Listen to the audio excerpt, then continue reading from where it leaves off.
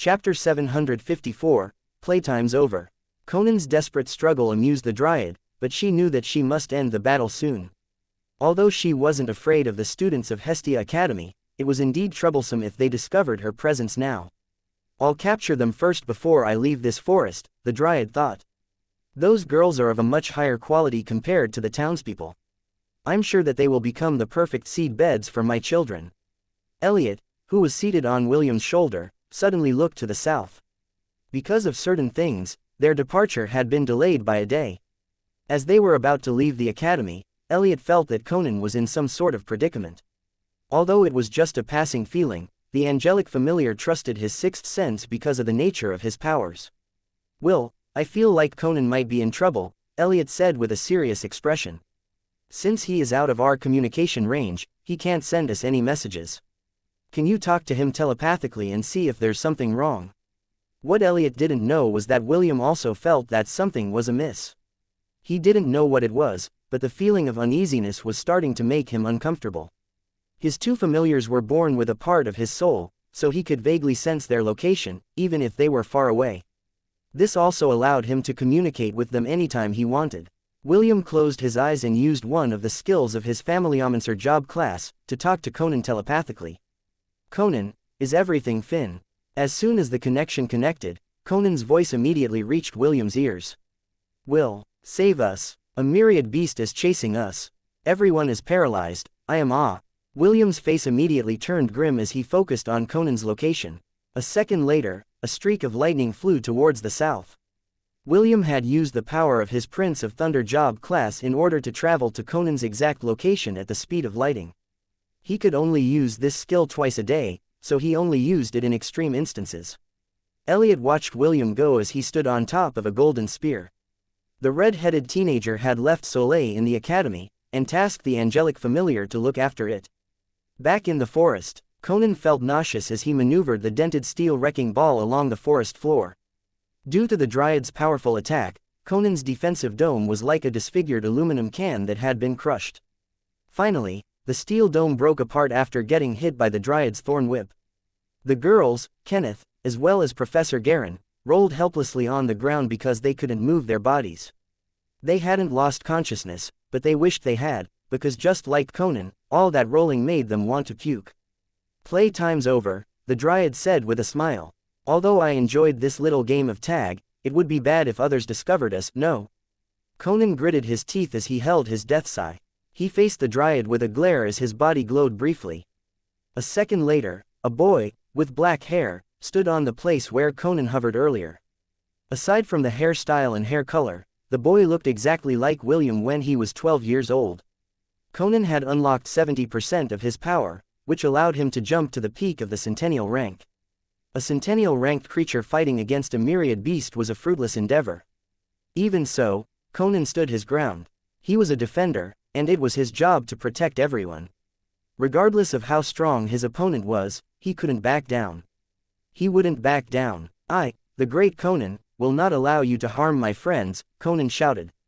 "If you wish to get them, you will have to get past me first." A giggle escaped the Dryad's lips as several vines sprouted from the ground. Sounds simple enough, the Dryad smirked and hundreds of vines lashed towards the black-haired boy, whose eyes had started to glow red. "Too bad, you're not human. If you were, I would definitely use your body as fertilizer for my children." Hundreds of shields materialized in the air, but all of them were torn apart by the vines as if they were merely pieces of paper. Conan slashed his death scythe left and right to block the vines that had made it past his defenses. The Dryad only curled her lips on this futile endeavor. As Conan defended from the front, several vines burst out of the ground and wrapped around the girls' bodies, taking the devil familiar by surprise. "Naive child," Dryad said with a teasing tone. "Do you honestly believe that I will play with you all day? Didn't I tell you that playtime is over?" A dozen vines lashed out at Conan, who had his concentration broken due to the attack that the Dryad had made on Kenneth and the girls. The myriad beast didn't hold back her attacks and the young boy's body was almost ripped to shreds. The devil familiar flew several meters away and fell on the ground with a loud thud. He had been seriously injured, and blood flowed out of the injuries in his body. His left arm was severed, and deep gashes could be seen on his body. Blood also flowed out of his mouth, ears, and nose. "See Conan," Princess Aila said with hardship as she tried to reach out to the familiar who was several meters away from her. Conan's vision was slowly turning dark, but Princess Aila's voice had woken him up from his stupor. Don't worry, I'm just taking a short rest," Conan replied as he forcefully rolled his body to the side. He used his remaining arm to try to prop himself up, as blood spilled from his wounds. The dryad shook her head helplessly as she lashed her whip out to pin the boy back to the ground. Conan coughed up blood due to the new injuries he received. He felt faint, and every part of his body was aching. He once again tried to prop himself up, but the whip lashed at him again. This time, it slammed against his body with more force, creating a 4-meter-wide crater. "Stop," Aila cried out as the dryad pummeled Conan's little body while giggling. The dryad shot her a sidelong glance as the corner of her lips curled up into a smile. She then wrapped the boy's body in her vines and held him in the air. Conan's body was bathed in blood. His legs and arm were bent in different angles, which showed that they had been broken. "Okay, let's tear this off first," the dryad said as she used the vines to tug on Conan's remaining arm. Conan cried out in pain as his arm was torn off from his body. "Stop it," Princess Aila pleaded. The dryad paid no attention to her, and continued to toy with the familiar who was under her complete mercy. "Now the left leg," the dryad chuckled. "Off you go." Conan bit his lip until it bled. Tears streamed down his eyes as the pain racked his body. With a chuckle, the dryad pulled off his remaining leg, making Aila tear up. She had seen worse things in the past, and yet, seeing it happen to a close friend of hers broke her heart. "In order to honor your futile efforts of protecting these people, I will remember your name," Dryad said as she pulled Conan's body close to her. "Conan, is it? Well, you can die knowing that you failed miserably to protect these people. Don't worry, I will take good care of The dryad hastily backed away as the vines that held Conan in place were hit by lightning bolts. The familiar's bloody body fell down, but a pair of strong arms caught him midair.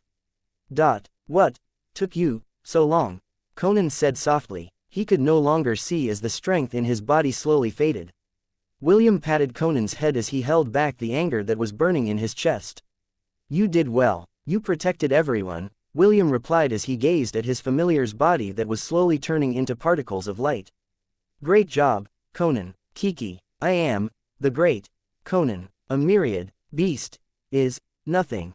A sigh of relief passed through Conan's lips as his entire body shattered in a shower of sparks.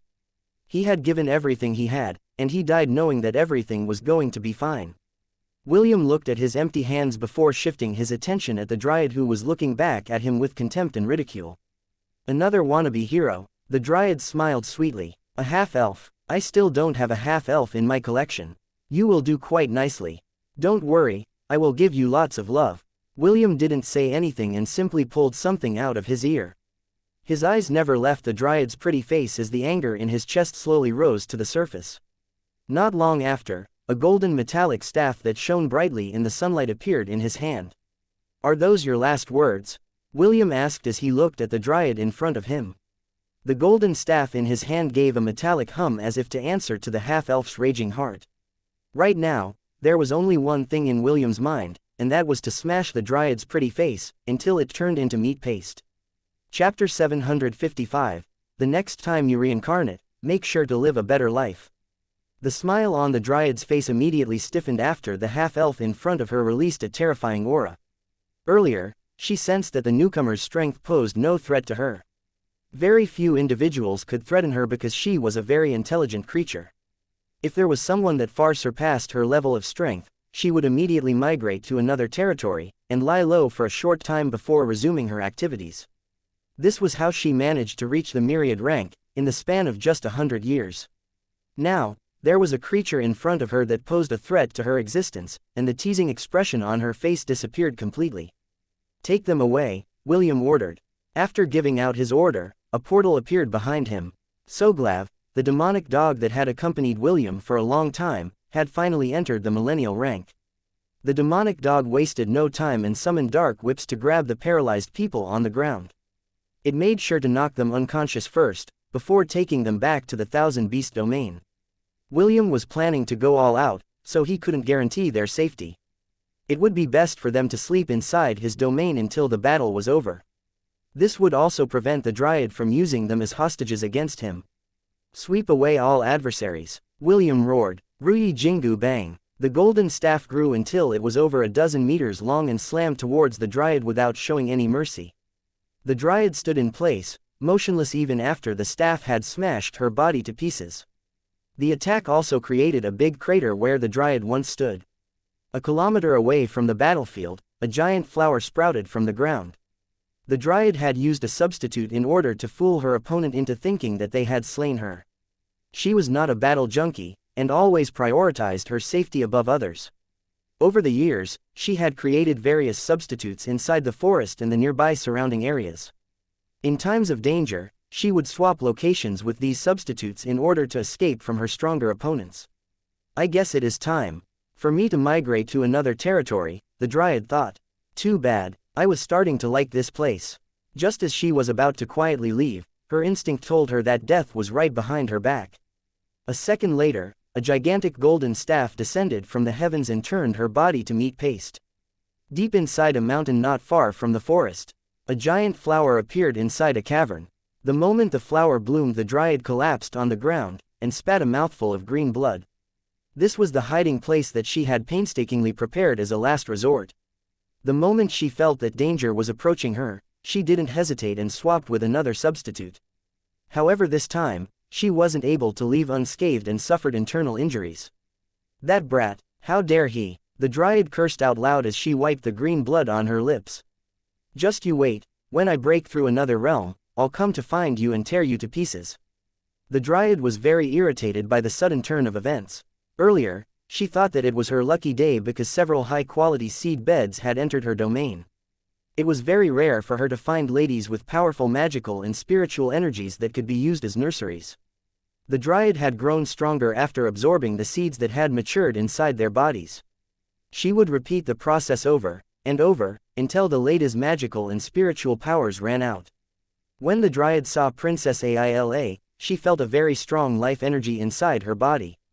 If she were able to capture her, the Dryad would be able to acquire a vessel that could serve as a rechargeable battery. Unfortunately, a hindrance appeared and her initially good day had been completely ruined. Fortunately, I placed my mark on that girl's body, the Dryad muttered as she tried to calm herself. If an opportunity arises, I can just kidnap her and flee to a faraway place. The Dryad was about to leave the cavern when her body unconsciously shuddered. Right in front of her was a young man, with red hair, and a pair of glowing golden eyes that shone brightly in the darkness. Sorry, but that won't be happening under my watch, William said. How? The Dryad couldn't believe that the person that had almost killed her twice was now standing in front of her. William sneered as he pointed the staff in her direction. Immediately, a burst of light emitted from the tip of the staff. Grand Bazooka! William roared and a powerful explosion shook the entire mountain. William had ordered Optimus to place a tracker on the Dryad's body as soon as he arrived at his destination. The system had warned him that Dryads were experts in running away, so it was best to place a tracker on them to ensure that they couldn't escape their pursuit. She sure is good at escaping, William sneered as he fused with the golden staff in his hand. Not long after, the golden staff pierced through the mountain and headed towards the direction of the forest, where the Dryad originally stayed. As he neared his next destination, a giant flower that was over 30 meters tall shone brightly in the center of the forest. William cancelled his weapon fusion and stared at the giant flower. The energy levels that were being radiated by it were slowly climbing up to the middle stages of the myriad rank. Soon after the flower had appeared, it opened and revealed the monster within it. Tired of running away, William taunted the Dryad whose face was no longer pretty. I'll kill you, the Dryad shouted. Her body was now over 20 meters tall, and her face was laced with thorns, just like a cactus. Several flowers grew out of her body. Inside each of them was one of the young women that she had captured ever since she had arrived in the territory. She knew that she was no match for William at her current level, so she decided to go all out and burn some of her life essence, which would temporarily boost her strength to the peak of the myriad rank. Although she would be greatly weakened afterwards, she still decided to take this risk. The Dryad knew that William wouldn't stop until one of them was dead, so she decided to go all out against him. For the first time, a grim expression appeared on William's face. He was confident that he would be able to kill the Dryad, but she was currently using hostages against him. If he disregarded the life of others, this battle would end in his victory. However, he still hesitated about whether he should sacrifice the townspeople to kill the Dryad in front of him or not. There was also the issue of the duration of his heroic avatar. If possible, he wanted to end the battle before it ran out. Seeing that her plan had worked, the Dryad immediately launched a series of long-range attacks at the half-elf who was hovering in the sky. Several flower vines released acid sprays in William's direction, forcing William to put more distance between himself and the Dryad. The entire forest was like a sea of green snakes that wiggled non-stop.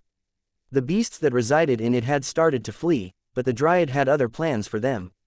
The countless vines in the forest captured these beasts and devoured them, sending nourishment to the Dryad whose powers were still constantly rising. Firming his resolve, William once again pointed his staff towards the forest and unleashed another grand bazooka. The Dryad shrieked in pain as the entirety of the forest erupted in a sea of flames. William fired several more grand bazookas, with the intention of burning the entire forest. He knew that fighting a Dryad inside her home turf would pose difficulties to him. Also, he was still frantically figuring out ways he could save the girls from the Dryad's body. The Dryad forcefully used her magical power to extinguish the flames around her. It didn't take long before the raging flames died out, but the entire area was surrounded by thick smoke, reducing the visibility of the surroundings. This was not a problem for William because he could use the ability of the Monkey King, fiery golden eyes, that could see evil in any form. Just as soon as William activated this ability, he saw tens of thousands of vines headed in his direction, from the center of the smoke-filled battlefield. Instead of backing away, William charged at the countless thorny vines that were out to shred his body to pieces. He then activated one of the skills of his elemental arch-and-job class, which was Blaze Wing Tempest. William's body momentarily transformed into a phoenix and burned everything in his path. The system had given him advice on how to deal with the Dryad. However, even Optimus conceded that it was not certain whether this idea would work or not. Still, William decided to do it. He understood that the Dryad had no intention of letting her victims go, so he decided to take a gamble. The myriad beast unleashed a barrage of acid sprays, poison sprays, vines, and energy blasts towards the phoenix that was headed in its direction. When William charged as the phoenix, he also merged with Rui Jingu Bang as a way to ignore most of the attacks that were headed in his direction. As William dodged the relentless assault against him, the flames of the phoenix started to change color. Earlier, his entire body was blazing in fiery red. Now, streaks of white flames were slowly spreading on his body. William had coated the phoenix's body with the flames of purification with the intention of burning the Dryad's body with it. Although he and Optimus didn't know if this plan would work, they had no choice but to do it. The duration of the heroic avatar was nearing its end, so they could only try this method once. Blaze Wing Tempest. William once again activated the skill and the flames on the phoenix's body burned with more intensity. The acid sprays, vines, and poison sprays burned in a fiery blaze as they neared the purifying flames. However, the energy attacks were unaffected by it. Fortunately, William's body had merged with a legendary weapon, so the damage he received was minimal. No, the Dryad cried out loud as she used the flowers that housed the women as a shield, with the hope that William would cancel his terrifying attack. William hardened his heart as he broke past the Dryad's last attempt to save her life. A powerful explosion erupted and it blew away the smoke that lingered over the forest. Before her entire body was engulfed by purifying flames, the Dryad glared at William, who had appeared a few meters in front of her face. "Curse you, half-elf." Her gaze contained fury, unwillingness, and regret. If only the half-elf hadn't appeared, her dreams of stepping into the demigod realm might have become a reality after a few years. Unfortunately, there was no if. The next time you reincarnate, make sure to live a better life. Also, do not make me your enemy. Otherwise, you will suffer the same fate. That was the last thing that the Dryad heard before her anger, her body, and dreams burned to ashes. Several miles away from the battlefield, a small flower bloomed at the base of a tree. Its petals had a pinkish flower, and it looked very beautiful. After burning the Dryad's entire body, William's mark had also disappeared alongside it. With that said, he thought that the Dryad had finally died, and her threat had ended. He was only half right. Currently, the beautiful flower was just an ordinary flower. It would take several years before it once again evolved and transformed into a plant-type creature, whose rank would be the lowest on the food chain. Even so, it would retain the memories that it had in its past life. Because of this advantage, it would rapidly grow in strength and reach its former glory after several decades. At least, that is what you thought would happen, right? Elliot said as he hovered above the beautiful flower. His usual carefree attitude, and the permanent smile that was always plastered on his face could not be seen at this time. Instead, a chilling gaze filled with killing intent landed on the beautiful flower. Perhaps it was due to Elliot's gaze, or maybe a breeze passed by it, but the flower's body started to shake. You messed with the wrong person. Elliot sneered as he pointed at the flower. You shouldn't have done that to Conan. A crisp, sizzling sound erupted from Elliot's fingertip as he blasted the flower with a lightning bolt. The flower was burned to a crisp, and its ashes flew in the wind, never to be seen, or heard from, ever again. Chapter 756, Conan's Gamble, Part 1. Yes. Everyone is safe, William said via telepathy. The gem on his chest glowed softly as he communicated with Ash, who was still at the academy, waiting for him. Take everyone to the location of the dungeon, and bring Soleil with you. I will be there after I finish my business here. Understood. We'll wait for you at the dungeon of the Horde, Ash replied. After a few more words of assurances, William ended the long-distance communication and looked around him. The entire forest was gone, replaced by a giant crater and scorched earth that extended for over a mile. In the future, this area will become a lake, and give birth to new life, William thought. I better return these girls back to their villages, but first I need to ask Charmaine and the others to give them some clothes. When William used the flames of purification to burn the dryad, he hoped that the flames wouldn't hurt the townspeople. Fortunately, his fears didn't come to pass and all the girls had been saved. It was quite unfortunate that the men had all been killed by the dryad to use as fertilizer, so there was nothing that William could do about it. He just hoped that after this incident, the town of Willowdale still had the strength to be able to move on. You there, you're a student from the academy, right? A woman who seemed to be in her early 30s asked from a distance. William recognized her because she was one of his teachers in the academy. The pretty woman with long brown hair was one of the combat instructors in Hestia Academy, Professor Megan. She was tasked to supervise the students on this mission, alongside Professor Garin, and ensure their safety. Since a professor had already accompanied Princess Eowyn's group, Professor Megan accompanied the others in search of the clues for the latest disappearance. The moment she felt a powerful fluctuation in the distance, she immediately ordered the students to return to the town, while she went to investigate. When she arrived at the scene, she was immediately shocked at the battle that unfolded. Professor Megan saw William fight against a myriad beast until the battle was concluded, and she still couldn't believe what she saw. If not for the fact that she recognized William's robe, that marked him as a student in Hestia Academy, she might have thought that he was one of the hidden saints that was under their headmaster's personal command. Professor Megan. William nodded his head in greeting. Can you please send some people to help these ladies? They are very weak and unable to stand on their own. They are in dire need of rejuvenation potions to help their recovery. You understood, Professor Megan replied. I'll go back to the town and ask our students, and the townspeople that we have located the missing people. Please, watch over them until I return. Professor Megan didn't even wait for William's reply as she left the scene in haste. Since she was a martial master, it wouldn't take her a long time to reach the town and get some help. Optimus, are you sure that she wasn't able to escape during our last clash? William asked. The marker that I placed on her body disappeared completely after the explosion. Although I am not 100% certain, the probability of the Dryad surviving that attack is very low. William sighed in relief because the Dryad was a very troublesome enemy. Her ability to escape by swapping her main body with a substitute was quite annoying. Without the system's help, their target might have escaped somewhere else, and continued to terrorize innocents after lying low for a while. Now, I just have to deal with the unconscious people in my domain, William thought. I'll just wait for Professor Megan to arrive before I deal with them. When Princess Aila opened her eyes, she found herself lying on a bed in the room that she had slept in the day before. Magic crystals illuminated the room, and the darkness outside her window told her that it was night time. She was still half asleep, and the gears in her head had just started to turn. The myriad beast's poison had a very strong paralyzing effect and a weakening effect on its victims. This deadly combination prevented the Dryad's prey from ever mounting a resistance against her, as she slowly absorbed her victims inside her body. A minute later, the images of what transpired flashed in her memories. All the drowsiness in her head disappeared when she remembered the bloody scene that broke her heart. Conan. Princess Aila immediately tried to get out of bed, but her legs collapsed under her. Just as her body was about to hit the floor, a powerful breeze swept under her, catching her in place. "It's good to see that you are awake already," William said as he stood on the doorway, carrying a tray of food. "Sorry for not knocking, but I heard you shout Conan's name when I was about to knock on the door. I thought that something had happened, so I opened it without permission." "Are you all right, Aila?"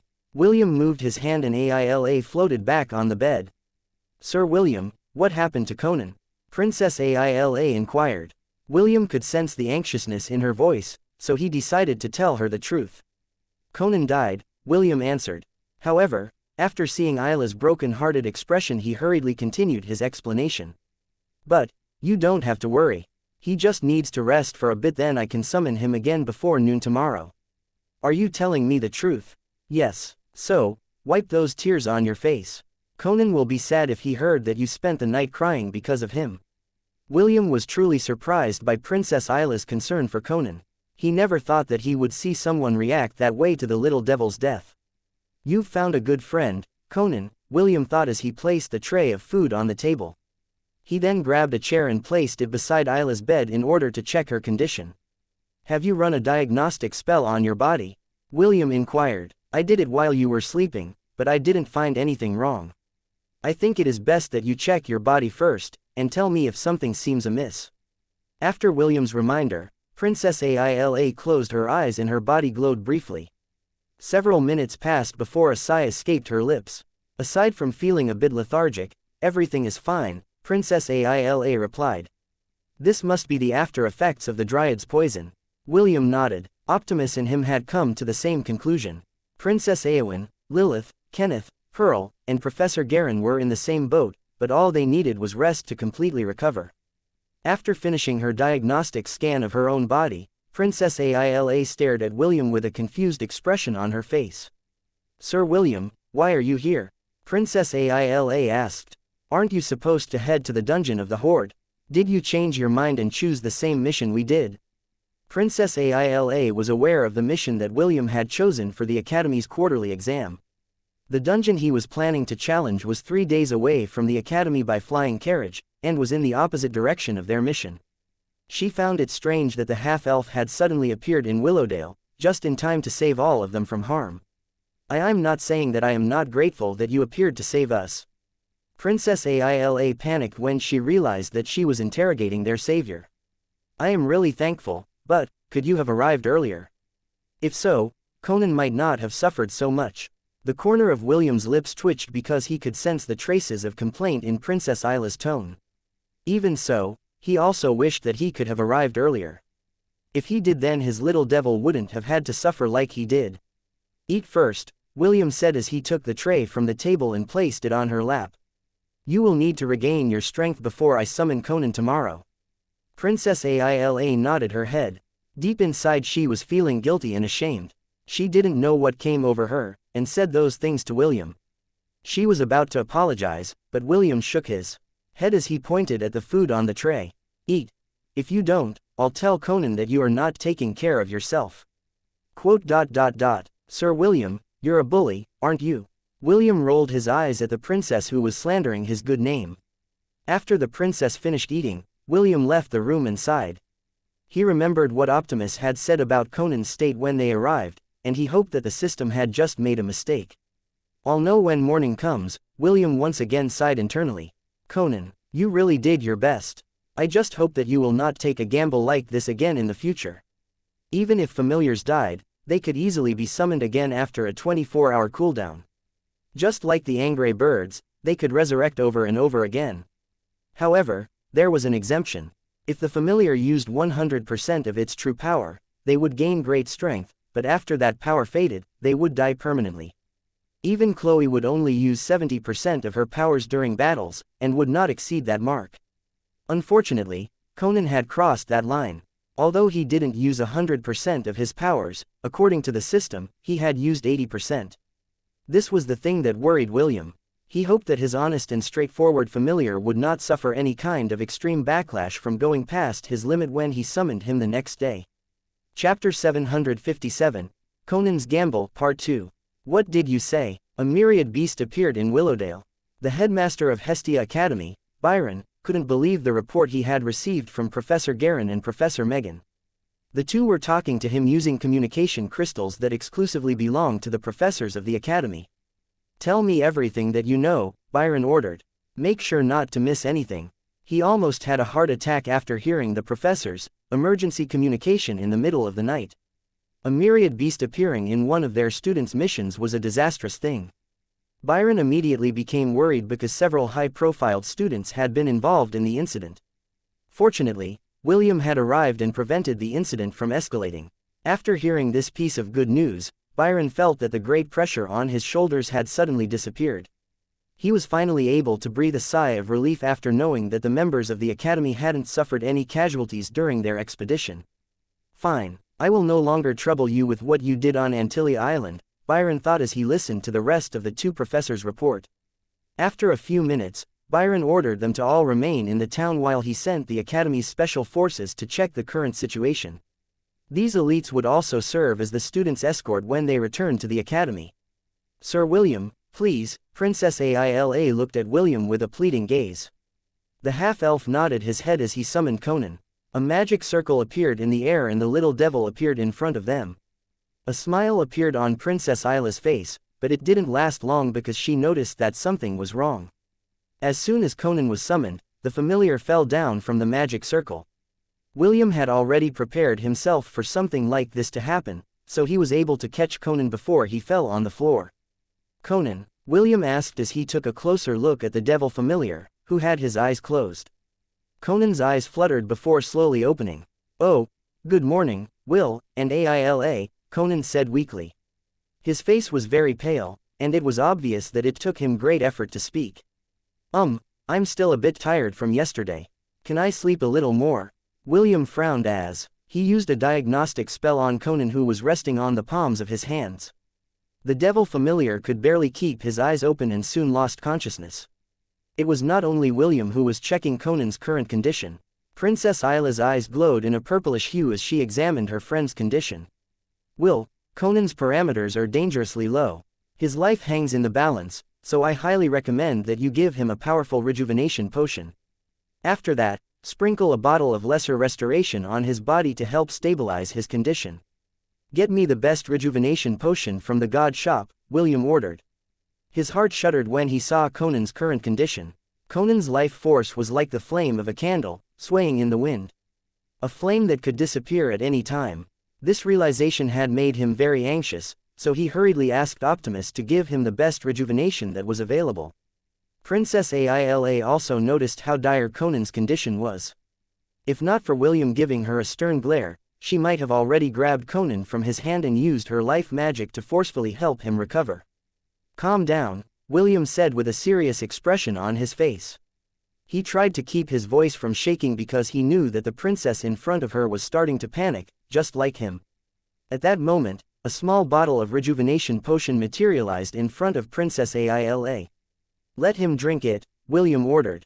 Do it slowly. Princess Aila nodded and gently poured the contents of the small bottle on Conan's lips. She did it in intervals, so that Conan would not choke. Finally, after a few minutes, the bottle had been emptied. Next, a vial of lesser restoration materialized over Conan's body. Princess Aila grabbed it and gently poured its contents over Conan's body. The familiar's body glowed faintly as the two potions did their work. However, William was still not feeling secured, so he switched his job class to Life Mage and used Healing Wind to help speed up Conan's recovery. Princess Aila also did the same as she cast a healing spell on Conan. The two of them did this several times until the paleness in Conan's expression disappeared. They spent half an hour trying to stabilize Conan's condition. Only when Optimus could inform William that Conan's life was no longer in danger did William stop Aila from continuing to use healing magic on the unconscious little devil in his hand. He's no longer in danger, William said with a sigh of relief. Can you look after him for a while, Aila?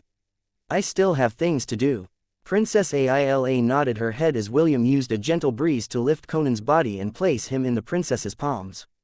According to Optimus, Conan would recover faster if he stayed with Princess Aila. Her body was rich in life energy, and it would greatly speed up the familiar's recovery. Just as William was about to leave the room, a knock was heard on the door. He then exchanged a glance with Princess Aila before opening it. Professor Garin told me to inform you that we will be returning to the academy in an hour, Kenneth said. If you are finished with your preparations, please go to the flying carriage parked outside the mayor's residence. Okay, William nodded before turning around to look at Princess Aila. Can you look after him for me? Conan only needs a few days of rest. After that, he should be fully recovered. Princess Aila nodded. You can count on me, Sir William. I'll make sure that no harm comes to Conan. Good. I still need to finish my mission, so I'll be taking my leave, William stated before leaving the room. Kenneth, tell the professors that I'll be going to finish my own mission. I will not be returning with you guys. To the academy. Okay. Kenneth gave William a brief nod before stepping aside to let him pass. William walked into the hallway with a serious expression on his face. After making a right turn, he vanished, leaving no traces of his departure. A few seconds later, William reappeared inside a room holding Soleil in his right hand. How is he? A voice filled with concern asked William from his left side. His life is no longer in danger, William replied as he turned to look at Elliot, who was hovering beside him. Aila is currently taking care of him. He will recover faster by her side. The angelic familiar patted his chest as he breathed a sigh of relief. He was really worried about his twin, and he had been awake throughout the night, trying to discern his condition. However, Elliot's clairvoyance was an ability that he couldn't control. It could let him see glimpses of the future at random times, but he couldn't use it to target specific persons. William gently patted Elliot's shoulder with his finger as he faced his wives, who were looking at him with concern. Let's go, William said softly. Let's clear this dungeon. In order to strengthen his familiars and get to that next stage, William would need to acquire the Dungeon Core essence needed to upgrade his Familiomancer job class and further strengthen his familiars. William hoped that once he had reached the highest level limit of his prestige class, his familiars would not have the need to gamble with their lives ever again. Chapter 758, Are you ready for round 2? Dungeon of the Horde. This was a dungeon that was on the outskirts of the empire that was ruled by the Amazons, Ares Empire. This was why William had kept his destination a secret from a certain Amazon princess. He knew that once Lilith became aware of his dungeon expedition, she would immediately inform her mother to send some people to try and capture William as he dove into the dungeon. William wasn't afraid of a bunch of Amazon warriors who were planning to kidnap him. However, in order to prevent variables from getting in his way, he decided to keep his destination a secret. The Dungeon of the Horde was the stronghold of the orcs. They were a savage, humanoid race that possessed strength that far surpassed ordinary humans. This race in particular liked battles. They specialized in group warfare, and their brutish attacks against all the other races had earned them the moniker Warmongers.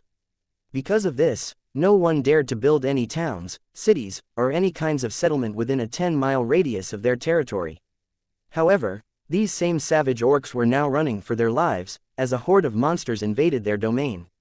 Don't run, we are your friends, B1 shouted as the lollipops in its claws shot multiple magic missiles at the retreating orcs. Although one magic missile was not enough to kill them, it was strong enough to blast them away, and give them serious injuries. B1 sure is enjoying himself, Chiffon said as she jogged while holding bacon in her hands. Right, Ian agreed as she jogged beside William. B1 seems to be venting out his frustration on the orcs. I wonder why. Ian then glanced at William, who was running beside them, while carrying Princess Sidoni in his arms. The princess wasn't a warrior, so her stamina when it came to running wasn't the best. Because of this, William decided to carry her as they did a speedrun inside the dungeon. Their goal was not to kill every monster they saw, but to get to the 70th floor as soon as possible. With Elliot, Zhu, Shaw, B1, and B2, leading the charge to scare the monsters, their progress had increased significantly. Right now, they were on the 30th floor of the dungeon. The adventurers, mercenaries, and even students of Hestia Academy who had seen William's group were dumbfounded by the strategy that they were using. William and the rest would only fight when they arrived at boss floors. On regular floors they would just fight when a battle was unavoidable, but due to their current strength, the battles ended right away. Compared to the Dungeon of Atlantis, the Dungeon of the Horde was nothing. It didn't take long before their group arrived at the 50th floor.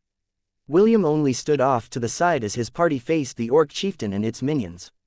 The Orc Chieftain was a millennial rank beast, and it was guarded by 4 centennial ranked Orc warriors. In the past, William would certainly choose to run away from such powerful monsters. Now, he could easily defeat them with the current power he possessed. Right now, he wanted his wives to get used to fighting against strong monsters, in preparation for the future. Chiffon and Ian had already experienced fighting against strong enemies, but Princess Sidonie was not as proficient as them in battle. Because of this, William decided to let her fight alongside the others, so that she wouldn't overly rely on Morgana when her life was in danger. The beautiful succubus floated in the air as she hurled purple fireballs at the Orc warriors. Although her attacks were a bit clumsy, she was slowly getting used to fighting while using her succubus powers. "Are you sure that they don't need any help?" Zhu inquired as he rubbed his chin. Chiffon and Ian are able to fight the Orc warriors, but Sidonie is having a hard time controlling her powers. "No need," William replied. "She will get the hang of it in time." Shaw, who had his arms crossed over his chest, nodded his head. "Great things start from small beginnings. Even so, this brings me back when we were still in the Celestial Army. Usually, when monsters would wreak havoc on mankind, the Jade Emperor would send us on expeditions to clear them out.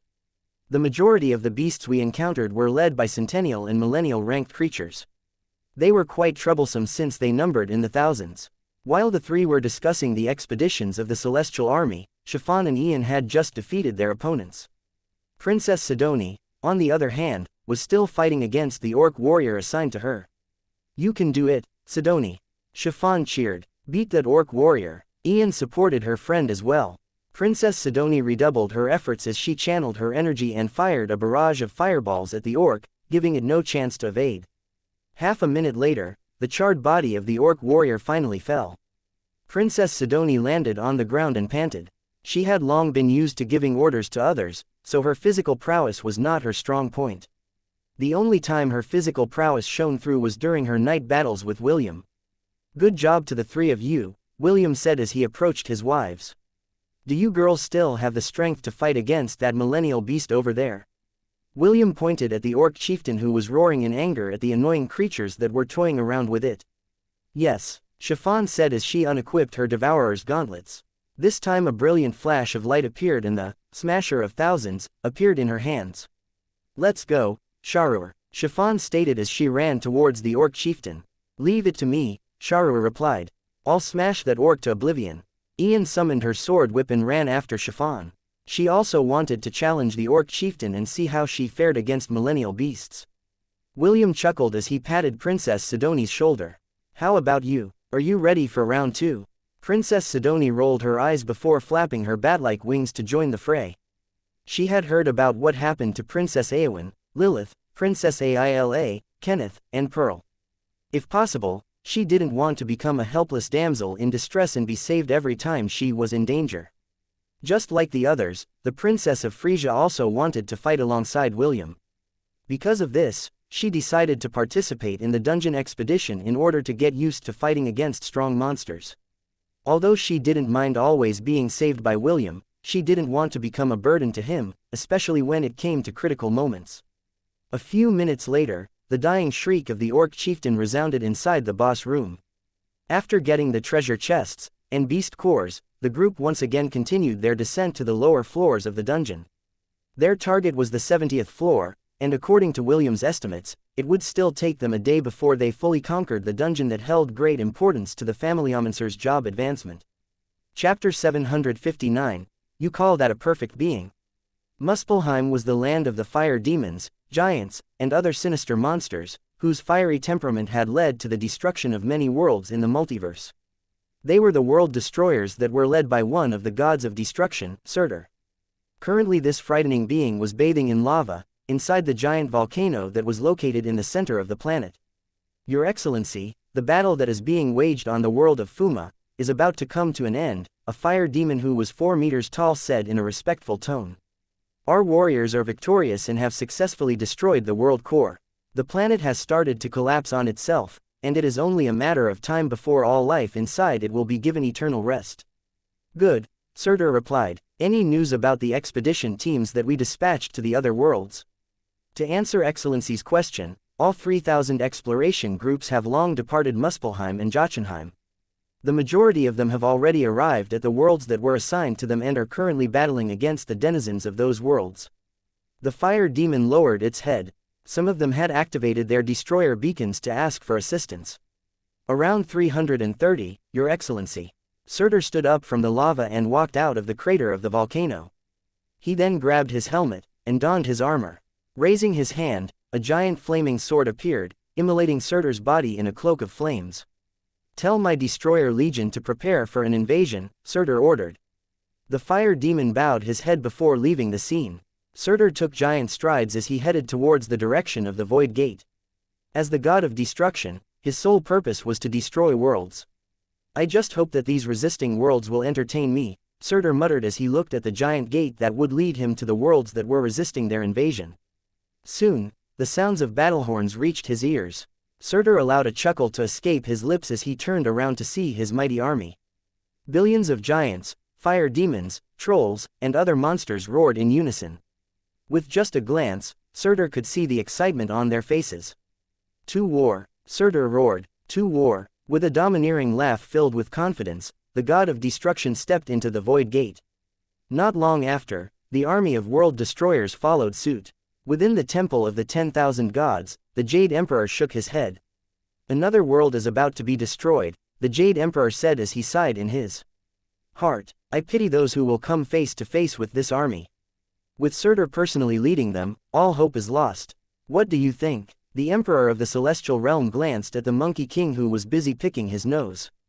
I think they should take a vacation, Sun Wukong said after flicking the filth in his hand away, which landed on the Jade Emperor's wine cup. The corner of the Jade Emperor's lips twitched when he saw what had transpired. He then raised his hand and ordered his steward to replace the cup that had been soiled by the Monkey King's lack of manners. Okay, let's set aside those world destroyers for the time being, the Jade Emperor stated. Tell me, what is your excuse for taking Zhu and Sha to that boy's world? Excuse? What are you talking about? Are you playing dumb with me? I am asking you why you agreed to help Zhu and Sha. You already know that I plan to let them reincarnate in a better world, and not a world that is about to be destroyed. The Jade Emperor slammed his fist on the armrest of his throne. Thunder rumbled in the heavens, and lightning flashed in the sky. Clearly, he was very displeased by Sun Wukong's meddlesome actions, which had ruined his plan for his two loyal subordinates. Sun Wukong was unfazed by the Jade Emperor's actions. He didn't fear anyone, even if that person was one of the strongest gods in existence. Have you heard of that famous saying, man proposes, God disposes? Sun Wukong asked back in a teasing tone. This saying means that mortals can make any plans they want, but it's God that decides their success or failure. The Monkey King lazily laid on his back as he took out one of the peaches that were in his pocket. He then rubbed it on his robe before blowing at it. If mortals knew that the gods whom they prayed to were not omnipotent, I wonder what they would think. Sun Wukong eyed the Jade Emperor before taking a bite at the peach in his hand. We are omnipotent. Yeah, then if you are omnipotent, why can't you prevent me from smuggling two demons to a world that is about to be destroyed? Doesn't this contradict your statement? The Jade Emperor snorted. You took advantage of the fact that I was handling important business when you smuggled the two of them to that world. Which proved my case. You are not omnipotent. Sophism. The Monkey King chuckled as he took another bite on the peach in his hand. Sophism. I call this incompetence. Do you really think of gods as perfect beings? The Monkey King snorted and pointed at the god of lolicons who was currently running away from the FBI god. You call that a perfect being? Sun Wukong sneered. The Jade Emperor lightly cleared his throat. New generation gods are not included in this discussion. They're a bunch of, you know. I don't. Sun Wukong shook his head. He then stood up and started to walk away from the Jade Palace. I guess it is about time for you to re-evaluate yourself, and make your stance on this matter. Don't think you can fool anyone with what you are trying to do in the background. Sun Wukong somersaulted in the air and disappeared. However, the mocking words that followed echoed across the sky. reaching the Jade Emperor who was seated on his heavenly throne. Most of the things worth doing in the world have been declared impossible, before they were done. People who say it cannot be done should just roll over to the side, and not interrupt those who are doing it. The Jade Emperor shook his head as if to ignore the Monkey King's words. Stupid monkey, the Jade Emperor muttered. There was a hint of sadness on his face as he gazed in the world that was about to meet its end. Who said that I didn't? Try. Chapter 760, I see. So, you are just his friend. Several days passed, and the students of Hestia Academy were busy doing quest after quest, in order to raise their evaluation before the assessment test was over. Of course, there were a few exceptions to this rule. Princess Éowyn, Princess Aila, Lilith, Kenneth, and Pearl were put under house arrest. The headmaster had told them that there was no need for them to do any missions because the Myriad Beast incident was already enough for all of them to pass the evaluation. Although Princess Éowyn didn't mind accepting the headmaster's decision, Lilith argued that she didn't do anything of merit when the Myriad Beast exposed itself. In fact, the Amazon princess insisted that they were saved by William, so their mission didn't count. However, her attitude did a 180-degree turn when the headmaster gave her 100,000 merit points as compensation. She even praised the headmaster for being wise before going to the Academy's exchange department to cash out her merit points and purchase some of the unique equipment and artifacts that were stored in the Academy's treasury. Inside the girls' dormitory, Claire was looking at Conan who was sleeping on a cushy pillow inside Princess Isla's room. The little devil had been sleeping for several days already, but Claire knew that his life wasn't in danger. Princess Aila had made sure to inject his body with life magic on a regular basis, to hasten his recovery. When Claire heard the news about Conan's incident, she immediately went to see the devil familiar to confirm for herself if the news were true or not. As a progenitor familiar, Claire was able to detect the abnormalities that had happened in Conan's body. She had seen this before once, when Chloe stupidly went past her 70% limit, during her fight against the strongest demigod of Hestia, Tarisk. As Claire watched over the sleeping Conan, the door of the room opened and Princess Aila appeared, carrying a small bottle in her hand. It was a rejuvenation potion that she had exchanged some of the merit points she had received from their mission for. His condition is already stable, Claire said. You don't have to use that rejuvenation potion on him. Even if you did, he would still remain unconscious for a few more days. Princess Aila frowned, but she still opened the cork of the rejuvenation potion, and gently placed it over Conan's lips. Claire sighed, but she didn't keep the angelic-looking lady from taking action on her desire to help Conan recover faster. Only when the bottle was emptied did Claire move towards Conan, and placed her hand over his chest. She was checking to see if there were any changes. Princess Aila did the same, and for a few minutes, silence descended inside the room. Suddenly, Claire looked up at Princess Aila. Their gazes met and the corner of Claire's lips curled up into a smile. What is your relationship with him? Claire asked. Conan is my best friend, Princess Aila replied. How about you? What is your relationship with him? I am his. Claire pondered for a brief moment before finishing her sentence. I am his good friend. The two ladies eyed each other before coming to an understanding. I see. So, you are just his friend. Right, a friend, just like you. Suddenly, a soft sigh escaped Conan's lips. One of the fingers in his hand twitched, and this movement caught Princess Aila and Claire's attention. The little devil's eyes started to flutter, but it soon returned to its normal state. Soon, the breathing of a deep sleeper reached the two ladies' ears. A trace of disappointment appeared on their faces because they thought that Conan was about to wake up. Sadly, the familiar was still in deep sleep, and seemed to be dreaming about something. This was the conclusion the two ladies had because Conan would mutter things from time to time, but his words were either too low, or too jumbled to be understood. They had already done what they could. Now, the only thing that they had to do was wait. Your Excellency, are you leaving already? Takam asked. Ella nodded her head. Yes, the threat has been dealt with, and our world is safe for the time being. I plan to go to the central continent to reunite with William. Then, is there something else that I can do for you? No, but, please, prepare for what is to come in the future. We need all the help we can get. Takam nodded his head in understanding. Understood. I will do my best. Ella smiled and walked down the Carinthar Mountains along with the members of the Angorian War Sovereign. Although she said that she planned to go to the central continent to see William, she still needed to meet up with a few people before going on her journey to reunite with William. Her first stop would be to visit Lant. After that, she would go and see Wendy and Est. She had long recognized them as William's lovers, so she thought that it was necessary to tell them a few things about what would happen in the future. I haven't been keeping track of how many lovers William has at the moment, Ella thought. So, there's Wendy, Est, Ash, and that princess from Frisia. That makes it 4 out of 9. It has been several months since I've seen him. Is it possible that the number of his wife candidates has increased? A rare pouting expression appeared on Ella's face as she thought of the red-headed teenager who was far away from her reach. Well, I'll find out soon enough, Ella thought as she led the way down the Carinthar Mountains. The pout on her face disappeared and was replaced by a mischievous smile. I wonder how he will react when he sees me, Ella mused. Maybe it's still too early. I guess I'll stay in my former form when I meet him. It will not be too late to let him see my true form after I assess the situation. The goats following behind her were also thinking of the same thing. They had been with William since they were born, and they were also excited to show him their evolved forms. Takam watched them go from on top of his castle and sighed internally. Uncertainty is the most stressful thing, Takam thought. Still, the only thing that is certain is that nothing is certain. Perhaps a miracle will happen. The demigod of the Carinthar Mountains shook his head as he returned inside his castle. He knew that thinking of the future was useless, for it would come soon enough.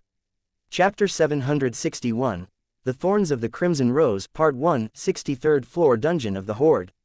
Everyone rest for a while, a tall lady with tan skin said with a smile. We will resume our dungeon exploration in 3 hours and head to the 64th floor. The tall lady's name was Millis. She was the leader of the adventurer party known as Crimson Rose. She was one of the best warriors of the Ares Empire that was ruled by the Amazons.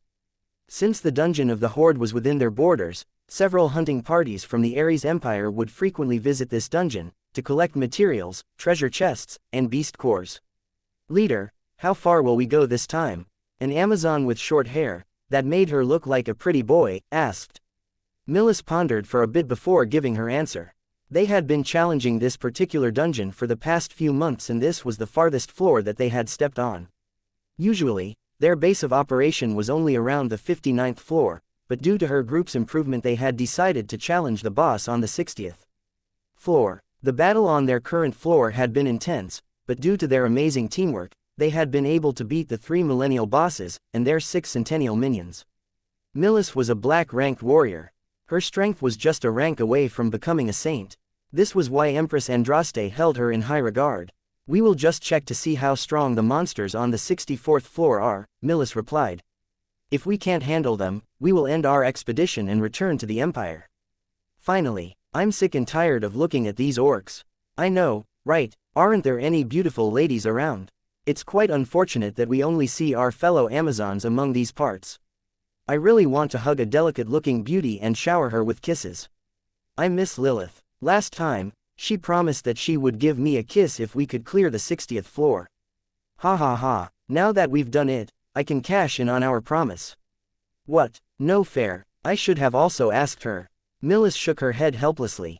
She also wanted to end their expedition and visit the nearby city in order to play around with the beauties that were waiting for her return. She, too, was tired of looking at orcs all day long. Among the high-ranking adventurer parties, the Crimson Rose was well known for their strength and their desire for beautiful women. This unique taste of theirs gave Empress Andrade a headache, because instead of looking for strong men, the Crimson Rose would rather seduce women and tumble in the sheets with them. Leader, I can sense some people coming, an Amazon with long brown hair reported as she reached for her weapon. She was the scout of their party and her senses were the most sensitive among the group. How many are they? Millis asked as she held her 2 swords, one in each hand. I can hear 5 pairs of footsteps, the scout reported. She had pressed her ear on the ground, in order to know how many enemies they were dealing with. Get ready for battle, Millis ordered. Anyone who is able to reach this far are no amateurs. The members of the Crimson Rose nodded their heads in agreement. All of them held their weapons firmly in their hands, ready to attack at Millis' command. Her party was composed of 7 people, and all of them were seasoned fighters. Getting attacked inside the dungeon by people was very common. Crimson Rose had done the same thing several times. This was a world where the strong preyed on the weak, and this was a law that all Amazons adhered to. If their opponent was strong, they would just run. If their opponents were weak, then they would see whether their party could take advantage of the people who had arrived on the same floor as them. It didn't take long before they saw the people that their scout had sensed earlier. Although there was still some distance between them, they were able to appraise their opponents from afar. 3 men, and 2 ladies. The short-haired tomboy's eyes widened in surprise. Soon, a smile appeared on her lips as her gaze landed on Princess Sidoni's seductive face and body. "Leader, I guess today is our lucky day," the long-haired scout smiled as she took out arrows whose tips were dipped with a strong poison that was meant to paralyze her victims. Millis took a deep breath when she saw Princess Sidoni. She had seen many beautiful women before, but the young lady in front of her had far surpassed those that she had seen so far. "She's even more beautiful than Lilith," Millis thought. She couldn't take her eyes off the girl that had long, reddish-brown hair, and eyes that fanned the desires that were starting to surface in her chest. "Leader, look at the little girl beside her," one of her members said. "She's so adorable, can I take her home?" Due to her subordinate's words, Millis forcefully tore her gaze away from the seductive beauty and focused her attention on the pink-haired girl who was radiating an innocence that made her heart melt. For her, both ladies had unique temperaments which highlighted their charms. One was a seductive beauty that could bring the downfall of a nation, the other a small fairy whom they couldn't help but want to hug and protect. Both girls were irresistible, and Millis and her group had already made up their minds to take them back to the Ares Empire with them. William's group stopped their advance and looked at the pretty girls with tanned skin, who were all looking at Princess Sidoni and Chiffon. The desire in their eyes was pretty evident, which made William raise an eyebrow. "Sidoni, did you use your charm on them?" William inquired. Princess Sidoni shook her head. "No, you know that I stopped doing that long ago. The only one I want to charm is you. Still, these girls are not normal. The stares that they're giving me are the same as those lustful men who want to eat me up." "Will, why are they looking at me like that?" Chiffon asked. She was someone that had suffered many hardships in the past, so she was quite sensitive to people staring at her. "Maybe they want to eat you up as well, just like Sidoni," William chuckled as he patted Chiffon's head. "Don't worry, I'll handle them." William stepped forward and blocked the gazes of the Amazons who were staring at his wives. "Friends, we are just passing by," William said with a smile. "Can you please step aside and let us pass?" Millis frowned as she gazed at the red-headed teenager who seemed to be the leader of this group of people. She appraised him from head to foot before giving her answer. "You want to pass? Sure. But leave the 2 ladies behind," Millis said. "Don't worry, as long as you do that, I promise that my sisters and I will not cause any trouble for you. We're very good at dealing with ladies. They will be treated with great love and care. Aren't I right, sisters?" The Amazons giggled as they nodded their heads. Although they didn't mind taking the initiative to fight against William's group and take the ladies by force, they still decided to talk things out in a civil manner.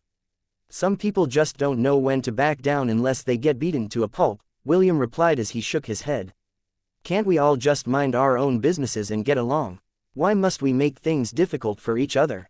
I really don't have time to deal with third-rate villains." Millis chuckled as she unleashed her aura. "Third-rate villains? Good. I'll show you what these third-rate villains could do. Sisters, let's go." Zhu, who was standing behind the group, walked past William. Since he was standing behind Shaw, none of the girls had been able to see him. Among all of them, his temper was the shortest, so when the Amazons refused to talk like civilized people, he decided to take care of them himself. Summoning his 9-toothed drake, Zhu stood in front of William's party like an immovable mountain, ready to smash the Amazons who were planning to make trouble for them. However, the moment he appeared, the Amazon party stopped in their tracks and looked at Zhu with shock. "See, calm down. Don't do anything stupid." Millis raised his hand to stop her party's advance. All of their eyes were locked on Zhu's chubby body, which made their hearts skip a beat. "Yes, sir. May I know your esteemed name?" Millis asked as she tried to calm her wildly beating heart. She had never felt this way before, but the moment she laid her eyes on Zhu, she felt that the world had suddenly become more colorful. Chapter 762, The Thorns of the Crimson Rose Part 2. Zhu looked at the Amazons in front of him with contempt. "You want to know this sir's name? Fine, I will tell you." Zhu rested the 9-toothed rake on his shoulder before raising his chin in arrogance. "I am Zhu. Remember it and remember it well.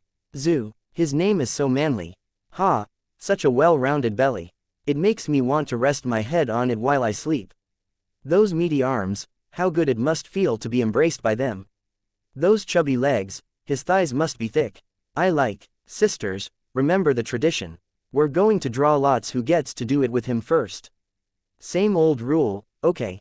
William looked at the crazy girls whose pupils had turned to hearts while looking at Zhu. Dafuk, are these girls monkeys in heat? Sensing that something was amiss, William stepped forward and stood between Zhu and the Amazons, blocking their views. This immediately put a scowl on the Amazons, faces and all of them glared at William. Ladies, we're in a bit of a hurry, so can you all step aside and let us pass? William asked. Millis looked at William in contempt as she pointed straight at his face. Shut up, ugly. We're not interested in you. If you want to go, then go. That's right, no one is asking you to stay. If you want to go, then scram. Still here, we already said that you can go. What is this? You want us to notice you so badly? Sorry, we have high standards. A snot-nosed half-elf like you can just roll over to the side. A series of curses followed suit, which made B1, who was perched on Chiffon's shoulder, look at the girls with appreciation. If the dumb bird had fingers, it would had already given the Amazons a thumbs up. You ugly. Me. You're calling me ugly? William couldn't believe that someone dared to call him ugly. He looked at the crazy Amazons and wondered if they had some eye problems. Millis spat on the ground. What? Not convinced? What's so good about you? Just look at your hair. Do you think having red hair makes you look good? Compared to that red bird over there, you are nothing. William glanced at B1, and the dumb bird glanced back at him. The half-elf was surprised to see the disdainful gaze that B1 was giving him. B1 then shifted his attention to the girls and began to nag at them. He felt insulted to be compared to William. Excuse me, don't lump me up with him. Only his head is red, while I'm red all over. B1 said with contempt. Sorry, Mr. Bird, I was in the wrong. I apologize for comparing him to someone as magnificent as you. As long as you understand, then I forgive you. Just make sure not to do it again in the future. Millis then stared back at William with a haughty expression on your face. Compared to Sir Zhu, you're too skinny. Do you think that girls will like someone like you? Millis chuckled. She then moved her gaze to William's lower half to appraise it. The other Amazons did the same. Although they liked beautiful women, that didn't mean that they didn't have any standards when it came to men. They knew that someday they would have to birth strong warriors to continue the bloodline of the Amazon race. Because of this, their standards when it came to men were more unique, compared to their other sisters. Half a minute later, all the Amazons chuckled. Some of them covered their lips and giggled, while Millis roared in laughter. They would look at William's lower half from time to time only to laugh again. What's that? A little snake? Can he even satisfy the ladies with that? Sister, the snakes will be insulted if you compare them to that thing. At most, it's just a worm. That's not just an ordinary worm. It's a little worm. Seriously, no woman will appreciate that kind of thing. Ew, no thanks. Millis stopped laughing and looked at William with a pitiful gaze. It's quite unfortunate that you were born with such a little thing, Millis commented before shifting her attention to Zhu's lower half. The Amazons did the same and all of their eyes sparkled in delight. As expected of Sir Zhu. He is a dragon amongst men. Such a strong, and sturdy. I can't wait to. He. Sis, can you let me give it a try first? If I can ride that thing, I can die happy. William's face twitched as he heard the Amazons' non-stop praises of Zhu. He was about to argue with them when he felt someone tugging on her clothes. The half-elf glanced at the adorable pink-haired girl who was looking up at him with a smile. Will, don't worry, I love your little worm, Chiffon said with an innocent tone. The moment the Amazons heard it, all of them laughed out loud, which made William almost spit a mouthful of blood. They even praised Chiffon for being honest. The Amazons' jeers were like sharp arrows that pierced William's heart. The damage he received from this short exchange of words was stronger than the attack of a myriad beast. Princess Sidoni's and Ian's bodies shook as they desperately covered their lips to prevent themselves from laughing out loud. They had never seen William so distraught before, and it tickled their hearts. Although they knew that the Amazons were just exaggerating things, they couldn't stop themselves from chuckling due to how confused and wronged William's expression was.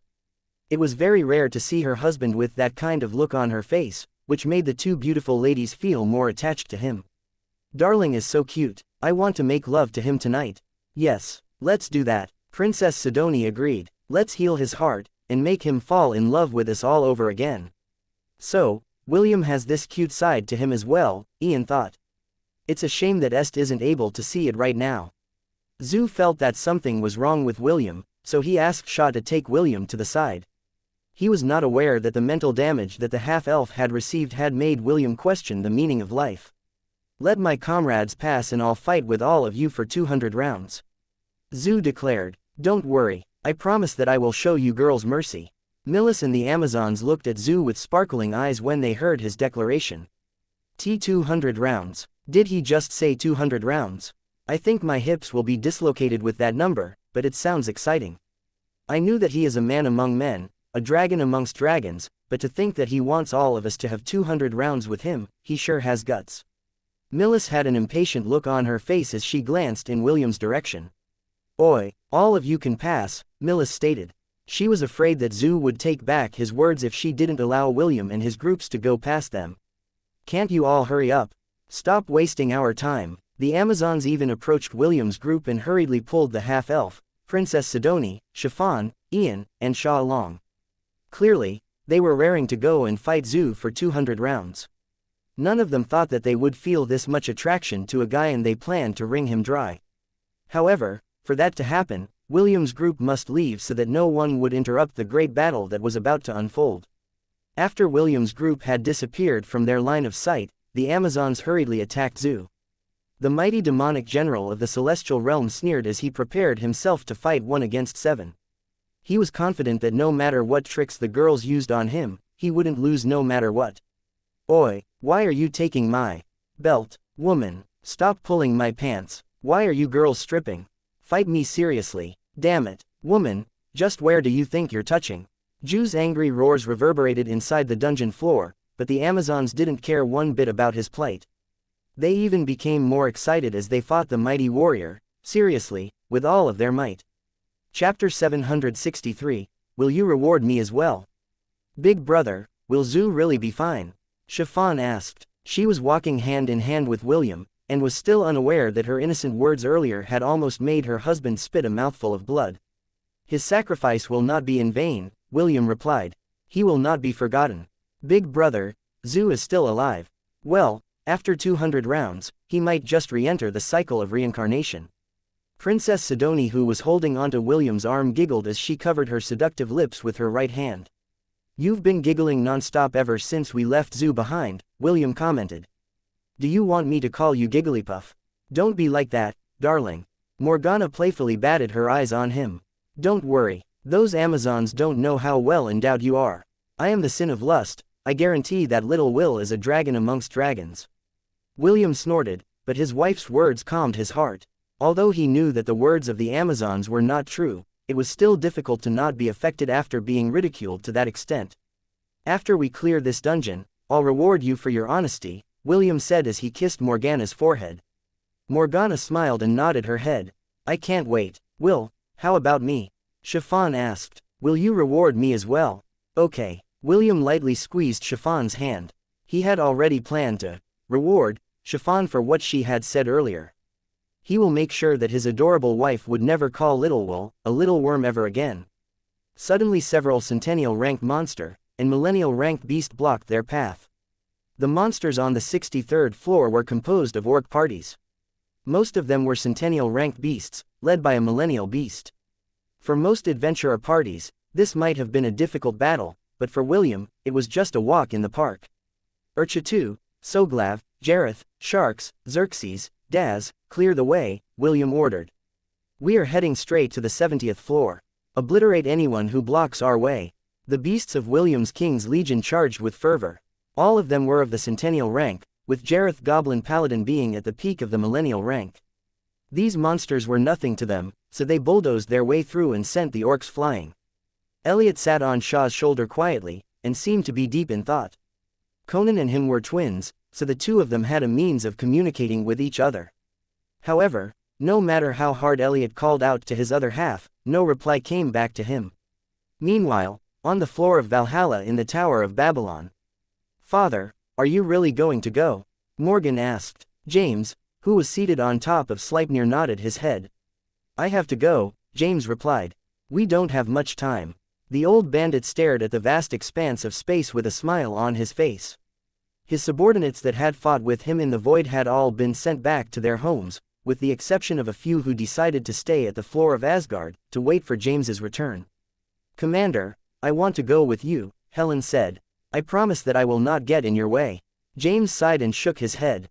Stay here, I don't know when I'll be back, and someone needs to watch over the Bifrost Bridge and wait for my return. Understood. I will patiently wait for the commander's arrival. Sorry for troubling you, Helen.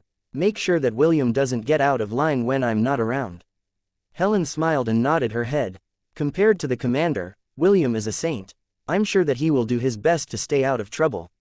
James chuckled because he knew that doing one's best would not guarantee that they would not attract trouble. This was especially true for their bloodline. Morgan, watch over the floor of Asgard, James reminded. I don't want William to pester me when he finds out that I'm not around. Morgan nodded. Father, what about the elven prophecy? What about it? What do we do if he? James smirked as he patted Morgan's shoulder. You worry too much, James said. We all have our roles to play. You, me, Will, and the rest of the Ainsworths. However, no matter what happens, all of us are family. Anyone who harms our family will be beaten up to a pulp. There will be no exceptions. However, if something really terrible happens, use the crystal I left you. No matter where I am, I will return, running at full speed. Well then, I'm off. James straightened himself and summoned Gingnur. He then raised it high in the air and the Bifrost Bridge shot out towards the vast expanse that led to the unknown. Not long after, the old man was bathed in a radiant light. For Asgard, Sleipnir neighed and galloped on top of the Bifrost Bridge. Soon, James, and the magnificent steed, disappeared in a beam of light that pierced the fabric of time and space. Morgan, Helen, and the rest of the veterans of Lant, stared at the distance for a few minutes before returning to the castle of Asgard. Ezio, what will you do for the time being? Helen asked as he walked side by side with the man who had always been around James. Just like Helen, Ezio also wanted to accompany James, but Sleipnir would only allow one person to travel on his back, and that was none other than James. Also, Ezio didn't have the means to cross between worlds. He would only hinder James from his goal if he insisted on accompanying the old coot on his journey. I'll go and see William for the time being, Ezio replied. I'm sure that the commander is also worried about him. Helen nodded. Be careful. There are many old monsters in Hestia Academy. The headmaster and our commander had conflicts in the past as well. Okay, you be careful as well, Ezio stated before turning into a black mist. Now that James was not around, Ezio decided to roam around the central continent for the time being. The old man had asked him to dig for more information about the hidden organization, Deus. James believed that there was more to this particular organization than met the eye. If possible, he wanted Ezio to find their headquarters and infiltrate it. That way, he would have a better picture on what their goals really were. If their organization's goal was to destroy the world of Hestia, then Ezio would report this to Molokai. After the battle at the Passage of the Worlds, the old bandit and the Dracolich had a nice long chat with each other. Since both of their goals were the same, they decided to cooperate and form an alliance. Since James was not around, he would let the Dracolich handle this menace that had long hidden within the world. They were now allies, so it was only natural for him to share information with Molokai, who was also busy exploring the world, in search for the hidden treasures that the gods had left behind after the era of the gods. Chapter 764, Conquering the Orc Dungeon, Part 1. Are you girls crazy? Zoo shouted as he pried away the naughty hand who was touching his ding-ding-dong. Fight me seriously. Right now, the chubby young man had almost been stripped of all of his clothes and was now down to his pants. The Amazon's warriors didn't even bother to take it off properly and simply ripped every kind of clothing that they could grab on Zoo's body. Zoo didn't dare to use his weapon because the girls weren't using any. He was once a general in the heavenly domain, and he would never strike an unarmed opponent. The chubby young man also knew that the girls had no intention of harming him, but the crazed look in their eyes made his body fat unconsciously shudder. They were just like a pack of hyenas that were drooling as they stared at his body, hungry for his juicy meat. Chance. Millis took the opportunity to charge at Zoo when the latter was besieged from all sides. With one mighty pull, he managed to snatch Zoo's remaining clothing, which made the latter cover his lower half with his hand. This is your last warning. Zhu said with a beet red face. Don't make me angry. I'm warning you. Even if you are women, I will show you no mercy. Ah, don't be like that, Sir Zhu. Right, we just want to have a good time. We won't hurt you. Surrender yourself to your fate. We promise that we will all have a good time. Millis grinned evilly as she made a gesture for the Amazons to encircle Zhu.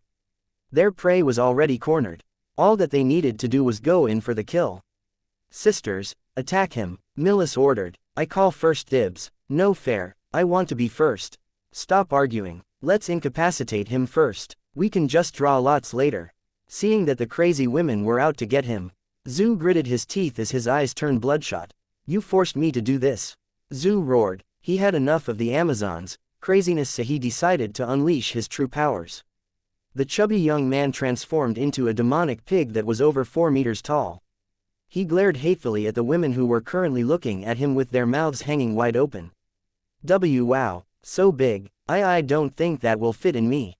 That is surely a mouthful. Shit. Millis' eyes gazed at the towering giant and his mighty dong. She unconsciously gulped because she knew that Zhu's hyperweapon would definitely break them if they faced it head-on. While the Amazons were still in a daze, Zhu used his movement technique and knocked all of them unconscious. As someone whose strength was at the peak of the millennial rank, he was stronger than all the Amazons combined.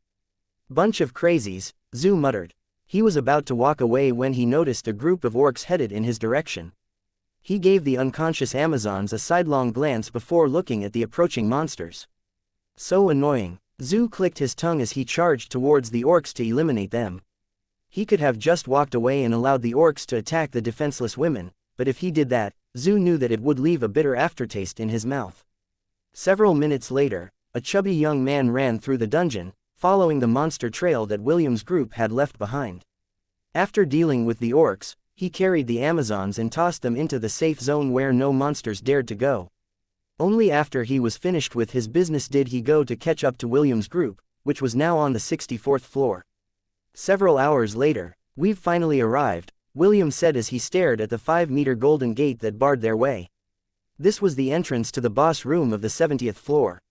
Once he made it past this last hurdle, he would be able to get the Dungeon Core Essence, which would help him upgrade his Family-Omancer job class. William pressed his hands over the gate and pushed it open. Just like all boss rooms, the interior was dark. Only when all the combatants had entered its domain would the monsters appear to start the battle. When everyone had entered the room, torchlights appeared around them. It didn't take long before their gazes landed on the throne at the far end of the room. Sitting on it was a giant orc. It was none other than the final boss of the dungeon, the black-eyed orc king. William glanced at the final boss and used his appraisal skill on it. Black-eyed orc king. Boss monster. Tyrant of the horde. Threat level, pseudo-myriad beast. The black-eyed orc king is known for its brutality against all races. Among the orc kings, this particular monster will actively attack any kind of settlement near its domain, including the settlement of other orcs. It is just a step away from the myriad rank, which makes this beast a very dangerous opponent, especially for unsuspecting adventurer parties. Its battle cry will easily paralyze those with weak willpower. Fighting against this monster requires great caution. When the 5-meter-tall, black-eyed orc king stood up from its throne, several monsters appeared around it. William appraised the monsters as an orc shaman, an orc chieftain, an orc marauder, an orc hunter, an orc berserkers, and an orc spearmaster. All of them are millennial beast in the middle stages, William thought as he eyed the final obstacles blocking his way. Chiffon, you will fight against the orc chieftain alongside Shaw. Make sure to summon B1 and B2 to accompany you in battle as well, William ordered. Ash, Sidoni, the two of you take care of the orc spear master. Jareth and Daz Goblin Warmonger, I want you to pin down the orc king. Soglav you deal with the orc shaman, Urchatu you handle the orc berserker. Sharks Goblin Marauder, you, Xerxes and Sparky Sharks' mount handle the marauder. Elliot and Zoo, assist any side that needs assistance. Be mindful of your surroundings. Now, attack. Everyone took their positions and attacked their respective targets. William crossed his arms over his chest as he observed the battle. His king's legion was already many times stronger than they had been in the war in the southern continent. The only people he was worried about were his wives. Unlike the millennial beasts under his command, the girls had just stepped into the adamantium rank. William wanted them to familiarize themselves with group battles, so that they would be able to work hand in hand in the future to fight against stronger opponents. Jareth, the Goblin Paladin, was the strongest monster under William's command. It had already stepped into the peak of the millennial rank, and was only a notch weaker than the Goblin King. Daz, the Goblin Warmonger, was a tier weaker than Jareth, but it was still a monster at the middle stages of the millennial rank. Both of them were strong enough to hold the Orc King at bay, and prevent it from supporting its minions. Chiffon was currently fighting while holding Sharuer in her hands. Since the Smasher of Thousands was a mythic weapon, William felt that the pink-haired girl needed to familiarize herself with wielding it. He had already equipped Chiffon with the Weapon Master job class, which allowed her to wield any kind of weapon. This allowed her to get a deeper understanding on how to fully maximize Sharuer's strength in battle. Princess Sidoni and Ash were using their magical abilities to suppress their opponent. One wielded the power of purple flames, the other, the cold and merciless waters. Their combination attacks of fire and water made their opponent scream in pain. Elliot and Zoo would intercept some of the attacks of the monsters in order to lessen the pressure that everyone was experiencing. As William observed the battle, he noticed a few notifications on his status page that surprised him greatly. System completion rate, 16%. System completion rate, 17%. William's eyes widened at the unexpected surprise. He didn't know why the system completion rate had started to move, so he hurriedly asked Optimus for confirmation. The system once said that once his system completion rate reached 100%, William would be able to fully unlock Optimus' full power. The half-elf wanted to know how this was happening, so that he would be able to further increase the completion rate that had been very hard to upgrade. Chapter 765, Conquering the Orc Dungeon, Part 2. Optimus, what is happening? William asked. I'm not doing anything, but the completion rate is increasing. Can you explain this to me? When William had unlocked the system synchronization completion rate in the Tower of Babylon, he had tried all means to upgrade it. There was one problem: increasing the completion rate wasn't as simple as he thought it would be. Since then, his completion rate reached 15%. However, after it did, it showed no signs of improving. The half-elf had tried fighting the monsters in Atlantis to raise it higher, but the rating just wouldn't budge. This was why he was surprised when the stagnant meter was finally moving, even when he was simply standing and spectating the battle. If he could crack the code on how to increase the rating, he would be able to unlock the powers of his system at a rapid pace. The system completion rate doesn't only rely on your breakthroughs. It is also connected to the quality of the forces under your command, and the relationship you have with your wives. Right now, your wives' fighting prowess is slowly having an upgrade. This results in overcoming a milestone, which prompted the rating to move. William rubbed his chin in understanding. So you're saying that if my wives get stronger, my completion rate will also become higher? Yes. However, do not expect a dramatic increase. Even so, I think you will be able to reach 20% completion after this battle is over. At least, that is according to my calculations.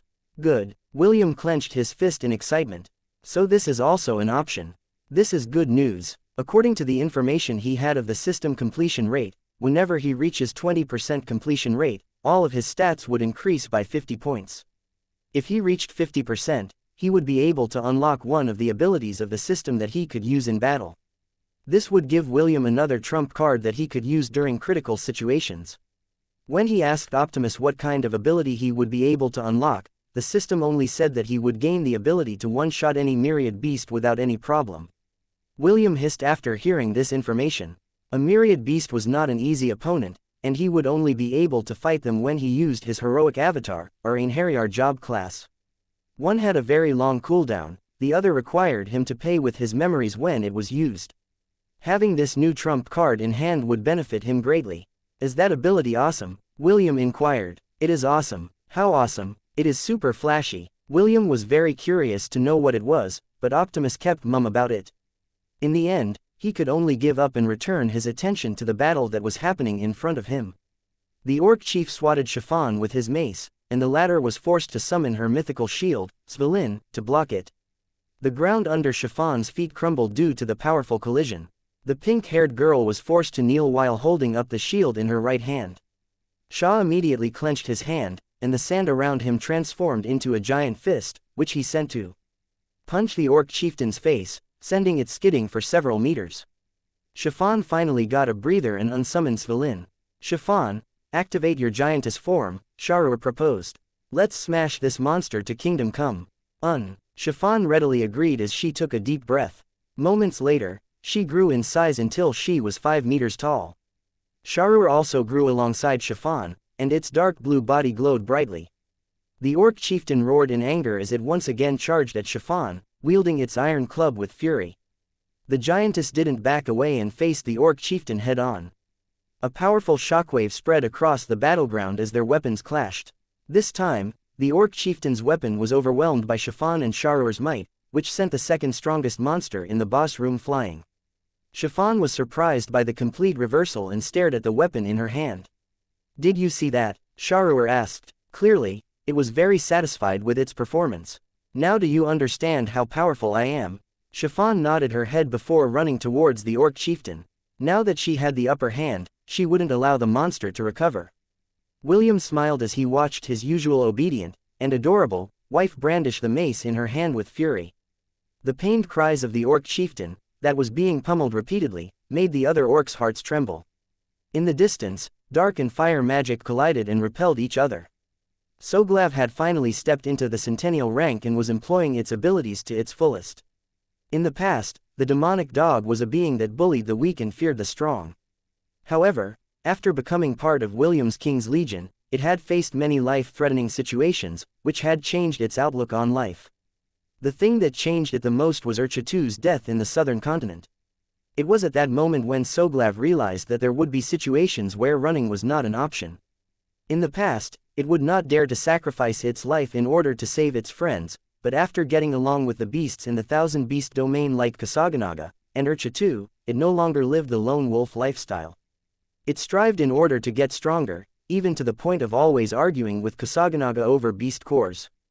The orc shaman that it was fighting against specialized in fire magic. Right now, Soglav was a tier lower than it, so the battle was not moving in its favor. I need help here, Soglav shouted as he was blown away by a massive fireball, which it blocked using a shield made of dark energy. William pointed at the demonic dog and used his authority to grant it additional power. Kinship evolution, William declared, and the demonic dog glowed brightly. A pair of bat-like wings appeared on its back, and instead of a single eye, it now had 3 eyes on its head, which looked at the orc shaman with a devilish gaze. Kinship evolution was an ability that William and his lovers had acquired after he had upgraded his job class to Quick-Shot Shepherd. It allowed him to raise the power of any member of his legion. The only downside was that he could only upgrade one of them at a time.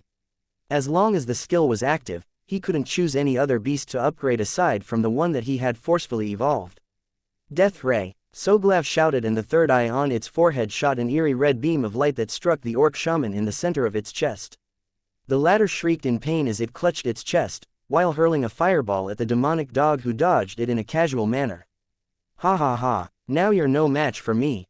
Soglav laughed as he flew towards the weakened orc shaman. It's payback time. What followed next was a one-sided trashing. Soglav unleashed dozens of dark whips that wrapped around the shaman's body, holding it in place. Shadow Ball Barrage, Soglav fired a volley of shadow balls, the size of a basketball, at the immobile orc shaman, making it scream with fear and resentment. Unfortunately, it could not move its body, or do anything to block the demonic dog's attack, so it had no choice but to endure the powerful barrage that made it feel helpless. Seeing that the demonic dog now had the upper hand, William shifted his attention to Jareth and Daz, who were fighting against the Orc King. Although the Orc King was stronger, the Goblin Paladin and the Goblin Warmonger had more battle experience. They evaded, parried, and blocked its attacks without fail. Sometimes, the two of them would work together in order to deliver blows at the Orc King's blind spots, causing it to howl in fury. William asked Jareth and Daz to pin the Orc King, so that it wouldn't be able to help its allies. Once William's team had effectively dealt with their targets, they would fight the Orc King together and end its futile struggle. One by one, the Orc King's subordinates fell. After that, everyone, with the exception of William, attacked the Orc King from all sides. In the end, the Orc King fell, and a series of notifications appeared on William's status page. Aside from the experience and Beast Core rewards, William's prestige class, Prince of Thunder, had finally reached its max level. Congratulations! Prince of Thunder job class has reached its max level. In order to upgrade this prestige class, you must first go to the Hall of Thunder located at the Forbidden Ground of 7th Sanctum. Finally, William thought as he stared at the job class that had been with him for a very long time. In the past, he was warned not to show the power of lightning to anyone, but during the battle in the southern continent, he had used this repeatedly due to its useful abilities. However, the thing that caught his attention the most was none other than the system's completion rate, which had stopped on the 20% mark.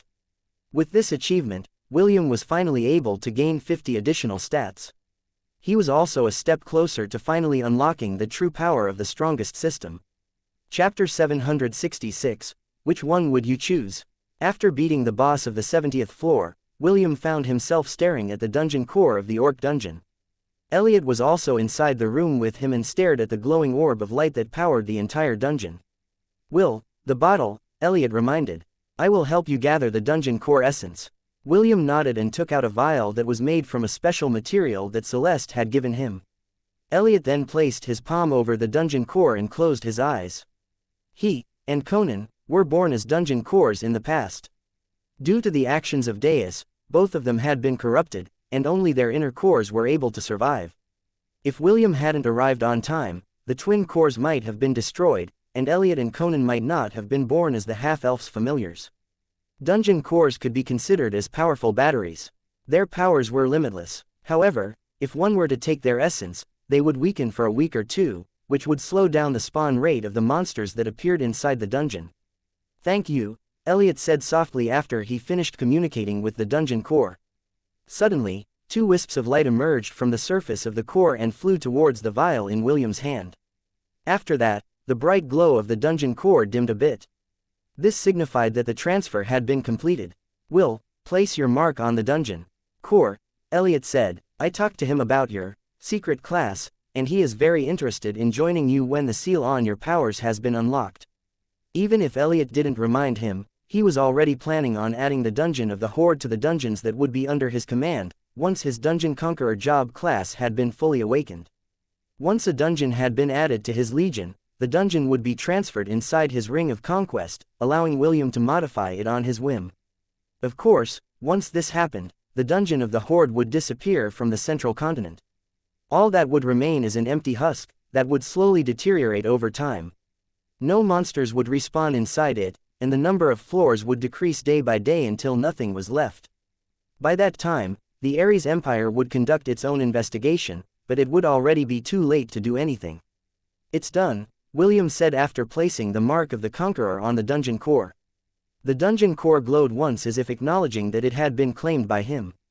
A few seconds later, the dungeon core sent William back to the boss room where his party members were waiting for him. "Is it over?" Princess Sidoni asked. "Yes," William smiled. "Let's go back to the academy." A magic circle appeared under their feet, and all of them were sent back to the entrance of the dungeon. Their mission had been completed, and it was now time to return to the academy.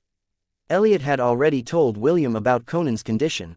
According to the angelic familiar, Conan would only wake up once the Familiomancer job class has been successfully upgraded.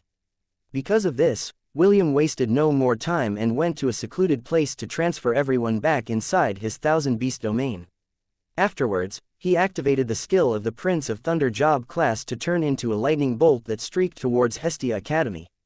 After arriving at the academy, William parted with everyone as he went to look for Celeste. He was worried about Conan's condition, so he decided to upgrade his job class as soon as possible. Fortunately, Celeste had already made preparations. The beautiful elf led William to the north side of the academy where a temple of the gods was built. When they reached the inner temple, a statue of a beautiful woman, wearing celestial clothes greeted William's vision. William had already met many gods, and he wondered who this god was. Celeste, who was paying close attention to William, smiled as she told him a little about the goddess statue that was enshrined inside the temple. "She is Her Excellency, Hestia," Celeste stated. "She is the goddess of the hearth, home, and family. Among the goddesses of this world, she is known as a pacifist and dislikes conflicts.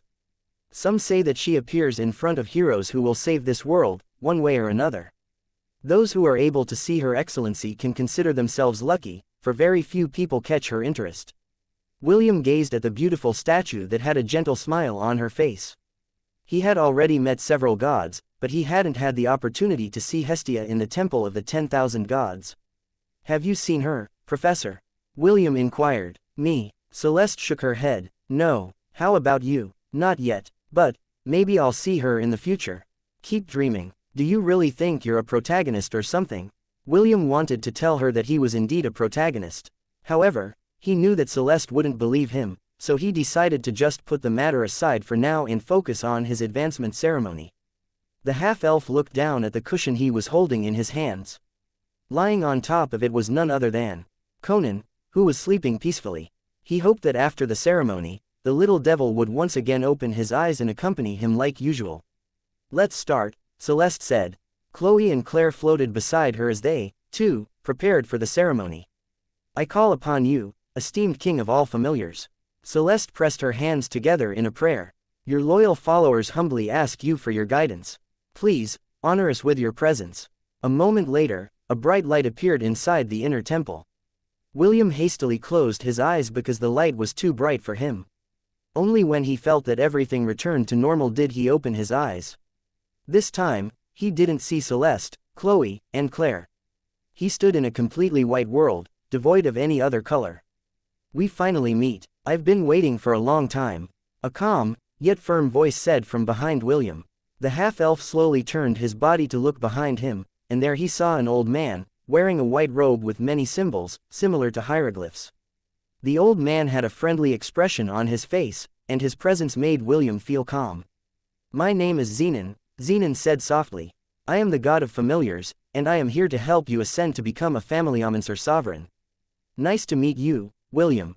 "It's my honor to meet you, Your Excellency, Zenon," William replied. "Can we start the ascension ceremony?"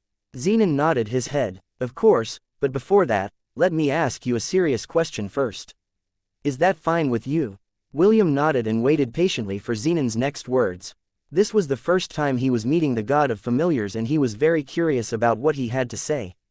"Tell me, William, if you were given a choice between saving this world, or saving the person you love, which one would you choose?" Chapter 767, William's Choice. William lowered his head when he heard Zenon's question. The god of familiars gave the half-elf a knowing smile because he knew that the answer to this question wouldn't be an easy one. In order to not make things difficult for William, he decided to throw in a lifeline to make his choice easier. "There is no right or wrong answer to this question," Zenon said. "Just tell me what you think, and also, please, give me the reason why you chose that answer." Actually, the reason why William frowned was not because he couldn't choose from the two. He just remembered a few things that made him sad, so he decided to lower his head to hide the expression on his face. "Your Excellency, I know what it feels like to lose someone dear to you," William replied as he raised his head. "I also experienced the hopelessness of seeing my homeland be destroyed even after giving it everything that I had to protect it." The half-elf paused as he stared straight at the god of familiars. He wanted Zenon to understand that when it came to these two things, he would choose neither of them. "Your Excellency, I am a greedy person," William stated. "Regardless of the cost, regardless of what happens, I will hold both my loved one and the world in the palms of my hands. I will save them both. In order to save both, you need strength. The way you are now, I'm afraid that you don't have the qualifications to be greedy. Even so, my answer will still be the same. I will save both." Zenon narrowed his eyes as he met William's gaze. The standoff lasted for half a minute before the god of familiars chuckled. "Well, since that is your answer then so be it," Zenon said. "Now, time for you to take that step and become a progenitor of the family profession." Zenon raised his hand and the vial that contained the Dungeon Core essence floated in the air. Elliot's and Conan's body glowed as the essence stored inside the vial merged with their bodies. The angelic familiar and the devil familiar were wrapped in golden cocoons that glowed brightly. Suddenly, a beam of light from both familiars shot towards the gem in William's chest. The half-elf felt an overwhelming surge of magical energy that flowed through his entire body. Requirements for ascension have been met. Upgrading job class, 5%, 25%. William waited patiently until the upgrade of the job class was completed. When the completion rate had reached 100%, the half-elf heard a cracking sound from the two golden cocoons inside of him. The golden cocoons shattered like a broken glass, revealing the two familiars within. An angel, the size of an adult's hands floated with his eyes closed. He was still wearing the same clothes that he had before, and nothing changed much on Elliot's appearance. The only noticeable change was his wings. Instead of 2 pairs of wings, now he had 4. Conan was the same. In the past, he had a pair of bat-like wings, but now he had 4 of them. A few seconds later, both familiars opened their eyes and the power of millennial beast surged from within their bodies. "Congratulations," Zenon said with a smile. "You are now a progenitor of the familyomancer profession, just like Celeste. I hope that you will do your best to spread the wonders of the familyomancers to the entire world of Hestia." Just as soon as Zenon finished his congratulations, a series of notifications appeared on William's status page. Familyomancer Sovereign, courage is the power to let go of the familiar. As one of the chosen ones of the god of familiars, you are given the special privilege of bestowing the power of the familyomancer to anyone. As a familyomancer progenitor, your familiars are stronger than ordinary familiars. You have learned the skill, familyomancer bestowal skill. You have learned the skill, familyomancer perfect fusion. You have acquired the special title, familyomancer sovereign. Familyomancer bestowal. Bestow the power of familyomancer to a person. Familyomancer bestowal opportunities can be used 3x. More bestowal opportunities will be added once the familyomancers you have chosen have ascended to the next stage. Current familyomancers under your wing 0/3. Familyomancer perfect fusion, first form. The familyomancer can fuse with his familiars and use their abilities. Under fusion form, all abilities of the familiars are increased by 200%. You may cancel fusion form anytime. Second form. Your familiars can fuse with you and use your body as a vessel. Your permission is needed before this form can be activated. You and the familiar can choose a set duration for this skill to remain active. Familiars can cancel fusion form anytime. Under this fusion form, the familiars will have complete control of the body and all of their abilities will be increased by 500%. Special title. Grants a +200 enhancement bonus to all stats. Increases your attack and defense by 10%.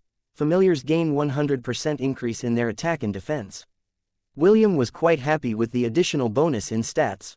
He had clearly felt an overall increase in his strength after equipping the familyomancer sovereign job class.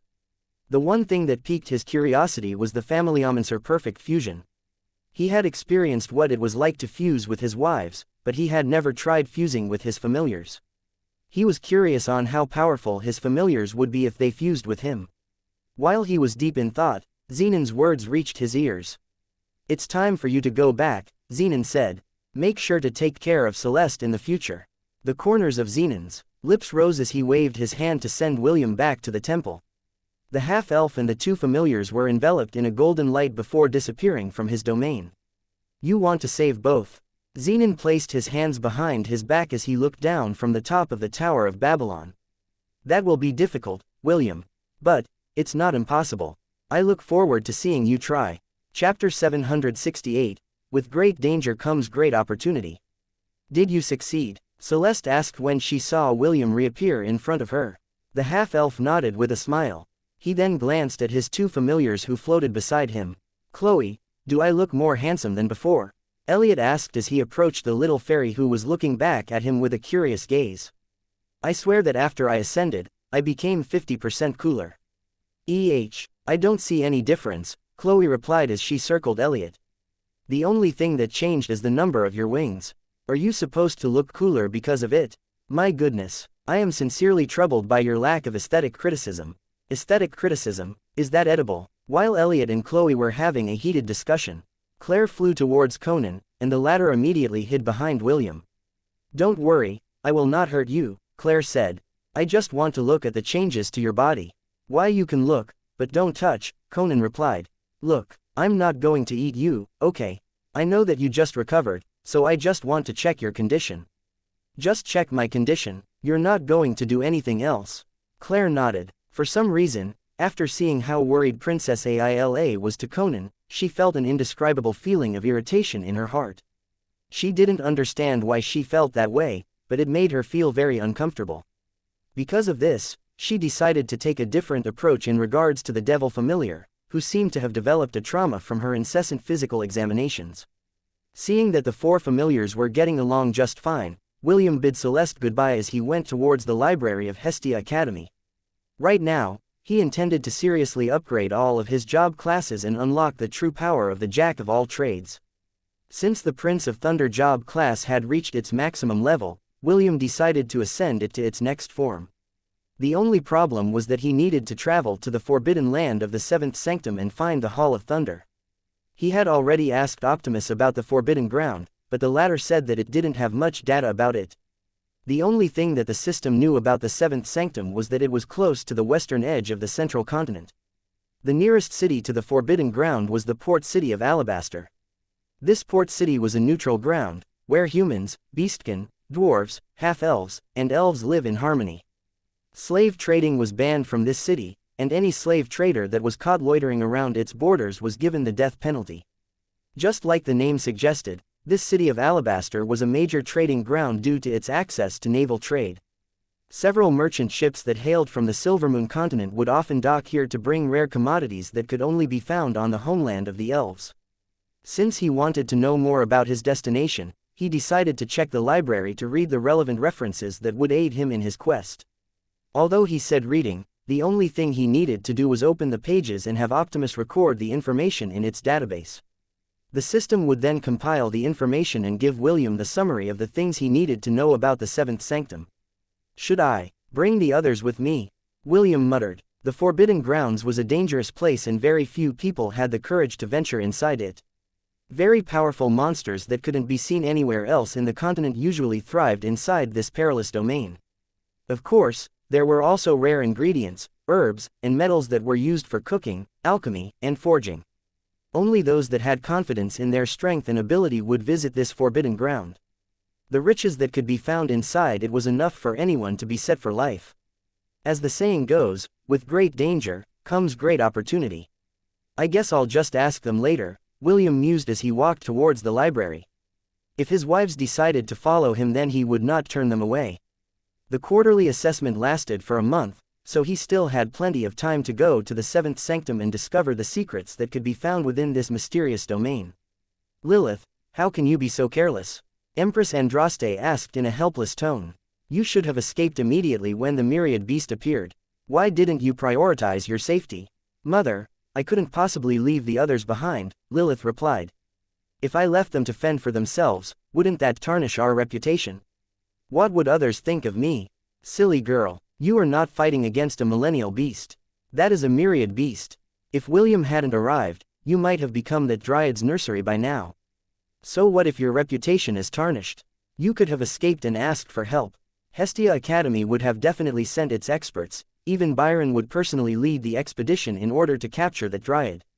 You didn't need to put yourself in unnecessary danger because of strangers." Lilith frowned as she looked at the projection of her mother. Right now, she was inside her room in the girls' dormitory. She had just finished taking a bath when the communication crystal that Andraste had given her started to glow. She didn't expect that the moment she answered it, she would receive a nagging from her mother, who was currently in the Ares Empire. "Sorry, Mother. It won't happen again," Lilith sighed. "I will be more careful next time." After hearing her daughter's apology, Empress Andraste finally stopped her nagging. When she had received Byron's report about what happened to her daughter, she immediately hurled profanities at the headmaster of Hestia Academy, which made the latter almost throw the communication crystal away. Byron opted to inform the Amazon Empress about what happened because he was afraid that Empress Andraste would misunderstand, once she received a report from her daughter, Lilith.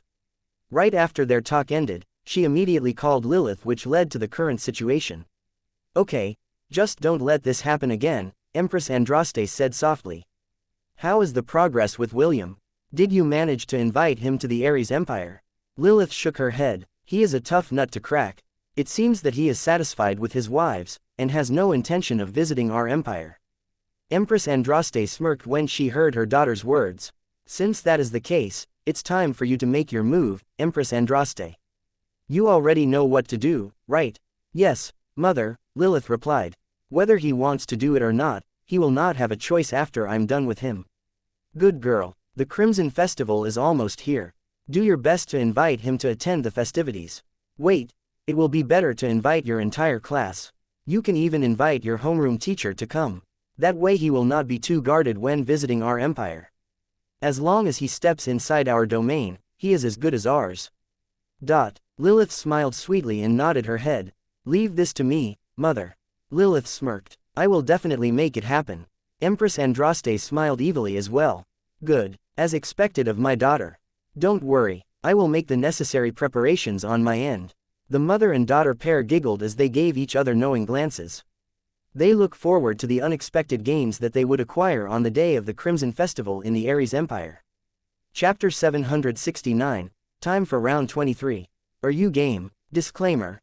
Some R18 scenes are not suitable for children. Parental guidance is advised. Inside the villa in the Thousand Beast domain. Big brother. Ha, I'm sorry, MMH. Chiffon, won't, ha, do it, again, MMMH. The pink-haired girl panted as William used both gentle and rough attacks in order to bring her to the heights of pleasure. Why are you asking for forgiveness? Did you do anything bad to me? William whispered. He was currently seated on a couch, with Chiffon sitting on top of him, with her hands wrapped around his head. The little glutton was like a small boat, in the middle of a storm. No matter how hard she tried to resist, the mighty waves would wash over her body, making her shudder. William continued his attacks, while whispering words of love in her ears. Big brother, please, ha, have mercy, MMH. William sealed Chiffon's lips with a kiss and held her body tightly. After their lips parted, the pink-haired girl panted for breath. William allowed her to regain her breathing and ceased all movements. When his wife had finally calmed down, he pulled her close to him and kissed her forehead. I love you, Chiffon. I hope what happened inside the dungeon will not happen again. I'm sorry, Will. The two kissed once more. This time, it was a very sweet kiss. When it ended, William made love to her, and Chiffon held on to him tightly. Suddenly, the pink-haired girl's body trembled as she and William reached their peak. She felt the raging warmth of her husband's love erupt inside her, which brought waves upon waves of euphoria, turning her world completely white. A few moments later, Chiffon's delicate body lost its strength, and collapsed weakly on top of William. It seems that Chiffon is still not used to the throes of pleasure, a teasing voice said from on top of the bed. Poor girl, she fainted. Morgana, who had been lying on the bed for a while, walked towards William in all her naked glory. Several kiss marks could be seen on her seductive body, indicating that William had adequately punished her as well. Similar to Chiffon, Ash was lying on the bed, and was deep asleep. William had made love to her many times, until the beautiful mermaid begged him to stop. Now, she was sleeping peacefully, like the pink-haired girl in William's arms. Among William's wives, only the succubus princess could match his prowess when it came to love-making. William kissed Chiffon's head and wrapped his arms around her body, securing her in place. Princess Sidonie sat beside William and kissed Chiffon's cheeks, before shifting her attention to her beloved husband, who was punishing them for their transgression in the dungeon of the Horde. Darling, are you sure you don't want to take us to the Forbidden Grounds? Morgana asked. I'm sure that Ash and Chiffon won't allow you to go alone. You should at least take one of them with you, to give me and them some peace of mind. William pondered for a brief moment before reluctantly nodding his head. Knowing Chiffon, she will indeed tag along with me no matter what, William replied helplessly as he softly patted the sleeping girl's head. I'll ask Ash to stay with you and make sure you don't get into trouble. Morgana giggled when she felt William's noggy hand start to caress her snowy white peaks. You can play with them as much as you want later, Morgana said as she stopped William's hand from continuing its teasing of her white rabbit. Let's have a serious discussion first. Seeing that Morgana wanted to talk seriously, William ceased all actions and nodded his head in acknowledgement. According to the information in the library, the time inside the Forbidden Ground flows slower than in the outside world, William explained. But the difference isn't that much. A day in the outside world is equivalent to 2 days inside the Forbidden Ground. If nothing untowards happens, I'll be back in less than a month. Morgana nodded her head. She knew that William was doing this because it was important. As his wife, she intended to support his decision and patiently wait for his return. Can we help you in any way? Princess Sidonie asked. She had just woken up from her slumber, and immediately swapped with Morgana in order to talk to William about important matters. Actually, there is something you can help me with, William replied. Visit Shannon more often. Know more about her. You want me to understand what sins she carries, right? Yes. It will help me tremendously if you find that out. Princess Sidonie moved closer and kissed William's left cheek. I will do my best. You should be careful inside the forbidden ground. Leave Soleil with me so you can return anytime. William kissed her back before nodding his head. I will do that. Ah, I almost forgot, make sure to bring Lilith with you as well. Lilith? Why? William couldn't understand why he had to bring the greedy Amazon with him on his journey. Besides, the half-elf was wary of her because the latter was serious in getting his genes. Princess Sidonie smiled. Because her power is very useful. She's like a compass in finding treasures. If you bring her with you, the chances of finding something of great value is high. No, it is guaranteed that you will find something good if you bring her with you. After all, the Forbidden Ground is known for its wealth. Those who are able to come back alive will definitely earn a fortune. The beautiful princess wasn't worried about William's safety because he had many trump cards in his disposal. He could travel anywhere at the speed of lightning, and also had instant teleportation with the power of Soleil. Escaping was not an issue for her beloved half-elf, so she was confident that William would come back to her in one piece. If push came to shove, he could use his heroic avatar or his Aenarion job class. Not to mention, he had a mighty legion at his disposal. Suddenly a thought flashed inside Princess Sidonie's mind. The image of William ransacking the entire Forbidden Domain, and dumping it inside his own thousand-beast domain, almost made her giggle. Knowing how shameless her husband was, the chances of that happening was extremely high. After giving Princess Sidonie's idea some consideration, William thought that it was indeed a very good plan to gather resources. With Lilith by his side, he would have a walking treasure radar that could pick up the locations of treasures instantly. Optimus had this function as well, but the system warned him that the laws of the Forbidden Ground might prevent it from using its special scanner to look for treasures in the surroundings. After agreeing with Princess Sidonie's proposal, William gently carried Chiffon towards the bed and laid her down. Once he completed this task, the beautiful princess wrapped her arms around William's body and stared at his beautiful eyes that reflected her own. Time for round 23.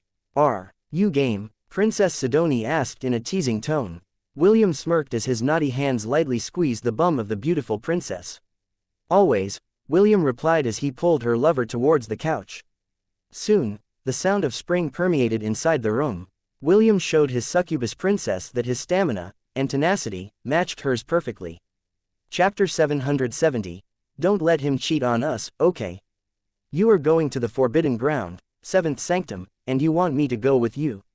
Lilith asked as she looked at the half-elf with a curious gaze. The Amazon princess was quite surprised when William approached her.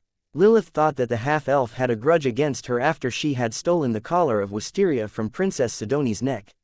Since then, Lilith had stopped pestering William because she didn't want the latter to hate her more. In order to bring him to the Ares Empire, she needed to be on his good side, and make the red-headed teenager drop his guard around her.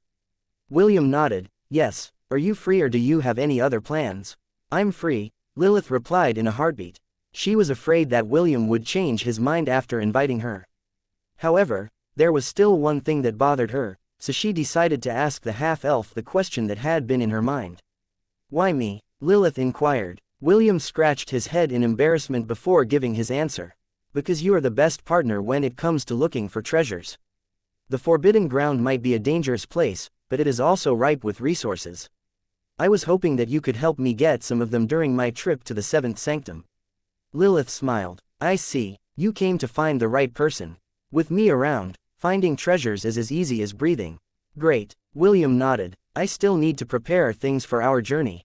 How about we meet at the Academy's teleportation gate at noon tomorrow? Good. I'll see you tomorrow then. All right. Lilith watched William's retreating back with a smile on her face. When their group had faced the myriad beast, Conan did his best to stall for time until William arrived. Lilith had long heard that William was powerful, but she still hadn't seen the extent of his powers. Although she was present during the founding celebration of the Misty Sect, William's battle with Meredith ended without anyone seeing the half-elf's capabilities. When the Dryad attacked them, Lilith was paralyzed, but she was still aware of her surroundings. This was why she had immediately noticed William's arrival. Unfortunately, before she could even see the half-elf in action, she was knocked unconscious by the demonic dog, Soglav, and taken away. Because of this, she was not able to see how William fought the myriad beast. Even so, she was confident that with William around, exploring the forbidden grounds would not be too dangerous. This would also help her know more about the red-headed teenager, which the entire Amazon Empire had set their eyes on. The seventh sanctum, Empress Andraste frowned as she looked at her daughter. That is a very dangerous place, Lilith. Are you confident that you will be able to leave that place in one piece?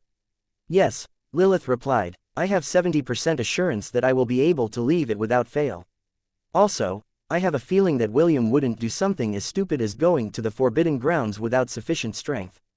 If he can fend off against a myriad beast, then the chances of safely leaving the seventh sanctum is very high. Okay, you may go, Empress Andraste reluctantly agreed. You can also use this opportunity to save William during tough situations, making him indebted to you. That will be a bit hard to do, since he is stronger than me. Silly girl. William may be strong, but he is not invincible.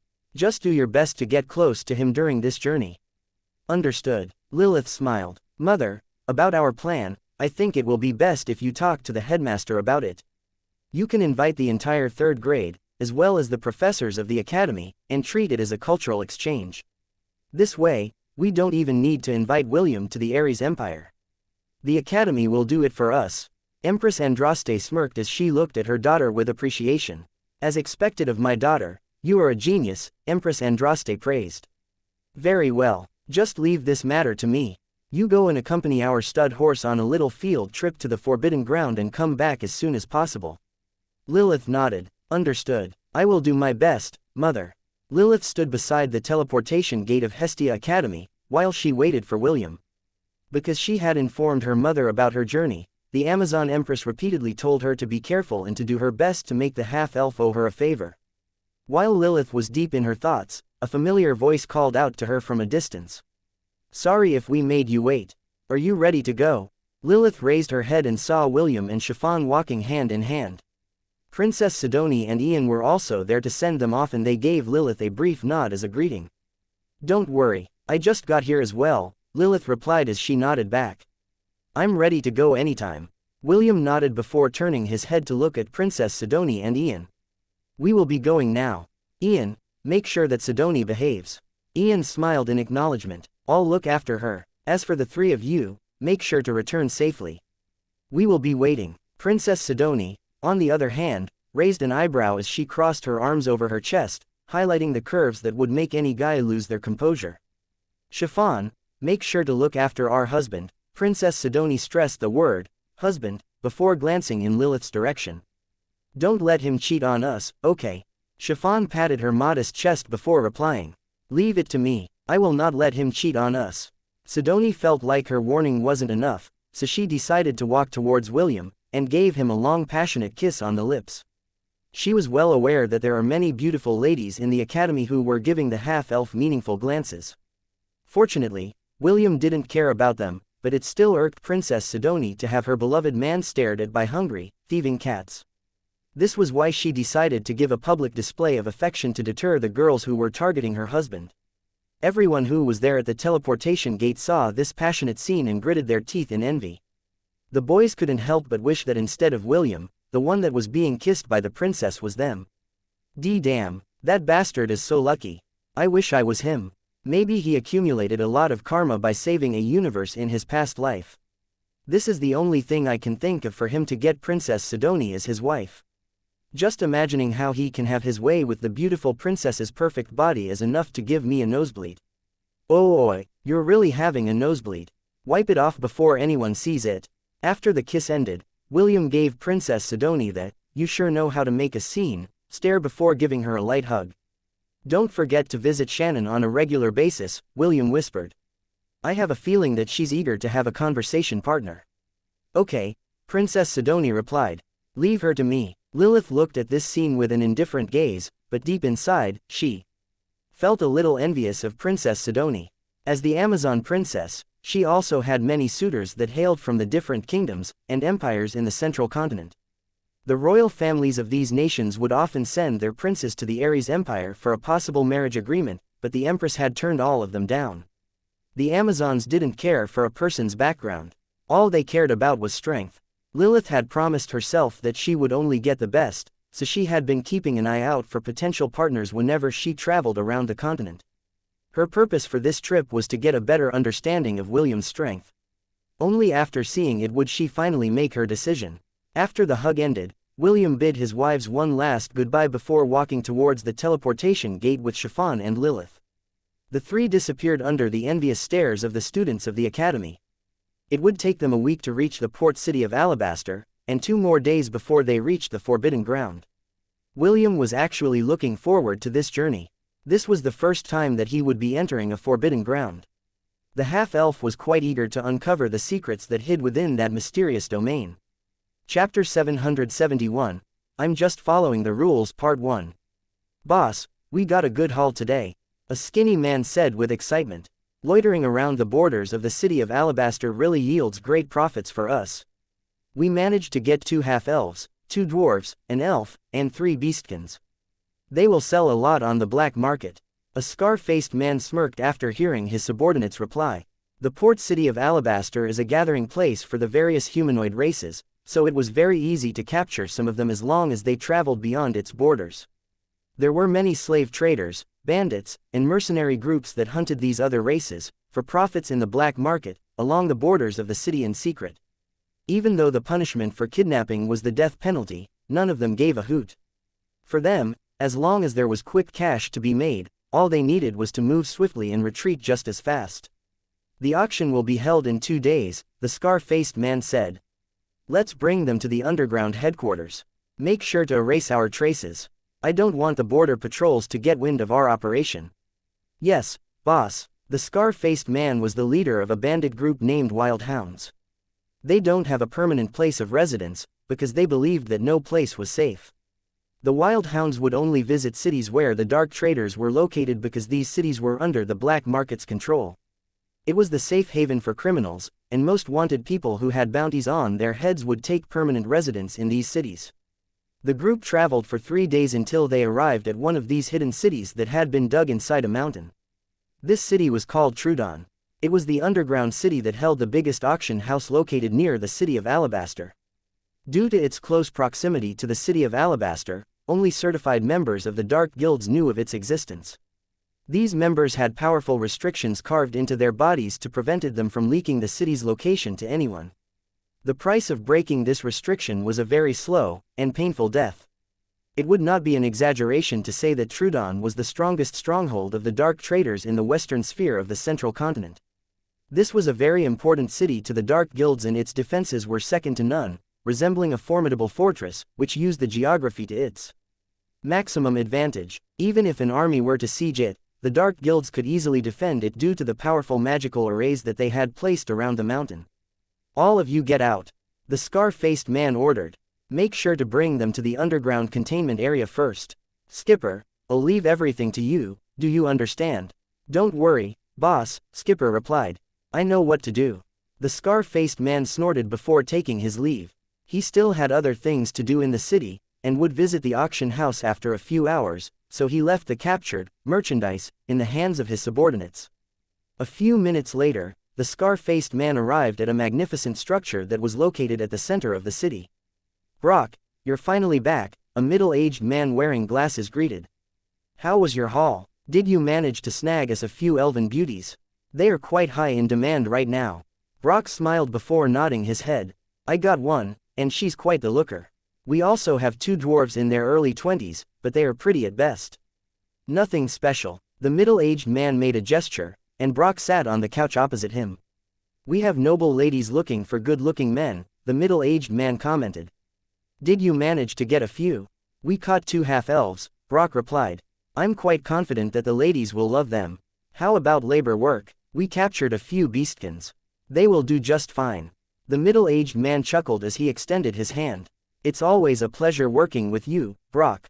With your merchandise, we will have over 50 slaves in this auction. Brock held the middle-aged man's hand firmly and shook it twice before letting go. It's always a pleasure working with you, sir. I just hope that the remuneration I will get from the auction will satisfy me.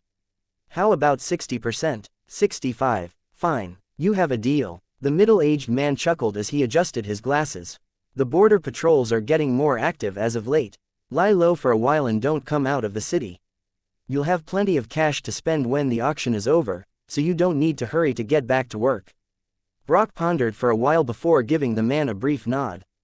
Okay, Brock replied, I'll stay and enjoy your hospitality, Lord Grayson. If possible, I'd also like to sightsee in the Ire Empire for a few days. Grayson smiled after he heard Brock's reply. Of course, I will make the necessary arrangements for you and your men. Grayson was a marquis in the Ire Empire, and one of the major backers of the slave trading in the West. Arranging for Brock's accommodation in his domain was a very simple thing for him.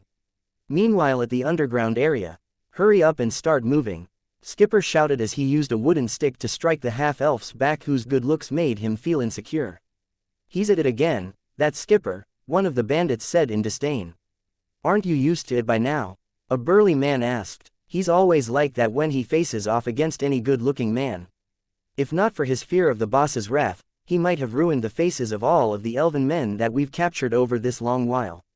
Still, that half-elf is quite a catch. I'm sure that our lady customers will be pleased.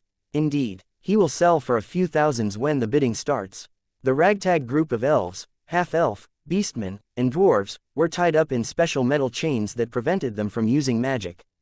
This was the standard equipment that slave traders use in order to neutralize their captives.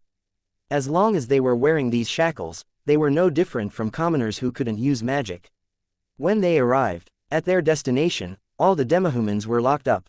They would be appraised by the elders of the auction house and, depending on the result of the appraisal, their initial bidding prices would be set.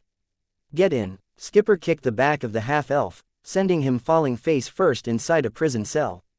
Skipper, don't step out of line. If that half-elf's face is injured his price will decrease, the burly man shouted. I'm sure you don't want to make our boss angry, right?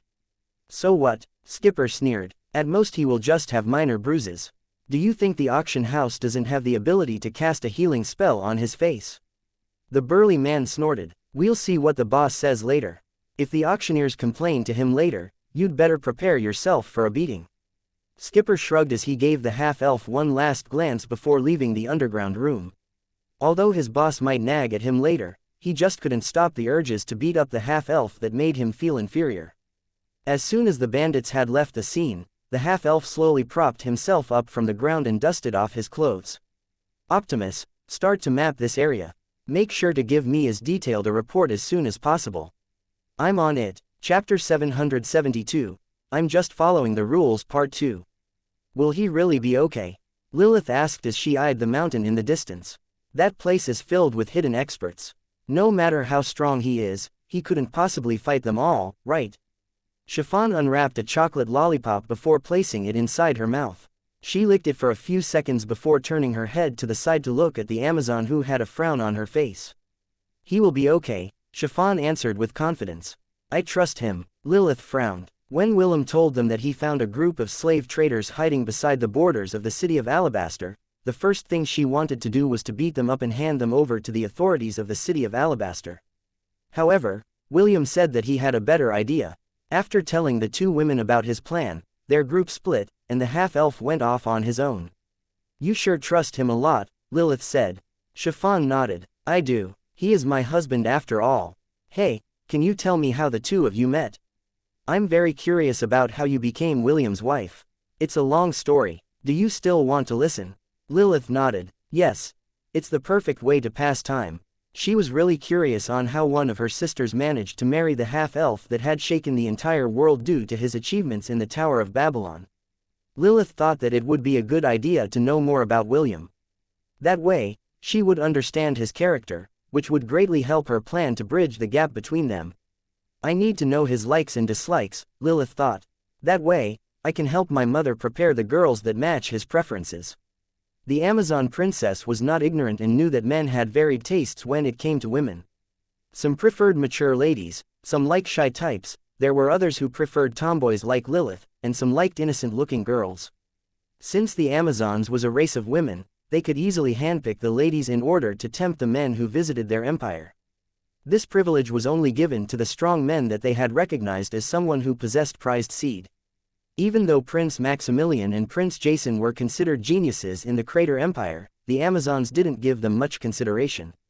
For them, members of the royal families had a huge advantage when it came to cultivating experts. Amazons preferred those that had become strong through hardships, and didn't rely on their family's influences. Only truly strong individuals would gain the right to have the Amazon women fawn on them and seduce them to become their partners. Suddenly, a red bird descended from the sky and landed on Chiffon's outstretched arm. Will has safely entered their base, B1 reported. He will start the operation in a few hours. Okay, Chiffon nodded. Thank you, B1. Continue to monitor the surroundings, but do not alert them. Understood. B1 opened its wings and flew back towards the mountain to watch the enemy's movements. After sunset, Trudon City started to become lively as the guests they had invited arrived at the auction house. Most of them were nobles from the different kingdoms and empires in the central continent. There were also members of the influential families that could be considered overlords in their own domains. Although there were a few kingdoms and empires that banned slave trading, the majority didn't mind it too much. This was why the slave trading business was the most profitable business in the central continent. Ladies and gentlemen, it's my pleasure to be your host in today's auction, a handsome middle-aged man who was in his early 30s said with a smile. I'm sure that all of you are very eager to buy your new slaves, so without further delay, let the auction begin. The curtains behind the man rose and a beautiful elf, wearing red clothes that highlighted her curves, was escorted to the stage. Both of her hands were bound by manacles, so she couldn't use her magical powers to free herself from her captors. The men in the audience were captivated by her beauty and boldness. Our special artifact has appraised her as a 22-year-old elf, the auctioneer said with a smile. Her chastity is still intact, which is good news for everyone. I wonder, who among you will be the lucky person to make her a woman? The handsome middle-aged man lightly pushed the elf's back to make her step forward, so that everyone could take a closer look at her. The elf glared hatefully at the masked people who were looking at her like vultures that were about to descend to the sky and tear off her flesh. I like her eyes. I wonder how long she will have that defiant look on her face after I am done with her. I've decided, she will be my next conquest. Elven girls are the best. Breaking her will surely prove to be a challenge. Even so, it will be worth it. Seeing that everyone was itching to cast their bids, the host of the auction raised his hand to get the show going. Bidding starts at 5,000 gold, the handsome middle-aged man said. Increment will be 100 gold. Start the bidding. 6,000, 7,000, 7,600, 8,200, 10,000 gold coins. In the end, the elven beauty was sold for 30,000 gold coins. After that intense bidding war, the next batch of slaves was presented one by one. Humans, dwarves, beastkins, all of them were sold to high prices which made the owner of the auction house very happy. Meanwhile, backstage, a half-elf with red hair and green eyes hummed as he brushed his hair. His hands were tied with manacles, and a black, slave collar hung on his neck. However, he didn't seem to mind it too much as he combed his hair properly. His caretakers were looking at him in a weird manner because he looked so carefree. This was the first time they had seen a slave act this way and it was making them doubt their common sense. It's your turn, a lady in her late 20s said as she approached William. She then caressed the side of his face and her eyes were filled with greed. Too bad, I can't join the bidding for you. I'm sure that you will be a good slave. The half-elf didn't say anything and simply handed his comb to the lady. Take this as a souvenir, the half-elf replied. He then allowed himself to be taken by the men to the stage, while humming a tune. The woman looked at his back in confusion. For some reason, she felt like the half-elf was making fun of her. Let's see how long you can keep that attitude of yours, the woman sneered as she followed behind the group. She didn't believe that the half-elf would still act pretentious after he was sold to his new master. When the half-elf appeared on stage, the women's gazes locked on him instantly. The next slave to be auctioned is a half-elf. According to our special artifact, he is 18 years old, the middle-aged man said. He is quite healthy, and would definitely be a good addition to your collections, my ladies. The middle-aged man chuckled as he started the bidding for the half-elf. Bidding starts at 5,000 gold coins with an increment of 100. Let's start. 8,000, 10,000, 12,000. Every time a lady bid for him, the half-elf would look in their direction and give them a wink. His playful antics made the ladies go gaga over him and the bidding war blazed into an inferno. 18,000 gold coins. A lady wearing a cat mask shouted. The half-elf is mine. The half-elf glanced at her direction and smiled. I'm not yet yours. You have to win the bidding first. 19,000. A lady wearing a bird mask shouted. Hands off bitch, he's mine. Another lady wearing a panther mask joined the fray. 20,000, 21,000, 22,000. In the end, a three-way battle was fought over the half-elf as the bid rose to 25,000. The three ladies were seated on VIP seats, which meant that they were high-ranking nobles. Interesting, a cat, a bird, and a panther, the half-elf thought with a smile. Single quote dot. While the three ladies wearing masks glared at each other, an adorable voice spoke up and placed her bid. 22,100. The three girls simultaneously glared in the direction where the voice came from. Seated on a couch were two girls. The taller one wore an owl mask, while the smaller one wore a tiger mask. The lady wearing the tiger mask had long, pink hair, and even though they couldn't see her face, they assumed that she was no older than 14 years old. After a brief pause, the lady wearing a cat raised the bid once more. 25,000, 25,100, 26,000, 26,100, 28,000, 28,100. Are you messing with me? The lady wearing a cat mask asked in irritation. The young lady wearing a tiger mask looked in her direction and tilted her head in confusion. No, then why are you only adding 100 gold coins to all our bids? The lady wearing a bird mask inquired. Didn't the auctioneer say that the increment should be 100 gold coins? The tiger-masked young lady answered. I'm just following the rules. The lady wearing a mask choked on her saliva because she didn't expect to hear the answer given to her by the young lady that was making things difficult for her. Girl, you're not breaking any rules, but can't you fight us properly? The lady wearing the cat mask asked in irritation. Just adding 100 coins to our bid each time is disrespectful, you know. The young lady wearing the tiger mask nodded her head before placing another bid. 28,101, the tiger masked lady said. There, I added one more coin. It's fine now, right? I exceeded the 100 increment rule. Three girls who were duking it out a while ago almost spat out blood after hearing the young girl's reply. They didn't know whether to laugh or cry at the young lady's common sense. Even the auctioneer could feel beads of sweat forming on his forehead. He had hosted many auctions in the past, but this was the first time that he had encountered a customer like the tiger-masked girl. Suddenly, a heartfelt laughter erupted from the stage of the auction room. William held his stomach as he laughed out loud. He didn't expect his adorable wife to be capable of making people want to kill themselves just by saying a few innocent words. Chapter 773. Say hello to my little friends. Why you? Who invited you to this auction? The bird-masked lady shouted. Are you making fun of us? The tiger-masked lady shook her head. No, don't worry, I have money. Do you want me to add 2 coins instead of 1? Okay, 28,102.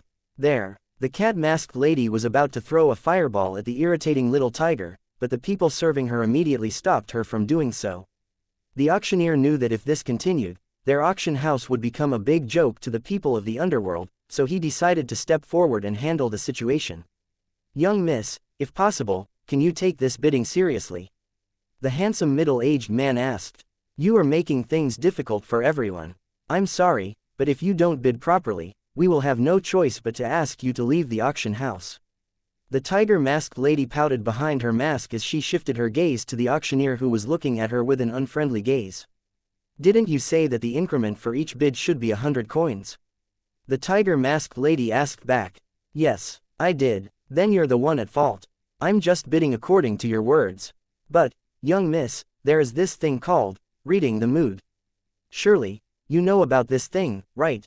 The tiger-masked lady shook her head. No, you were the one who was in the wrong.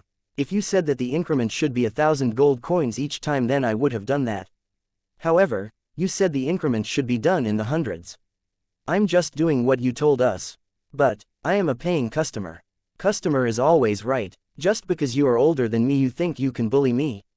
What kind of auction is this? Is this the way you treat your customers? Big sister, that old man is bullying me.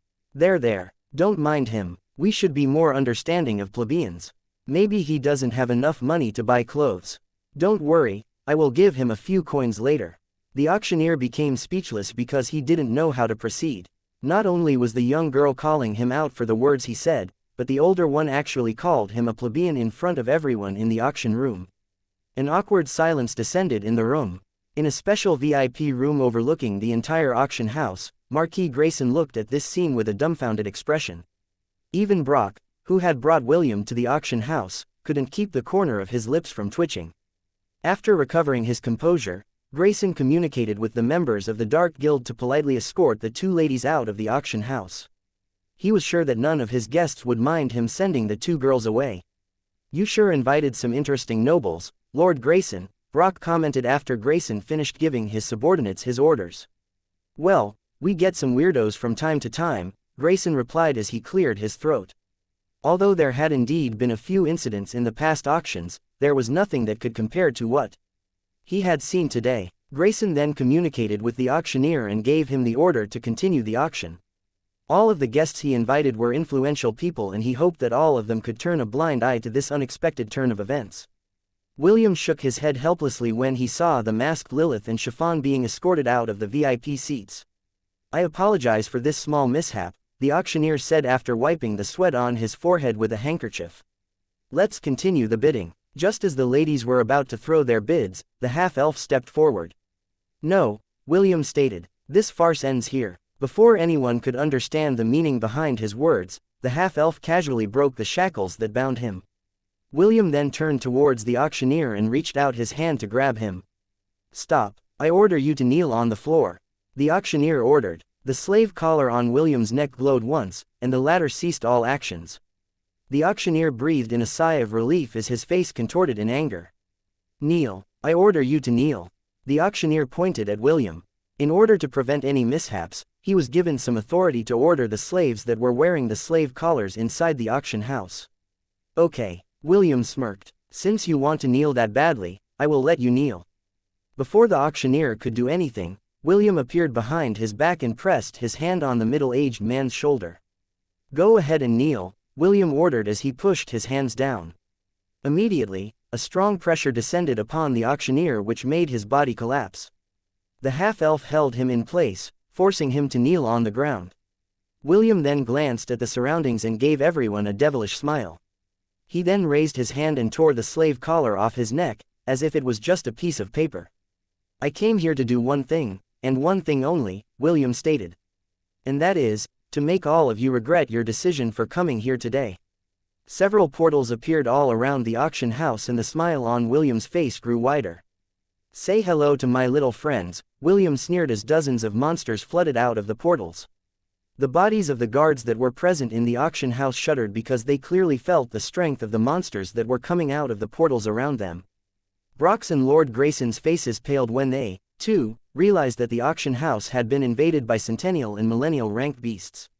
Only one thought appeared on everyone's head and that was two.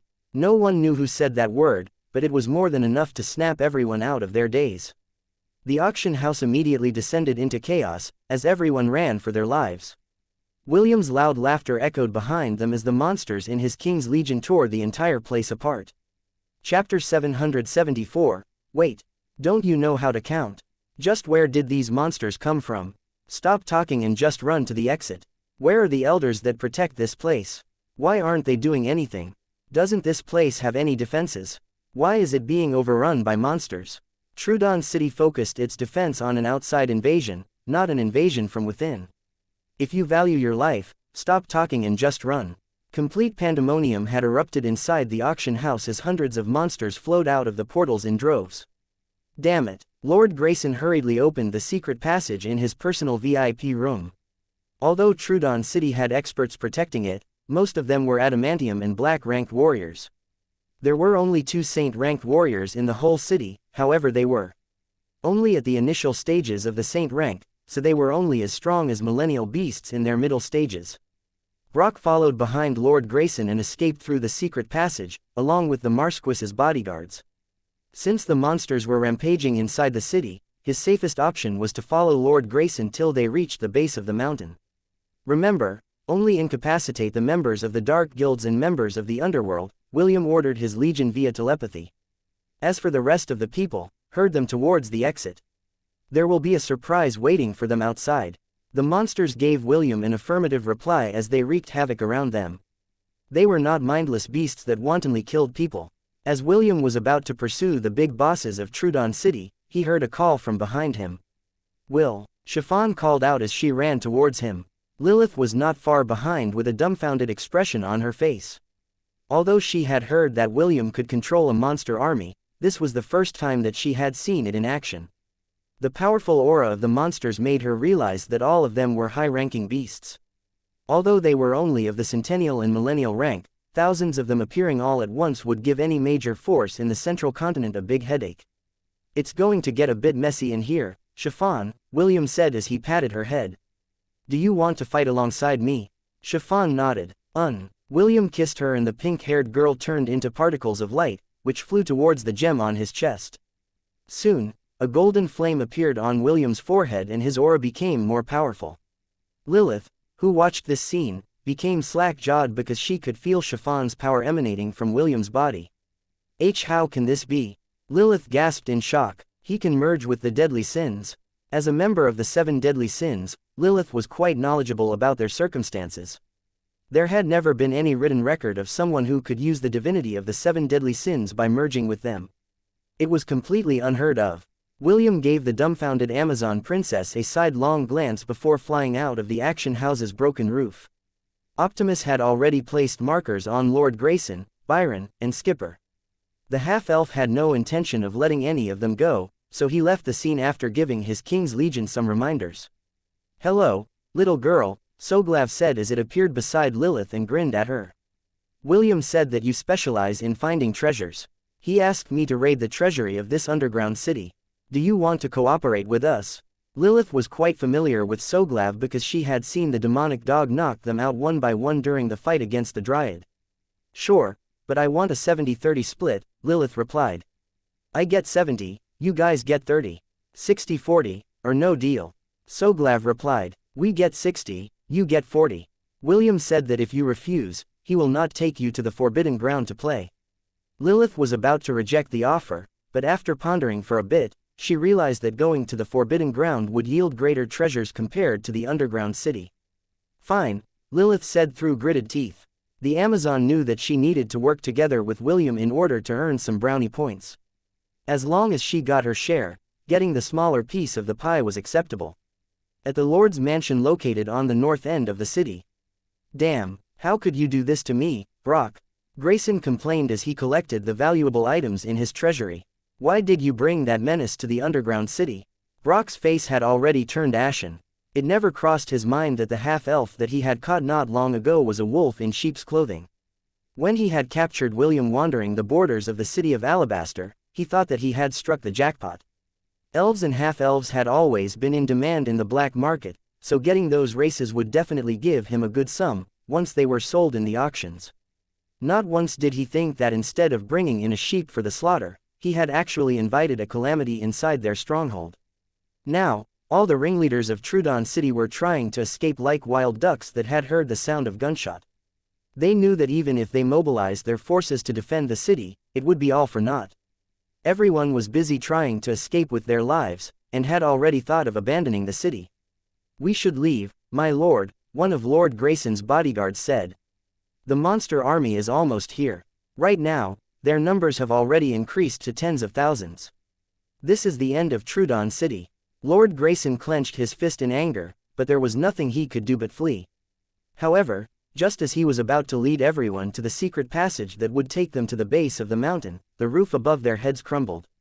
When the dust settled, everyone in the room stared at the newcomer that had appeared and was looking at them with a teasing smile. Who are you, Lord Grayson? Why are you doing this? William ignored the Marquis as he waved his hand. Several energy balls, the size of bowling balls, slammed into the bodyguards that were standing beside Lord Grayson. The guards were caught by surprise. The next thing they knew, all of them had slammed against the wall and their vision was turning dark. Only the 2 of you are left, William said. Don't even think about bribing me with money, lands, position, or women, like third-rate villains. That won't work on me. Lord Grayson almost choked because that was exactly what he was planning to do. He could tell that the red-headed teenager was strong. All of his guards were of the black rank and all of them were sent flying before they could even do anything. This just showed that the half-elf was stronger than them, so he had no choice but to try his luck and do his best to negotiate. Young man, everyone has a price, Lord Grayson replied. I can give you anything you want. I am a Marquis of the Ire Empire. Regardless of what it is, I will give it to you. Really, will you give me anything I want? Yes, William smirked. Then give me all your storage rings and storage bags. I will only count to 10. If those items are not in my possession, I will be taking them by force. 1, 2, 5, 8, wait, don't you know how to count? Lord Grayson cursed out loud. He then hastily threw his storage rings and storage bags at the floor in order to appease the half-elf that was emitting killing intent towards them. Lord Grayson was trying to buy time so that he could activate the long-distance artifact in his possession. But he would need at least 4 seconds to activate it. Time that the half-elf didn't plan to give him. William snapped his fingers and an icicle spear jutted out of the ground, hitting the artifact that was hidden in Lord Grayson's left chest pocket. The artifact was destroyed instantly, and the Marquis cried out in pain after getting stabbed in the chest. Lord Grayson took a few steps back while pressing his hand over the wound on his chest. He looked fearfully at William, who was walking in his direction. "And no, don't kill me," Lord Grayson pleaded. "Have mercy. You don't deserve mercy," William said with contempt. "What you deserve is death." William stomped on the ground and several ice spears pierced Lord Grayson's and Brock's body, seriously injuring them. Suddenly, ice spread outward from their wounds, slowly covering their entirety in ice. In the end, only their heads were left untouched. They looked at William in horror because no matter what they did, they couldn't break free from the icy prison that had trapped them. "Don't worry, I will not be the one to end your lives," William smiled evilly. "I will let the slaves that you captured deal with both of you. I'm sure that they will give both of you the VIP treatment that you deserve." Brock stared at William with unwillingness and regret. If only he hadn't captured the half-elf in front of him due to greed, his lifestyle might have remained unchanged. Now, it was too late. He knew that if the slaves get their hands on them, he and the Marquis would suffer a very long and painful death. Chapter 775. I don't care who you are, who you know, or where you're from. Several members of the Dark Guilds lay on the grounds moaning in pain. They were the warriors that the underworld had dispatched in order to deal with the monsters that had suddenly appeared inside the auction house. What they didn't know was that they weren't only dealing with a few monsters. When they realized that they were up against thousands, it was already too late to run away. Although William had ordered his King's Legion to incapacitate the members of the Dark Guilds, he didn't tell them to simply knock them unconscious. The order that the half-elf had given them was this: "You can do whatever you want, as long as they're still breathing. Don't touch the buyers in the auction house, just chase them towards the exit of the city. Everyone else is fair game." Because of this, the monsters didn't hold back. Some of them broke the warriors' arms and legs, others tore them off their bodies.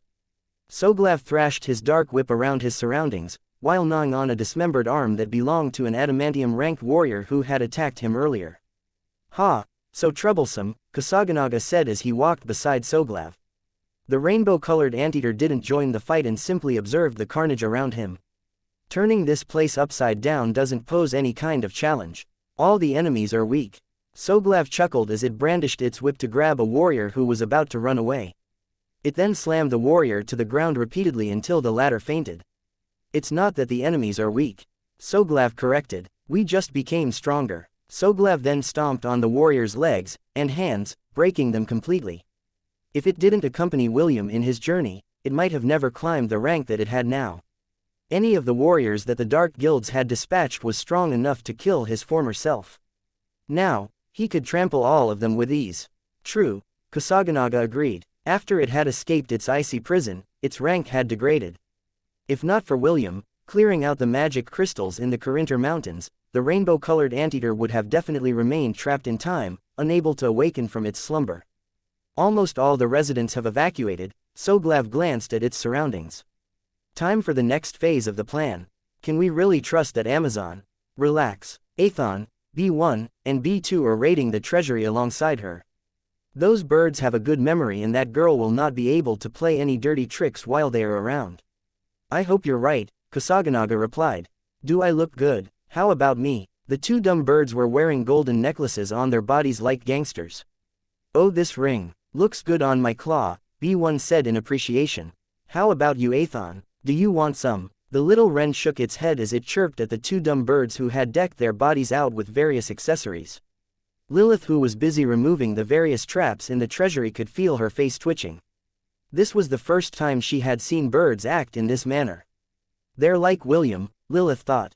A bunch of posers. The four of them had fought their way towards the treasury and knocked out all of the guards that blocked their way. Lilith had gotten a bit of understanding as to what the two birds were capable of, and it unnerved her. When facing opponents, the birds would fire magic missiles that came from those so-called lollipops that she was seeing for the first time in her life. When the charges of the lollipops run out, they would hurl bottles of acids at their enemies that were strong enough to melt steel. If given the choice, Lilith didn't want to face these birds in battle. Not only did they hurl all kinds of dangerous items at their enemies, they also insulted and cursed them with vulgarities. She became speechless when the red bird, B1, even cursed one of the black-ranked warriors up their 13th generation. The man had gone insane and attacked B1 with the intention of perishing together. Unfortunately, the dumb bird was now a pseudo-centennial beast, and was strong enough to slap the assailant away with its wing. Oi, keep those hands moving. B1 glanced at Lilith, who would stare at their direction from time to time. We still have a dozen more locations to visit. Put your back into it. That's right, B2 commented from the side. Oh, this tiara will look good on our chiffon. Let's give this to her later. Indeed, our chiffon is the best.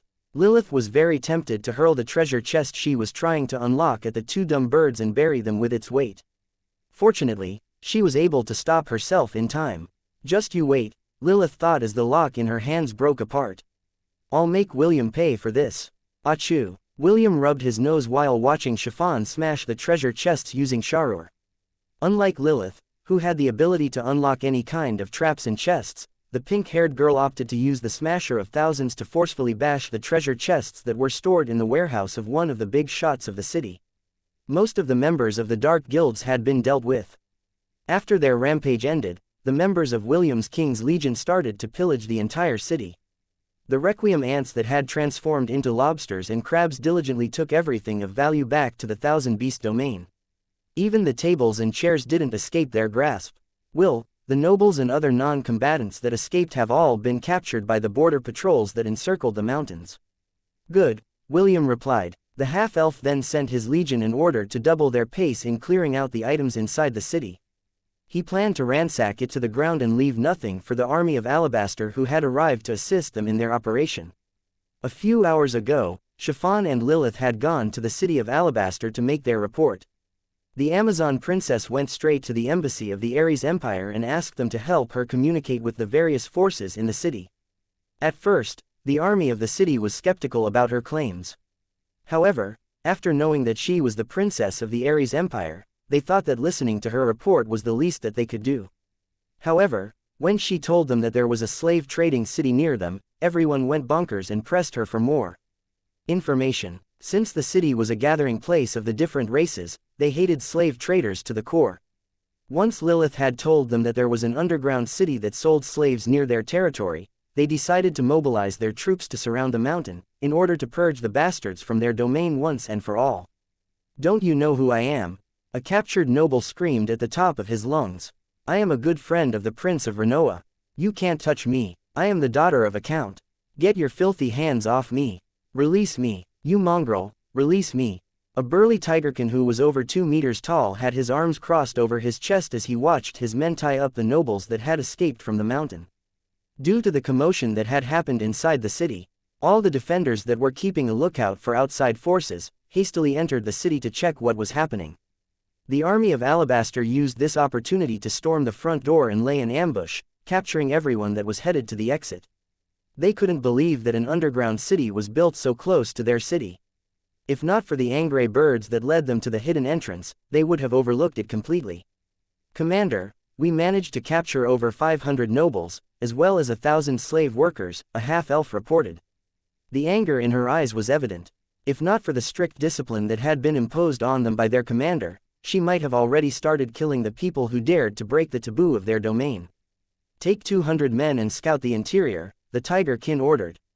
He then grabbed Skipper, who had also been captured by his subordinates, by the neck and stared into his eyes hatefully. You will guide my men to free the slaves that you have imprisoned. Do you understand? Skipper gasped for breath as the Tiger Kin strangled his neck. Only when he was about to lose consciousness did the Tiger Kin throw him to the ground. Go, the Tiger Kin ordered. Save our brothers and sisters from this hell. Yes, sir. The half-elf saluted before dragging Skipper towards the underground city. The Tigerkin watched until their backs disappeared in the distance. He then eyed the people that they had captured with a feral gaze. I don't care who you are, who you know, or where you're from, the Tigerkin said in a voice that was laced with killing intent. There's only one thing that all of you should know. Everyone here will be punished according to our laws. There will be no exceptions. The faces of the nobles paled after hearing the Tigerkin's words. They knew that the punishment for the slave traders was death, and many years of imprisonment for the slave buyers. Their only hope was for their family members to come and bail them out.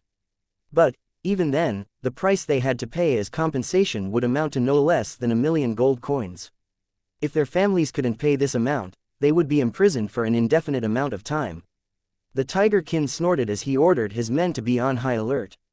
He didn't know what caused these people to flee from the underground city. All he knew was that whoever was responsible for dealing this deadly blow to the slave traders would be the friend of the port city of Alabaster for life. Chapter 776, Dream an Impossible Dream. Barracks located inside the port city of Alabaster. It's my honor to meet you, William Von Ainsworth, the Tigerkin commander, Whitefang, said with a smile. I didn't think that the most famous member of the young generation would not only enter our domain, but help us rid ourselves of a thorn that was growing right under our nose. We are truly grateful for your help. The pleasure is mine, Commander, William replied. I couldn't possibly turn a blind eye to these bastards who are harming the lives of our people. My only regret is that I can't wipe them all off from the face of the central continent. Whitefang looked at William with admiration. There had been some merchants from the city of Alabaster that regularly visited the Tower of Babylon.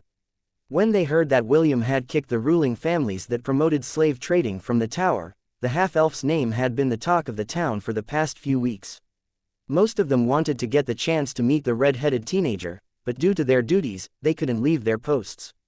Fortunately, he visited their domain and even helped them with the slave traders who were active near their borders. Whitefang's vice commander, Haleth, the beautiful half-elf with blonde hair and green eyes, looked at William with a beet-red face.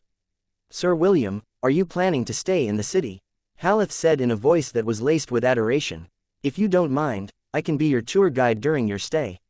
Commander, can I ask for a vacation leave? I would like to guide Sir William around our territory. Whitefang glanced at his subordinate's pleading gaze and chuckled internally.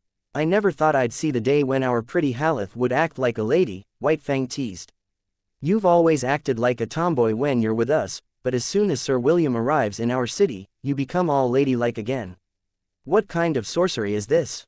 Commander. Haleth glared at the burly Tigerkin who was grinning at her. Whitefang then patted his chest and gave Haleth the, leave this to me, wink, which made the half-elf's already red face even redder.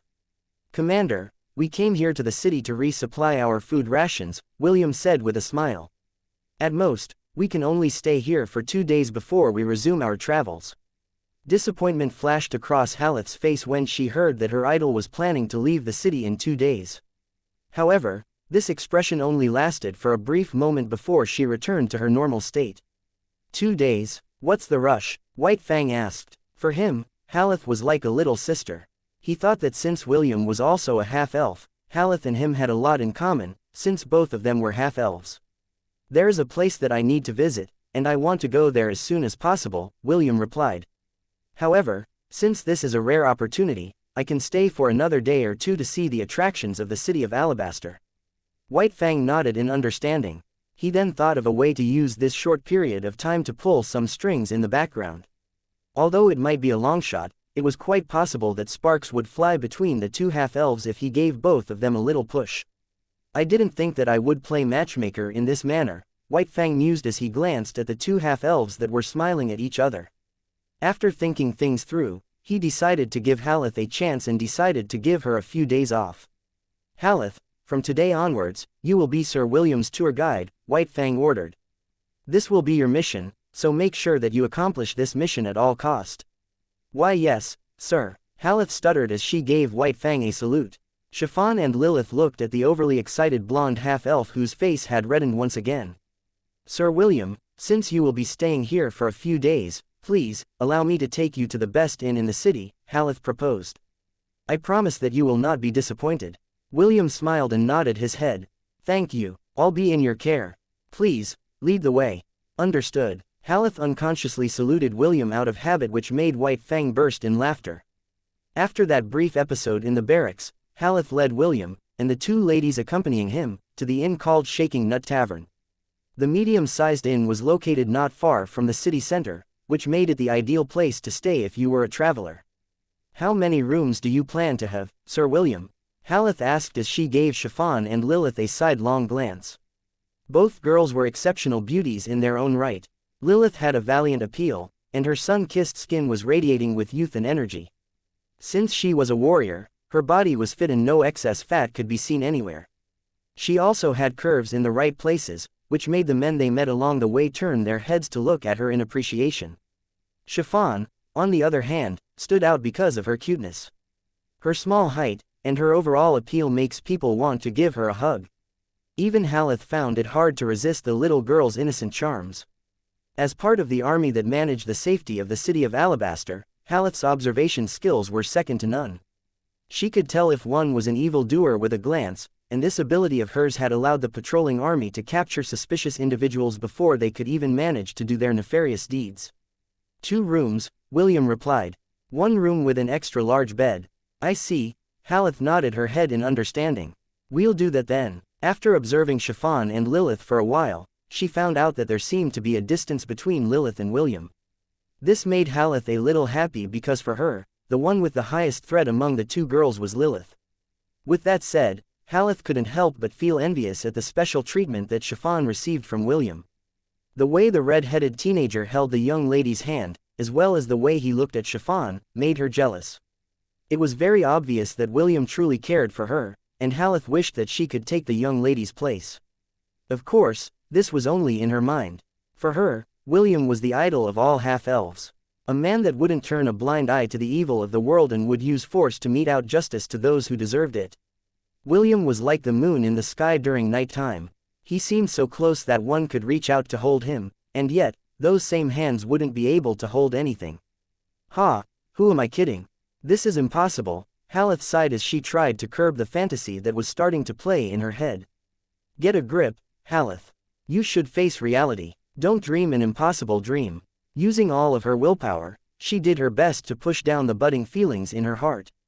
For now, she would treasure these precious feelings. Haleth knew that after William left the city of Alabaster, the chances of meeting him again would be very slim. Since that was the case, she would just do her job and guide him properly. That way, these beautiful memories of seeing her idol would remain in her heart, till the end of time. Chapter 777, There is Nothing I Can't Steal. The first rays of sunlight peered through the window and hid Lilith's face. The Amazon princess opened her eyes and slowly propped herself up from the bed. She then walked towards the window and opened it to admire the city of Alabaster, which was hailed as the biggest trade city in the western part of the continent. I wonder if he's still asleep, Lilith thought as she extended her senses to the room next to her. Although it was barely audible, she heard the sound of a sleeper's breathing in William's room. Clearly, the half-elf was still asleep, and it made Lilith shake her head helplessly. The 2 of them only stopped at dawn, Lilith muttered. It is understandable why they are still both asleep. I guess they will wake up around noon. Lilith then washed her face before leaving her room to eat at the inn's tavern. She had visited the city of Alabaster once in the past, but it had been a few years since then. That time, her mother assigned her to go in her place to supervise the building of the Amazon embassy in the port city. Although it was called an embassy, it was more of a warehouse used by the Amazons to store the products that they had bought from the merchant ships that frequented the city. Also, the city of Alabaster was a place where the different races mingled together. It was a good place to find strong individuals that they could invite to the Ares Empire in order to strengthen their bloodline. The Amazons were granted by a special blessing of their goddess, Astarte, that allowed them to give birth to children with the special bloodline characteristics of their father. Naturally, Amazons that were born with this strong bloodline could also pass their ability to their daughters. This was why the Amazons liked to invite the talented prodigies of the influential clans who had special bloodline talents, exclusive to their families. Lilith and her 2 sisters were born from such a union. She was the middle child, and held far more freedom compared to her sisters. This allowed her to travel the land whenever she wanted, and only return home when she missed her family. The Amazon princess was about to order her breakfast, when she saw a pretty half-elf with blonde hair and green eyes enter the tavern. The moment Haleth entered, she immediately saw Lilith and approached her with a smile. "Good morning," Haleth greeted. Lilith smiled and gave her a brief nod. "Good morning. Have you had breakfast yet?" "No. I came here early because I thought that all of you would already be awake. Is Sir William still sleeping?" "He is." A look of disappointment flashed in Haleth's eyes, but it only lasted for a brief moment. "Why don't you join me for breakfast?" Lilith proposed. "I'll take you up on your offer then," Haleth replied with a smile. After ordering their food, the two ladies chose a table in the corner of the tavern. Since it would take a while before their food was served, Lilith decided to ask the army officer a few personal questions about herself. It was quite easy for her to tell that the half-elf was very interested in William, so she decided to tease her a bit. "Do you like William?" Lilith asked as she propped her chin over her open palm. Was it that obvious? Haleth stuttered. "Oh, no. Did Sir William notice it as well?" Haleth covered her face in embarrassment. She thought that she did a good job hiding her feelings, but looking at the confident smile on Lilith's face, she knew that her cover was blown. "I think he did," Lilith replied. "Between you and me, I think he has the mindset that all girls will fall in love with him because of his good looks." Haleth blinked once then twice before the meaning of Lilith's words dawned upon her. "Sir William is like that?" Haleth inquired in a hushed tone. "Is he some kind of narcissist or something?" Lilith smirked. "A bit. Fortunately, he's not the type that would look in the mirror and say, 'I'm so good looking. I guess I'll just marry myself.'" The two girls stared at each other for a few seconds before chuckling at the same time. A minute later, both of them managed to rein in their laughter and continue their chat, while they waited for their food. "I didn't know that Sir William has this side to him," Haleth said. "For me, he's someone unreachable. But, after hearing your words today, it made me realize that despite his legendary status, he's still human." "Half-elf," Lilith corrected. "He's only half-human, just like you." Haleth smiled as she eyed Lilith. "You're an Amazon, right?" "Yes," Lilith replied. "Then, are you interested in Sir William?" "I'm only interested in his seed. We prefer to give birth to the children of strong men." Haleth's expression was tinged with curiosity as she pressed on with more questions. "Do Amazons know the meaning of love?" Haleth inquired. "I mean, you are a matriarchal society, so men didn't have much power in your domain. I've heard stories that Amazons treat the men like slaves. Is this true?" "Nonsense. Although women hold the power in our empire, we don't mistreat men," Lilith answered. "They are treated with respect because Amazons only give birth to the child of the strong. This has been our tradition since ancient times, and will remain the same in the future. As for love, there are Amazons who also fall in love. We're not that strict when it comes to these things, but they are a small minority." Haleth smiled. "Have you ever fallen in love, Lilith?" "Not even once." Lilith shook her head. "I've seen many men, but for some reason, I don't feel any strong attraction to them." Haleth nodded. "Then what about Sir William? Do you not feel attracted to him?" Lilith was about to say no, but suddenly remembered the time when William confronted her because she stole the collar of Wister from Princess Sidoni. Back then, William's eyes looked so cold and the pressure that he had given her made her unable to breathe. Because of this, she returned the collar to him, without putting up a fight. She could still remember that incident like it was only yesterday. William's light green eyes, which looked so warm and tender whenever he looked at his wives, had been as cold as a blade that was sharp enough to pierce her soul. That was the first time someone looked at her in that way, and it left a lasting impression on the Amazon princess. "I guess he's not half bad," Lilith answered. "Still, don't get the wrong idea. I'm only after his seed, and have no intention of falling in love with him. I'm just doing my duty as an Amazon." Haleth sighed after hearing Lilith's words. She knew that this was part of Lilith's heritage, and the culture had been ingrained deeply in her bones. Even so, she felt that it was such a shame for someone as strong-willed as Lilith to not experience what love was. "I wish with all my heart that you experience what love is like, Lilith," Haleth said. "What are you, some kind of hopeless romantic?" Lilith smirked. She had seen many girls like Haleth. Girls who dreamed that they would find their prince charming and live happily ever after. Unlike the half-elf, Lilith didn't believe in happy endings. Although she was a princess, she wasn't looking for a prince. Love only makes people weak, Lilith thought. Then, what if you fall in love? Like I said, That's not happening. Haleth shook her head as she lightly tapped the table using her fingertip. Just humor me, Haleth stated. She was very curious about what kind of answer Lilith would give her after she had asked the Amazon a question. What if you fall in love, and the man you love already has a lover? Haleth inquired. What will you do if that happens? The Amazon princess gave Haleth a mischievous smile before answering her question. If I really fall in love with someone, and they are already taken, then there's only one thing that I can do, and that is to steal them.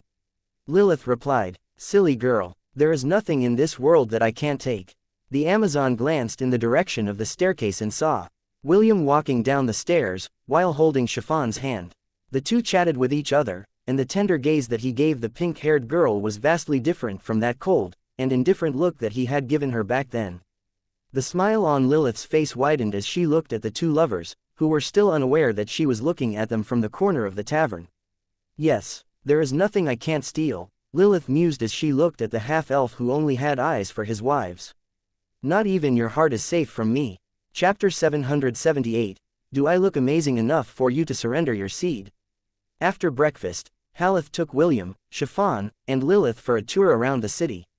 As the trade capital of the West, it had many shops and boutiques that catered to people of all ages. There were also many specialty dishes that came from all over the world, which made Chiffon very happy. The little glutton sampled as many as she could, including snacks and desserts, which made Haleth wonder where all the food that she had eaten had gone. Chiffon, you've been eating since we've left, Haleth said anxiously. Are you sure you're going to be fine? Sir William said that you'll be staying here for 2 days, so you don't have to force yourself to taste everything. Big sister, I'll be fine, Chiffon replied before taking a bite of a croquette that William had just bought for her. No matter how much I eat, I won't gain any weight. How envious, I can't eat as much as you, or else my figure will be destroyed, Haleth said enviously. In the future, you should eat moderately, Chiffon. What will you do if you suddenly become fat and Sir William won't like you anymore? Chiffon almost dropped the croquette in her hands in panic. She then looked at William with an anxious look, which made the red-headed teenager chuckle. Don't worry, even if you become a little chubby, I won't mind. William patted the pink-haired girl's head. So, eat as much as you want. Will it really be okay if I become as fat as Mama Adephasia? Why yes. Chiffon smiled as she happily bit into the croquette in her hands. Ever since she had lost her mother, the goddess of gluttony had treated her like a real daughter. Because of this, Chiffon and Adephasia were really close, and was also why the goddess of gluttony went out of her way to make her daughter happy. William watched his little wife eat one croquette after the other with a smile. But, deep inside, he vowed that he would not allow Chiffon to become as fat as the goddess of gluttony, who even threatened to sit on his head if he ever made Chiffon cry. Lilith watched this scene with a calm expression as she strolled the city with her 3 companions. What the 3 didn't know was that she was also talking to her patron goddess, Mammon, as they explored the sights and sounds of the city of Alabaster. Lilith, the Forbidden Ground is a dangerous place, but it also holds great opportunities, Mammon said. When you venture inside it, pay attention to your surroundings. The dryad that you faced is nothing compared to the monsters that reside inside it. Are there myriad beasts inside the 7th sanctum? Lilith inquired. She had heard that the Forbidden Ground were dangerous places, but she didn't know how truly dangerous they were. Myriad beasts are the least of your worries, Mammon answered. Although I can't tell you exactly what you can encounter inside the 7th sanctum, know that utmost caution is required. I know that you and William plan to look for treasures, but do you really think that it is going to be that easy? If both of you think that way, then I can only say that the 2 of you are naive. Lilith nodded. I will do my best to be careful. Thank you for the reminders, Your Excellency. Good. Also, tell that half-elf that he shouldn't be too overconfident when he enters the Forbidden Ground. There are places where brute strength will not be enough to save him. 4 hours later, William rented a medium-sized boat, and all of them went on a boat cruise. They even visited a small island 2 miles away from the port, and stayed there for lunch. What is that dress that Chiffon is wearing? Haleth asked while pointing at Chiffon, who was wearing a one-piece pink swimsuit with a frilly skirt. The pink-haired girl was letting the waves wash over her feet. Clearly, she was enjoying this weird sensation of the sand slipping past her feet. That's called a swimsuit, William said. One-piece swimsuit? Yes, a swimsuit. Do you want to wear one? I think I'll pass. Haleth shook her head. She was a conservative type, and someone that didn't want to show a lot of skin to people. This was why she preferred wearing her uniform even though she acted as the tour guide for William's group. That swimsuit looks interesting. Can I try wearing one? Lilith asked. Are you sure? William asked back. Lilith nodded. Yes, since we're the only people on this island, I don't mind giving it a shot. William observed the Amazon from head to foot. As an Amazon, Lilith's clothes showed a lot of skin, which made the red-headed teenager nod his head in approval. Okay, give me a second, William replied. He then pretended to look at the contents of his storage ring while Optimus bought a two-piece bikini from the god shop. After a minute, William passed the 2 pieces of clothing to Lilith, which made Haleth blush like there was no tomorrow. Wait, isn't that just underwear? Haleth asked. Sir William, please, don't tease Lilith. William wagged his finger at the beet red-faced young lady. That is not underwear. That is a 2-piece swimsuit. Lilith glanced at the swimsuit in her hands before glancing back at William. She then went to the boat in order to change her clothes, leaving the slack-jawed Haleth behind. Will, let's play, Chiffon said as she pulled William towards the water. Haleth watched as the two started to frolic and splash water at each other. Chiffon's childish giggles reverberated in the air, which made the pretty half-elf sigh in envy. She wished that she could do the same with William, but unfortunately, she didn't have the courage to wear skimpy clothing. Suddenly, something appeared at the corner of her vision, and the pretty half-elf turned her head to the side. She couldn't help but gasp at the Amazon whose lean and toned body made her jealous. How can she show herself like that in front of a man? Haleth couldn't believe what she was seeing. William also noticed Lilith's approach, and the latter gave the Amazon an appraising gaze before giving her 2 thumbs up in his heart. Indeed, a beautiful girl will look good in anything they wear, William thought as he eyed the Amazon who was walking towards him with a confident smile. Lilith's skin was lightly tanned, and the red swimsuit highlighted her body perfectly. William had long gained some kind of immunity when it came to beautiful women because all of his wives were beautiful. Not only that, he had also seen them in their birthday suits. Although Lilith wasn't as beautiful as Princess Sidonie and Celine, her appeal was more than enough to make any man wish that she was their girlfriend. Also, the regal warrior aura that she radiated and the confident smile on her face made her a bona fide head-turner. Even William had to admit that Lilith was an exotic beauty that was different from his wives. Well, how do I look? Lilith inquired. You look amazing, William replied honestly. Do I look amazing enough for you to surrender your seed? On second thought, Lilith chuckled when she heard the half-elf taking back his words. She clearly saw the appreciation on William's face, and for some reason, it made her happy. The Amazon princess wasn't someone who actively sought the recognition of others, but William's reply was enough for her to feel confident about herself. So, he finds me attractive as well, Lilith thought. Too bad the two of us are not alone on this island. Lilith glanced at Chiffon, who was also staring at her body. The Amazon thought that the little girl would feel inferior because Lilith was more sexy than her. However, no trace of jealousy or envy could be seen in Chiffon's innocent gaze.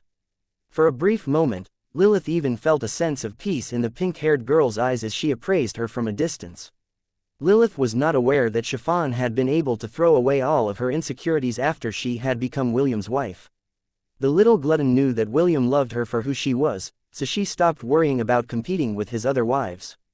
Although her chest wasn't as big as Celine's, and her face wasn't as beautiful as Princess Sidonie's, Chiffon no longer cared. After William and Chiffon were satisfied with looking at the eye candy before them, the two decided to head back out to the sea to swim. Lilith felt competitive and joined the two, and the 3 of them swam far from the shore, leaving a pitiful half-elf to stand alone at the beach, all by herself. Chapter 779, Entering the Forbidden Ground. 2 days passed, and it was now time for William's group to resume their journey. Haleth and a few of her subordinates escorted the 3 of them until they arrived at the border of their domain.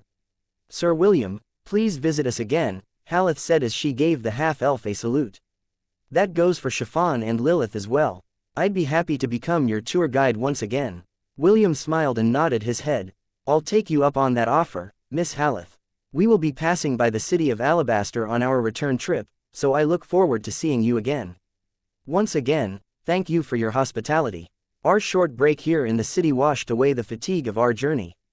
After saying a few more parting words, William summoned Raiden, his dark Qilin, which surprised Haleth and her subordinates. Bidding their final farewells, the Qilin rose up to the sky and flew southwards.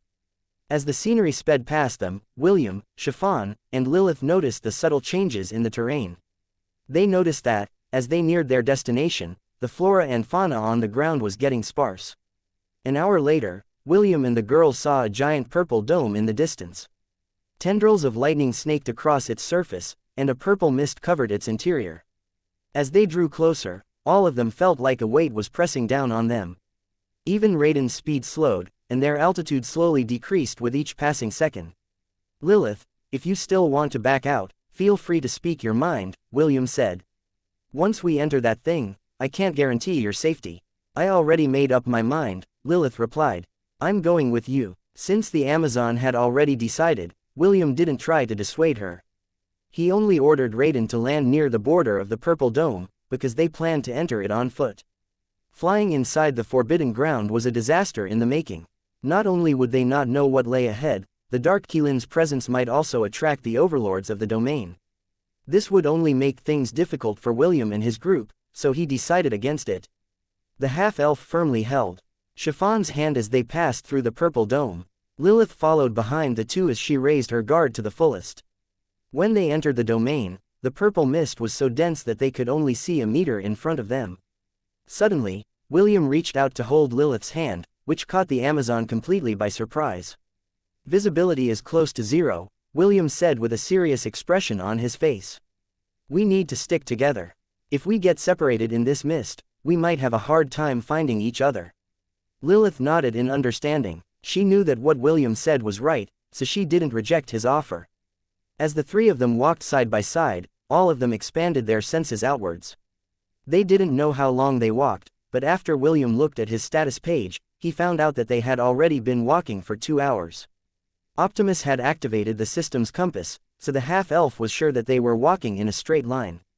Finally, after almost 3 hours of waiting inside the purple mist, they finally broke out of it, and found themselves in what seemed to be a forest, whose trees extended several meters towards the sky. Various roars, howls, shrieks, and other sounds permeated the forest, which made William, Chiffon, and Lilith tread lightly as they explored its depths. The half-elf had asked Optimus to do an extensive scan of their surroundings, but just as they had anticipated, it didn't work. The map only showed the places that they had walked, leaving a vast expanse of black on William's status page. There is a powerful law that permeates this domain. Be careful, Will. Suddenly, something caught William's attention and his first action he did was to summon Stormcaller and throw it behind him. The sound of metal hitting metal spread throughout the surrounding area as William and the two girls by his side wore a grim expression on their faces. A 4-meter-tall green mantis eyed the three of them with its viscous eyes. The half-elf raised his hand, and Stormcaller freed itself from the mantis' claws. Shit! William cursed when he saw that the mantis in front of them was not an ordinary beast, but a myriad beast in its initial stages. Even Chiffon and Lilith couldn't believe that the first creature that they ran into inside the forbidden ground would be a myriad beast that had been stalking the three of them. If not for William's heightened senses, they might have fallen to a sneak attack from this silent killer who had reaped the lives of those that had dared to enter the seventh sanctum in search for treasures. The three immediately took out their weapons in preparation to fight, but something unexpected happened.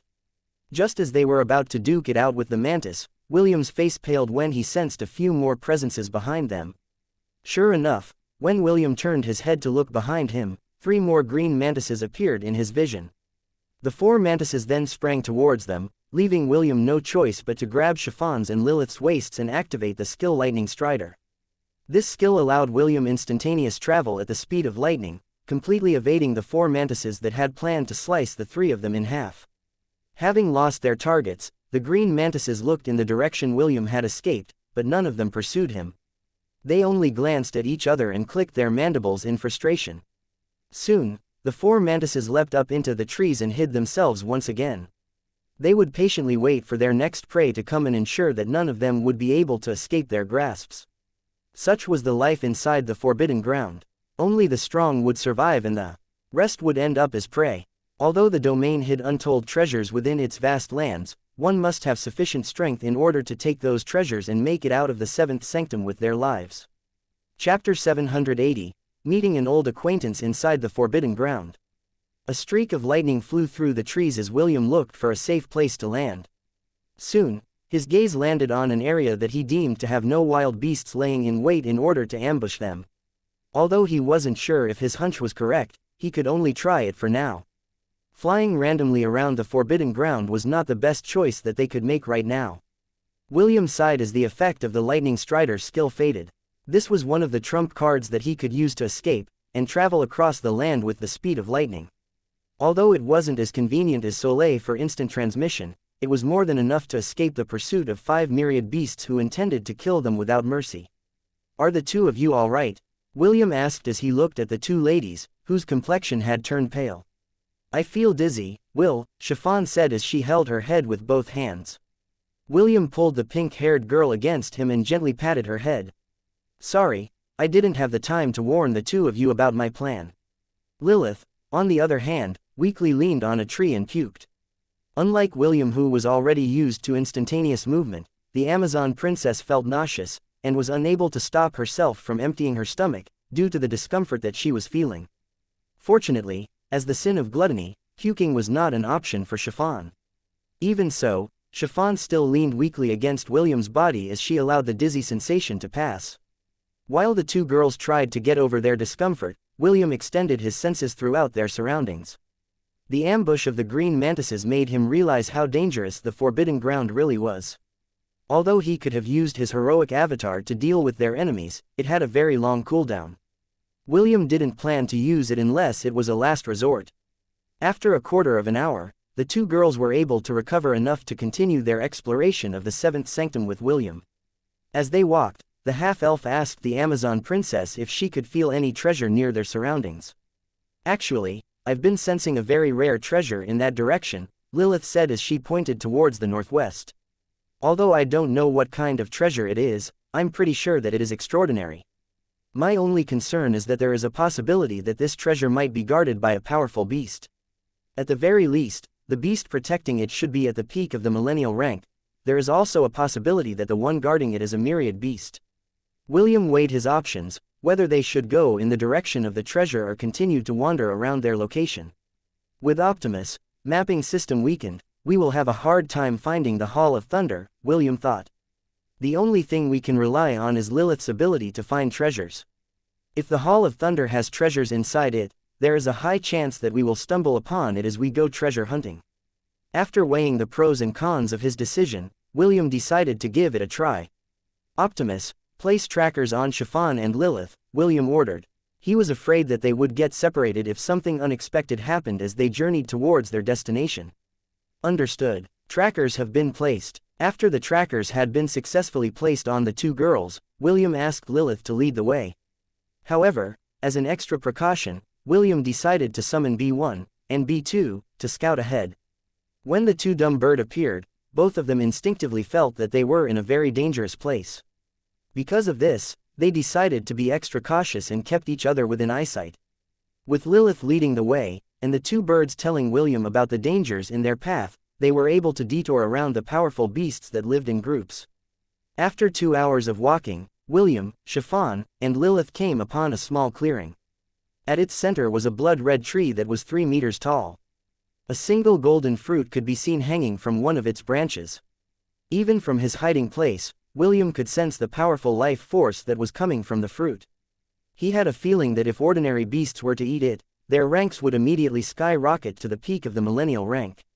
William would have definitely taken the fruit if not for the 4 beasts that were sleeping beside the tree.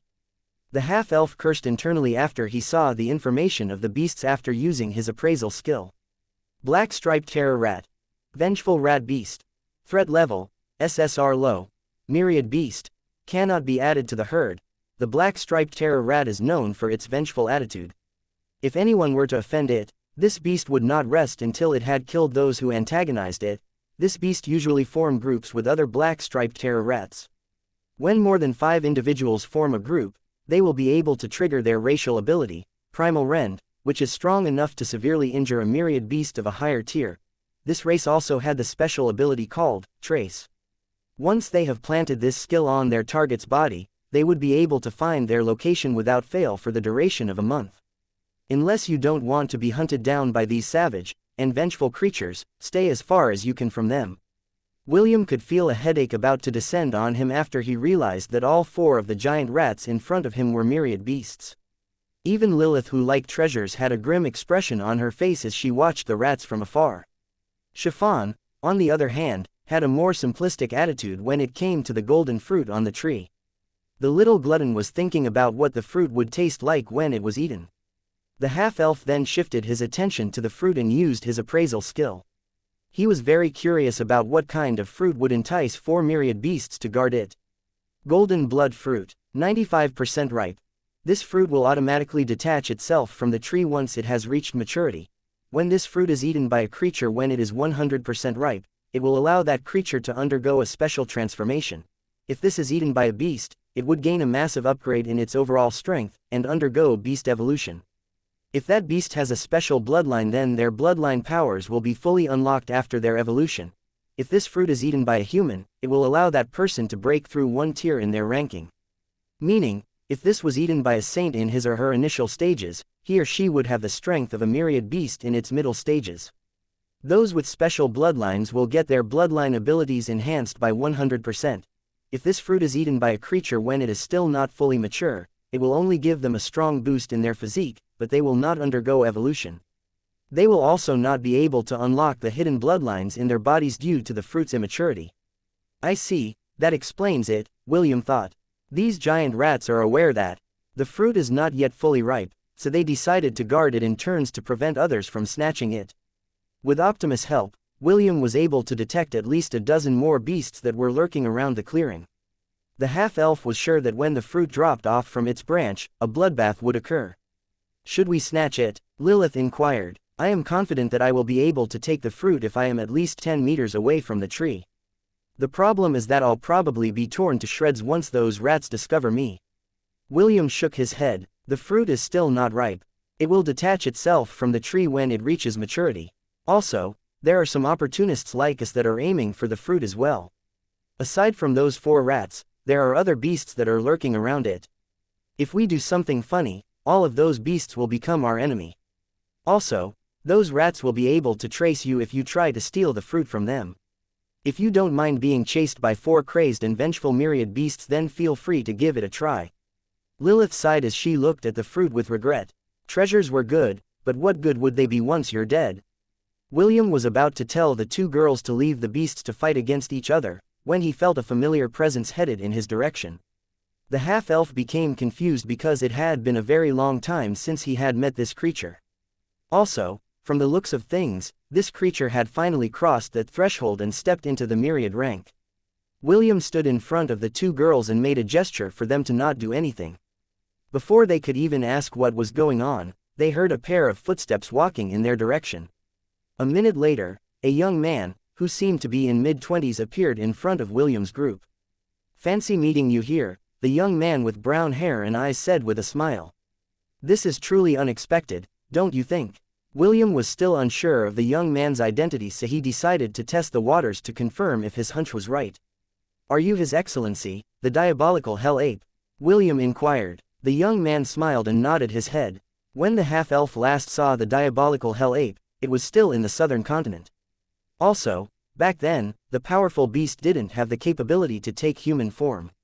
Seeing this old acquaintance of his inside the 7th sanctum made William both happy and worried at the same time. Are you now human, Your Excellency? William asked another question. The half-elf could still remember that when he asked the diabolical hell ape for help, it said that it would only help him if he helped it become human. This time, the young man shook his head. Not yet, the diabolical hell ape replied. However, if I get that fruit, I will be 1 step closer to reaching my goal. Will you help me, William? Chapter 781, The Diabolical Hell Ape's Request. William frowned when he heard the diabolical hell ape's request. If he was only going to deal with 1 or 2 myriad beasts, he would definitely lend a hand to his old acquaintance. After all, the guardian of the forest had helped him in the past. Unfortunately, more than a dozen myriad beasts were aiming for the fruit. William was sure that all of them wanted to acquire it in order to evolve into a pseudo-demigod with a powerful bloodline. Your Excellency, it isn't that I don't want to help you, but it is extremely difficult for me to do so, William replied. The black-striped terror rats, as well as the lurking myriad beasts in the shadows could easily kill us with a single slap.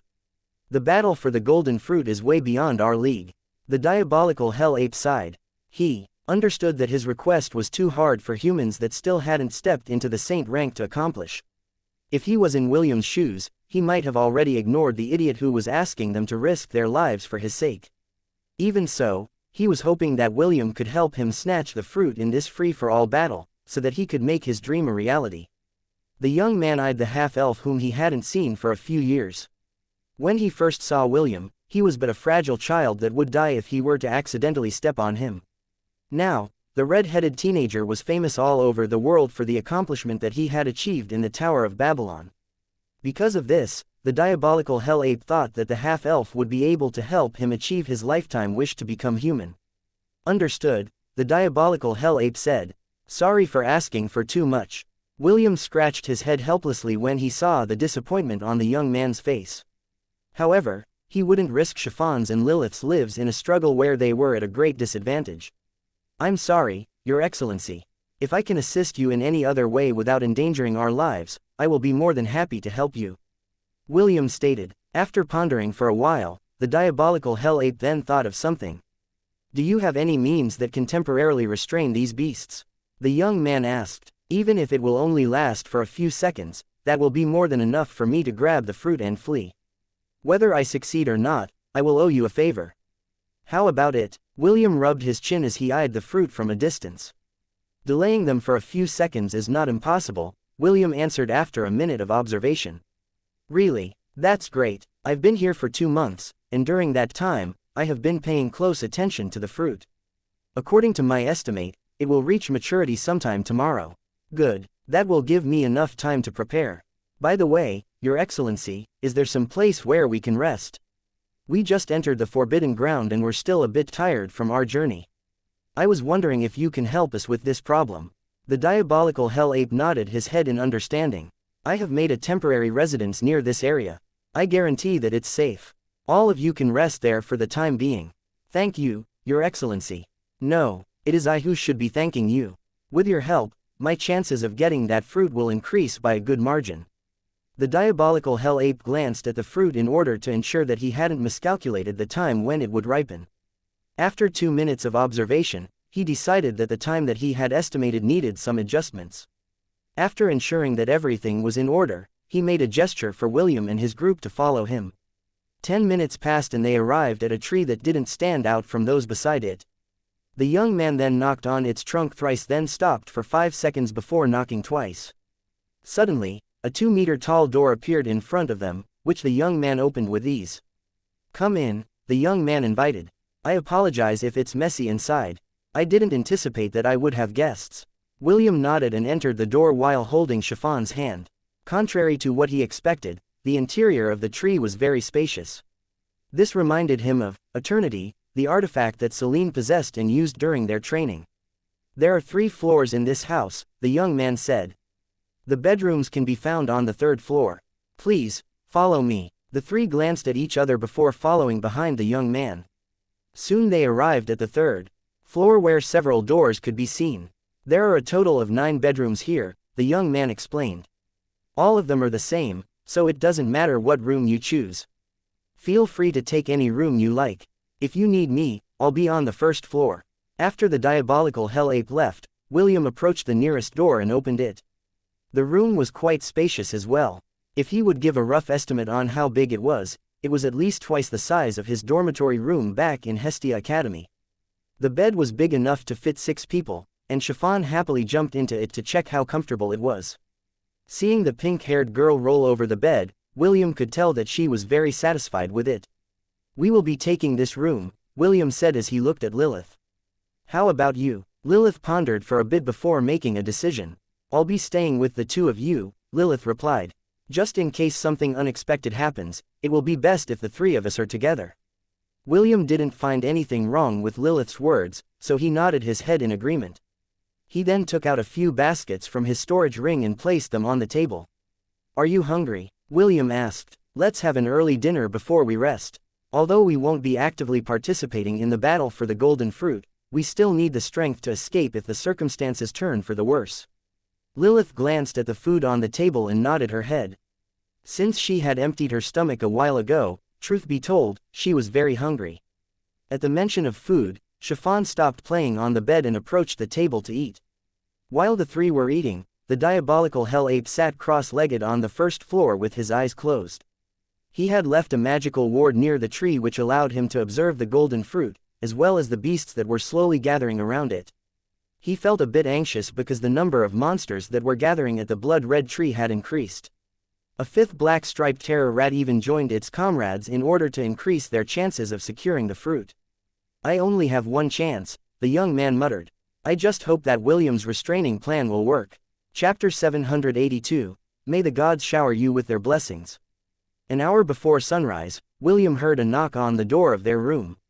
"It's time." The young man's voice could be heard from the other side of the door. "Meet me on the first floor as soon as possible." The diabolical hell ape didn't even wait for William's reply and left them to make some last-minute preparations. William and Lilith had both woken up when they heard the knock on the door. Only Chiffon was still asleep, and slathering William's chest with her drool. This was not the first time that this had happened, so the half-elf was already used to the pink-haired girl's sleeping habits. "Chiffon, wake up," William lightly nudged the sleeping glutton.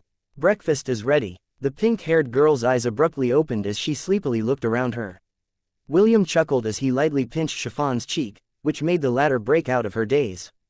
10 minutes later, all of them gathered on the first floor.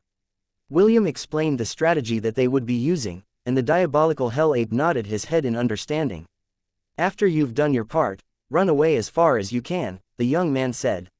"I will head towards the east, so you guys run to the west." The diabolical hell ape then gave William a blue gem with an intricate design. "This will allow me to sense your location," the young man explained. "After I escape from their pursuit, I will come to find you guys. Until our reunion, do your best to survive." William, Chiffon, and Lilith nodded their heads. Since this was the last time that the diabolical hell ape would be using the tree as his base, he took the special artifact that he had embedded in the tree and stored it inside the golden bracelet on his right wrist. This was the same bracelet that allowed him to temporarily take human form. The diabolical hell ape didn't want to pretend to be human.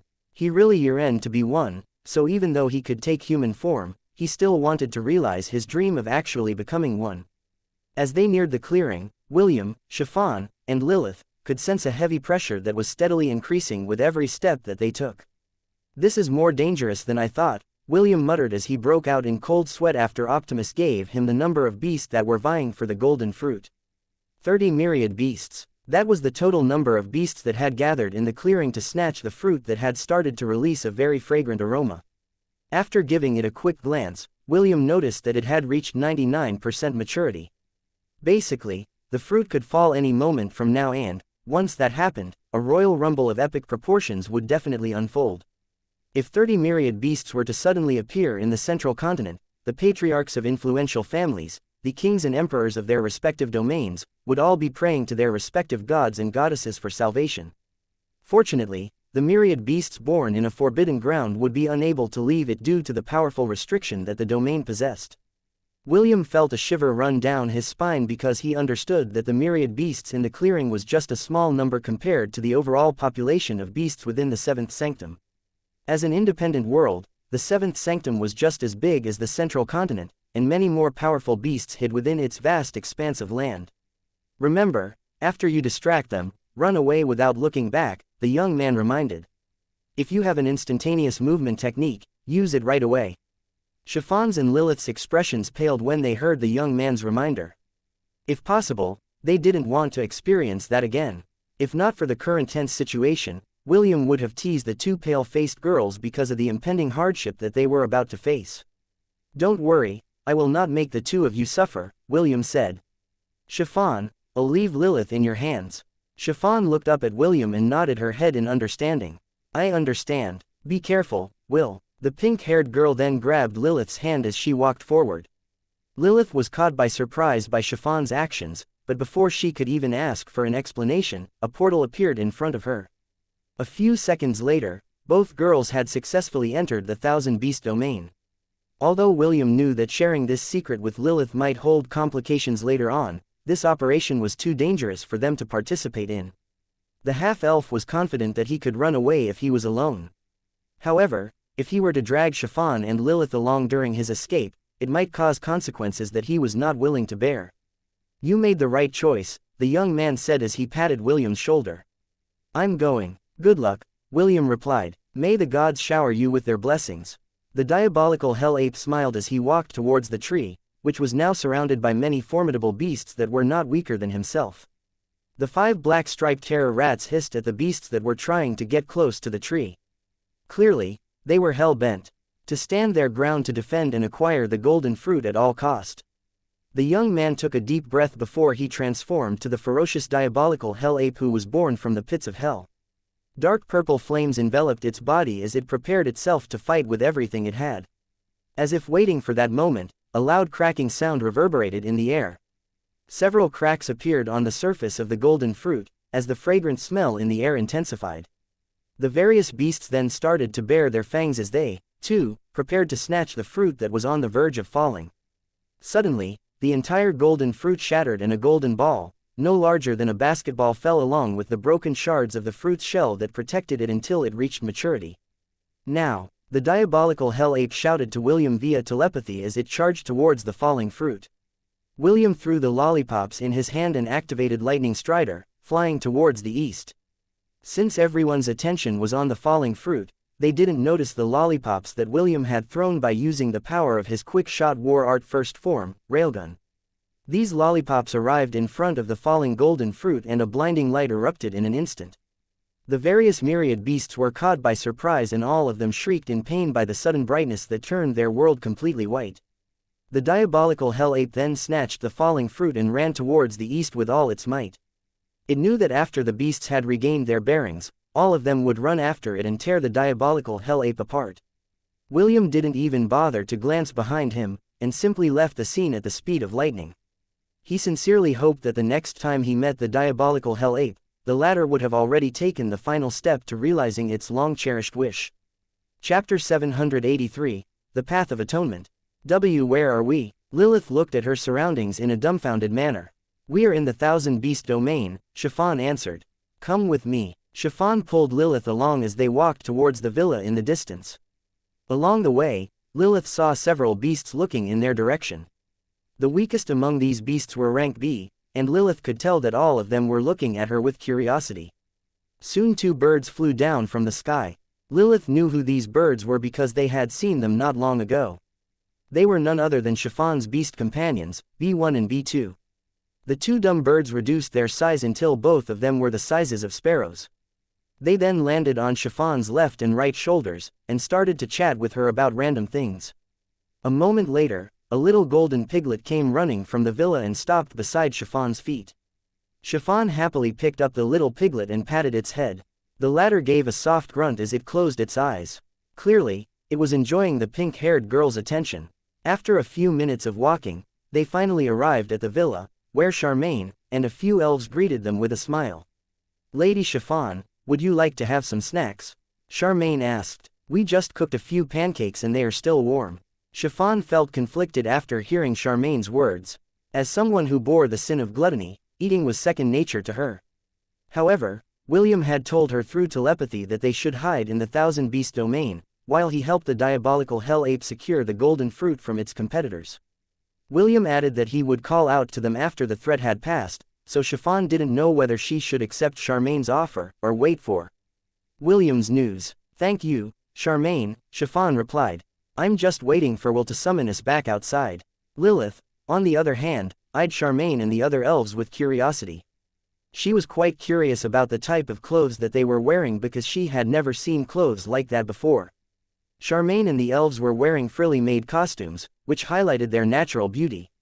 Although she didn't understand the current situation, the elves' servile attitude made her feel that they were working under William. Are they perhaps the elves he captured during the war in the central continent? Lilith thought. This was the only explanation that she could think of. She was also surprised that William had this many ladies serving under him. Suddenly, a question popped up inside Lilith's head. She then approached Charmaine and decided to ask her a question, in order to confirm her guess. "Are all of you William's concubines?" Lilith asked. "Is this the reason why he's not interested in visiting our empire?" When the elves heard Lilith's question, all of them blushed and looked at the Amazon with, "I wish that were true," expressions on their faces. Charmaine gave Lilith a bitter smile as she shook her head. "We're not Sir William's concubines.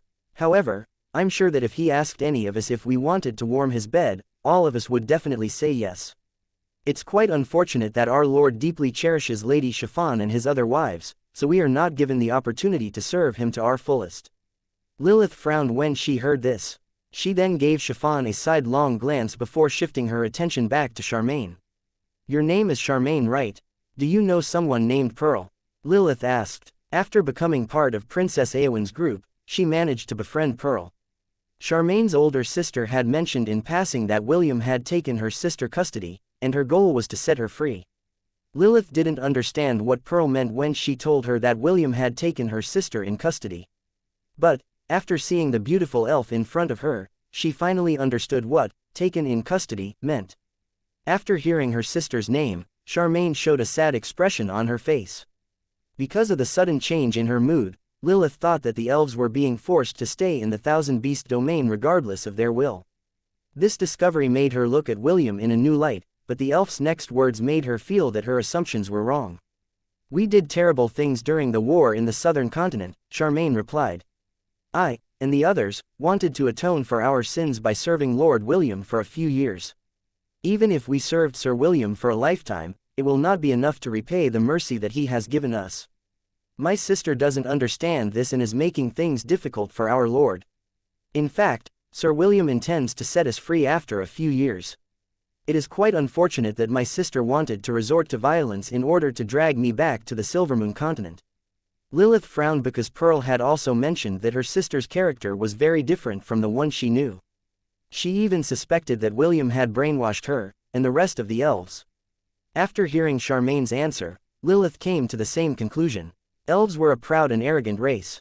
They would not act servile to someone, especially if that person was a half-elf. For them, half-elves were a disgrace. Whenever they saw one, most elves would ridicule them for tainting their pure bloodline. This was why most half-elves don't mingle themselves with elves, because the latter would do their best to make the half-elves feel inferior. Lilith knew that it was not her place to say who was right or wrong. She didn't have a friendly relationship with the elves, so she didn't really care about their circumstances. However, since she was able to meet Charmaine, she thought that Pearl would owe her a favor if she played her cards right. "Do you want me to pass a message to your sister?" Lilith inquired. "Of course, that will have to wait until we arrive at the academy.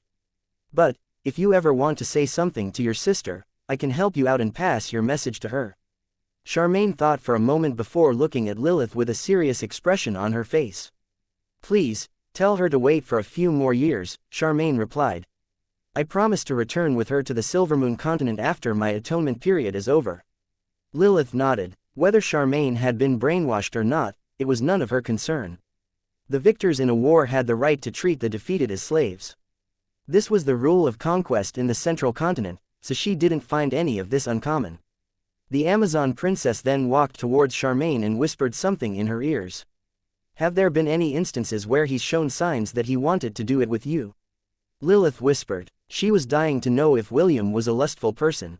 If the answer was yes, this would allow her to formulate a plan on how to entice the half-elf into bedding her sisters. Lilith's whisper made Charmaine's face turn beet red. "No," Charmaine answered. There was even a trace of disappointment in her voice, which made Lilith widen her eyes in shock. "So, he's not a lustful person," Lilith mused. "At least he's not like those men who only think with their lower half." For some reason, Lilith felt both sad and relieved at the same time after hearing Charmaine's answer. A part of her wanted William to be the man she hoped him to be. The other half wanted the half-elf to be different from the rest. A man who had principles and would not treat women as a tool to sat his lust. Now she finally understood why William would politely reject the subtle advances that the girls in their class would give him from time to time. This also explained why the half-elf wasn't interested in her offer to give birth to his babies. Of course, Lilith wasn't aware that Princess Sidonie had already done this in the past. If the Amazon princess only knew that the lustful beauty had already taken the initiative to ask for William's babies, Lilith would definitely have asked the beautiful princess for advice on how to secure the half-elf's seed for the betterment of the Amazon Empire. Chapter 784. as long as I am alive, there will come another opportunity. William was not aware that Lilith had already started to get a better picture about his character from the beautiful elves that served under him. He was busy in finding a safe place to land, after parting ways with the diabolical Hell Ape. The half-elf had ordered Optimus to place a tracker on his acquaintance, and based on the system's monitoring, the diabolical Hell Ape had secured the golden fruit, and was now being pursued by the beasts that wanted nothing more than to tear him apart. True to his word, the diabolical Hell Ape traveled westwards, pulling the beasts away from William. After half an hour of looking for a safe place to hide, William broke out of the forest, and found himself in a valley, surrounded by mountains. The half-elf then landed on an inconspicuous area, and scanned his surroundings. Until he had determined that the place was indeed safe, he wouldn't allow Chiffon and Lilith to come out from the thousand-beast domain. After observing his surroundings for a few minutes, he summoned the rainbow birds and had them explore the valley. Fly in different directions, and prioritize your safety, William ordered. Never engage with any monster you may encounter along the way. Our goal is to explore this part of the forbidden ground. The rainbow birds all voiced out their agreement and scattered in different directions. Even B1 and B2 had once again been mobilized to explore the surrounding area. Optimus would monitor the rainbow birds and map the areas that they had traveled through. The system would then check for any potential threats that might endanger William and his companions. Aside from that, Optimus could also use this opportunity to scan the land for treasures. Although there was a powerful law that prevented it from scanning treasures buried underground, scanning for precious resources that could be found above ground was still something within its capabilities. While this was happening, the diabolical Hell Ape was having a difficult time escaping his pursuers. Among those that were aiming for the golden fruit were two flying beasts. One of them was an owl-like creature, the other a wyvern. These two beasts locked onto him from the sky, while the rats, and other beasts, chased him on the ground. The diabolical Hell Ape couldn't consume the fruit at the moment because it would render him immobile. If that happened, the creatures would definitely catch up to him and take the golden fruit from his corpse. He had also suffered several injuries because some of the beasts had long-range attacks that grazed his body. Although he tried to fight back by shooting fireballs, and spraying a cloud of acid behind him, the myriad beasts that were chasing him were not pushovers. What made it worse was that the beasts that were along his path also sensed the treasure he was carrying. This rapidly increased the number of pursuers, which made the diabolical Hell Ape helpless.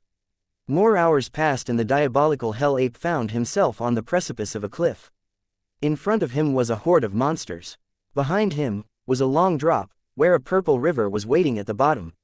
The diabolical Hell Ape would rather face the horde of monsters in front of him than jump into the river. He might have only been inside the seventh sanctum for a little more than 2 months, but he understood that there were some things that he should avoid at all cost. The purple river that flows all over the seventh sanctum was the river of samsara.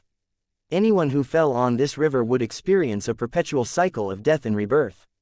Of course, that didn't mean that all hope was lost. According to the information from the handful of survivors who had escaped the seventh sanctum, those who fell on the river had a chance of salvation. However, the chances of breaking free from the hold of samsara was very slim. Even the diabolical Hell Ape who was at the end of his rope didn't think of jumping in the river to save his life. I guess I can only use this method, the diabolical Hell Ape thought, while gritting its teeth. If possible, he didn't want to do this, but he had no other choice but to do so. The diabolical Hell Ape undid his transformation and turned into a young man. He held the golden fruit in his hand and raised it high in the air. "You want this? Then come and get it," the young man roared as he threw the golden fruit towards the horde of monsters. A blazed-wing wyvern dove down from the sky and stretched out its claw to grab the golden fruit that was thrown at the center of the densely packed group of monsters. Before the wyvern could even grab the golden fruit with its claws, several attacks flew in its direction, which instantly gave it grievous injuries. With an unwilling shriek of pain, it fell down on the ground and was smashed to bits by the monsters who saw it as an eyesore. After ending the wyvern's life, all of them stared at the golden fruit that glowed on the ground. None dared to approach it casually because the number of monsters aiming for it had exceeded 500. The blazed-wing wyvern was the perfect example of what would happen to anyone who recklessly tried to grab it. Because of this, a 10-meter-wide clearing with the golden fruit at its heart appeared in the center of the group of monsters. None dared to make the first move, as they eyed the golden fruit with greed. The diabolical hell ape sighed as he glanced at the fruit one last time before leaving the area. Although he was unwilling to part with it, his life was more important. As long as I am alive, there will come another opportunity. The young man consoled himself as he ran towards the east, leaving the precious golden fruit and the horde of monsters behind him. Chapter 785, I decided to trust you once. Several of the rainbow birds died a minute after they started to explore the valley. Millennial beasts at their peak stages, pseudo-myriad beasts, and myriad beasts could be found all over the valley. Beads of sweat formed on William's forehead as he checked the map on his status page. Orange, red, and purple blinking dots littered the entirety of the map. A single glance was more than enough to tell William that he was surrounded by monsters in every direction. The orange dots represented the monster at the peak of the millennial rank. The red dots represented monsters that were only half a step away from becoming myriad beasts. The purple dots, on the other hand, were bona fide myriad beasts, and William would be stupid if he were to carelessly traverse their territories. According to Optimus Scan, most of the myriad beasts were located in places that held resources, similar to the golden fruit that the diabolical hell ape sought out. Even now, William couldn't believe that so many myriad beasts could be found inside the forbidden ground, and it filled him with dread. The reason for William's anxiousness was very simple. If so many myriad beasts could be found inside the seventh sanctum, it could only mean one thing. There should be a demigod, or demigods, who stood at the top of the food chain. With such a high concentration of powerful beasts, it would be next to impossible if there weren't any demigods that stood at the apex of this domain. Vlad is the demigod who ruled over the Strathmore forest, William thought. Since that is the case, I should prepare myself for the worst-case scenario. After getting a general understanding of his surroundings, William began to make his move. He treaded lightly through the territories of the powerful beasts in the valley, and stayed clear from the myriad beasts' domains. He made his way northwards, because one of the angry birds noticed lightning strikes in that direction.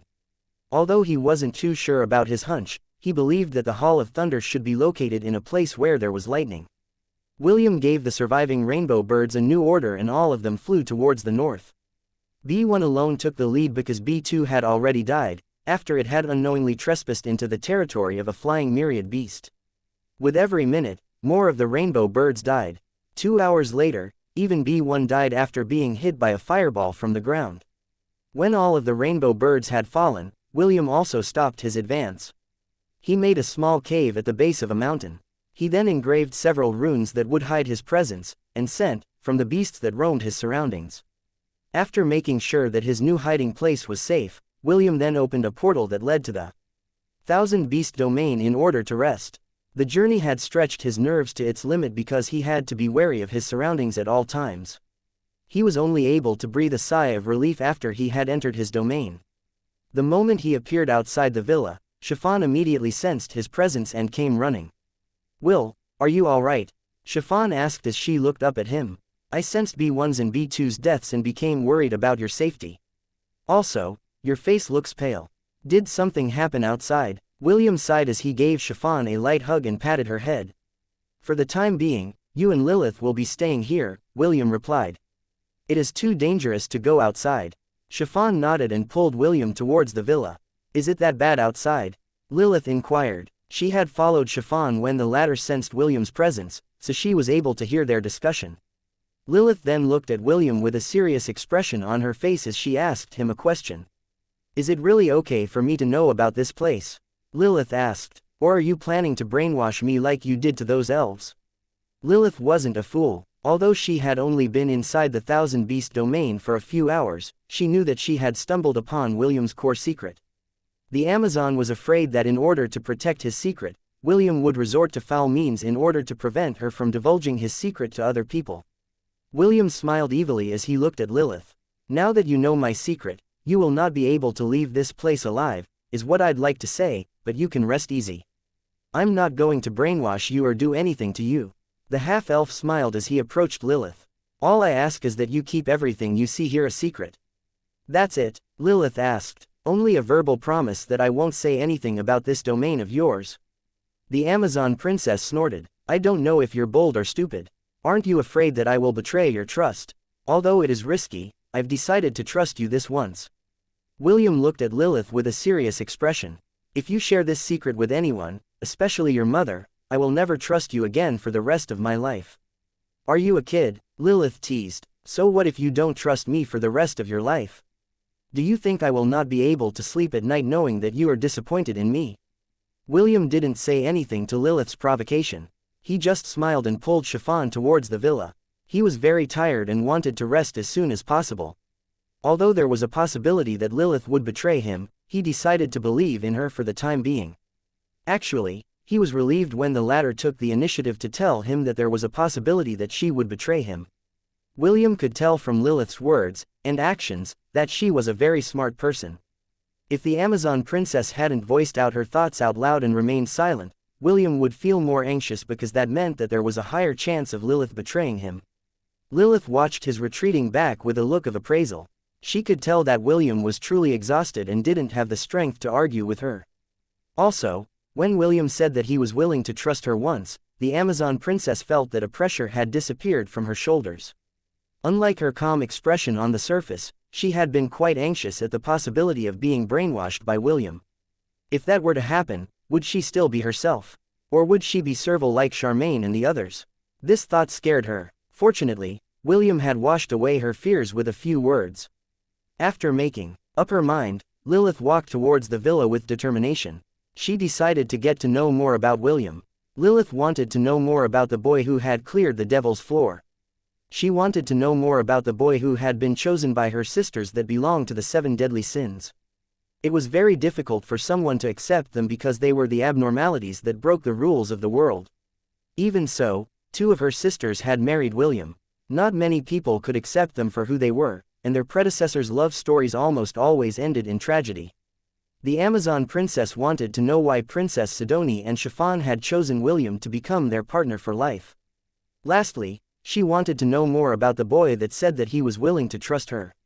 Lilith never trusted anyone aside from her mother and the goddess Mammon. For her, the word trust had a symbolic meaning, and shouldn't be used casually. Fine, Lilith muttered as she walked with steady steps towards the villa. I will also trust you once. If you break your promise, I swear that I will make you regret it for the rest of your life.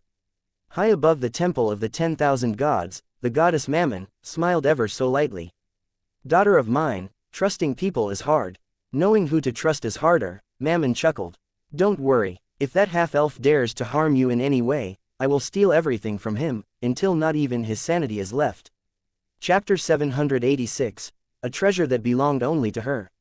What are the 2 of you doing here? Lilith asked. I should be the one asking you that question. What are you doing here? Princess Sidonie asked back. Ian, who stood beside the beautiful princess, looked at Lilith in surprise because she didn't expect to see the Amazon inside the 1000-beast domain. Princess Sidonie and Ian knew how important this secret was to William. If the half-elf was forced to bring Lilith here, it meant only one thing, and that was that the Forbidden Ground was a truly dangerous place to be. Lilith ignored Princess Sidonie's question and asked another question in return. Aren't both of you supposed to be in the academy? How did the 2 of you end up here? Princess Sidonie ignored Lilith's question and walked towards Charmaine, who had just finished preparing dinner. She then dragged the elf to the corner of the room, and asked her questions in hushed whispers. Ian, on the other hand, asked Lilith what the Forbidden Ground was like. Lilith wasn't in the mood to answer any questions, because none of her questions were being answered. In the end, she, too, ignored Ian and went to the dinner table to eat. It was at that moment when Chiffon appeared in the living area. Ian took that opportunity to ask the pink-haired girl how they were faring inside the Forbidden Ground. Lilith paid close attention to Ian and Chiffon's discussion. From what she observed, Chiffon and Charmaine didn't have surprised expressions when Princess Sidonie and Ian appeared. That just proved that this was not the first time that this had happened, and Chiffon and Charmaine were already used to seeing Princess Sidonie and Ian suddenly appear inside the 1000-beast domain. If you think about it, this is nothing unusual, Lilith thought. Since William was capable of bringing her to his personal domain, it would just be as easy to bring anyone else inside it as well. After Princess Sidonie and Ian got the general gist of things, they no longer asked Lilith anything and simply waited for William to arrive at the dining table. 10 minutes later, the half-elf approached the dining table while stifling a yawn. Clearly, he was still exhausted and only came to the dining table because his wives had come to visit. All of them ate in silence, and the only things that made sounds were the cutlery they used to eat. After dinner, William talked to Lilith and told her that the outside world was still dangerous, and she had to stay inside the villa for the time being. Lilith nodded her head in understanding because she had personally experienced how dangerous the Forbidden Ground was. Also, she wanted to explore and investigate the Thousand Beast domain in order to get a better understanding of it. You can go anywhere, except for the wide plains in the east, William said. There is a colony of ants there and they are still undergoing rehabilitation. If you venture into their territory, they might attack you even though I gave them explicit orders not to attack the residents of this domain. For your own safety, just don't go there. Do you understand? Okay, Lilith replied. Still, I'm surprised you're not putting me under house arrest. William smiled. I already said that I am willing to trust you. He then placed his hand on Lilith's shoulder and looked at her eyes. Am I wrong to trust you? William inquired. Lilith met William's gaze. His light green eyes, and her own amber-colored eyes stared at each other, unblinking. No, Lilith replied, I will not break your trust. At first, the Amazon wanted to tease William, but she felt that this was not the appropriate moment to do that. Since that was the case, she decided to answer with her honest feelings, and put this matter to rest. See, can I also call you, Will? The moment her words left her lips, Lilith immediately realized that she had spoken out of line. For a brief moment, she wanted to take back her words and tell William that she was just joking. The half-elf, on the other hand, blinked once then twice before giving the flustered Amazon a smile. Of course, William replied. I hope that the two of us can be good friends, Lilith. William extended his hand for a handshake. Lilith accepted the handshake and held William's hand firmly. After shaking it twice, both of them let go at the same time. Good night, William said. See you tomorrow. Lilith gave him a brief nod in return before lowering her head. Good night, Lilith replied before turning around to head back to the room that had been assigned for her use. Princess Sidonie and Ian glanced at each other with a knowing gaze. What do you think? Princess Sidonie asked. Ian only gave a shrug. She trusted William, so whatever he decided in the future, she would definitely give him her full support. Seeing her friend's attitude, Princess Sidonie rubbed her temple. Back then, she and Morgana had asked William to give them his babies. Seeing other women do the same made her realize how embarrassing it was. It's fine. You're too much of a worrywart, Sidonie. I can tell that darling doesn't hold any special feelings for Lilith. No, my worry isn't about Lilith becoming friends with William. I am just worried that her divinity will suddenly go out of control. She carries the sin of greed. What if in the future, she would want William all to herself? When that time comes, you and I better be ready to put her in her place. Don't worry. When that time comes, I'll be sure to go all out and make her understand the consequences of stealing our most important treasure. As long as you understand. Princess Sidonie also didn't want to have any conflicts with Lilith. After meeting William, she had thrown away her desire for conquest and stopped making everyone submit to her will. If she hadn't met the half-elf who had shown her what love was like, she might have ended up as the most vile creature in the world, who lorded above others through the power of her charm. After sighing in her heart, she glanced at the pink-haired girl, who was looking back at her with a smile on her face. What's wrong, Chiffon? Princess Sidonie asked. Chiffon shook her head. Nothing. I'm just glad that I met you and William. What is this all of a sudden? I just feel blessed being with everyone that I love. After saying those words, Chiffon walked towards William and held his left hand. The half-elf smiled and patted her head before looking back at Princess Sidonie and Ian. Seeing her husband's love-filled gaze, Princess Sidonie understood what Chiffon meant when she said that she felt blessed being with everyone that she loved. The beautiful princess felt something warm spread inside her chest, as she too, moved towards William to hold his right hand. I love you, Will, Princess Sidonie whispered and kissed William's cheeks. Let's go to our room. I think my divinity is getting out of hand. You're going to help me treat it, right? Of course, William replied as he gently squeezed Princess Sidonie's hand. That night, inside William's room, the half-elf showered his three wives with his love. Although he didn't know why Princess Sidonie and Ash suddenly became assertive, he was more than happy to satisfy the overflowing love that they had for him. While all this was happening, Lilith lay on her bed hugging a pillow as if her life depended on it. When she had set her sights on a treasure, an invisible mark that couldn't be detected would appear on their bodies. It didn't matter if it was an object or a living person. As long as Lilith considered them to be a treasure, she would be able to know where they were no matter what. This ability of hers also had some added bonus.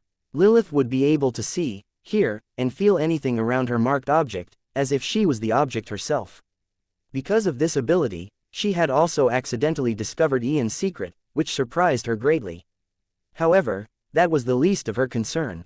Lilith didn't know that marking William would let her feel things she had never felt before. She didn't know that she would experience things she had never known before. The Amazon princess's face was already as red as a tomato, and her breathing had turned completely ragged. Although this wasn't her original intention, she was able to witness and experience how William made love to his wives. The incredible sense of pleasure was transferred to every fiber of her being. With every moan, Lilith felt her heart trembling. With every thrust, her body shuddered in ecstasy. Waves upon waves of euphoric sensations assaulted her senses, making her unable to think properly. This is bad, Lilith thought as her hands tried to quench the fire that had engulfed her entire body. I want this, I need this.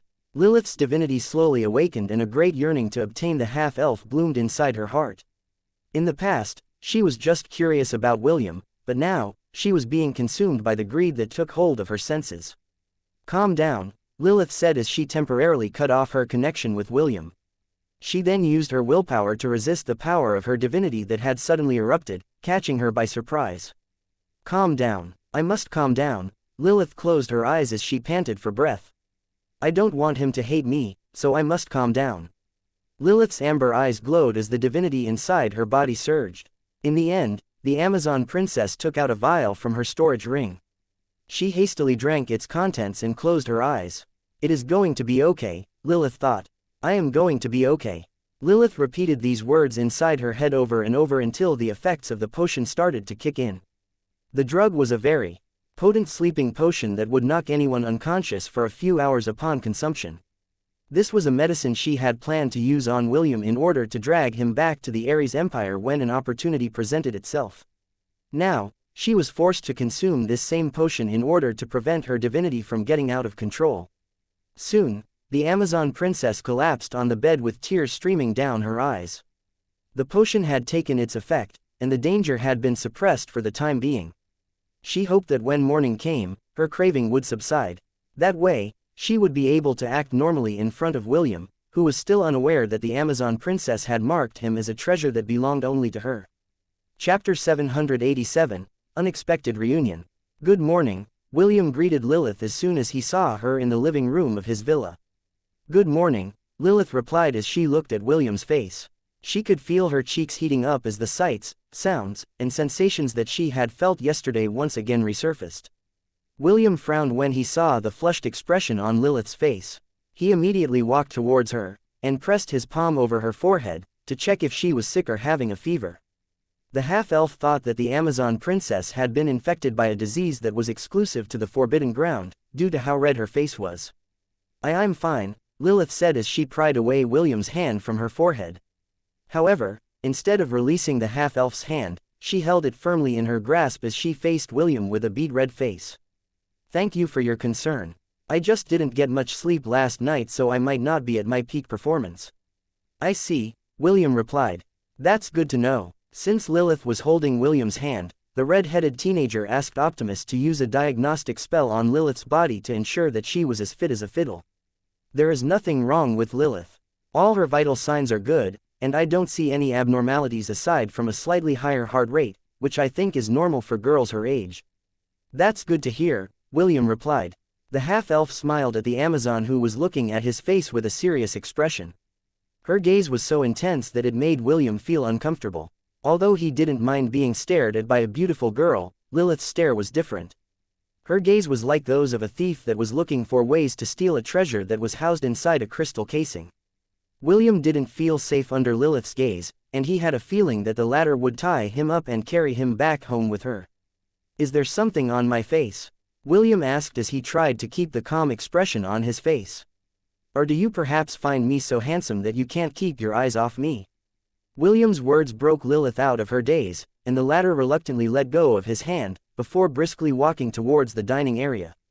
The half-elf scratched his head because he didn't understand what had just transpired between him and the Amazon princess. Princess Sidoni, Ash, and Chiffon were still sleeping inside William's room. The three had fought William until dawn, and all of them were quite exhausted. This was not the first time that this had happened, so the half-elf was confident that his three wives would be waking up around noon. For the time being, he decided to have breakfast before he continued to explore the seventh sanctum alone. His goal was to go to the place where the lightning bolts were active. Although there was no evidence, William thought that the Hall of Thunder was more likely to appear in a place where lightning storms rampaged unhindered. After eating breakfast and leaving a message with Lilith to pass to Chiffon, William left the villa and headed back to the real world. As soon as William appeared inside the makeshift cave that he had made the night before, he came face to face with a robed figure that almost made him jump up in fright. "Relax, it's just me," the person standing in front of him said, and removed the robe that was covering his body. Even though the interior of the cave was dark, William's dark vision allowed him to see the familiar face of the young man he had seen the day before. "Your Excellency, please, don't scare me like that," William said as he pressed his hand over his chest. "You almost gave me a heart attack." The young man gave William a bitter smile as he made a gesture for the half-elf to take a seat. William obeyed and observed the young man in front of him. He was quite certain that the latter had taken the golden fruit from the tree, but after a good look, he didn't see any particular changes in the diabolical hell ape's looks and aura. The young man understood William's appraising look and sighed deeply. "I was able to get the fruit thanks to your help, but I wasn't able to keep it," the young man said with a trace of sadness. "In the end, I was forced to give it up in order to survive. I greatly underestimated the golden fruit's attraction to the creatures inside the seventh sanctum." William felt sorry for the young man in front of him, but he also knew that the diabolical hell ape made the right choice in letting the golden fruit go in exchange for his life. "Do you have any future plans, Your Excellency?" William inquired. "No," the young man replied dejectedly. "Also, stop calling me, Your Excellency. From now on, you can call me Aldrich." "Understood, Lord Aldrich." William stared at the young man in front of him and answered the question that he was dying to ask. "Lord Aldrich, how did you find me?" William inquired. He was very curious on how the diabolical hell ape was able to pinpoint his location.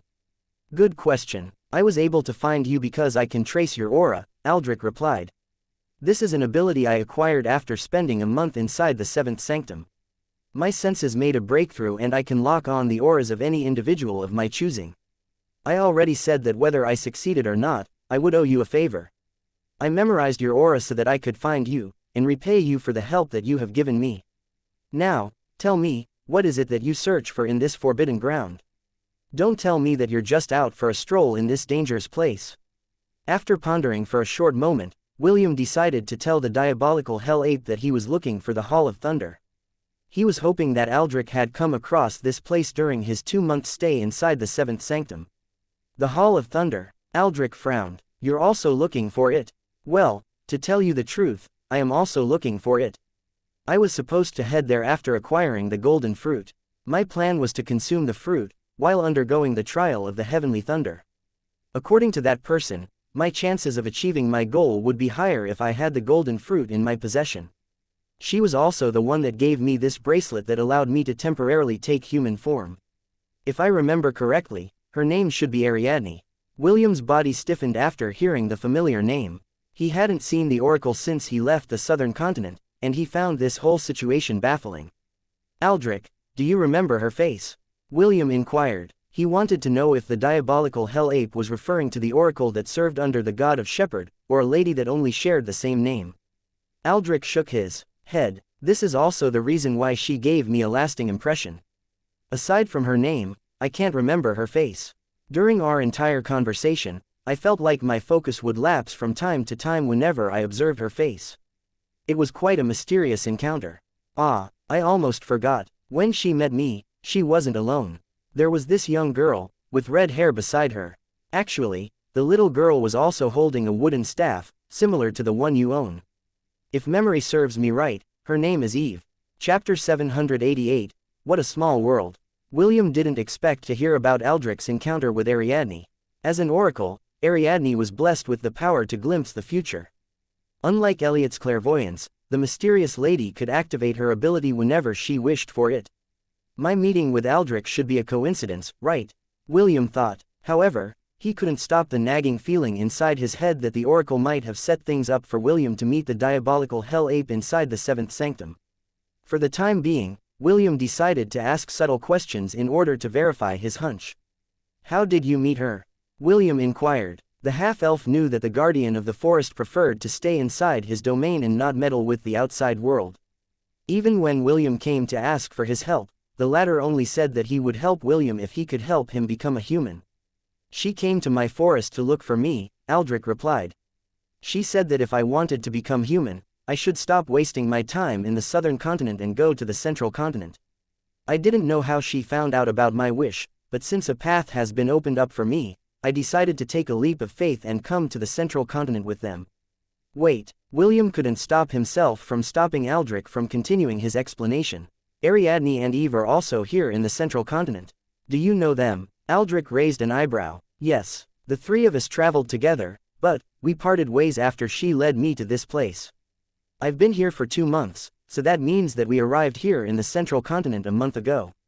William sighed because of the missed opportunity. If only he had known that his little cousin, Eve, and Ariadne had arrived in the central continent, he might have gone to look for them. After reining in his emotions, William inquired if Aldrich knew where Ariadne and Eve were headed. Unfortunately, the diabolical hell ape didn't know, so the half-elf's lead ended then and there. No matter, William thought. After I leave this place, I will inform Gramps that Eve is also in the central continent. What a small world, Aldrich said with a smile. I didn't know that Eve was your cousin. She's quite an adorable girl. That she is. I'm worried about her safety. William scratched his head. Did she bring her ducklings and that white goose with her? Yes, Aldrich replied. They are an interesting bunch. Always following her around like she was their mother or something. William only smiled at Aldrich's reply. Eve had raised the ducklings since they were chicks, so all of them treated her as their mom. As for the white goose, it was her bodyguard. Although a millennial beast was a powerful deterrent in the southern continent, the same couldn't be said in the central continent where countless myriad beasts could wander freely. The half-elf could only hope that Ariadne would be strong enough to protect her cousin from humans, as well as these dangerous vagabonds that would appear when one least expected them. Well then, I guess it's time to go. Aldrich stood up. You said that there is a chance that the Hall of Thunder is located in the north, right? Let's head there first. William nodded as he followed the diabolical hell ape outside the cave. With a powerful beast to accompany him in his journey, the half-elf would have a higher chance in reaching his destination without falling prey to the territorial myriad beasts that stood in their way. 2 days after William and Aldrich traveled to the north, a certain group of monsters were making their journey to the west. Just like Aldrich, these 3 monsters had failed in the all-out war for the golden fruit. 2 of their members had died in the free-for-all battle for supremacy. In the end, the one who managed to snatch the fruit from their grasp was the Alpha Crimson Flame Wolf, who brought its entire pack to the battlefield. The Alpha Wolf had been ruthless, not caring if the members of its pack sacrificed their lives in the process. The battle for the golden fruit lasted for an entire day, and the ground was littered with bodies of myriad beasts that died during this intense struggle. After acquiring the golden fruit, the Alpha Crimson Flame Wolf returned with its pack to their den. No monster dared to pursue them because they held the absolute advantage in numbers. All the monsters knew that after a few days, a new powerful overlord would be born inside the seventh sanctum. The terror rats knew that it would be futile to snatch the fruit back from the ruthless Alpha Wolf. Because of this, the black-striped terror rats decided to hunt down the culprit that was responsible for snatching the fruit, and attracting so many additional monsters along the way. If only the battlefield had remained in the small clearing, the terror rats were confident that they would have won the skirmish against the dozens of myriad beasts that decided to try their luck. They held a vendetta against the diabolical hell ape for foiling their plans to obtain the golden fruit, and decided to hunt him down. During the chase for the golden fruit, they had used their ability, Trace, on the diabolical hell ape, to prevent him from escaping their grasp. For an entire month, they would be able to follow Aldrich's tracks, even if the latter were to fly in the sky. Several squeaks reverberated in the air as the 3 monsters communicated with the other terror rats in the vicinity. Soon, dozens of giant rats ran across the forest, forming an unstoppable force. Because of this, no myriad beasts dared to block their path as they made their way towards the west. Squeak. The leader of the black-striped terror rats raised its head as it continued to run to the west. Squeak. The other terror rats voiced out their support as they ran behind their leader.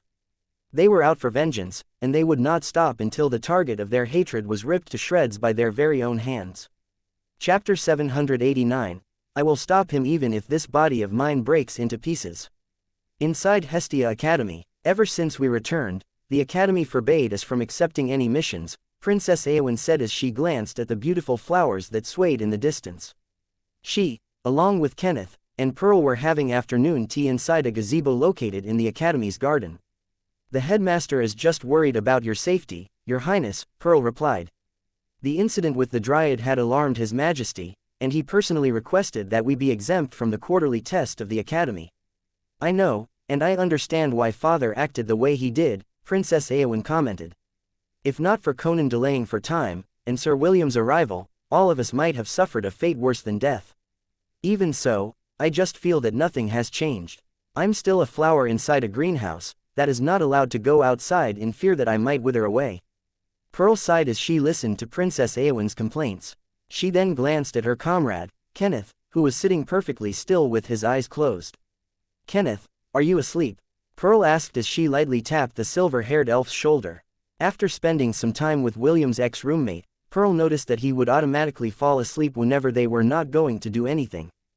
This person sure likes to sleep, Pearl mused as she eyed the silver-haired elf who was not giving any kind of reaction to her slight nudging. Princess Aowen also shifted her attention to the elf who was sleeping peacefully while sitting on a chair. She didn't know much about Kenneth. The only thing she knew about him was that he came from the Rayleigh family, who were well known for their accurate prophecies. Right now, the elders of the Elven Council, as well as the Elf King, were starting to feel anxious. According to the patriarch of the Rayleigh family, the time of the prophecy was near. Although he couldn't give an accurate time when it would happen, he affirmed that the prince would be born in less than 2 years. This had sent the Silvermoon continent into a frenzy, and various defenses were being set up around the Elven Kingdom in preparation for the prince's arrival. Princess Aowen had also been given a special task by the Elven King, and that was to pay close attention to William. As someone who had met the Twins of Destiny, and learned dark magic, he was the prime candidate for becoming the Dark Prince. It was not only her who had been keeping an eye on William. The headmaster of the Academy, in addition to the various rulers of the land, were doing the same. With William's conquest of the Devil's Floor, their conviction that the half-elf was the Dark Prince was at an all-time high. Even so, there were still people that doubted whether William was truly the prophesied prince or not. Kenneth was one of them. Sir Kenneth, do you still think that Sir William is not the prince that will cover this world in darkness? Princess Aowen asked the silver-haired elf who still had his eyes closed. Half a minute passed before Kenneth opened his eyes to look at the elven princess, who was looking at him with a serious expression on her face. I want to believe that William isn't the Prince of Darkness, Kenneth replied. I don't want him to fall into darkness. If that were to really come to pass, I would personally go and stop him. Kenneth's voice was firm, and his eyes held conviction. The princess could tell that William's ex-roommate was serious in his declaration. And if you can't stop him? Pearl asked. She had a very bad impression of William due to her sister's brainwashing. If only she was a match to the half-elf, she would have already beaten him up and demanded that her sister be returned to her former state of mind. There is no can't, Kenneth answered. He eyed Pearl as he firmly made his declaration. I will stop him, even if this body of mine breaks into pieces. You can't find him. Byron, the headmaster of Hestia Academy, asked his agent who was tasked to follow William's movements after he set out of the academy. The agent, who was in his late 30s, shook his head firmly. I was able to follow him up to the port city of Alabaster, but after that, I lost his traces, the agent replied. I made subtle inquiries to the army vice captain named Haleth, but she didn't know where William was planning to go. The half-elf only told her that he would go sightseeing with the 2 ladies that accompanied him. Byron snorted. Sightseeing my foot. Byron raised his hand and a giant scroll materialized in front of him. He then unfurled the scroll and gazed at the map of the central continent with a critical gaze. He went to the port city of Alabaster, Byron muttered. There are many places that he could go from there, so finding his trail will be hard. After eyeing the map, a hint of realization appeared on Byron's old face. Could it be? No, he's not stupid enough to go there, Byron thought as eyed a purple vortex that spun at the southwest corner of the central continent. The 7th sanctum, Byron said softly. Could he have really gone there? The face of the agent, who was listening to Byron's muttering, started to become pale after hearing the word seventh sanctum. I hope that he won't order me to go to the forbidden ground, the agent prayed inside his heart. I still haven't lived enough. I don't want to die. After a few minutes, Byron sighed and made a gesture for the agent to leave. The agent respectfully bowed his head before leaving the headmaster's office. After stepping out of the office, the agent was able to breathe a sigh of relief. Even if his commission was increased, he would not dare to enter the forbidden ground for the sake of finding a half-elf. Back inside the office, Byron tapped the map with his finger, while deep in thought. Did he really go there? Byron mused as he stared at the purple vortex on the map that was spread on his desk. That boy sure has guts. Does he not care for his life?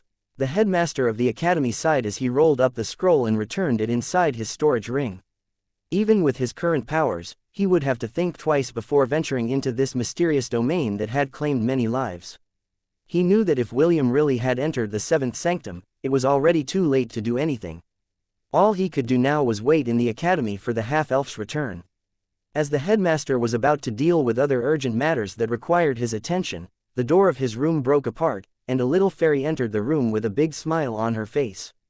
"Headmaster, I'm here," Chloe announced as she landed on the headmaster's desk. "I have already finished my mission. The item you requested has been delivered properly."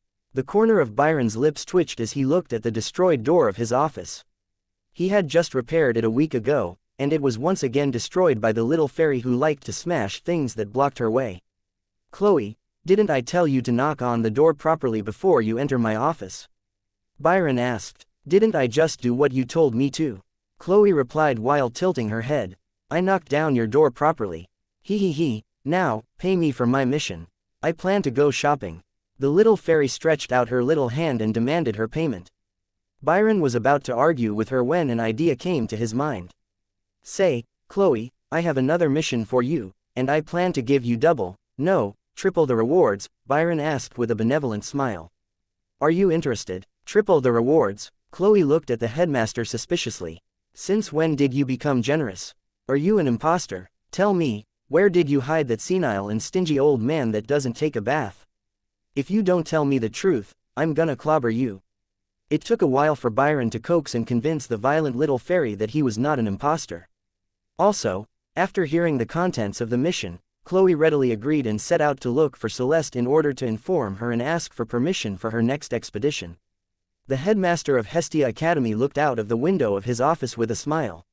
Since the forbidden ground was a dangerous place, he would send out an equally dangerous little fairy to look for the half-elf who had disappeared without a trace. Chapter 790. The Vengeful Terror Rats. "You're going to the seventh sanctum to look for William?" Celeste frowned after hearing Chloe's report. The headmaster isn't sure if Will is inside the seventh sanctum," Chloe replied. "However, he gave me an artifact that could detect if students of the academy have entered the forbidden ground. If the artifact does find traces of William's group, I am tasked to find them and bring them out safely." Celeste rubbed her temple. She didn't expect that the half-elf would do something as dangerous as enter the seventh sanctum without notifying the academy. If she knew beforehand, she would definitely send Chloe to accompany him on his journey. "Very well, you may go," Celeste stated. "If William really went inside that dangerous place, make sure to bring him back alive, no matter what. Do you understand, Chloe?" "Yes." Chloe nodded. Claire, who was listening quietly to the side, frowned, but she didn't have any opinion whatsoever about Chloe's mission. Instead, she patted her twin's shoulder and told her to be careful. "I'm off," Chloe said as she flew out through the window of Celeste's room. Celeste and Claire watched her small figure disappear from their sights with complicated emotions. As a familiar, even if Chloe died inside the forbidden ground, Celeste could summon her once again. However, that didn't mean that she didn't feel sad or hurt whenever one of her familiars died. Chloe and Claire were born from Celeste's soul. When they died, the beautiful elf would feel a stinging pain in the core of her being. William felt the same when Elliot and Conan died. Although the pain would subside given time, it was still a painful reminder to Celeste and William that a part of them had died alongside their familiars. 2 weeks had passed since William and Aldrich had started to make their way towards the northwestern regions of the Forbidden Ground. They had encountered several mishaps along the way, but with the help of the diabolical Hell Ape, they were able to arrive at their destination. William, Chiffon, Lilith, and Aldrich stared at a vast expanse of land where several purple rivers met. Lightning streaked towards the ground en masse, and thunder roared endlessly. Aldrich's expression became grim because not only were the lightning bolts truly dangerous, the rivers that surrounded the area were branches of the river of samsara. One mistake and they would find themselves in an endless cycle of birth and rebirth, that would only stop after their 13th lifetime.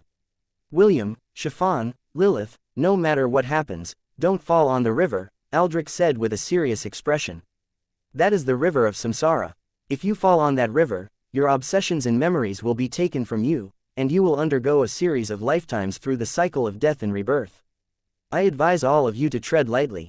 William frowned when he heard Aldrich's explanation. Looking at the raging rivers that were similar to purple snakes that covered the entirety of his vision, he wanted to curse out loud. With such difficult terrain to maneuver, and the constant bombardment of lightning from above, the half-elf felt that finding the Hall of Thunder within this hell-like place would prove to be extremely dangerous. Just as William was about to ask Optimus if it had a better idea about how to traverse through the region, a series of notifications rang inside his head. The map on his status page enlarged and hundreds of purple dots appeared and seemed to be headed in their direction. Will, according to my calculations, these black striped terror rats seemed to have locked onto our location. What? Why? William's mind raced as he thought of several possibilities as to why these rats had run all the way from their forest to look for them. I clearly escaped the moment I threw the lollipops, so they are not after me. William then gazed at the diabolical hell ape who seemed to have also sensed that something was amiss. Don't tell me, that is the only possibility. The black striped terror rats are after the diabolical hell ape.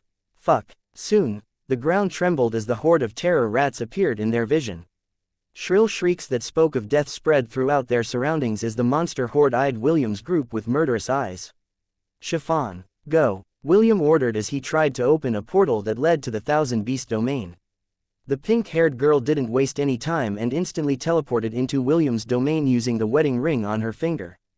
Just like Princess Sidoni's collar of wisteria, William had added a special feature on Chiffon's wedding ring, to allow her to travel to the Thousand Beast domain, anytime, anywhere.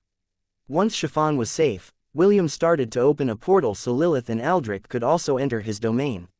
However, as the portal slowly formed in front of William's group, a heavenly lightning bolt struck it, dispersing the portal instantly. William, Lilith, and Aldrich were blown away by the explosion, sending them skidding a few meters away from where they once stood. Run! William hastily stood up from the ground and activated his heroic avatar. Lilith and Aldrich glanced in his direction before running towards the hell-like land that was right in front of them. William held the golden staff in his hand and aimed its tip at the approaching monster horde. A powerful explosion exploded from the golden staff's tip and flew towards the hundreds of terror rats. The bodies of the rats glowed crimson as they unleashed their racial ability. A horrendous sound that was similar to fingernails scraping a chalkboard reached William's ears. Hundreds of giant crimson blades, that had the power to rend space, met William's attack, creating a powerful explosion that blew him and several of the rats away from where they stood. After regaining his footing, William hastily dodged to the side, to evade the primal rends that were raining down on him. The attacks that he had evaded created craters that were over 10 meters wide, forcing William to use the golden staff as a pole vault to gain distance. He had discovered a while ago that he couldn't fly in this hell-like region, which made escape very difficult. Turning his head to look at his companions, he saw Lilith summon a crystal bridge to cross to the other side safely. Aldrich, on the other hand, summoned fireballs to attack the crimson blades that were headed in their direction. William gritted his teeth as he shot several railguns to repel the crimson blades that Aldrich wasn't able to hit. Thanks to the power of his golden staff that could lengthen itself, the half-elf jumped over the rivers of samsara without worries. He was about to give the terror rats the middle finger when he noticed something unexpected. Instead of stopping their pursuit, the giant rats stepped over each other's bodies, using them as a stepping stone to jump over the river. If William was alone, he would have no trouble escaping the monster horde. Unfortunately, he couldn't leave Lilith and Aldrich behind, so he was forced to engage the terror rats in order to delay their mad pursuit. Ruyi Jingu Bang lengthened as William prepared to swat the terror rats, and send them to the torrential rivers that surrounded the land like a spiderweb. Just as William was about to unleash his devastating attack, several heavenly lightning bolts fell on his body. He had already anticipated that this would happen, so he had swapped his job class to Prince of Thunder. Unfortunately, the heavenly lightning bolts were not ordinary lightning bolts. They contained a piece of heaven's will that tested the limits of humanity. Even if William was immune to lightning, he still felt a stinging pain as he was pushed away by the lightning bolts, breaking his stance midair. A mighty roar erupted in the distance, followed by ear-piercing shrieks. Aldrich had transformed into his original form and entered a slugfest with 4 myriad black-striped terror rats. Lilith, on the other hand, was about to cross her crystal bridge when a crimson blade split it in two. Showing her no mercy, the terror rats unleashed dozens of crimson blades in her direction. With the raging purple river in front of her, and dozens of primal wrens behind her, Lilith was left with no room to maneuver as the primal wrens tore through space and headed in her direction. Just as the crimson blades were about to land on her body, William appeared in front of her. Using Ruyi Jingu Bang as a shield, he prepared himself to endure the powerful barrage that was strong enough to obliterate them. With each blade that landed on the golden staff's body, William's feet skid on the crystal bridge. Blood started to flow at the corner of his lips because each attack that fell on him hit like a truck. Suddenly, just as he thought that the worst was over, a gigantic crimson blade fell upon his body, sending him and Lilith hurtling towards the river of samsara. William hurriedly reached out to the Amazon princess and used his body to break their fall on the river's surface. The black-striped terror rats angrily ran along the river bank as they searched for their prey. They were myriad beasts, so it was very easy for them to detect any signs of life, even if it was beneath the waters. 5 minutes later, the black-striped terror rats shrieked and ran towards the diabolical hell ape who was being attacked from all sides. Now that the pests were gone, it was time for them to take their revenge. They charged at the giant ape with their fangs bared in fury, no longer caring for the 2 people that had fallen into the raging river of samsara. Chapter 791, Stranded in a Strange World. Will, do you think that life is unfair? A beautiful lady with black hair asked as she caressed the side of William's face. Yes, William replied as he looked at the lady's light brown eyes with love. Still, I am thankful that life allowed me to hold you in my arms like this. Are we really boyfriend and girlfriend now? I want to be. The black-haired beauty smiled as she closed her eyes and raised her chin. William looked at the love of his life, and lowered his head to kiss her soft lips, which made his heart shudder. Since it was his first time kissing someone, William merely pressed his lips over hers for a few seconds before pulling back. They said that the first kiss would taste like honey, the black-haired beauty said as she opened her eyes. They were lying. William blinked as he looked at the lady in front of her. He was so nervous that he had forgotten what his first kiss tasted like. The only thing he remembered was how soft her lips were. What did it taste like then? William asked in curiosity. He was dying to know the answer to his question as he stared at her face lovingly. It tastes like happiness, the young lady answered as he wrapped her arms around William's neck. Can you make me happier than I am now? Gladly. William kissed her forehead as he cupped her face. Once again their lips met, and this time, William also tasted the happiness of kissing his beloved under the receding rays of the sunset. Will, wake up, open your eyes. William's eyes abruptly opened, and the first thing he saw was Lilith's worried face that was looking down at him. The half-elf winced in pain as he held his head with his right hand. However, it was not only his head that was aching, he also felt a slight ache in his heart, as a hazy feeling escaped his senses. William was very familiar with this feeling. It was the same sensation that he felt when parts of his past life vanished from his memories. The half-elf sighed because he once again felt this discomforting sense of nothingness. It was as if there was a gaping hole inside his heart, making him have trouble breathing. Are you all right? Lilith asked as she looked at William's pale face. William nodded. I'm fine, I just need a bit of time to recover. The half-elf then looked at their surroundings in confusion. They seemed to be in a ruined city. But what baffled him were the various tall structures in the distance that reminded William of skyscrapers from Earth. Where are we? William asked. Lilith shook her head. I don't know. The last thing I remembered was falling on the river with you. When I woke up, we were already here. The Amazon princess shuddered when she remembered the scene of her falling towards the river. She also remembered a pair of strong hands grabbing her body. After that, she found herself in William's embrace. The moment they fell on the water, the two of them were enveloped in some kind of bubble, as they descended into the river's depths. That was the last memory that Lilith remembered before waking up in this strange world that she was seeing for the first time. William and Lilith were currently at a river bank, and right across them was a city in ruins. The half-elf tried to stand up, but he couldn't put enough strength on his legs to support his body. Feeling helpless, William decided to use his wind magic to allow him to hover above the ground for the time being. However, nothing happened. William frowned as he once again activated his powers, but no response came from his body. "Optimus, what's happening?" William asked. No reply came, which made the frown on William's face deepen. The half-elf then closed his eyes to look at his status page, but the only thing that greeted him was darkness. The next thing he did was to access his sea of consciousness, but it also didn't bear any fruit. William then raised his hand to open a portal to the Thousand Beast domain, but just like his earlier attempts, that too yielded no result. Lilith noticed what William was doing, so she immediately tried to use her power to summon crystals. This time, it was Lilith's turn to frown as she tried to use her ability over and over again. She then tried to open the storage rings and storage bags in her possession, but it was to no avail. Finally, Lilith used her last resort and activated her divinity. This time, she received a response, but it was very faint. The only thing that she was able to do was vaguely detect treasures in their surroundings. Aside from that, no other abilities seemed to work. "We can't use our powers," William muttered. It was not a question, but more of a realization of their current circumstance. Lilith bit her lip because she, too, realized that her own divinity was suppressed by the world they were in. Before the two could get a better grip of their situation, they heard shouting in the distance. William and Lilith exchanged glances, and the Amazon princess hurriedly supported William's body to help him walk.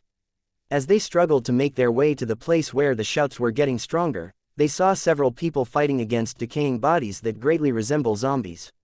Curses and shouts permeated the surroundings as the people tried to hack the zombies with their bladed weapons. The two sides fought, but a glance was enough to tell them that the people were inexperienced in close combat. They merely hacked like crazy lunatics who didn't want to become zombie food. "No, ah!" A man screamed as two zombies lunged on him and began biting into his flesh. The other people screamed in fright as they were slowly being overwhelmed by the zombies that had locked all of them in an encirclement. "Go and help them," William pleaded. "Leave me here for the time being. I can defend myself. In order to kill the zombies, you need to sever their heads from their bodies. Also, don't get too close to those who were bitten by the zombies. There's a chance that they might have been infected by the zombie virus and will soon turn into zombies as well." "Okay," Lilith replied. Although she didn't understand what a zombie virus was, she still decided to listen to William's advice. After letting the half-elf lean on a wall, Lilith took out the two short swords on her waist and ran to help the people who were screaming in fear. With practiced movements, zombie heads started to roll on the ground as the Amazon princess unleashed her deadly martial arts. In this strange world where she couldn't use her powers, Lilith knew that only William, her strong body, and her martial prowess were the only things she could depend on. 5 minutes later, the survivors looked at the young lady in disbelief and admiration.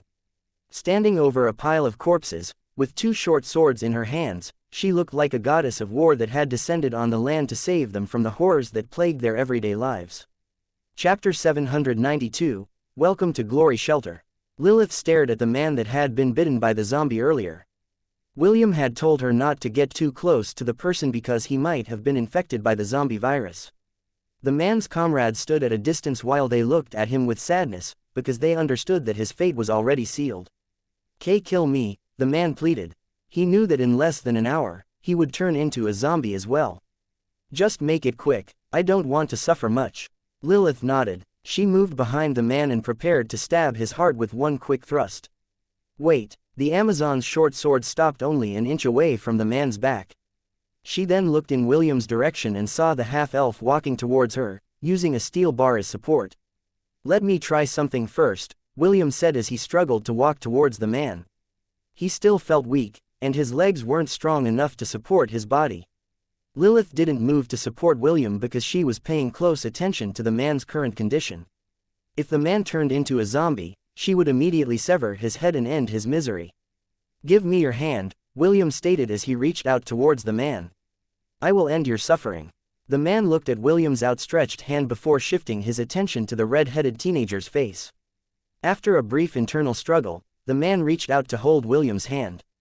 I might turn into a zombie any moment now, the man said. Whatever you plan to do, make it quick. The blood vessels of the man started to bulge in his skin. Clearly, the zombie virus had started to invade his body, and it wouldn't be long before his sanity disappeared completely. Understood, William replied. I pray that you live a more peaceful life in your next reincarnation. White flames surged from William's hand and passed through the man's body. Soon, the man was engulfed with white flames, but the latter didn't feel any pain. Instead, he found relief. It was as if all his worries had turned to ashes. Thank you, the man said as tears streamed down the side of his face. The man said, Michelle, I will see you soon. The man's companions teared up when they saw his body turn into particles of light. It was also at that moment when a white orb of light appeared amidst the particles and slowly traveled towards the sky. William watched this scene with a relieved expression because he knew that the man had now started his new journey towards the cycle of reincarnation. The flames of purification came from the tears of a goddess that fell during the era of the gods. When William was thinking on how to save the man from afar, a small flame blazed at the tip of his finger. With this realization, the half-elf felt that he could safely send the man's soul to the afterlife, painlessly. Thank you for giving him relief, a lady who seemed to be in her early 30s said as she approached William. She then shifted her attention to Lilith and bowed her head. Also, thank you for saving our lives. If you didn't help us, we might have all turned into zombies as well. William looked at the fallen zombies around them. He then tried an experiment and flicked a small white fireball at one of them. The moment the small fireball hit the zombie, white flames covered its entirety and turned it into particles of light. Suddenly, a white orb of light flew towards William and circled around him. A soft, yet relief-filled voice reached everyone's ears. They then watched the white orb of light fly towards the sky. Good job, Lilith said with a smile as she approached William. However, her smile immediately disappeared when she saw the half-elf spat out a mouthful of blood. Lilith hurriedly went to support William to prevent him from collapsing. Are you all right? Lilith asked in a worried tone. Yes, William replied as he wiped away the traces of blood at the corner of his lips. I'm fine. This is just the side effect of using the flames of purification. The half-elf sighed in his heart as he glanced around at the bodies of the zombies around him. When he was able to purify one of the zombies, he thought that he could send them all to the afterlife. However, he didn't expect that using the flames of purification would take a great toll on his body. Back in Hestia, he could easily purify millions of undead without breaking a sweat. However, in this world, the power he could bring out was limited. This was why he decided to set aside his plan on purifying the bodies of the other zombies. Instead of mana, the flames require a bit of my life force to activate, William thought as he pondered the side effects of using the flames of purification. Unless it is absolutely necessary, I can't use this ability recklessly. My name is Kathy. For now, we should return to the shelter, the lady who had approached William said with a worried expression. The sun will set in a few hours, and if we're not careful, we might meet higher undead on our return trip. They are much stronger than the zombies that you have fought. It will be best to avoid them as much as possible. William and Lilith exchanged glances before shifting their attention back to Kathy. Okay, we will come with you, Lilith said. Is your shelter far from here? A bit, Kathy replied apologetically. However, we have a truck parked 10 minutes away from here. With that, we can reach the shelter in half an hour. Lilith frowned. Truck? You can think of it as a horseless carriage, William commented before shifting his gaze to the boxes of canned goods that had fallen on the street. Are you perhaps scavenging for supplies? Kathy nodded her head. Yes, our food reserves are getting low. This is why we are forced to travel far from the shelter in order to look for something to eat. William had read many post-apocalypse novels and understood how hard it was to gather resources in a world where danger lurked around every corner. A single glance was enough to tell him that among the 10 people who were scavenging for food, only 3 were somewhat capable of fighting against the zombies. The rest were just normal people, and clearly no match for the monsters that they had just faced. I will thank you in advance for your hospitality, William said with a smile. I hope that we don't trouble you too much. Nonsense, you saved our lives. It will be our honor to welcome both of you into our humble shelter. That's right, the 2 of you are our saviors. Don't be shy, come with us. The other members of the group voiced their agreement, so William and Lilith joined them on their return trip back to their shelter. After half an hour of maneuvering in deserted streets, they arrived at what seemed to be a stadium. Kathy smiled as she opened the doors for William and Lilith to enter. "Welcome to Glory Shelter," Kathy said. "Although we don't have much, it is more comfortable resting here than sleeping on the streets." Just as Kathy was about to say more, a series of running footsteps echoed on the hallway of the stadium. Since the entire stadium was silent, these sets of footsteps easily reached their ears unhindered. William's eyes, who were accustomed to dark places, saw her first. A teenage lady with long red hair, similar to a flame, ran in their direction. When he was only a few meters away from Kathy's group, the lady stopped running and walked briskly towards them. Kathy was surprised because she didn't expect their leader to personally come to welcome them on their return trip. Her amber eyes locked on William and Lilith with restrained happiness, and the corner of her lips rose up into a charming smile. "Welcome to Glory Shelter," the red-haired young lady greeted. "My name is Razel. I'd like to personally invite our honored guests to stay in my residence to rest." William and Lilith eyed at the teenage lady in front of them with a serious expression. For some reason, they felt quite attracted to her. It was as if Razel was someone very important to them. Razel didn't shy away from their gazes. In fact, she even puffed up her chest and placed both of her hands on her waist. After that she gave her two guests a wide grin, which unexpectedly made William's and Lilith's hearts skip a beat. Chapter 793, Lilith's Confusion. William laid down on the couch sideways, as he eyed the young lady who was humming a tune while preparing coffee in her makeshift kitchen. Razel was wearing sports wear that showed her amazing figure. Sensing that William was looking at her, she turned her head and gave William a wink, which made the half-elf feel awkward. In the end, William decided to close his eyes to rest. When he and Lilith fell into the river of samsara, he immediately switched his job class to Aenarion and prayed that his skill, one who breaks the rules, would activate. Fortunately, it did. William and Lilith didn't enter the cycle of life and rebirth, but they had appeared in a post-apocalyptic world that was in ruins. The half-elf had lost a very important memory to him in exchange for their safety. However, after shielding Lilith from the purplish waters, it also drained William's strength. He also used the flames of purification, which further weakened his already weaker body. The only way for William to regain his strength was to take a rest, and that was what he decided to do. Lilith, who was sitting on a chair, glanced at William before shifting her attention back to the teenage lady who was carrying a tray in her hands. She placed the tray on the small table, and personally handed a cup to Lilith. After doing that, she approached William's couch and sat on the carpet. She then started to poke William's cheeks, nose, chin, and lips with her delicate finger. William had already fallen into a deep sleep, so he wasn't bothered by the young lady who was poking his face to satisfy her curiosity. Lilith sipped her coffee and watched this scene unfold. Half a minute later, she lowered the coffee cup on the table after she realized something important. Why am I not stopping her from taking advantage of Will's condition?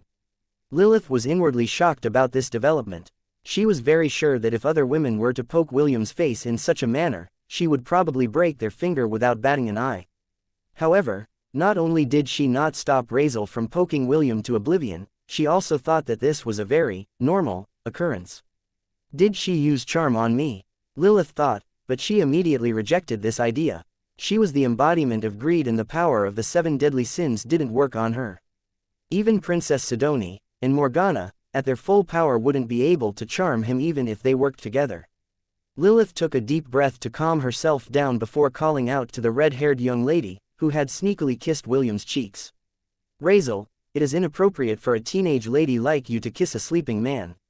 Lilith scolded. "Let him rest. He is very tired." Razel turned around and crawled towards Lilith with a smile. She then placed her hands on the armchair and pulled herself up. Before Lilith could even react to the girl's action, the young lady had already planted a kiss on her cheeks, which caught her by surprise. "I feel so happy," Razel said as she rested her head on Lilith's lap. "This is a very lonely place. Although I read the diary, I still can't believe that everything that was written there is true." The young lady sighed as she hugged Lilith's legs like a pillow. Soon, her soft sleeper breaths reached Lilith's ears, which made the latter's body stiffen. She looked at the girl sleeping on her lap, before shifting her gaze at the sleeping half-elf on the couch. For some reason, she had the sudden urge to throw something at William in order to wake him up. She wanted the half-elf to help her deal with the young lady who was treating her as a hug pillow. In the end, she resolved herself to push Razel away. However, the moment her hand touched the young lady's head, Lilith felt that she couldn't bear to push her away. A few seconds later, Lilith let out a long depressing sigh. She then started to gently brush the young lady's hair with her hand, which made the latter's expression soften as she slept. Just what is going on? Lilith thought helplessly as she continued to brush Razel's smooth hair. I guess I'll ask for an explanation after she wakes up. A few minutes later, Lilith leaned on her chair and closed her eyes to rest. Although her exhaustion wasn't as severe as William's, the battle against the black-striped terror rats had taken a toll on her body as well. Soon, the sound of 3 people sleeping spread across the room. Among them, the young lady with long red hair snored without a care in the world. Port City of Alabaster. White Fang scratched his head as he looked at the little fairy-like creature in front of him. Chloe sat on top of the table and happily ate several pancakes without pause. The little fairy had arrived carrying the crest of Hestia Academy, demanding their cooperation. Because of this, they had decided to treat her as a VIP guest and seriously help her with her mission. However, they didn't expect that the first order she would give them was to give her pancakes to eat. Even Haleth, who was the calmest of them all, found this entire situation headache-inducing. Chloe just focused on eating and would only talk to them when the pancakes on her plate were almost gone. From the short pauses between eating, White Fang and Haleth managed to understand her reason for visiting their port city. Why is everyone looking for Sir William? Haleth bit her lip in frustration. It was not long ago when one of the agents of Hestia Academy also asked them for information about the half-elf. Since William didn't tell them where he was going, they decided not to pry into his personal matters. This had made the agents from Hestia Academy very upset, because they had failed to complete the mission that was given to them. White Fang and Haleth thought that no more inquiries would arrive, but Chloe's arrival had made them realize the seriousness of the situation. After prying a bit of information from the little fairy, they found out that there was a possibility that William had entered the Forbidden Ground. This information made Haleth very anxious because several strong warriors and adventurers had failed to return after venturing into the Seventh Sanctum. They knew that these treasure-seeking individuals used the city of Alabaster as a place to restock before challenging the Forbidden Ground in the hopes that they would strike it big when they returned. Unfortunately, none of them had been seen since then, and knowing that her idol might have ventured to that place, made Haleth curse William and his ancestors up to the 5th generation. Okay, I'm full. Chloe patted her belly and burped out loud. You guys are good. Those pancakes were delicious. White Fang and Haleth could only smile stiffly at their little guest. They just hoped that while she was here, the little fairy would not turn the port city of Alabaster upside down in search of the half-elf who had disappeared without a trace. Chapter 794, Swiper's Ambition, Part 1. No one knows what this place is really called, but due to the countless number of undeads that roam the land, the locals decided to just call this place, the Deadlands. Razel explained as she eyed her 2 guests with a smile. They had just finished eating dinner, and were lazing around inside her room, so she decided to answer William's and Lilith's questions. The Deadlands? Well, I guess it's a good name to call this place, William said as he leaned on the couch. Do you have any idea how big this place is? Razel shook her head. When I first arrived here, I thought of exploring the surroundings, but the number of undead around the outskirts of the city is staggering. I didn't want to take any chances, so I decided to look for a safe place to stay as I conducted my investigation. The previous owner of the Glory Shelter was a good person, and she allowed me to stay here.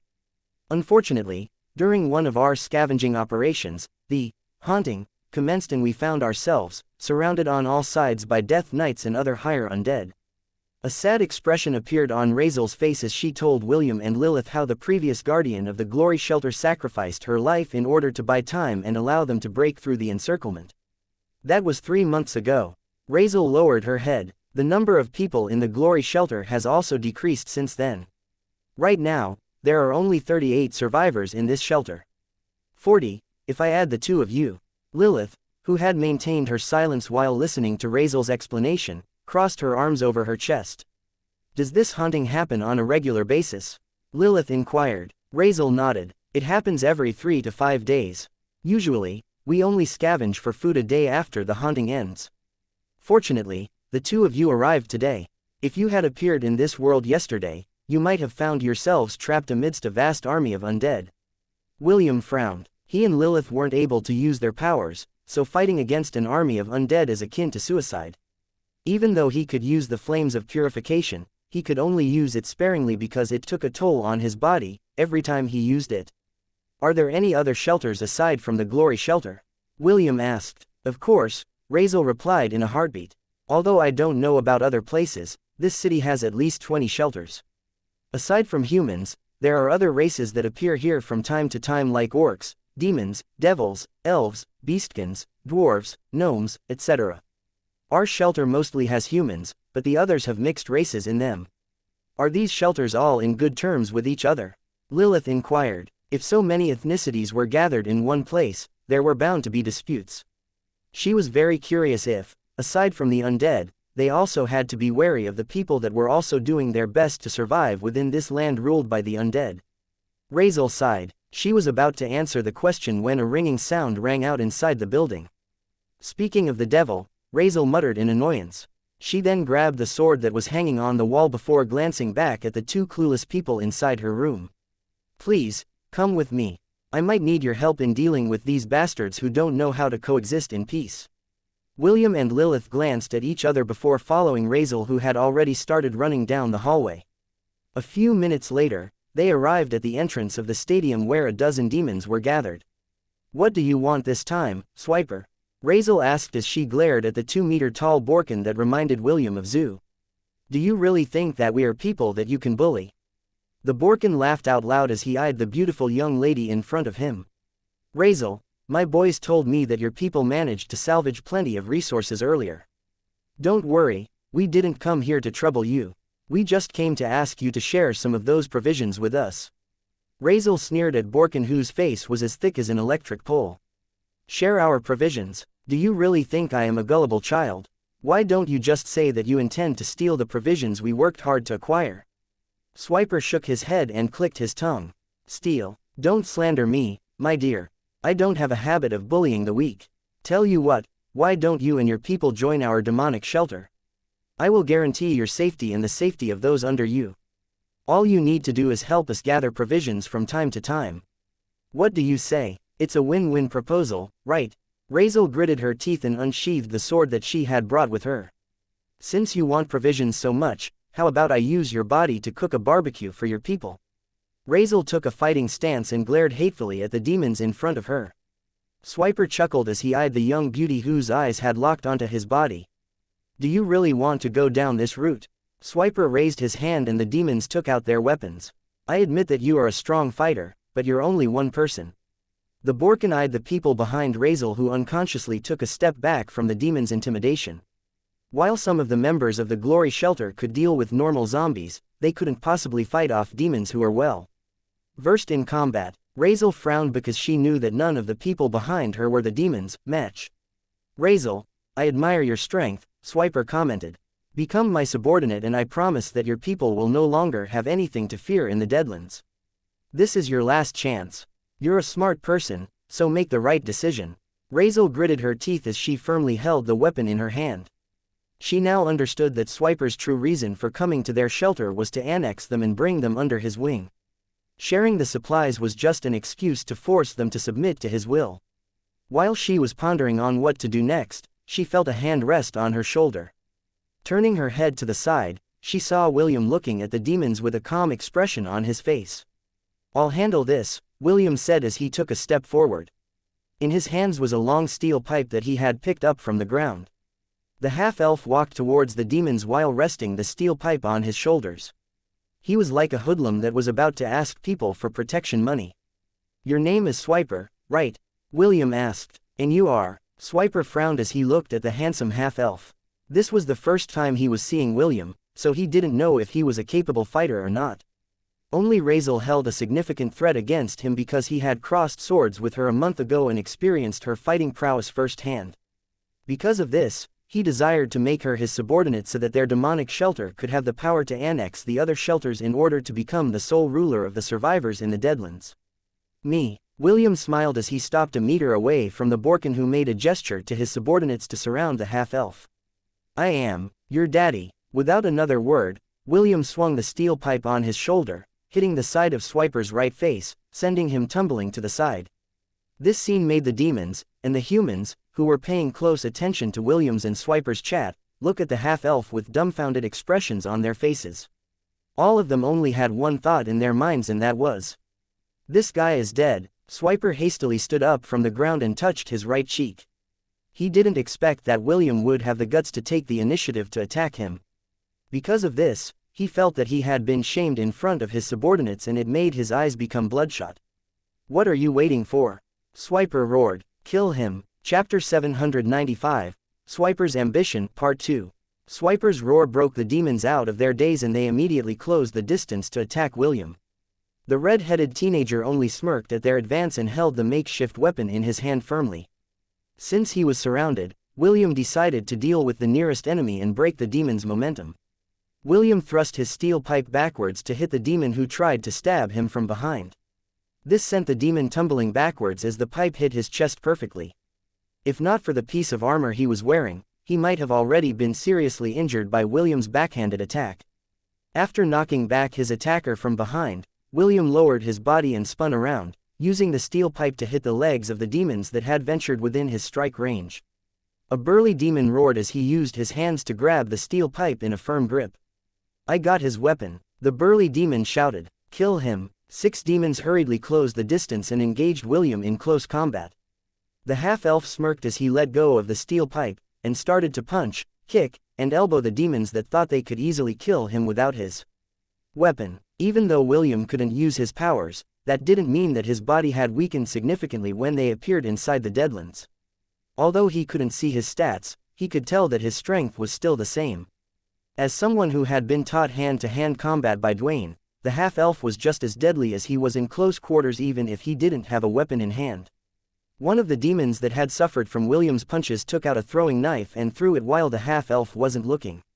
However, before the knife could even approach the half-elf, it was knocked aside by Razel. She then stomped on the ground and disappeared from where she stood. A few seconds later, she reappeared in front of the demon and slashed her blade with fury. The demon's head rolled off from its body and fell on the ground with a thud. Blood sprayed like a fountain from its severed neck before falling to the ground, twitching. Swiper, seeing that his men were at a great disadvantage, roared in anger and joined the fray. Razel braced herself to engage the leader of the demonic shelter, but before she could do that, a blur appeared in front of her and clashed with the demon, who wielded a sword that was almost as long as his body. Lilith unleashed a barrage of attacks, forcing the demon to step into a defensive stance. After receiving the Amazon's deadly attacks, Swiper realized that the lady with long, light brown hair was not only skilled, but was also slightly stronger than him. Razel, who was the strongest fighter in the Glory Shelter, was at par with his fighting ability. This was why he wanted her to become his subordinate. He believed that if he attacked the people of the shelter, Razel would have no choice but to submit to his rule in order to save her people. This was the plan he had in mind, and he was sure that he could pull it off. However, after the appearance of the red-headed teenager, as well as the lady that was currently fighting against him, he knew that his plan was doomed to fail. After briefly scanning his surroundings, the demonic boar disengaged himself with Lilith. He then took several steps back in order to gain distance from the strong warrior that made him feel that his life was in danger. "Retreat," Swiper ordered. He didn't care whether his men heard his orders or not. He simply ran away and jumped into his truck. A moment later, the truck came to life and left the premises, leaving behind his subordinates that had been struggling to their feet. Seeing that his opponents had lost the will to fight, William stopped his attacks and allowed them to run away. At first, he planned to kill all of them, but Razel held onto his arm and shook her head firmly. Although he was reluctant to leave the source of trouble alone, he decided to give her face and stopped his attacks on the fleeing demons. Among the dozens of demons that Swiper had brought with him, one had died under Razel's blade. William glanced at the dead body, just in time to see it turn into particles of light. He also saw a small orb of light, that he believed to be the demon's soul. The orb of light slowly turned dark as it flew towards a black tower in the distance. As someone who had experience in purifying souls, William knew that the soul had been corrupted by an unholy energy. Although his body had disappeared, his soul will now be trapped in that tower until a new undead vessel is born, Razel said with a depressed sigh. Aside from turning into zombies, there are other ways that the Undead Legion replenishes their ranks here in the Deadlands. This is why there was an unwritten rule that the survivors shouldn't fight against each other. Of course, this rule doesn't apply to those who are ambitious. Even in this god-forsaken world, they still think of ruling above others. They're all a bunch of bastards. William looked in the direction where Swiper's group had run away. He still didn't understand much about this world, so he decided to do some investigation first. Is there any way to leave this place? William asked as he shifted his attention to the black tower in the distance. There is, Razel answered. However, we need to wait for an opportunity to arrive. William frowned as he shifted his attention towards Razel. Wait for an opportunity. Razel nodded. According to the diary I read, the way to leave this place will open once the moon turns red. At that moment, the Undead Legion would raze this city to the ground and kill all the remaining survivors. That is when the exit to this world will appear. I don't know if I should be glad, or be worried about this revelation, Lilith commented as she walked towards Razel. Where is this diary that you speak of, and how do you know that the information written there is correct? Razel suddenly revealed an awkward expression on her face. She seemed to be fighting an internal struggle inside her heart, but in the end, she decided to answer Lilith's question to the best of her ability. I can't show you where the diary is because I don't have it with me, Razel replied. However, I can guarantee that the information I shared with you is true. The person who wrote it is someone I trust with my life. Please, believe me. Razel's amber-colored eyes stared at Lilith unblinking. The Amazon princess held the young lady's gaze and realized that there was no falsehood in the depths of her eyes. Fine, I will believe you, for now. Lilith relented. But, did that diary tell you when this red moon will appear? I don't want to stay in this place for years. There are people waiting for me back home. The same can be said for him. Lilith used her chin to point in William's direction. The half-elf could only smile bitterly because he shared Lilith's opinion. He, too, didn't plan to stay in this world for a long time. William still had many things to do, and his wives would surely be worried if he disappeared for years. You don't have to worry about this, Razel said with a smile. The time in this world is different from the outside world. Although I don't know the exact conversion, I'm guessing a year here will not be longer than a month in our own worlds and timelines. Worlds and timelines. William tilted his head to the side. Suddenly a realization dawned on him and his eyes widened in shock. Razel smirked because she could tell what William was thinking. However, she didn't say anything and simply waited for the half-elf to ask the question that had come to his mind. You mean, you, and the other races here, didn't come from Hestia? William asked. Also, are they from different timelines as well? Do you mean, some of them came from the past, and the future? Yes. Razel nodded her head. Kathy came from a world named Mourncat, and Swiper came from a world called Nethervine. As for the different timelines, there were cases when two people that came from the same world lived in different time periods. The young lady with long red hair and amber eyes grinned at William. Who knows, maybe you will meet some of them sometime in the future. Razel didn't say anything else aside from that and ordered her people to return inside the stadium. Now that Swiper and his gang had suffered defeat by their hands, they would not be making trouble with the Glory Shelter anytime soon. Chapter 796, The Haunting, Part 1. 4 days passed after William and Lilith arrived in the Deadlands. The haunting has begun, Razel said with a serious expression as she looked at the black tower in the distance. Red mist started to extend from the tower, and it slowly made its way to the city. William felt a familiar sensation spread across his left hand, as it reacted to the power of the undead that the tower was radiating. A few moments later, William heard a distinct ringing sound that came from the tower. The sound was similar to the pealing of a bell, and it made the hair on William's neck stand on end. Do either of you hear that ringing sound? William asked the two girls by his side. The three of them were on the roof of the stadium to observe the haunting from their vantage point. Ringing sound. Lilith frowned. What ringing sound? I don't hear anything unusual, Razel answered. Will, do you hear something ringing? After spending a few days together, the three of them had become close to each other and comfortably called each other's names without any problem. William nodded. Yes, it is coming from that toe. Suddenly, William's eyes glowed and turned golden. He then held his shoulders with his hands as his body shuddered uncontrollably. Beads of sweat formed on his forehead as he held back the bloodthirst that he had been keeping at bay for the past few days. Ever since he had entered the seventh sanctum, he hadn't been able to drink any blood from Charmaine and the other elves. This was a problem that had been plaguing him ever since he had entered the Deadlands, and he was using his willpower to keep it at bay. However, the ringing sound of the Black Tower seemed to have bypassed the emotional barrier that he had set in place and broke it to pieces. William took ragged breaths as his fangs slowly extended. "Don't come near me," William said hoarsely as he used all of his willpower to resist the urge to pin down one of the girls beside him and drink their blood. "Go back inside. Hurry. What is happening to you?" Lilith asked worriedly. She was about to touch William's shoulder, but Razel caught her hand and prevented her from touching the half-elf. "Let's go," Razel said as she glanced at William with a complicated expression. "We will only make things worse if we stay here. Let's go hide in the basement with the others." The young lady didn't wait for Lilith to say anything and forcefully dragged her away, leaving William behind. The half-elf kneeled on the roof of the stadium as the nails on his left hand turned black. "This is bad," William thought as nerves started to bulge in his left hand.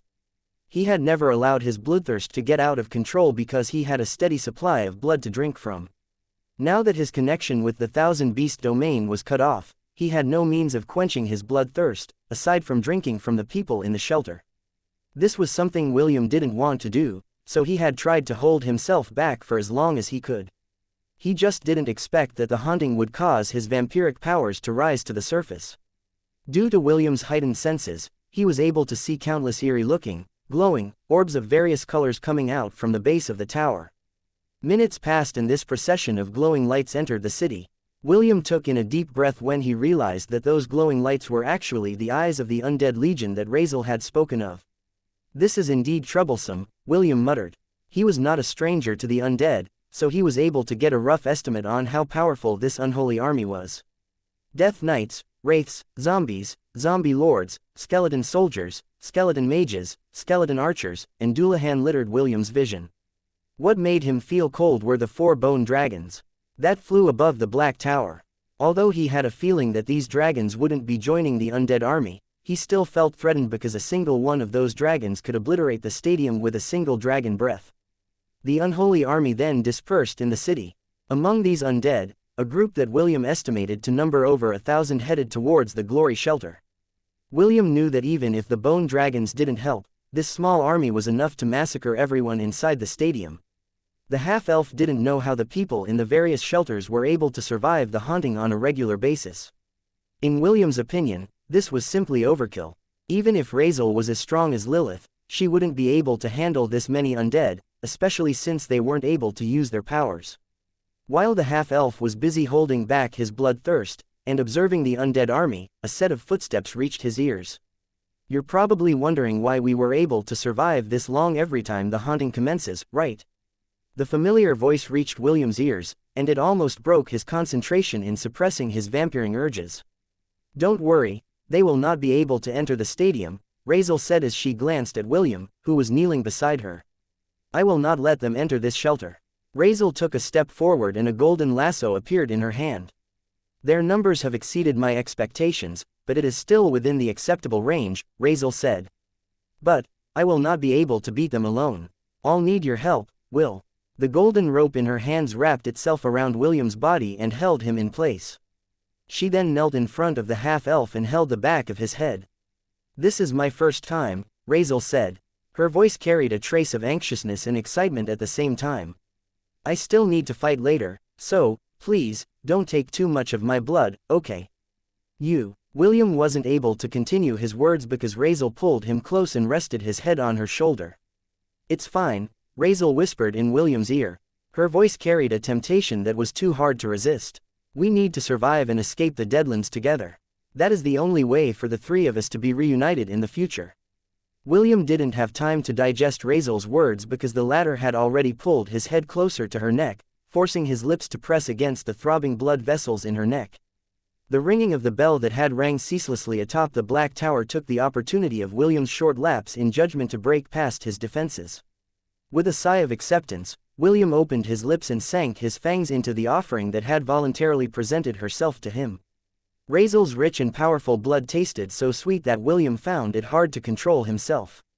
When the first drop of blood landed on his tongue, the half-elf regained a bit of his senses. Because of this, he didn't drink too deeply, and only took in a mouthful of blood, before licking the wounds on the young lady's neck, healing it completely. "Thank you," William said as he gained a firm hold on his bloodthirst. Although he wasn't able to drink his fill, it was more than enough to control his body.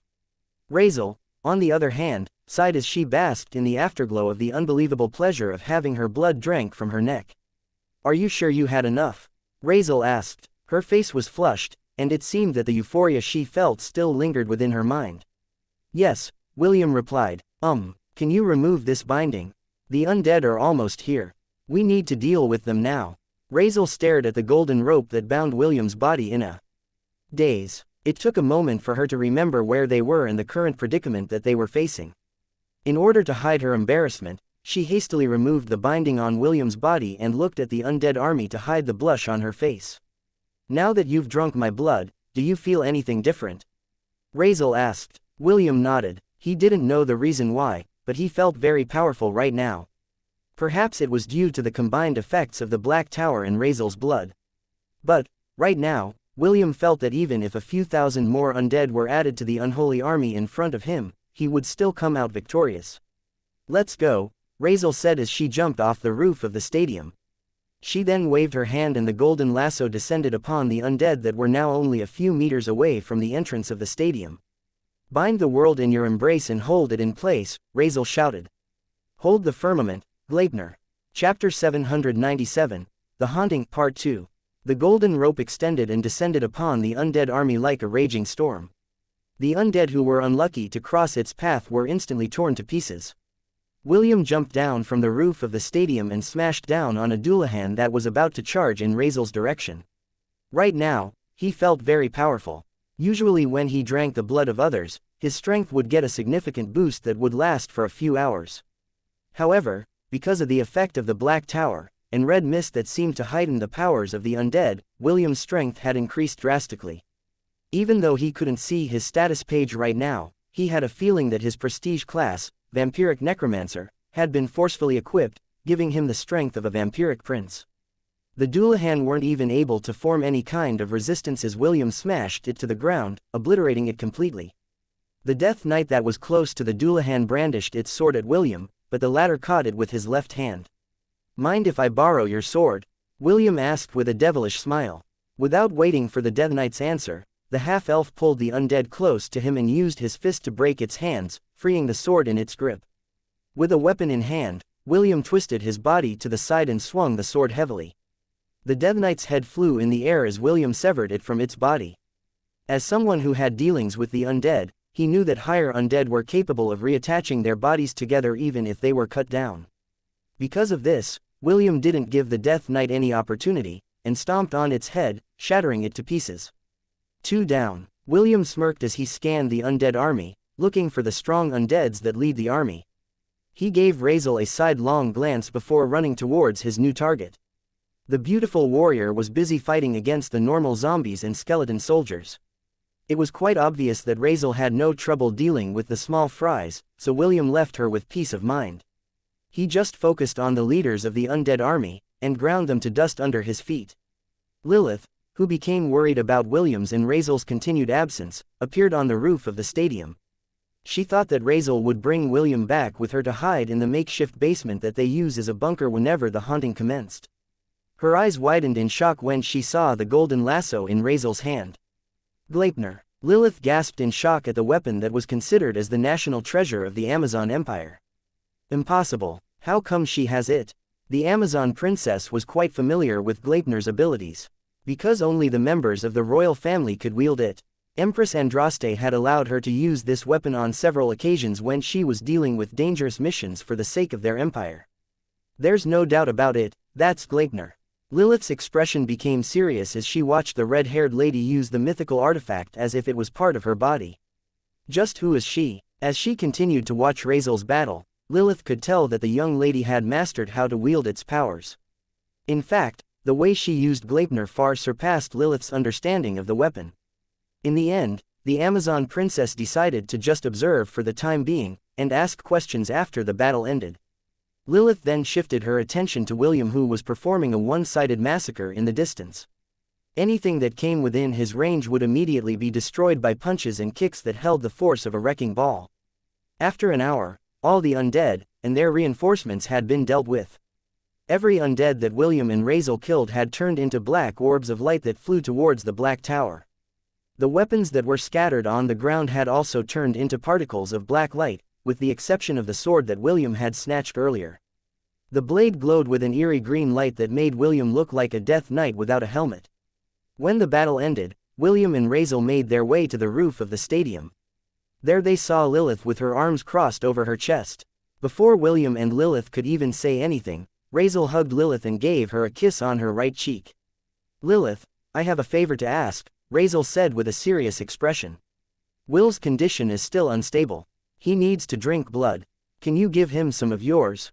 "Drink blood?" Lilith blinked in confusion. "Why does he need to drink blood?" He didn't tell you about his condition."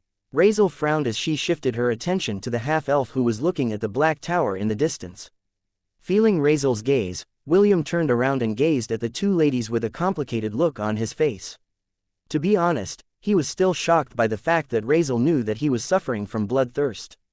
He didn't remember saying anything to the young lady about his condition, and yet, she had volunteered to let him drink her blood, in order to help her fight against the undead. "How did you know?" William asked. Although he didn't elaborate, he knew that Razel understood what he was trying to ask her. "I have a relative that is also part vampire," Razel answered without batting an eye. "It was easy for me to diagnose your symptoms." William was still half in doubt of Razel's answer, but for the time being he decided to accept it. He then shifted his gaze to Lilith, who was looking at the two of them, weirdly. "She's right," William said with a sigh. "I have refrained from drinking blood during our journey and ended up pushing myself to the limit. That Black Tower has the power to influence the undead powers inside my body, which in turn forced my bloodthirst to come to the surface. If I don't deal with this issue, I might go out of control and start randomly attacking people. Although it is a bit embarrassing to say this to you, Lilith, can I have some of your blood?" Lilith stared at William before shifting her attention to Razel. "I will give him some of my blood on one condition," Lilith said as she eyed the girl who had a knowing smile on her face. "You will answer my questions honestly. You're not allowed to lie, understood?" Razel crossed her arms over her chest as she gazed at the Black Tower in the distance. The haunting usually lasts for 3 hours each time, and there was no certainty that no more undead would come their way. Although she wasn't worried about their numbers, she was very concerned about the quality of the undead that might march towards the glory shelter. Right now, only she, William, and Lilith had the power to fight. She needed to make sure that all three of them would be ready for whatever was thrown their way. "Understood. However, I also have a condition," Razel said without looking at Lilith. "You can only ask me 2 questions. I will not answer more than that." "That's fine. Good. We'll drink some blood first. The haunting isn't over yet. Those flying wraiths may pose trouble if they were to head in our direction." William and Lilith stared at the thousands of white wraiths that flew around the outer perimeter of the tower, alongside the bone dragons. They knew that those wraiths were bad news, so Lilith didn't argue and nodded her head in agreement. Chapter 798, Only to the People I Love. "What should I do?" Lilith asked. Although she had heard stories of vampires, this was the first time that she had encountered one. "Just stand there," William said as he stood in front of the Amazon princess. "I will handle the rest. It might hurt at first, but the pain will only last for a short while." Razel looked at the two with an eager smile on her lips. For some reason, she was quite interested to see Lilith's reaction after William drank her blood for the first time. After experiencing it once, she knew that the Amazon would definitely lose her composure once the waves of pleasure assaulted her senses. Is it okay to hold you?" William asked. "I'm afraid you might not be able to support your body later." "Okay," Lilith replied. She had also noticed Razel's curious stare aimed in her direction, and for some reason, she could feel a sense of anticipation in the young lady's gaze, which she could not understand. William moved Lilith's long, light brown hair to the side as he stared at the nape of her neck. A few seconds later, he lowered his head and sank his fangs into her flesh, drawing blood. Lilith's body shuddered when she felt the stinging pain. However, just like William said earlier, the pain disappeared like a fleeting dream, and what followed next made her head swoon. A soft moan escaped Lilith's lips as William held her body tight. She could feel that she was losing her strength, but she didn't mind it one bit. In fact, the pleasure that she was experiencing made her want to stay in that moment forever. Unfortunately, William had set his own limitations when drinking the blood of others. He would not drink more than a mouthful, and stop after he reached his quota. What others didn't know was that, it was not only those whom he drank blood from that felt the incredible sense of euphoria. The half-elf also felt something similar when he drank people's blood. However, he had long gotten used to controlling his urges. At the beginning, William had been addicted to these blood-sucking urges. But, thanks to Charmaine, and the other elves that were serving him, he had long known how to show restraint. He was no longer addicted to drinking blood, but would still allow himself to get lost in those euphoric feelings once in a while. They have similar tastes, William thought as he kissed the wounds on Lilith's neck, healing them completely. Since he had drank Razel's blood not long ago, the taste of her blood still lingered in William's memory. Savoring the same taste in Lilith's blood made him realize that the young lady with long red hair and amber eyes may share some connection with the Amazon princess, whose lean and strong body was being supported by his arms. Razel then moved close to Lilith and whispered in her ears. "Does it feel good?" Razel asked. "Yes," Lilith replied subconsciously. "As long as we are here in the Deadlands, would need to drink blood on a regular basis. There will be plenty of opportunities to bask in the pleasurable feeling that you felt earlier." Razel's words were like the temptation of a devil. Lilith was still basking in the afterglow of having her blood taken from her, and her thoughts were still muddled. Even so, she gave a slight nod to Razel's suggestion, which made the latter kiss her cheek and hug her in a tight embrace. "I noticed that you like kissing people," Lilith said softly. "Not all people," Razel replied before giving William a quick kiss on the cheek. "I only kiss the people that I love." William felt awkward after getting kissed, and hearing the two girls talking about him, while he was still holding Lilith in his arms. Seeing his discomfort, Razel giggled and spread her arms to hug them both. She had never felt so happy since she had been trapped inside the Deadlands for more than 2 months. Having William and Lilith with her made her worries and fears seem like the distant and non-existent stars in the sky of this god-forsaken land. "You're clingy, too," Lilith complained after Razel hugged her and William together. Razel smiled sweetly, "Only to the people I love." 3 hours later, the red mist receded, and the undead marched back towards the Black Tower. In their wake, several flames could be seen blazing in the distance, and Razel looked at them with a grim expression on her face. After staying inside the Deadlands for 2 months, she had gained a general understanding of the locations of the different strongholds that served as the shelters of the people who suddenly found themselves in this strange world. "I think 3 of the 20 shelters have fallen to the undead army," Razel said softly. The number of undead this time around was greater than usual. They also have more higher undead in their ranks. Although all shelters have strong fighters in them, I'm afraid that they weren't able to block the undead's advance. As Razel gazed at William and Lilith, who were standing on the roof beside her, she felt blessed because the timing of their appearance in the Deadlands was impeccable. If it was only her defending the Glory Shelter, she believed that she wouldn't be able to hold the undead army all by herself, which would have led to the deaths of her comrades, who were powerless to resist such a mighty army. "Let's go back and rest," William proposed. "It has been a long night, and we still need to look for resources when morning comes." Lilith nodded her head in agreement as she glanced at Razel. "I'll ask you my questions tomorrow," Lilith said. "Remember to answer me honestly." "I know," Razel replied as she held Lilith's hand. "Let's go take a bath together. I feel sweaty right now." The young beauty then glanced in William's direction and gave him a wink. "Feel free to join us, okay?" Razel teased. William rolled his eyes at the young lady who had easily wormed her way in their hearts. The half-elf decided to rest in a different room tonight. He had some things to think about, and among them was Razel's identity. Although he had a guess about her identity, he didn't know if he should confirm it with her or not.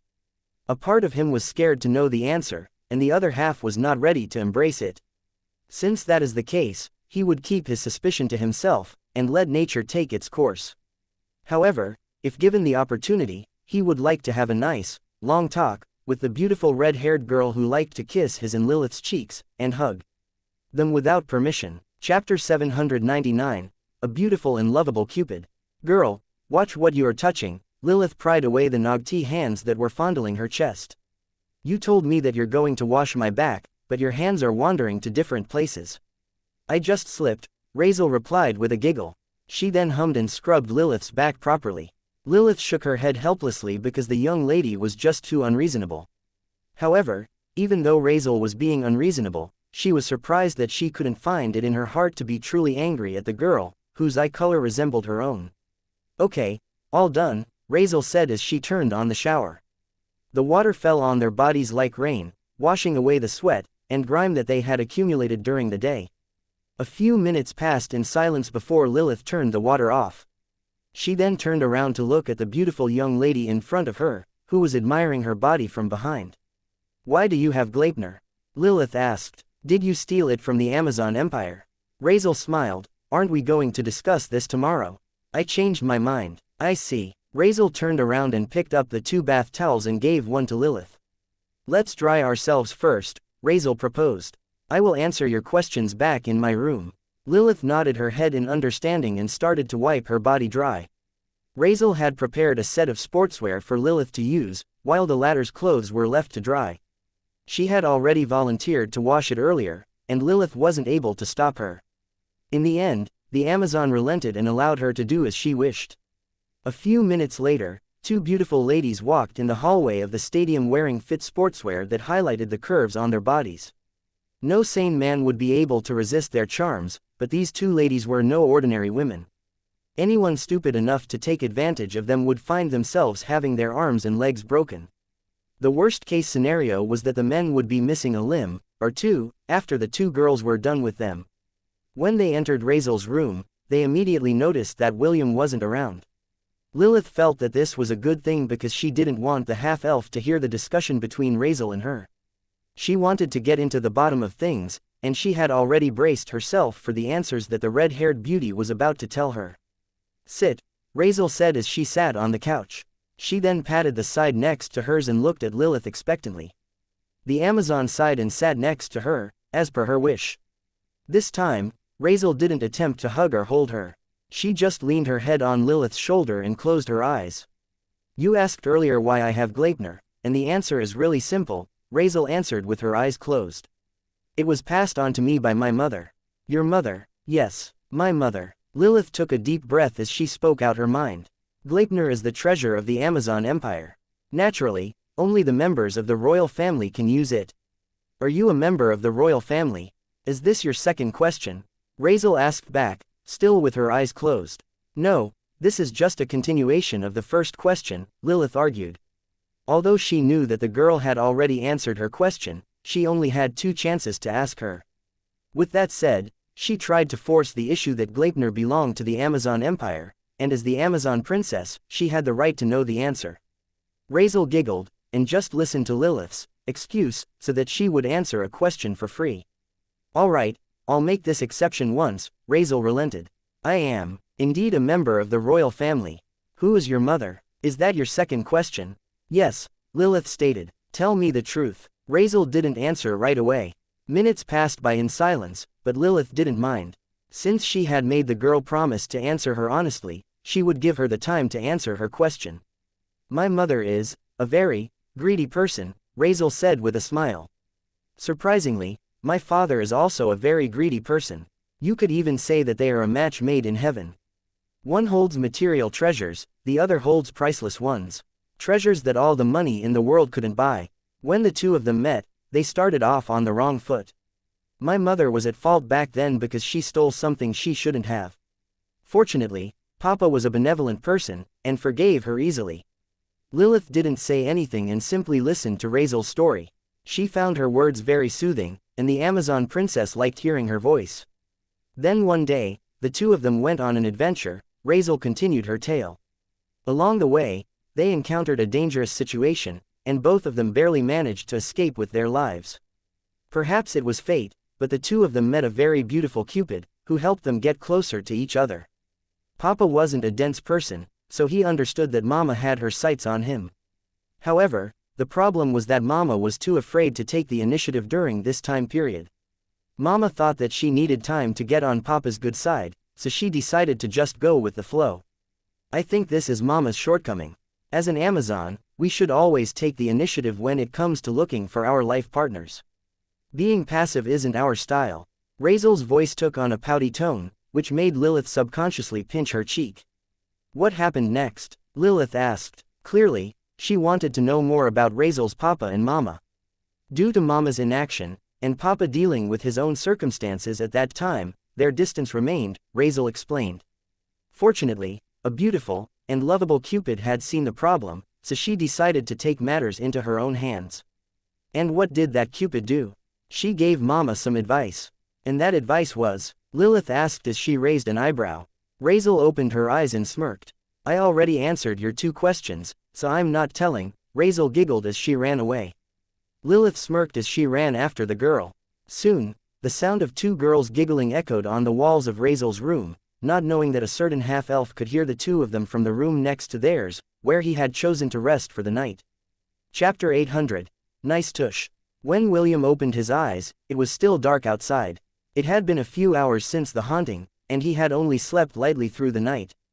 This was to ensure that if they were to get attacked again, he would be able to respond accordingly. Fortunately, after the undead had returned to the Black Tower, no further attacks happened. The half-elf took a deep breath as he stood up from his makeshift bed. After doing some simple stretches, William left the room to get some fresh air outside. Just as he was passing by Razel's room, the half-elf remembered the words that the young lady had spoken yesterday. Although he didn't mean to eavesdrop, what was done, and there was nothing that he could do about it. William paused as he used his heightened hearing abilities to check if the 2 girls were awake. Unfortunately, the only thing he heard was the peaceful breaths of 2 people who were in a deep sleep. I'll come back to talk to Razel later, William thought as he continued to walk in the hallway. Inside Razel's room, the beautiful young lady hugged Lilith's arm as she slept without a care in the world. This side of her was something that no ordinary people could see. As someone that was born into the Amazon royal family, there were many responsibilities that she carried on her shoulders. The outside world would only see her as a confident and domineering warrior princess who didn't shy away from any kind of challenge. This was what led her to explore one of the forbidden grounds of their domain, and ended up in the Deadlands after falling on the river of Samsara.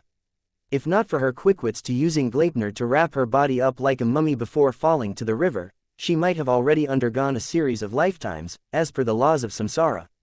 Actually, falling in the river wasn't necessarily a bad thing. Those who did fall in the river, and managed to survive their 13 lifetimes would receive enlightenment, and break through the restraints of mortality, which would turn them into demigods. Unfortunately, not many were able to accomplish such a feat. Most of them remained trapped within the river, carried by the currents until their souls became pure, and ready to once again enter the cycle of reincarnation. The same could be said for the other people who had ended up in the Deadlands. One way or another, they had accidentally crossed to a place between the boundaries of life and death. Due to their strong will to live, and rejection to cross over to the next life, they ended up in the Deadlands. A place where neither the living or the dead could find peace. When Lilith opened her eyes, the first thing she saw was a lump of long red hair. What followed next was the sound of Razel's steady breaths, which allowed Lilith to remember the things that they had discussed. A few hours ago, Lilith asked Razel who her mother was, but the young lady didn't give her a name. Instead, Razel talked about her mama, her papa, and the rest of her family. She told Lilith how she grew up being showered with love and care by her parents and siblings. According to Razel, she had many brothers and sisters. The reason for this was due to her father having many wives. The young lady said that each of her father's wives treated all of the children in their family like their own kids. When Lilith asked Razel if her papa's wives were also Amazons, the latter shook her head. The young lady insisted that the only Amazons in their family were her little sister, and their mother.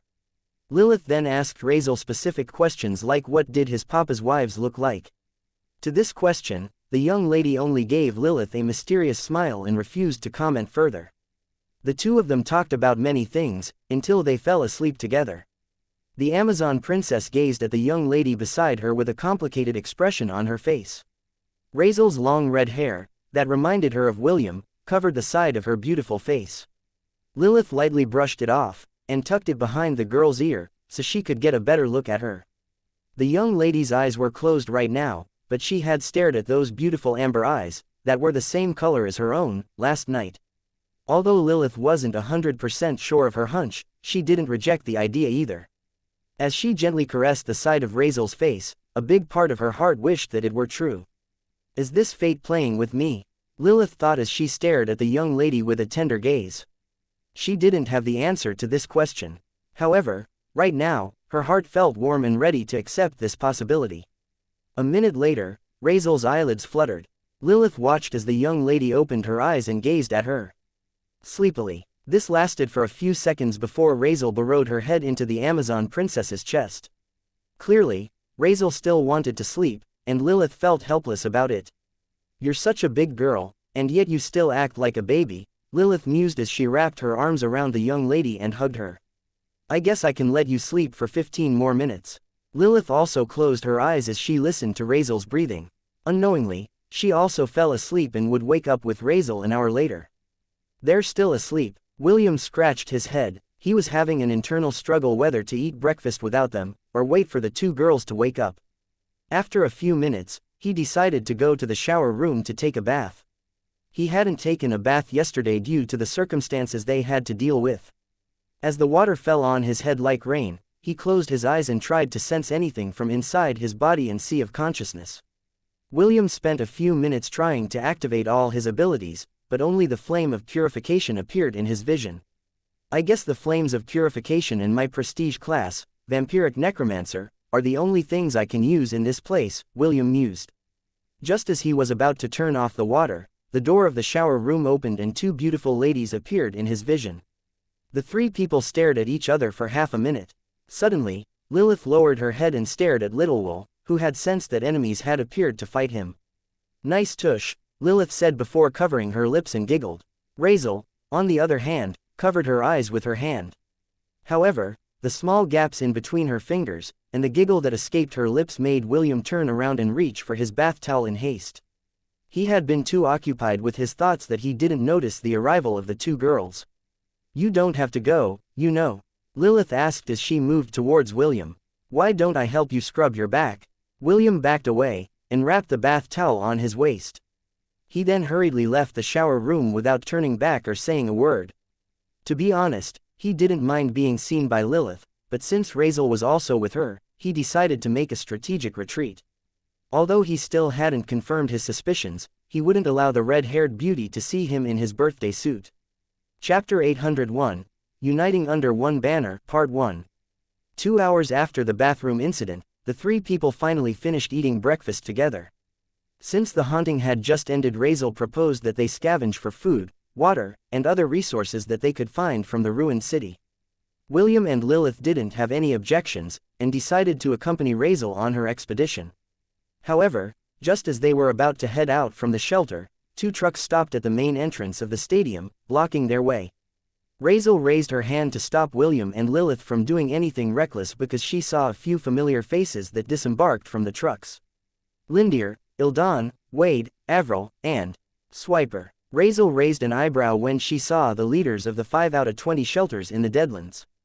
To what do I owe the pleasure of this visit? An elven beauty stepped forward and smiled at Razel. She had long green hair, and eyes as red as rubies. Just like all elves, she was beautiful and radiated a sort of elegance that was second nature to their race. It's good to see that the Glory Shelter has survived the haunting, Avril said with a hint of appreciation. They're just lucky, Swiper snorted. Maybe only a few undead were sent to this place due to their low population. I think that is the main reason that they survived. Don't be like that, Swiper, a burly dwarf said as he crossed his arms over his chest. Luck is also part of strength. Since Razel got lucky this time, it just means that fate was standing on her side last night. I didn't know that you believe in luck, Ildan, Razel commented as she stared at the dwarf who led the shelter that was exclusive to their race.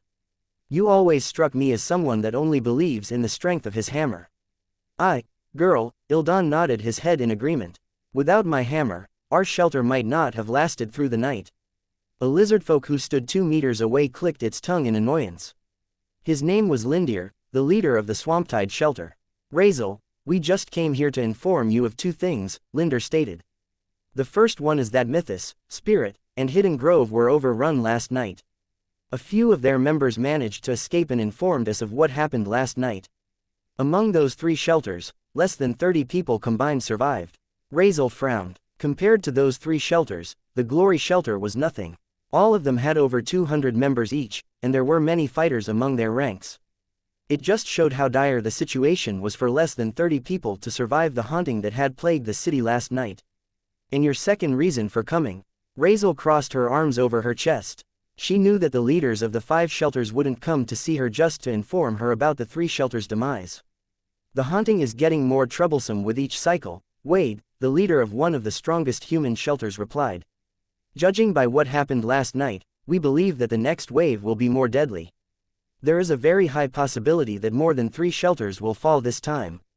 Maybe after the next haunting comes to pass, only half of the shelters will remain standing. This is why we decided to have a meeting with all the leaders of the surviving shelters. All of us will go to the plaza to discuss possible collaboration between all of us. We are here to invite you to that gathering. Razel nodded. Understood. When will it be held? Swiper snorted as he glared at Razel. Now, the Borkin still hadn't forgotten his defeat after trying to annex the Glory Shelter. When the other leaders had arrived at the Beastkin's shelter, he didn't want to go and see her. However, due to the importance of this meeting, he had no choice but to accompany the other leaders to show that he agreed to participate in the discussion. Very well, Razel replied. However, I will be taking them with me. The young lady pointed at William and Lilith, who were standing beside her. The two were like overprotective parents that wouldn't allow their daughter to party with strangers. No problem, Avril commented with a smile. Each leader is allowed to bring at least 4 members. The 2 of them coming will not be an issue. After finalizing their talks, Razel drove her own truck, alongside the others. Inside the Deadlands, trucks were the ideal mode of transport because they could carry many people, as well as resources that they could find within the city. Surprisingly, some resource stations replenished their stock on a weekly basis. Unfortunately, the top shelters had already claimed these places, and the only way to snatch it from their hands was to have a war between shelters.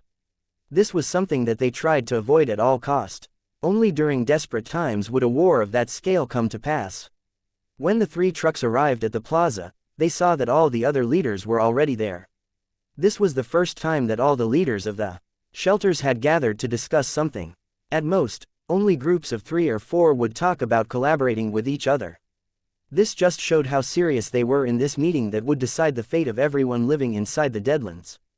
After everyone had gathered, Avril decided to lead the discussion. As an elf, and the leader of one of the strongest factions in the Deadlands, no one made a comment about her taking the initiative. In fact, they were even thankful for it. As people who had lived in the Deadlands, conflicts were unavoidable. They would often fight for resources on a day-to-day basis. Although there was an unwritten rule that killing was prohibited, some of them ignored it and would resort to murder to get what they wanted. The haunting last night was very different from the previous ones we've encountered, Avril said. Not only were the undead numerous, their quality has also increased.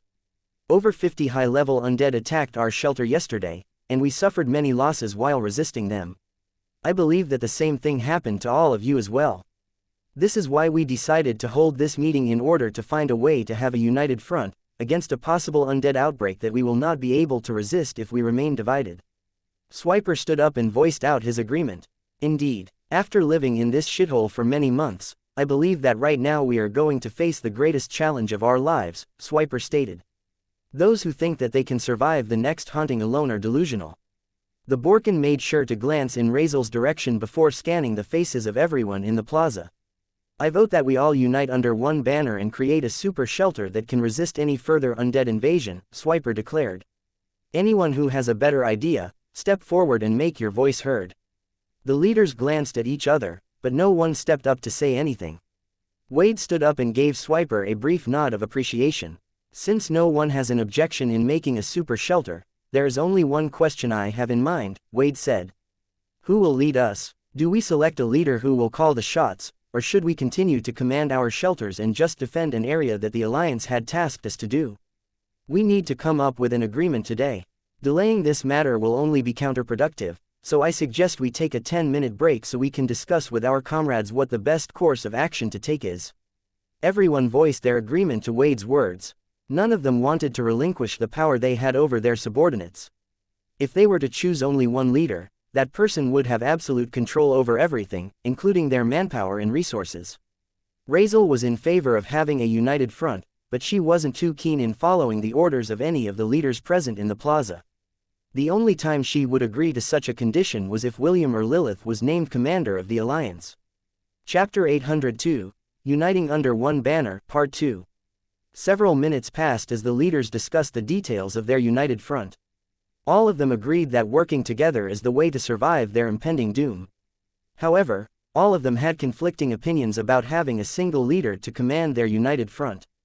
After repeated discussions, all of them decided to compromise on two things. The first one was that they would choose a single shelter to gather at during the haunting. This would allow them to bolster their forces and resist the undead army together. The second one was to allocate 2 to 3 shelters to defend a single location during the undead siege. All leaders would have command of their own forces, and they were expected to work together in order to defend the side they were assigned to. No one voiced any objection, so they proceeded to the next phase of the discussion. Now that the basic foundation of the alliance is finalized, there is only one last thing left to do, and that is to choose which shelter we will use as the stronghold to resist the next haunting, Avril said. I propose that we all vote on which shelter we will defend this time around. The leaders glanced at each other. They knew that this was the linchpin to their predicament, so all of them took this seriously. Among all the shelters, I believe that the Mimamator shelter, led by Avril, is the most secure and easily defensible shelter in the Deadlands, Wade commented from the side. I believe that it is the ideal stronghold that we should use for the next haunting. The other leaders glanced at the beautiful elf, who had the highest number of members among the shelters. Also, Wade didn't lie when he said that the Mimamator shelter was the most ideal place for their united front because of its location. Standing on an artificial island was a theme park. Avril had chosen this location because there was only one bridge that connected it to the mainland. As long as this bridge was secure, the undead army would not be able to step inside the shelter. Of course, there was also the threat of the flying undead, but since the elves were excellent marksmen, they were able to shoot them down from the sky before they could do sufficient damage to the shelter and its inhabitants. These were the reasons why most of the people in the other shelters chose to migrate to the Mimamator shelter after their previous shelters were destroyed. Even Razel had no objection to this arrangement.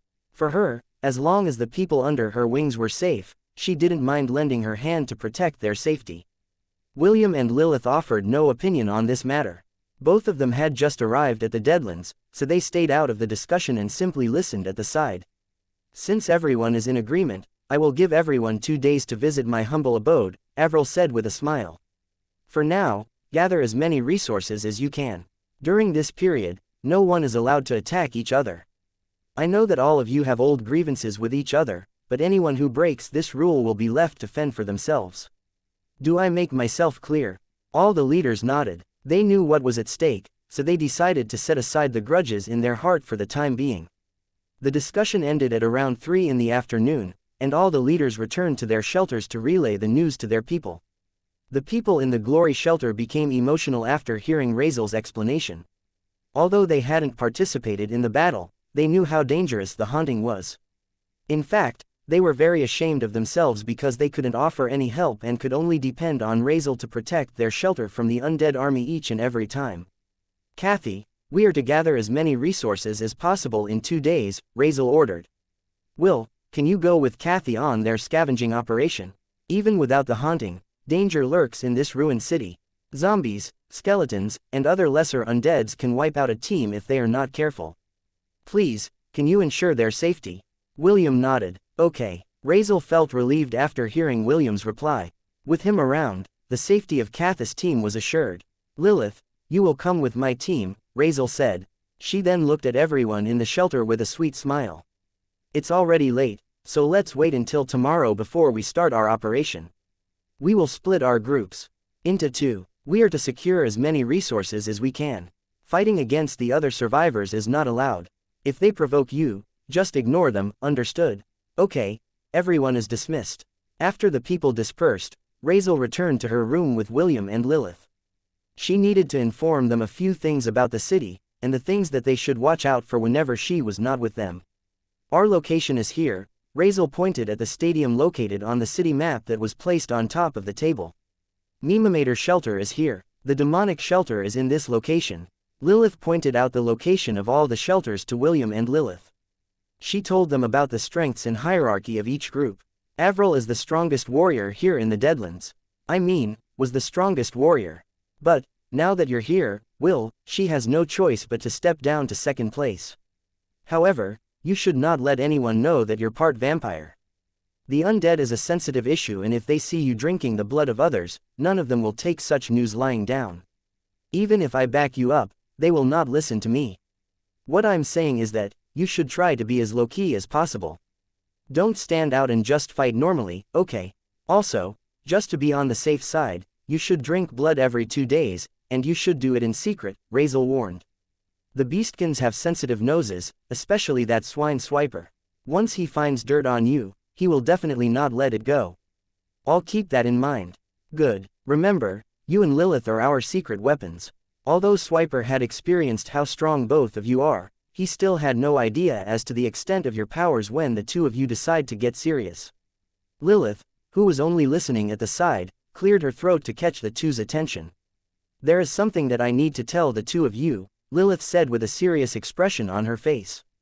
On our way to the plaza, I felt the presence of a very powerful treasure. Lilith then pointed to the location on the map. This is the rough location where I sense the treasure, Lilith said. I don't know what kind of treasure it is, but it might be something good since I am able to detect it. Razel frowned when she looked at the place where Lilith pointed. That is very close to the demonic shelter, Razel commented. This territory falls under the jurisdiction of Swiper. Are you sure that it is in this location? Definitely, Lilith affirmed. When it comes to treasures, I am never wrong. Razel rubbed her chin as she pondered about what to do. How about this? Lilith and I will go there tonight, William proposed. That way, even if we are discovered, we can just pretend that both of us were just taking a night stroll together. We just arrived at the Deadlands and we can get away with saying that we got lost. How does that sound? Razel and Lilith stared at William with surprise. Both of them had the, I didn't know that you were this smart, expression on their faces, which gave William the urge to pinch the two of them to oblivion. Chapter 803. Infiltrating the Demonic Shelter, Part 1. Demonic Shelter. Boss, are we really going to that elf's shelter in 2 days' time? One of Swiper's subordinates asked. I don't think we need to rely on them for anything. We can protect our shelter on our own. Isn't that right, everyone? We demons are strong. We don't need any help from the other races. It's just a bunch of undead. Last time, we only had less than a dozen casualties. I'm sure that if we make enough preparations, we will be able to survive the next hunting as well. We don't need to hide under that elf's skirt, we can survive on our own.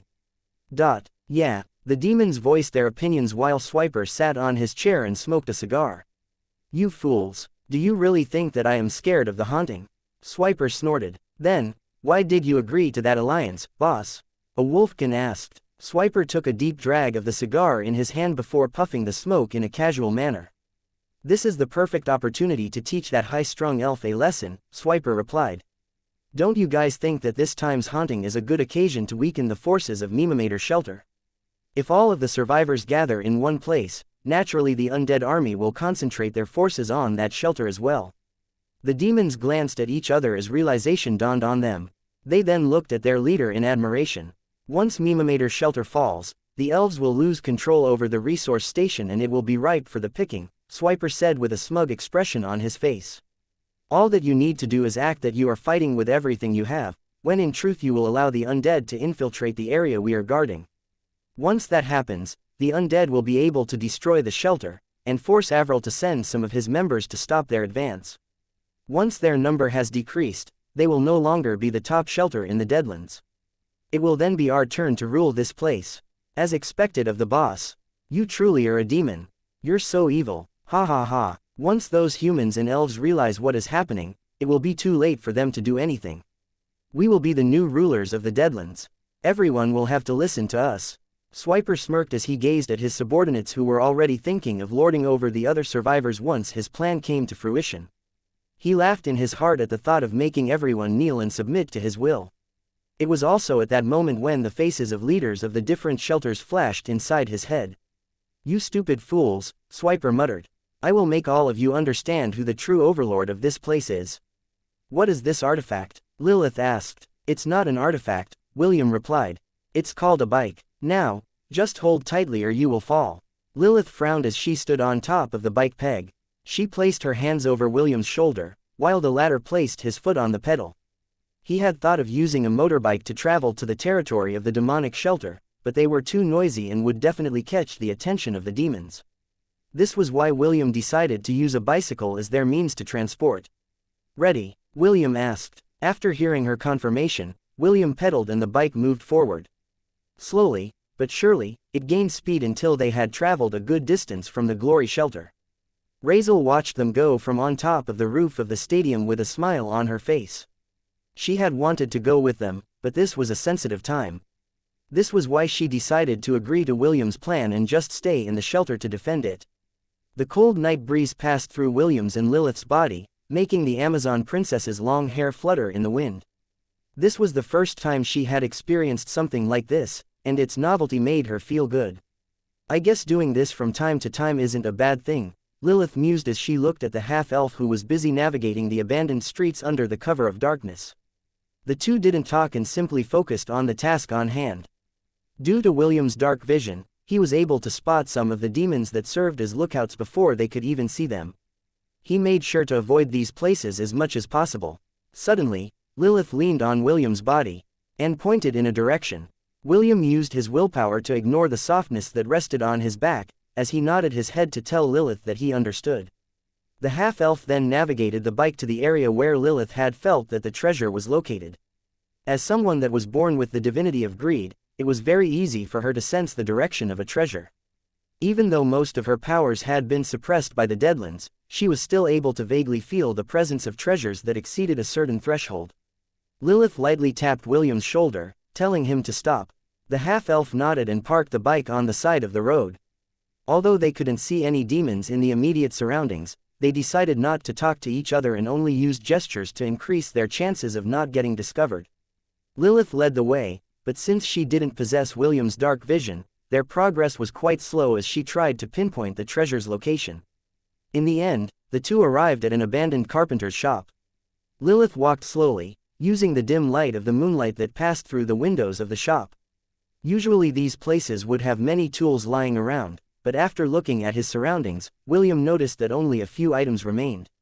Clearly, this shop had been raided in the past, and most of the tools here that could be used as weapons had already been taken away by the people of the Deadlands. While William was casually looking around, Lilith made a beeline for the corner of the room where a workbench was located. She then rummaged through the hollow holes on the sides of the workbench, to look for the item that she was sensing. After a few minutes, she retrieved a small wooden mallet from one of the hollow storage areas of the workbench and showed it to William. "This is it," Lilith replied as she handed the small wooden mallet to William. The half-elf was about to take a good look at the item in his hand, when he heard several pairs of footsteps coming in their direction. He immediately held Lilith's hand and pulled her toward the wooden cabinet beside them.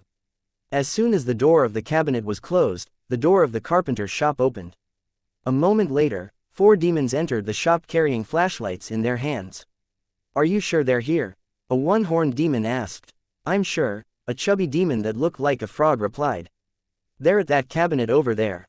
Chapter 804, Infiltrating the Demonic Shelter, Part 2. As soon as William pulled Lilith inside the cabinet, he immediately covered her lips with his right hand before closing the door. He didn't have time to warn the Amazon, so he had to resort to drastic measures in order to deal with the problem at hand. He was afraid that Lilith would say something and alert the demons, so he covered her lips with his right hand, and his left holding her in place, so she wouldn't be able to move. Just as Lilith was about to complain, she heard the sound of a door opening, followed by voices. Her body immediately tensed, as she braced herself to fight. "Don't do anything reckless," William whispered using the lowest volume that he could. Lilith nodded her head in understanding. After getting her acknowledgement, William removed his hand from Lilith's lips. Both of them were warriors, so there was no need to say anything. The moment they were discovered, they would immediately knock the demons unconscious before making their escape. The footsteps became louder as the demons walked towards their direction. "How many?" the one-horned demon asked. 2, the frog-like demon replied. "Don't worry, they are enough for us to all have around." The demons chuckled as they reached out to touch the door of the cabinet. William clenched his fist, and Lilith held the handle of her short sword. Both of them were now poised to strike as soon as the door of the cabinet was opened. The creaking sound of a wooden cabinet door being opened echoed inside the carpenter's shop. "Hello, my sweeties," the frog-like demon said. "Did you miss me?" The other 3 demons chuckled as they humored the frog-like demon in his antics. The frog-like demon took out 2 big bottles of high-class wine from the cabinet and presented them to his companions. He then rummaged for the wooden bowls inside the cabinet to be used for this occasion. A few minutes later, the 4 demons chatted as they drank the wine and ate the food that they had brought with them. "It's too bad that we can't invite our other brothers for a drink," the frog-like demon sighed as he poured drinks for everyone. "All the good stuff goes to the boss. Fortunately, we found this without anyone knowing about it." "Indeed," a demon with white hair replied. "Us on the bottom only get the scraps. Experiencing this kind of luxury is very rare. Still, the boss sure is planning something big," the one-horned demon said after drinking his wine. "Not only does he plan to weaken those elves, he also wants to cause enough casualties so that the other shelters will also be weakened." "Right, he's so evil," the frog-like demon agreed. "Damn, I bet that Avril would fill our boss's body with holes if she found out about his plan. This kind of betrayal will surely make her wish that she could chop our boss to pieces." The other demons laughed in agreement. They knew how strong the beautiful elf was, and even their boss, Swiper, was no match for her if the 2 of them fought to the death. "But, are you sure this is the right thing to do?" a purple-haired demon said. "I mean, if we let the undead through, doesn't that mean that we are also in danger? It's not like they will ignore us if we let them in, right?" The other 3 demons quieted down as they pondered the purple-haired demon's words. Well, I'm sure that the boss has already thought of this as well," the frog-like demon replied. "I'm sure that if we obey his orders, none of us will be truly in danger." "I guess you are right," the purple-haired demon nodded. "I guess I'm just overthinking things. The boss would not do something without a backup plan, right?" Another round of silence descended inside the carpenter shop. Swiper wasn't necessarily the smartest demon in their shelter, but he was one of the strongest.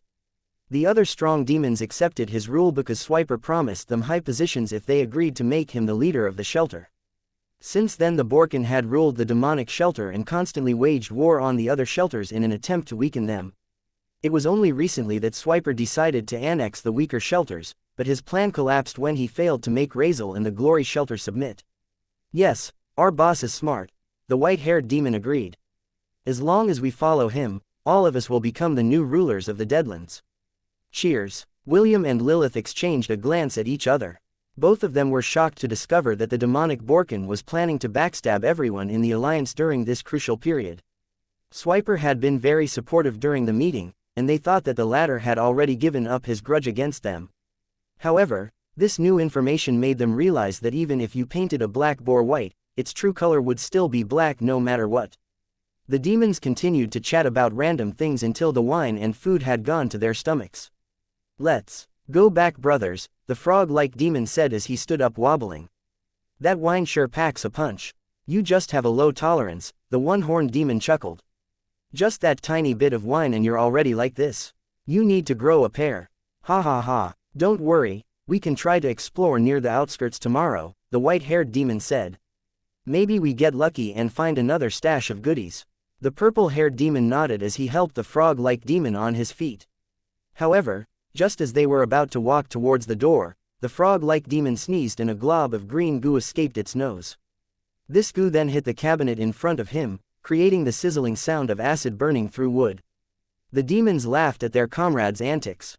However, a few seconds later, the sound of a sneeze reached their ears. Lilith looked at William apologetically after she made the blunder.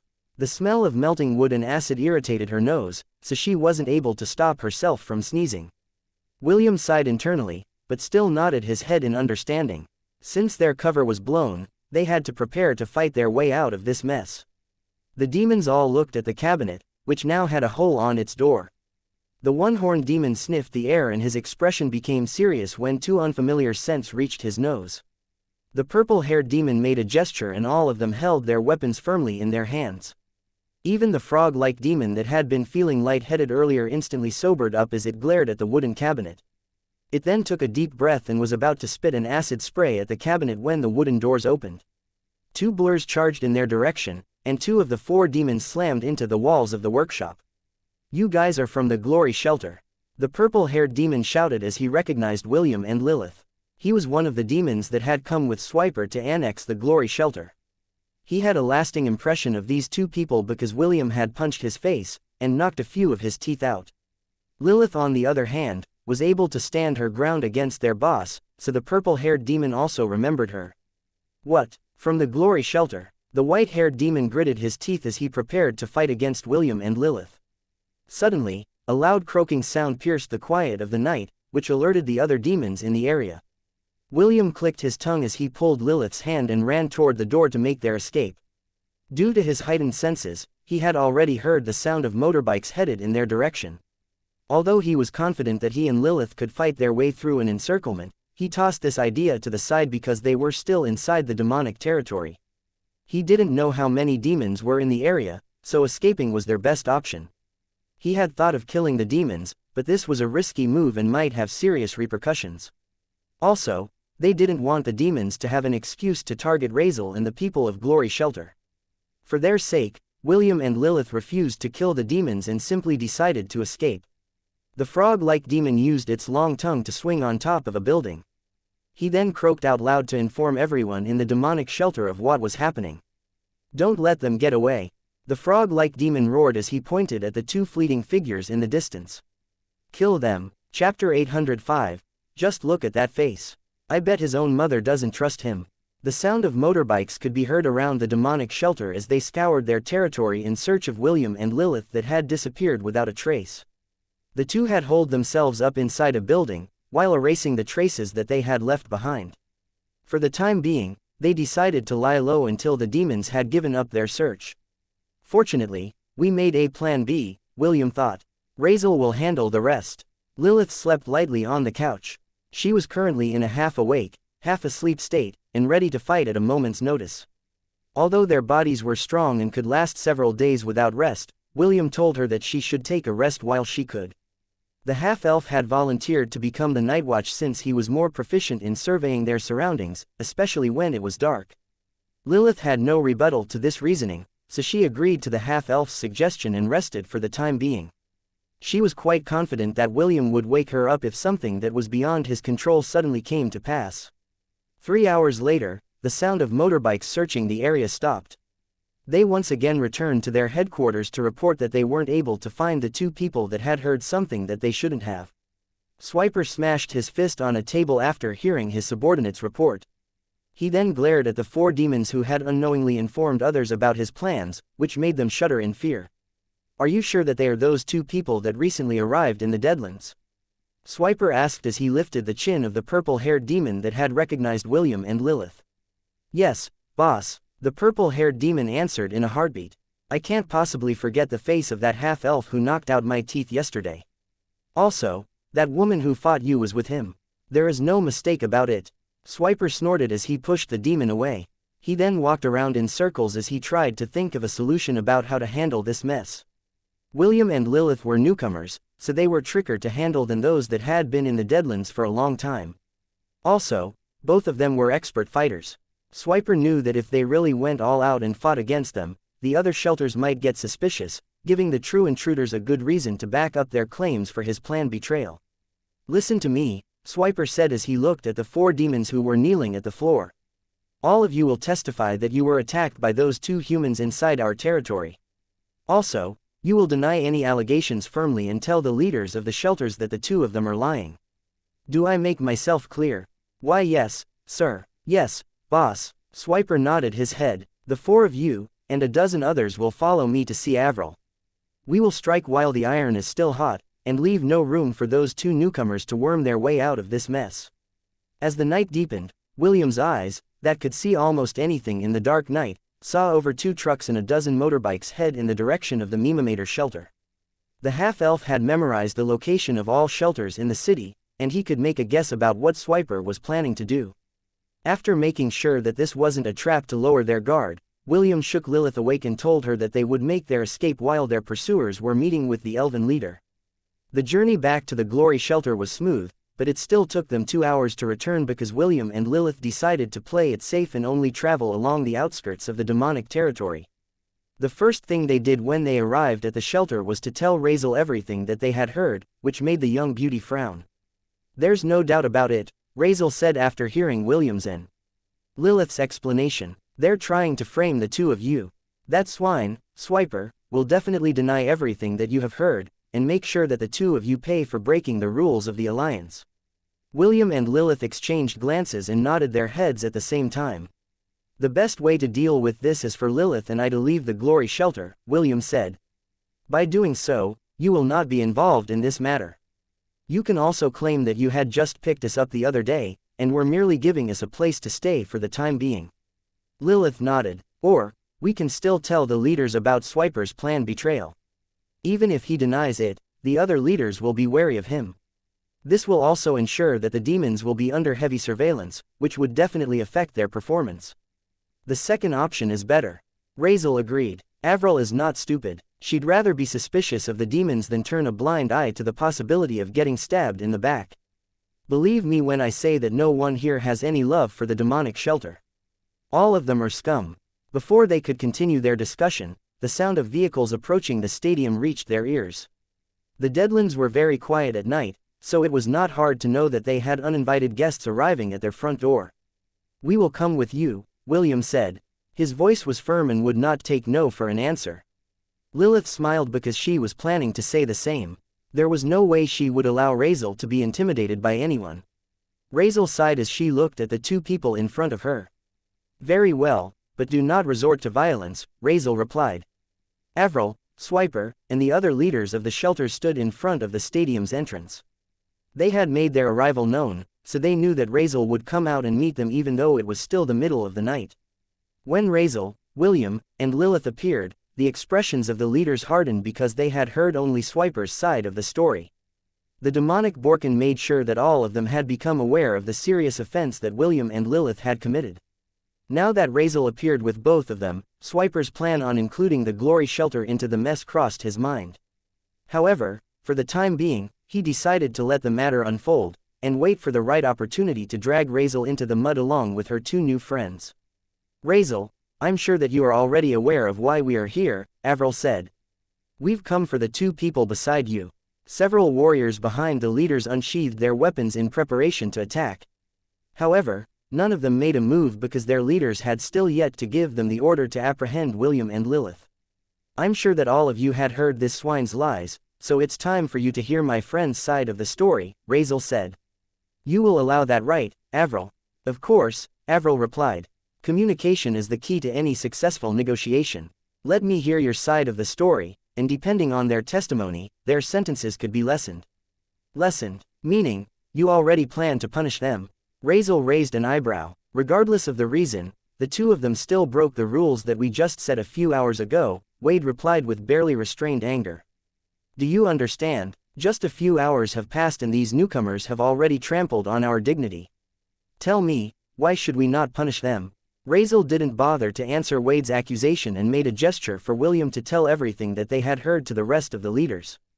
Just as she expected, the leader's expression changed after hearing of Swiper's planned betrayal.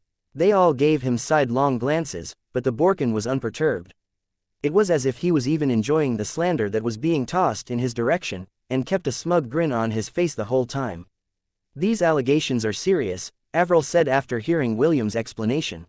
"What do you have to say for yourself, Swiper?" Swiper snorted as he sneered at William and Lilith. "And here I thought that the two of you could make a better excuse for your transgression, but it seems that this is as far as your imagination can take you. Me, betray the Alliance. For your information, I was the one who initiated this talk between the different shelters.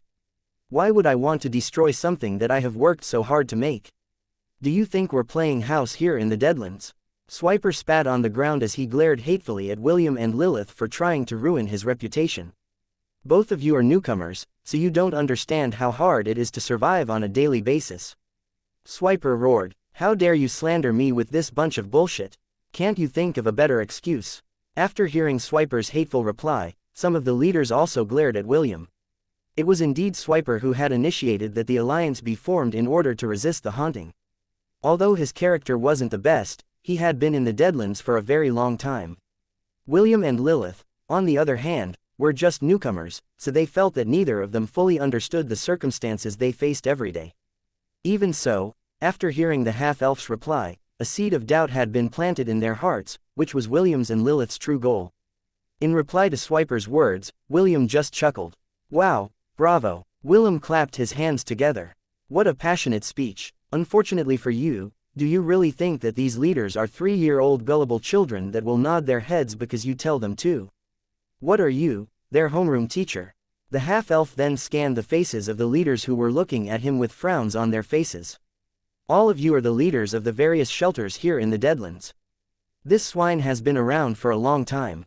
Do you still not know his character? William inquired. Just look at that face. I bet his own mother doesn't trust him. Swiper choked when he heard William's jab at his character. Unfortunately, he couldn't refute the half-elf's words. His mother really didn't trust him. Razel giggled as she listened to William's snarky reply. Even Lilith was smiling as the half-elf slapped the demonic Borkin's face without even lifting his hand. You've already heard both of our stories, so it is up to you to decide. However, let me just give you one piece of advice, William said with a smile. Although having a united front is good, you still need to choose who you can trust your back with. William crossed his arms over his chest and looked at Avril with a fearless gaze. I've already told you our side of the story, William stated. Now, it's time for all of you to decide who you will believe between the two of us. William had already prepared himself for the worst. If the Alliance really took Swiper's side in this matter, then he and Lilith would also act accordingly. Razel stared at the half-elf's back with a calm expression on her face. Just like William, she had already made plans in her head. Regardless of what the Alliance said, she would take William's and Lilith's side no matter what. She didn't care if the entire Deadlands fell to ruins. All she cared about was to stay by their side, and spend their remaining days together in the best way possible. Chapter 806. Staying with me is akin to suicide. William, Lilith, and Razel waited for half an hour because the leaders of the different shelters, excluding Swiper, had an impromptu meeting on the spot. After a heated discussion, Avril stepped up to inform them of the Alliance's decision. Your accusation of Swiper for his planned betrayal of the Alliance is truly an eye-opener, Avril said with a smile. However, you have no proof to back your claim, right? There's no need to look for the proof, William replied indifferently. Once your shelter falls, you will know whether I'm telling the truth or not. The half-elf then glanced at the Borkin who was glaring at him from the side. You better work on your acting skills during the haunting, William sneered. Now that everyone has their eyes on you, I can already see that you will be giving them an award-winning performance to wash away the doubts in their minds, right? Filthy half-elf, shut your trap, Swiper shouted. If you can't shut it, I will be more than happy to do it for you. William didn't reply and simply made a, come and get me, gesture, which infuriated the Borkin. However, after forcefully controlling his emotions, Swiper didn't move to attack William. Deep inside, the demonic boar was afraid of William's strength. He had a feeling that if the two of them fought seriously, the one who would end up dying was him. Seeing that the Borkin didn't plan to accept his challenge, William simply shrugged and returned his attention to Avril. So, what did you guys decide? William asked. He was very curious about what the leaders of the different shelters had come up with after their impromptu meeting. Avril narrowed her eyes as she looked at William from head to foot. Very few people can make Swiper shut up. It seems that you're one of them, Avril replied. However, whether what you said is true or not, you still broke the rules of the council and hurt the members of the demonic tribe. Because of this, we have all agreed that you, and the lady accompanying you, will not be allowed to participate in the united front during the haunting. You will not be welcome in our shelter, and will have to fend for yourselves. Avril then glanced in Razel's direction.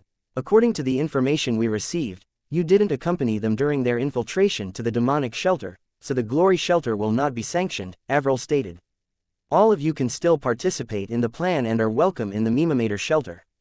Razel's expression remained calm as if she was already expecting that the leaders would give this kind of punishment to William and Lilith. Kathy, and the other members of the glory shelter that had gathered behind Razel, looked at their young leader with complicated expressions on their faces. Kathy, and all of you, do you want to join Wade's shelter? Razel asked as she turned around to face her subordinates. Razel, Kathy looked at the young beauty with confusion. What do you mean join Wade's shelter? Are you planning to disband the glory shelter? Razel nodded. Yes. Is it because of them? But, why? Kathy asked. They just arrived at the shelter. Why are you siding with them? The other members of Razel's shelter also voiced their thoughts on the matter. They couldn't believe that their leader would decide to choose William and Lilith over the alliance. For them this decision was complete suicide. Because, I trust these two with my life, Razel answered. If the alliance doesn't want them, I don't need to join such an alliance. Avril and the other leaders frowned when they heard Razel's reply. The leaders that ruled over the shelters were strong people. Each of them was a highly prized fighter that could reverse the situation due to their strength. Without Razel, the alliance would lose a strong fighter. Don't be like this, Razel. Wade, the leader of the shelter whose members were mostly humans, commented from the side. Do you really need to go this far? Razel ignored Wade's question and looked at her subordinates. Wade is a good leader. I'm sure that he will take care of all of you, Razel said softly. I know that some of you have complaints about me, so this is a perfect opportunity for you to join a stronger shelter. Let's face it, at the end of the day, we are the weakest shelter here in the Deadlands. Wouldn't you feel more secure if you sided with Wade? His faction has many strong fighters and you will not have to worry about getting bullied when you scavenge for resources. Also, I'm not really fit to be a leader. Razel looked at her members with a sad expression. She had been doing her best to keep everyone safe, but she was only one person, and her strength was limited. The young beauty knew that there would come a time when she wouldn't be able to protect them from the haunting, so it was best for them to join a bigger shelter to increase their survival. The members of the Glory Shelter glanced at each other. They then looked at Wade with a hopeful expression, which made the latter sigh internally. Wade, will you take my members in? Razel asked. Are you sure you really want to do this? Wade asked. In the past, he had tried to recruit Razel and her people to join his shelter because their faction's members were mostly human. However, Razel rejected his offer due to sentimental reasons. The previous leader of the Glory Shelter had been good to her, so she did her best to keep the shelter running all by herself. Yes, Razel nodded. Can my people join your shelter? After seeing this exchange between the two leaders, some of the members of Glory Shelter walked towards Wade to officially join his faction. In the end, only a dozen people stayed behind, including Kathy. Why? Razel asked Kathy and the rest of the people that decided to remain. Staying with me is akin to suicide. Kathy stared at Razel with a serious expression. Although I don't speak for everyone, I believe in you, Razel. Also, I am one of the founding members of the Glory Shelter. I don't want its legacy to disappear from the Deadlands. For such a trivial thing, Razel replied, you decided to throw away your life for something so trivial. Trivial. Kathy shook her head. Didn't you do the same? For the sake of something trivial, you rejected Wade's offer in the past. You are not the only one that has an attachment to this place. Isn't that right, everyone? Yes. Razel sighed deeply as she looked at Kathy and the others. I just hope that you guys won't regret this. Don't worry, leader. If I die and become a zombie, I'll make sure to bite as many demons as I can. That's right. They've been bullying us since long ago, even in death. I'm not going to let go. Let's show these other shelters that the Glory Shelter isn't weak. We will survive. William and Lilith watched this scene with smiles on their faces. They could tell that Razel managed to win the trust and respect of these few people, so they decided to remain despite that impending doom that they were bound to face. Avril, sorry, but the Glory Shelter will not participate in the alliance, Razel declared as she looked at the beautiful elf with determination. I pray that you will succeed in your endeavors. Also, pay close attention to Swiper. His heart is as filthy as a cesspool. Avril nodded, but she wasn't able to keep her disappointment from showing on her face. Razel, if you changed your mind, you're more than welcome to join us, Avril replied. Our doors will remain open for the Glory Shelter. Thank you. Razel smiled. Can I ask a favor from everyone here? A favor? Wade asked back. What is it? It's nothing much. I just hope that you won't harass the members of the Glory Shelter when we are scavenging for resources, Razel answered. Or is that too much to ask? Don't worry. We have no grudges against the members of Glory Shelter, Lindir, the lizardfolk who ruled over the Swamptide Shelter replied. His shelter and the Glory Shelter had been neighbors for a long time, and the two had collaborated several times to get resources located at the outskirts of the city. These two shelters had been allied for a long time even before Razel appeared in the Deadlands. Our Steel Axe Shelter isn't so petty either, Ildan, the ruler of the Dwarven Shelter commented. We won't hurt you and your people, lass. The same can be said for us, Avril replied. The elves will not harm your people.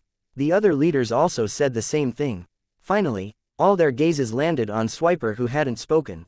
Fine, Swiper growled. The demons will not find trouble for you. However, if you find trouble with us, we will definitely not take it lying down. After saying their farewells, the leaders of the different shelters, as well as their subordinates, left the glory shelter. Let's all go back inside, Razel ordered. There's still a few hours before sunrise, so all of you better rest up. We still need to look for resources tomorrow in preparation for the next haunting. Yes, leader, Kathy replied with a smile. For some reason, she felt that the burden in her heart had disappeared after seeing Razel's relieved expression. We will do our best to stock up in preparation for the great battle we will face in a few days. Good, Razel nodded. Everyone, thank you for trusting me. Back at the demonic shelter. Boss, are we really going to let them go like this? The frog-like demon asked. It's fine, the purple-haired demon replied. They won't be surviving the next haunting anyway. The other demons nodded their heads in agreement. Swiper, who was seated on his chair, snorted. He, too, thought that Razel's group had no hope of surviving the next haunting. He was only a little disappointed because he didn't manage to annex the glory shelter in order to have them work for him in the future. Listen everyone, Swiper said as he scanned his subordinates. Now that the other leaders in the alliance are suspecting us of a betrayal, we need to give our best performance to erase the doubts in their hearts. Fight to your fullest, and don't give them an excuse to kick us out of the alliance. We just need to be patient. Swiper lit his cigarette and took a long drag from it. He then blew the smoke softly as his eyes looked at the black tower in the distance. Yes, all I need is the right opportunity to turn things around, Swiper mused. When that time comes, even if all the shelters unite against me, their resistance is futile. Isn't that right, Lord Morax? Chapter 807, Will you make me your lover? A sigh of pleasure escaped Lilith's lips as William slowly drank her blood.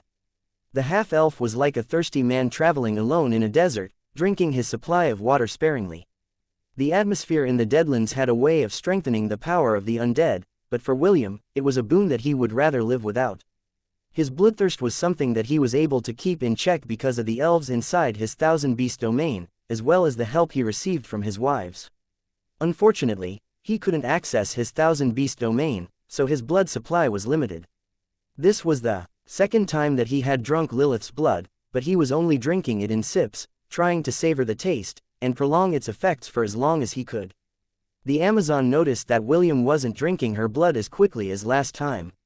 However, she didn't plan to complain. Just like William, Lilith also wanted the pleasure that she was feeling to last as long as he could. A few minutes later, William lightly kissed the wound on Lilith's neck, healing it completely. Thank you, William said as he supported Lilith's body that had turned to jelly. Lilith sighed as she leaned her body against William's chest. 2 days had passed since the incident in the demonic shelter, and an uneasy peace had settled over the Deadlands. Tonight was the night when the haunting was supposed to strike, so William had asked Lilith if he could drink her blood, so his bloodthirst would be at an acceptable level. Truth be told, William was still deprived of blood, but there was not much he could do about it. Lilith was the only one he could ask on a personal level. As for Razel, after drinking her blood once, William had refrained from doing so again. For some reason, he would rather drink Lilith's blood than drink the young lady's blood, whose hair was as red as his. Are you sure you drank enough? Lilith asked after she managed to take full control of her senses. You drank less than you did last time. Really? William asked. Amazons are warriors, we have been trained to pay close attention to our physical abilities, Lilith replied as she made herself comfortable by leaning on William's chest. Are you sure you're going to be fine? If you need more blood, you can ask Razel for some, you know.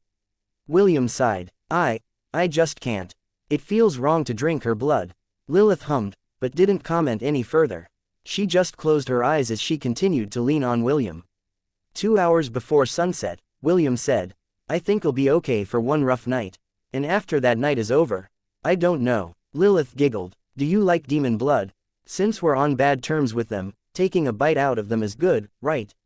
Ew. William replied. I have standards, okay. I'll only drink Chiffon's blood. She's a demon, I thought she was just short. She's not short. Chiffon is half dwarf, half demon. It's a race thing. Lilith giggled. Okay. I'll believe you for now. What do you mean, for now? William snorted. It's the truth. So, how did you meet her? After hooking up with lust, you cradle-snatched gluttony. Who's the next sinful lady you plan to add to your harem? Lilith inquired. Wait. You're probably tired of the sins now, maybe you want to spice it up and aim for the virtues. Is that why you're trying to be chummy with Professor Celeste's familiar? William snorted. Is that what you think of me? A guy who makes every beautiful lady I see my wife? Lilith turned around and stared at William's face. Prove it to me. Prove. William shook his head. I don't need to prove anything to you. Hey what? Lilith rested both of her hands on William's shoulders and stared straight into his eyes. Will you make me your lover? Seeing William's complicated expression, Lilith giggled before standing up and walking away. Just as she was about to leave the door, she glanced at William and smirked. If I asked you this question a few days ago, you would have definitely said no, Lilith said in a teasing tone. Don't be so stuck up. You can also rely on Razel. I'm sure that she's just waiting for you to approach her. We need you, so you'd better be sane at all times. Do I make myself clear? Yes, William answered. Lilith winked at him before leaving the room. After the Amazon princess left, a helpless sigh escaped William's lips. He then laid on the bed and stared at the ceiling for a long time. William knew that Lilith was right. If she had asked him this question a few days ago, he would have outright rejected her. But, right now, he felt conflicted. He asked Razel to talk with him privately a day ago. The young beauty agreed to his request, and William asked her a couple of questions about where she came from, and anything related to her family. Razel answered all of his questions, but they were quite vague. She even had a big smile on her face the whole time, as if she found William's questions amusing. Simply put, the young lady was smart enough to not step on any landmines that William had set for her. This made William curse her internally because no matter how eloquent he was, the red-haired beauty had beaten him at his own game, hands down, which frustrated him. Why are you making this complicated, Razel? William muttered softly as he covered his eyes with his hand. All I ask is for you to answer yes or no. Is that too much to ask? As the half-elf was thinking on what to do next, the alarm in the stadium suddenly rang. It was also at that moment when the half-elf felt some stir inside his body and knew for certain that the haunting was about to begin. Chapter 808, Army of One. Mimamator Shelter. Avril stared at the countless undead that had started to make their way towards her stronghold. It was an attack from both land and air, and for the first time in her life she was quite thankful that her shelter was not going to face this calamity alone. After William's warning, all the leaders decided to place Swiper and his subordinates on the front lines of the battlefield. Of course, they were not being used as cannon fodders. 5 other shelters stood beside them, but it was clear that they were paying close attention to the demons, who had been accused of betraying them. Swiper knew that he couldn't afford to take this battle lightly, so he ordered his men to fight to the death. With so many eyes paying attention to him, any act of betrayal would lead to dire consequences. With this many undead, the glory shelter is finished, Swiper thought.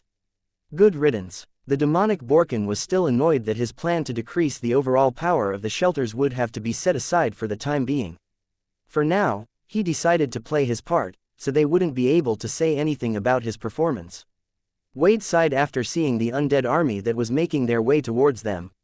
Just like Swiper, he already considered Razel and the remaining members of the glory shelter to be dead people. Even with the combined might of their shelters, he knew that this battle would be an uphill battle. He didn't dare estimate how many casualties they would have when this night was over.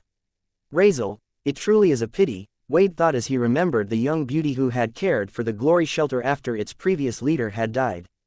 Zenobia, your subordinate will be joining you soon. Lindir raised his spear as he commanded his members to stand their ground.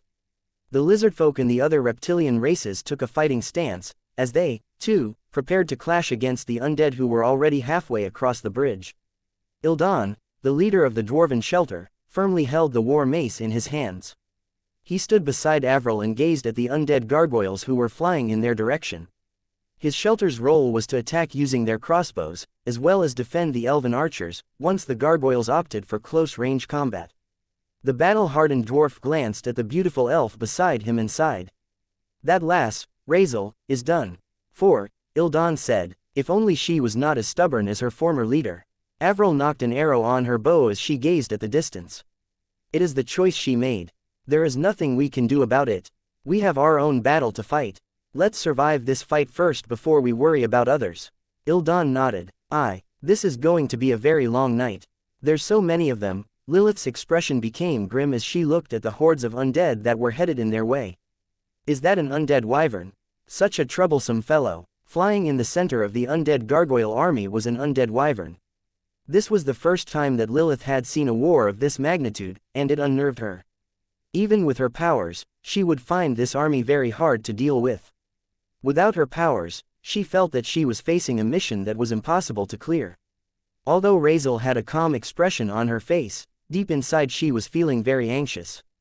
Just like Lilith, this was her first time seeing a large-scale war, and she felt that she was out of her league. Judging by the number of undead that were headed in their direction, she could tell that they numbered in the tens of thousands. There was only one word to describe their current situation, and that was overkill. Unlike the two ladies beside him, William gazed at the undead army with calmness. He had participated in wars of bigger magnitude, so he was not fazed with the current undead army in front of him. In fact, he was even feeling excited. As a vampiric necromancer, he also had the power to raise the dead. He had done this during the battle in the southern continent, so he was well aware of the capabilities of each undead unit that was headed their way. The Black Tower had not only made his vampiric powers surface, it also strengthened his fighting abilities. Although he couldn't destroy the entire undead army instantly, he was confident that he could decimate them if he was given a few hours. Also, he planned to do a bit of an experiment. If he succeeded, then their chances of surviving this clash would drastically increase. Lilith and Razel, stay here in the stadium and prioritize the flying undead, William ordered. Razel, do you think you can bring down that undead wyvern from the sky? Only if it comes within range, Razel replied. But, the most I can do is bring it to the ground. I don't think I will be able to fight it, while dealing with the undead gargoyles at the same time. That's fine. What I want you to do is throw that thing in my direction, understood? William nodded. Yes, you don't have to do anything else. Just throw it at me. Understood. Razel acknowledged William's order. Well, good luck. William smiled as he gave Razel and Lilith a brief nod before turning around to face the undead army. Don't let yourselves get bitten or wounded by their weapons. William reminded them. There is a high chance that you will turn into an undead if your wounds are not treated right away. Got it, I'm off, William declared as he jumped off the roof. He then charged at the undead army as the muscles in his left arm bulged. Sensing his presence, the zombies and skeleton warriors that acted as vanguard, charged in his direction with their weapons held high. A devilish smile appeared on William's face as he swung his arms to obliterate everything in his path. For him, dealing with the small fries was an easy matter. If an ordinary warrior were to do this, they would need to pay attention to their stamina. Fortunately, William didn't have to worry about that. After drinking Lilith's blood, as well as gaining the effects of the Black Tower in the distance, William was currently at his peak performance. He didn't have to worry about a lack of stamina, because the red mist that had spread across the city was like an inexhaustible supply of rejuvenation potion to him. After killing more than a dozen undead, the half-elf raised his hand and activated his necromantic skills. He was itching to know whether his hunch was right or not. Soon, the undead that he had slain once again reanimated themselves and attacked their former companions. William laughed as he fought alongside his new comrades. He then eyed the leaders of the undead army, which were the Death Knights and Dullahans. If he could make them his minions, then he would be able to turn the tide of battle by focusing on the high-tier undead that were currently commanding the army. Lilith and Razel, who were watching William's battle from the roof of the stadium, gasped in shock at the scene in front of them. Unbelievable, Lilith muttered. If this goes on, we can win if he can turn that undead army into his own. No, Razel shook her head firmly. Will can only reanimate a few hundred undead at most. I think he is just testing out whether he can pry the control of the tower over them in order to replace it with his own authority. Since he can only control a few hundred, he would definitely settle for quality over quantity. Now I understand why he asked me to bring the undead wyvern down. This was his plan. Since Razel finally understood what William wanted to do, she raised her head to look at the undead wyvern who had decided to personally lead the undead gargoyles to attack the stadium. The golden rope in her hands glowed with power as she patiently waited for the wyvern to come within her range. That is the only way that she could accomplish the task that was left to her by the man who was given the title Army of One. Chapter 809. I think it's worth taking a gamble. William was practically bulldozing his way through the undead army. Although they had the numbers, no single undead among them could fight him head-on. Although he suffered from several stab wounds, and other grievous injuries, all of them regenerated at a rapid rate thanks to the red mist. The vampiric necromancer was a prestige class that was equivalent to a vampire prince. Meaning, it was one of the higher forms of the undead class that was only lower than the vampire king, which was equivalent to an elder bone dragon. The Death Knights in Dullahan were a tier lower than him, so they didn't pose any kind of threat to him whatsoever. The only thing that could really threaten William on the battlefield were the undead dragons that were flying through the skies of the Black Tower. As long as those dragons stayed where they were, William was like an adult fighting against tens of thousands of 3-year-old babies. Although they could swarm him, bite, hack, and stab him, the injuries he sustained regenerated within seconds. In short, the red mist that was supposed to make the undead army formidable, backfired on them. If Molokai was there, he would be scratching his head because of the absurdity of the entire affair. Even Lilith, who had been feeling anxious earlier, felt that she had been worried over nothing. Because of William's dominating performance, the pressure on her and Razel had decreased drastically. This wyvern is annoying, Razel said as she wrapped an undead wyvern and used it as a wrecking ball to hit the gargoyles who were descending on them like rain. Because of Gleipnir's ability to extend itself, the young beauty was able to both attack and defend at the same time. Lilith stood beside Razel and attacked the undead gargoyles that were able to get past Gleipnir's defenses. The national treasure of the Amazons was blessed with a divine property. This meant that anything evil or unholy would be weakened in its presence. This was why Razel was able to fight against undead opponents that were stronger than her. Gleipnir was the natural bane of the undead. They weren't able to use their full capabilities as long as the golden rope was present on the battlefield. After almost an hour of fighting, the undead wyvern finally lost its patience and uttered a deafening shriek. It then dove towards the two ladies on top of the roof with fury. Finally, you made your move, Razel thought as she focused her sights on the undead wyvern. She had already stopped attacking randomly and prepared to engage the wyvern that was coming their way. Because of this, the pressure on the undead gargoyles lessened as they bared their fangs at the young beauty who was giving them a hard time. Just focus on the wyvern, Lilith said as she stood in front of Razel. She held the two short swords in her hands and activated their special properties. The weapons of the Amazon royal family were no ordinary weapons. Although they were not mythical or legendary weapons, like Gleipnir, all of them were unique weapons that had special abilities. Lilith's short swords were a pair, called Hysteria. Its ability was quite special, even among unique and mythical weapons because it had the power to control gravity. Fools who defy the laws of the world, accept your fate and be damned by all. Lilith roared, crush them all, Hysteria. Anything within a 20-meter radius of Lilith felt an unprecedented oppression weighing down on them. For the undead flying army, Gleipnir's suppression and Hysteria's gravity control made all of them mad with anger. They were like sitting ducks, unable to advance no matter what they did. Let's go, Lilith said as she held Razel's waist and jumped towards the sky. After deactivating the laws of gravity around her, the two soared to the sky as if they were flying. Any undead gargoyle that blocked their way fell down towards the ground as if they had lost the ability to fly. Bind the world in your embrace and hold it in place, Razel shouted. The golden rope danced across the sky like a living being as it headed towards the undead wyvern whose eyes glowed like embers.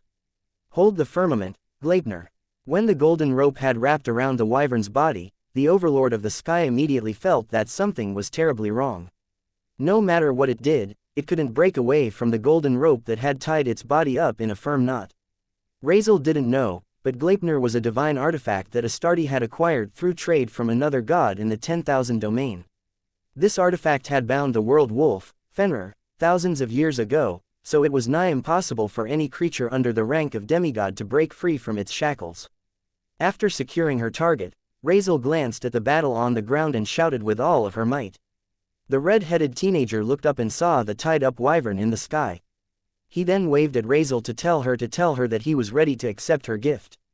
Just like a wound-up, spinning top, the young beauty hurled the shrieking wyvern towards the half-elf who was looking at it like it was a toy that he had wanted all of his life. The wyvern crashed on the ground, sending rubble flying everywhere. William ran towards its location, ignoring the undead who were hacking away at the Death Knights and Doolahans that he had converted to his side a few minutes ago. As soon as the wyvern saw William, it immediately opened its jaws to bite him. Unfortunately, the half-elf was a step faster and slammed a roundhouse kick on the wyvern's nose, smashing its head towards the ground. Before the wyvern could even utter a cry of pain, William raised his left hand and smashed it on the wyvern's head, smashing its bones apart. "Rise," William ordered as he placed his left hand over the wyvern's head. "I, your new master, call for you to serve me in battle." The undead wyvern's body glowed with a green light. William jumped off its head and stood in front of it, waiting patiently to see if his hijacking attempt to take control of the wyvern succeeded. Soon, the wyvern propped up its body from the ground and uttered a mighty screech. Not long after, it bowed its head in front of William, which signified that it had changed its allegiance to him. "Good," William said as he jumped on the back of the undead wyvern. The wyvern flapped its wings and soared towards Razel and Lilith, who were slowly descending to the ground like a feather. William caught both of them on the wyvern's back, and flew towards the undead gargoyles that were flying towards the sky. "Razel, grab those large gargoyles over there," William ordered. "They are the captains of the gargoyles and I plan to convert them to our side." "Understood," Razel replied with a sweet smile on her face. She was about to follow William's orders when her eyes caught something on the ground. Standing at the center of the undead formation was a Death Lord wearing red armor. It held a giant war axe in its hand as it made its way towards the Death Knights and Doolahan that William had converted. Big Sister Xinovia." Razel's eyes widened in shock when she saw the familiar figure who had treated her like a family when she came across the Deadlands. The ex-leader of the Glory Shelter had sacrificed herself to allow Razel, Kathy, and her other subordinates escape when the haunting suddenly happened during their scavenging expedition. They were far away from their shelter back then and had no choice but to fight their way through the encirclement. Razel knew that there was a high possibility that she would see Xinovia again, but this time, they would be fighting on opposite sides of the battlefield. The young beauty had wished that this day wouldn't come, but it still happened. "Is that her?" William asked as he eyed the Death Lord who was nearly as strong as him. "Yes," Razel replied, "that's Big Sister Xinovia, the previous leader of the Glory Shelter."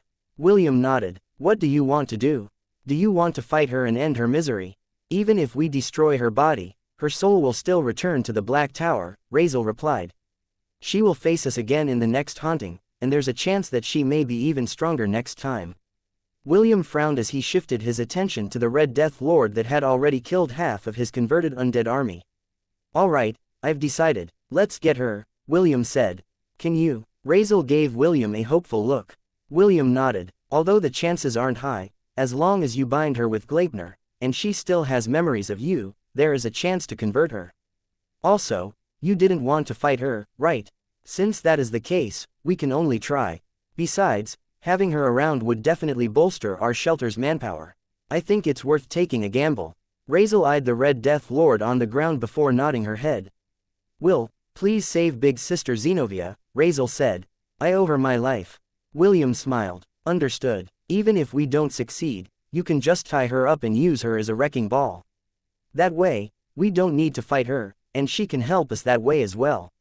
It's a win-win for everyone." The corner of Razel's lips twitched as she stared at the grinning half-elf in front of her. If William wasn't someone she loved dearly, she would have no doubt pushed him off the wyvern's back. Xinovia was the one person she truly cared about in the Deadlands, and she would never stoop low enough to use her as a wrecking ball to fight off the undead army, whose numbers seemed unending. Chapter 810. The one that is pulling the strings from the shadows. A mighty screech spread across the battlefield as the undead wyvern descended from the sky. William focused his attention at the Death Lord that was wielding a great axe because its fighting prowess was similar to that of a saint in its initial stages. "She's strong," William thought. She was probably stronger when she was still alive. Usually when a living being transforms into an undead, their strength decreased by a tier. According to Razel, Xenovia's strength was half a step away from being a saint. Right now, the Death Lord in front of them was already at the saint rank. Although it was still in its initial stages, a saint was still a powerhouse that was not easily defeated.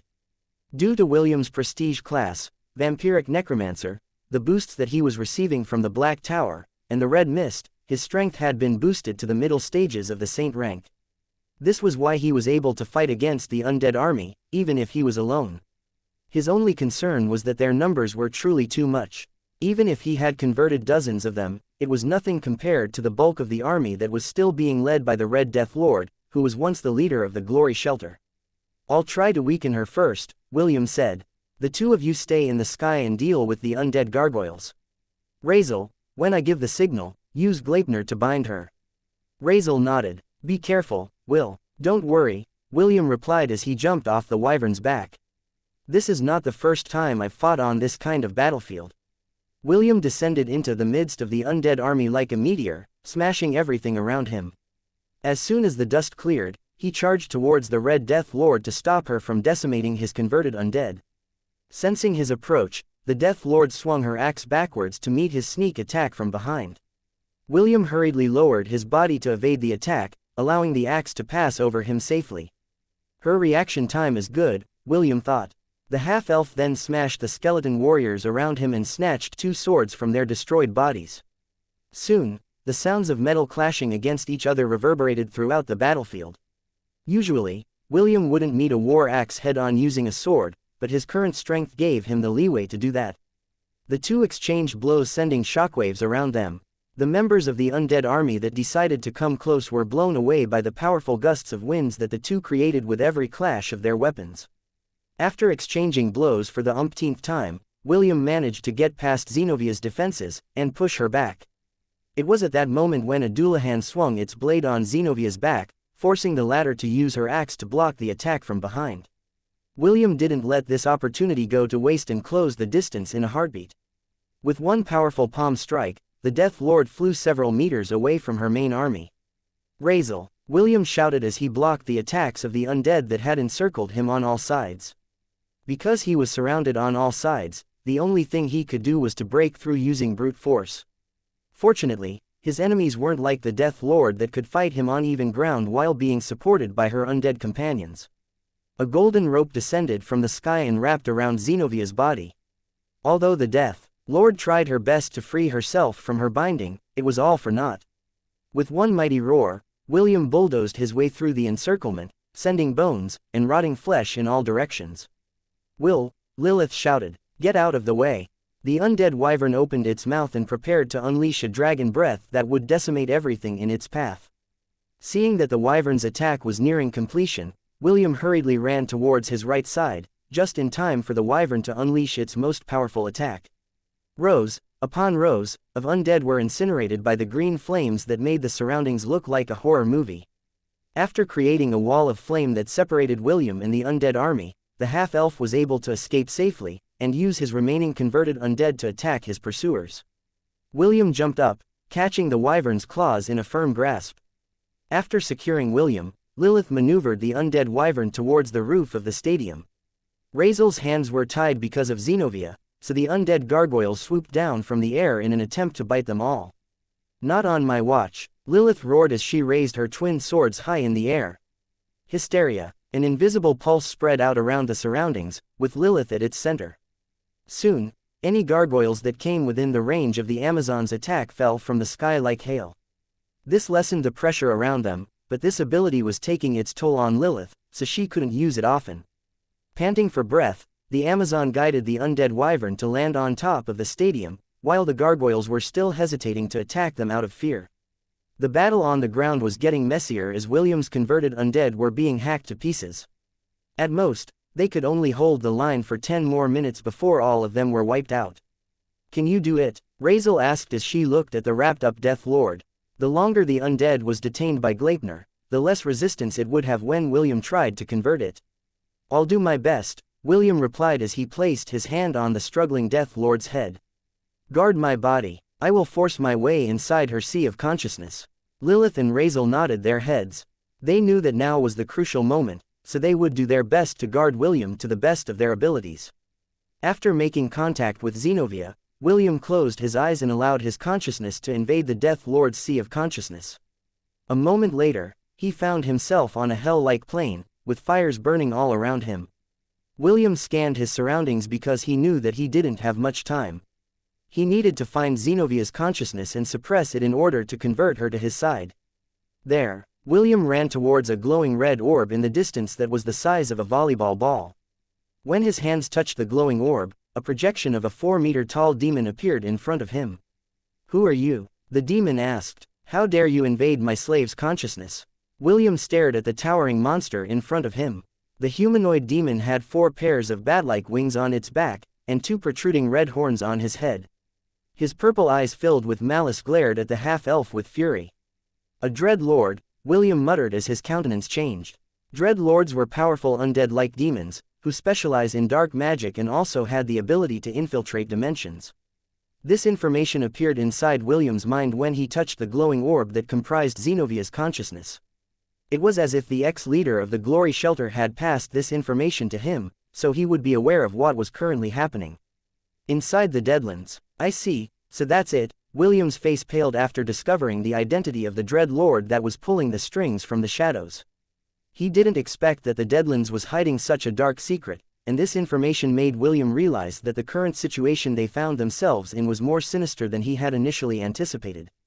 Chapter 811. "You're so noisy, shut your trap. Are you deaf?" the Dread Lord roared. "Answer me." The Dread Lord's roar broke William out of his daze. He then focused his attention on the glowing orb, and completely ignored the projection that was demanding answers from him. What do you think you are doing?" The Dreadlord's face contorted in anger as he somehow guessed what William was planning to do. "You're so noisy," William answered. "Shut your trap." "Why you? Do you know who I am? If you don't stop what you are doing, I'm going to make you regret being born. You're annoying. Do you really think I am afraid of a mere projection? If you have the guts, then come and find me." William then raised his left hand and made a clenching gesture. Several cracks appeared in the projection's image, followed by the Dread Lord's shouts filled with anger. "I'll kill you," the Dread Lord roared in anger. "I'll kill all of you." William gritted his teeth as he swung his fist towards the projection, shattering it into pieces. The projection was merely a projection. Aside from threatening, and glaring at William, there was nothing that the Dread Lord could do. After that, he bit on his finger and poured a few drops of his blood on the glowing orb of light. The hold on Xenovia's soul was quite strong, so normal means wouldn't allow him to break it. The Dread Lord had placed a small part of his will into the exceptional warriors that he had corrupted and turned into high-tier undead. As long as the Dread Lord's will remained, these greater undead would remain loyal to him for all eternity. Because of this, William had gained a greater understanding about his hidden foe. It also allowed him to think of various countermeasures on how to contend with the Dread Lord over the control of these powerful undead that was working under him. Fortunately, he only left a small fragment of his will in your soul, William muttered as he started to convert Xenovia's soul to his side. "If he placed more importance on you, then the price I would need to pay would be higher." Inside the Black Tower, an angry roar spread across the dark hall that led to the center of the tower. "You filthy half-blood." The Dread Lord smashed his fist on the arm support of his throne made of dragon bones. Several pipes were embedded in his body, which were connected to a giant crystal ball, where countless souls were wailing and begging for mercy. The Dread Lord roared for the second time before raising his right hand. "And no." One of the souls inside the giant crystal ball screamed in fright as it was pulled towards the Dread Lord, whose mood had turned for the worse. After half a minute of futile struggle, the soul landed in the Dread Lord's hand. "You lowly mortals dare to defy me!" The Dread Lord screamed at the cowering soul in his hand. "No one can defy me." With an angry snarl, the Dread Lord ate the soul in his hand, consuming its spiritual essence. "None of you can defy me." The Dread Lord raised his hand and more souls flew out of the giant crystal ball, which flew straight to his mouth. He then chewed the souls angrily as the power in his body increased. "I'll make you pay for this, you lowly mortal." The Dread Lord vowed, and the Black Tower gave an ear-piercing screech, which made the bone dragons flying above it roar in fury. One of them broke away from the group and flew in the direction of the Glory Shelter. It only had one purpose, and that was to raze it to the ground, and kill the half-elf that dared to defy its master. William coughed a mouthful of blood as his link with Xenovia was forcefully terminated.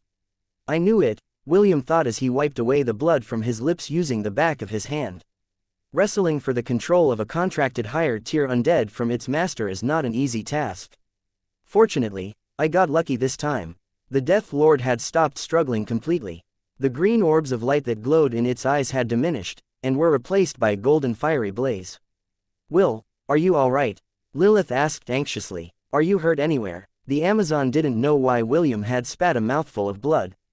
Currently, William was suffering from lack of blood. Every drop that was lost would cause him to be one step closer to losing control of his senses. I'm fine, William reassured her. William was about to say more when he heard the mighty roar of the bone dragon from the tower.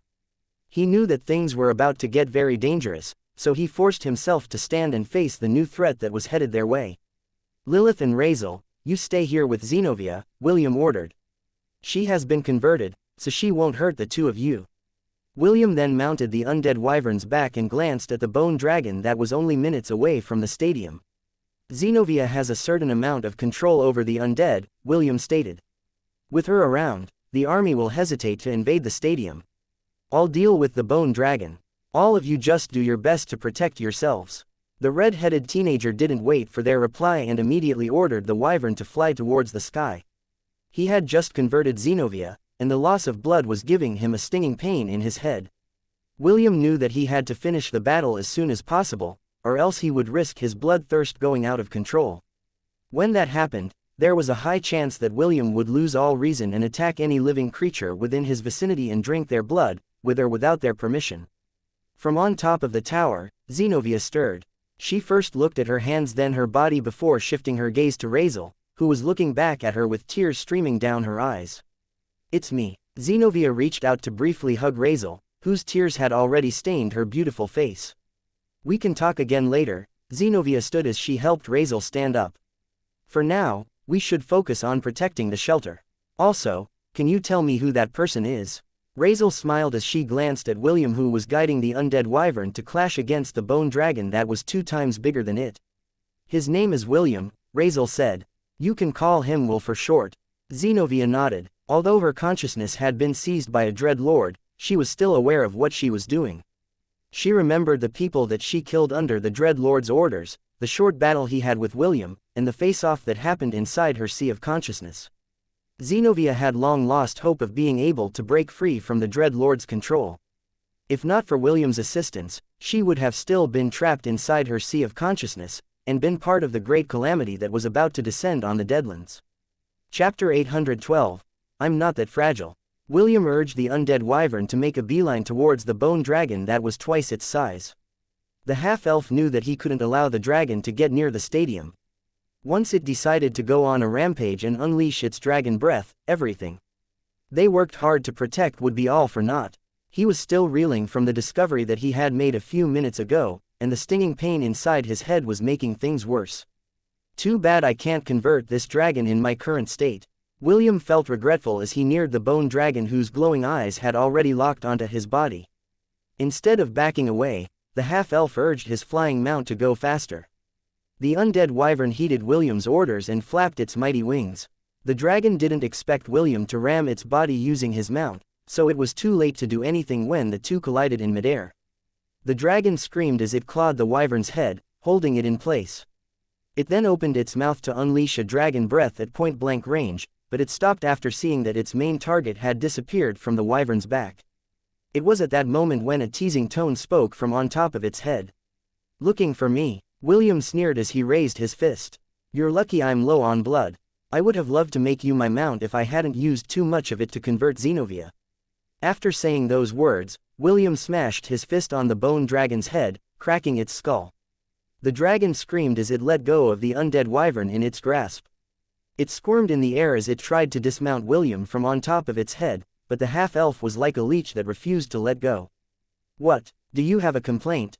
William laughed as he once again raised his arm. Tell it to my fist. The skull of the bone dragon almost shattered in half after William delivered his second blow. However, due to the effects of the black tower and the red mist, the damage he dealt was quickly regenerating. Even so, that didn't stop the dragon from screeching hatefully at the half-elf, who was dead set on smashing its head to bits. Screeching helps? William asked in a teasing tone as he continued to smash his closed fists on the bone dragon's head. Not at all. William was grinning like a madman as his bloodthirst gave his eyes a golden hue. This was the sign that he was nearing his limit, and was about to lose control. The thing was, as William gave into his primal urges, his strength also rose exponentially. With a resounding crack, the bone dragon's skull collapsed completely, and it fell from the sky, headed straight for the undead army. A loud crashing sound echoed across the battlefield as the dragon and the undead around it were smashed to pieces. When the dust cleared, the half-elf, whose eyes had completely taken on the golden hue, snarled at his surroundings. Without warning, he dove into the densely packed undead army and started a rampage. William had finally lost his senses and was only acting on instinct. The undead didn't back down and swarmed him like a colony of ants. Lilith, Razel, and Zenobia watched from afar as hundreds of scattered bones flew in the air. William duked it out with the enemies in front of him. His nails had grown and all of them were like sharp blades that cut everything in half. No matter how many skeletons and zombies swarmed on top of him, all of them were slashed and blasted to pieces without fail. It was a very gruesome sight and, for the first time, Lilith felt genuine fear as she looked at the crazed vampire prince who had lost his reason. "We need to help him," Lilith said as he glanced at Razel and Zenobia. "We can't allow this to go on. The longer he remains in that state, the more danger we would find ourselves in later." Razel firmly shook her head after hearing Lilith's words. "I know that it is dangerous, but right now, we can't afford to incapacitate him. The undead army is still there, and if we tried to hold them back, they would be able to overpower us in strength and numbers." "Are you telling me to wait until the haunting is over?" Lilith asked. She understood what Razel was saying. However, for some reason, she didn't like to see William in this crazed state. She would rather see the half-elf be arrogant and narcissistic than be a bloodthirsty vampire that could no longer distinguish friend from foe. "We have no choice," Razel sighed. "We just have to wait until the haunting ends. It would be more dangerous if we tried to interfere right now." Zenobia nodded her head in agreement. "I am now connected to him, so I can generally tell what his condition is. It seems that he has allowed his bloodthirst to get the better of him, while saving up his remaining willpower to resist it at a later time. We will do more harm than good if we try to stop him by force." Lilith could only reluctantly nod her head after hearing Razel's and Zenovia's explanations. The only thing she could do was to pray for the haunting to end. That way, they could go to the half-elf's rescue and let him drink their blood, until he returned to normal. After 2 agonizing hours of waiting, the undead army started to recede and return to the Black Tower. Zenobia hurriedly called the undead wyvern that had just finished its regeneration after its collision with the bone dragon. Lilith and Razel accompanied Zenobia as they followed the half-elf who was still dead set on attacking the retreating undead. When they were directly above the half-elf, Razel used her golden lasso to bind William. However, the vampire prince had sensed the danger that Gleipnir possessed and grabbed it with his hand. Suddenly, he gave it a pull, which caught Razel completely by surprise. The young beauty was pulled off the wyvern's back, and fell towards the ground, much to Lilith's and Zenovia's horror. Before the two could even save her, a swarm of bats enveloped Razel's body before flying towards the ground. When the swarm of bats disappeared, William stood with Razel in his arms. "Don't!" Lilith shouted in panic when she saw William lower his head. The vampiric prince ignored Lilith's shout and sank his fangs into Razel's neck, drawing blood. William was about to feast on his prey when a pair of delicate arms wrapped around his head. "It's fine," Razel whispered. "Drink as much as you want. I'm not going anywhere." William's eyes trembled as his fangs stopped penetrating deeper into her neck in order to draw out more blood. "It's okay." Razel's words once again reached his ears. "I'm not that fragile. Losing some blood isn't a big deal." William pulled his fangs back and licked away the blood that was flowing out of Razel's neck. He licked the wound clean as well as the bloodstains that had traveled down her neck. Soon, the wound on the young beauty's neck disappeared completely. The red-headed teenager sighed as he closed his eyes. He managed to regain control of his sanity before it was too late, and was able to prevent doing something that he would regret for the rest of his life. He knew that if he had continued to sink his fangs deeper into Razel's neck, he might have sucked her dry, or worse, turned her into a full-fledged vampire whose humanity would have been lost forever. Chapter 813. Stop dilly-dallying and start sucking. Part 1. Inside the glory shelter. "Go on." "No, it's better that we don't do this." "There you go again, Will," Razel berated. "Because you kept refusing to drink blood, you went completely berserk. If not for the fact that you stopped at the last minute, I might have become a dried husk." "She's right, you know," Zenobia, who had her arms crossed over her chest and was leaning on the wall, commented. "Also, now that the haunting is over, we might find some guests arriving in a few hours who will check the shelter's condition. I bet they will be surprised to see it still standing. Lilith, who was seated at the couch across William, nodded her head. After you drink Razel's blood, you can have a bit of mine. Zenobia had already talked to Kathy in secret, and she also agreed to give some of her blood to you. So, stop dilly-dallying and start sucking. ... William knew that arguing with the three ladies inside the room was useless. Although he didn't want to admit it, he understood how dire his current circumstances were. He believed that if he was not able to drink any blood in the next few hours, he would once again fall into a berserk state. Very well, William relented. But, I'll only drink blood from your fingertip, Razel. Razel shook her head firmly. My fingertip doesn't have much blood. At most you can only get a few drops. The young beauty wrapped her arms around William's head and pulled it close. Just do it, Will, Razel said. Not for yourself, but for us who you need to protect.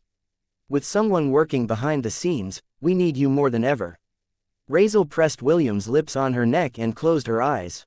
She had locked William's head in a firm grip. Clearly, she didn't plan to let him go until he had drunk her blood properly. The young beauty wasn't aware that William was already finding it hard to resist the temptation that she was offering him. With the last push she gave him, the red-headed teenager finally relented and sank his fangs into Razel's tender neck. Just like he did last time, he drank her blood sparingly. Although his body needed it, his psychological state was full of guilt and shame of needing to do this with her. He didn't mind drinking Lilith's blood, or the blood of any other woman.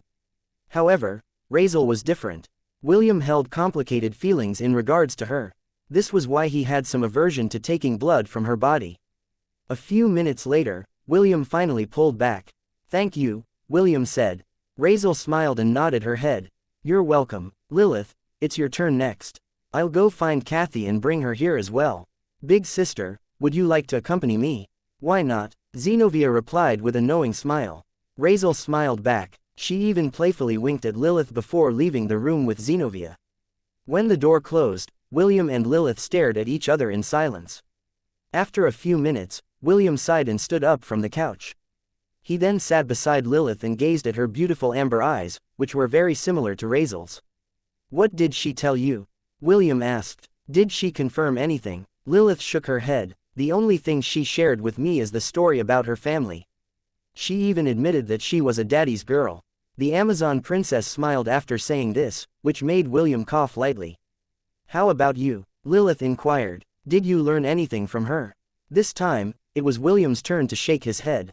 No matter how much I tried to trap her using words, she slid through my questions like a slippery eel. Ah, but there is one thing she did mention that I found interesting. Oh, care to share what it is? Yes, she said that her mother was her father's favorite when it came to love-making. She added that among his father's wives, only her mother had a bubble butt, which he finds irresistible. I don't know if she was making fun of me or not. The corner of Lilith's lips twitched after hearing William's words. She even saw the half-elf sneakily glancing downwards, as if trying to confirm something. If you want to see it, I can show it to you, Lilith smiled sweetly. The question is, do you dare? William lightly cleared his throat as he shifted his attention back to her face. Lilith was surprised because there was a mild flush that appeared on William's cheeks. This was the first time that she saw the half-elf blush after knowing him for a long time. Clearly, her innuendo had an effect on his usually calm demeanor. I know that I'm asking for too much, but, can I drink some of your blood again? William inquired. He was doing his best to change the subject, and the Amazon princess was more than happy to set the issue aside for the time being.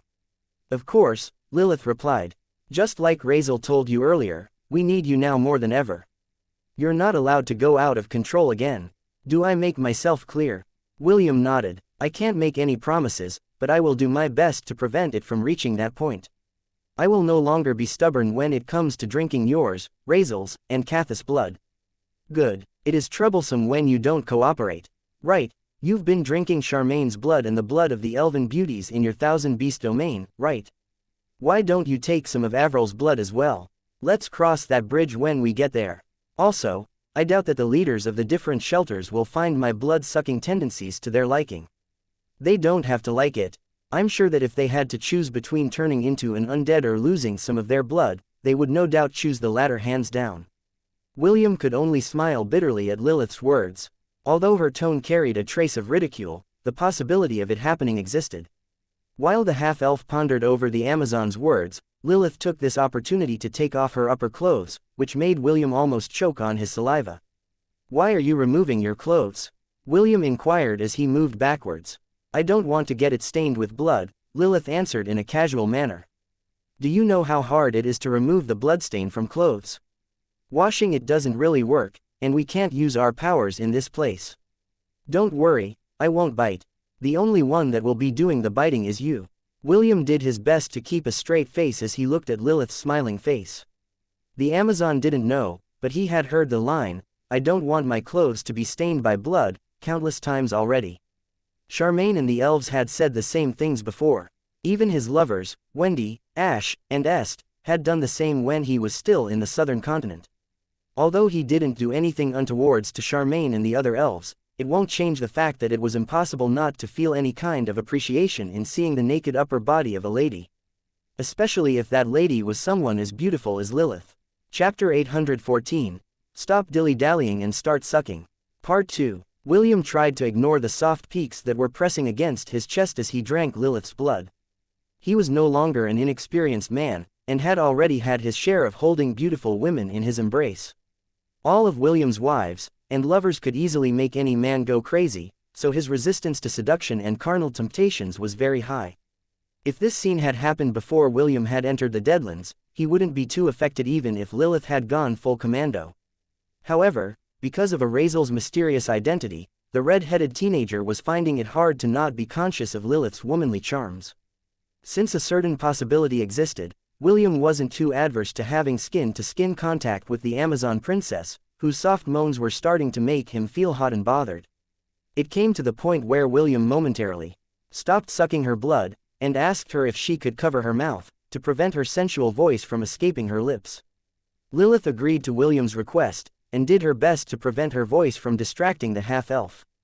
However, a new problem emerged. In an attempt to prevent herself from sighing in pleasure, the Amazon princess lightly nibbled on William's ears, which made the half-elf's body uncontrollably shudder. It was like a current of electricity had passed through his spine, making his entire body tingly and sensitive.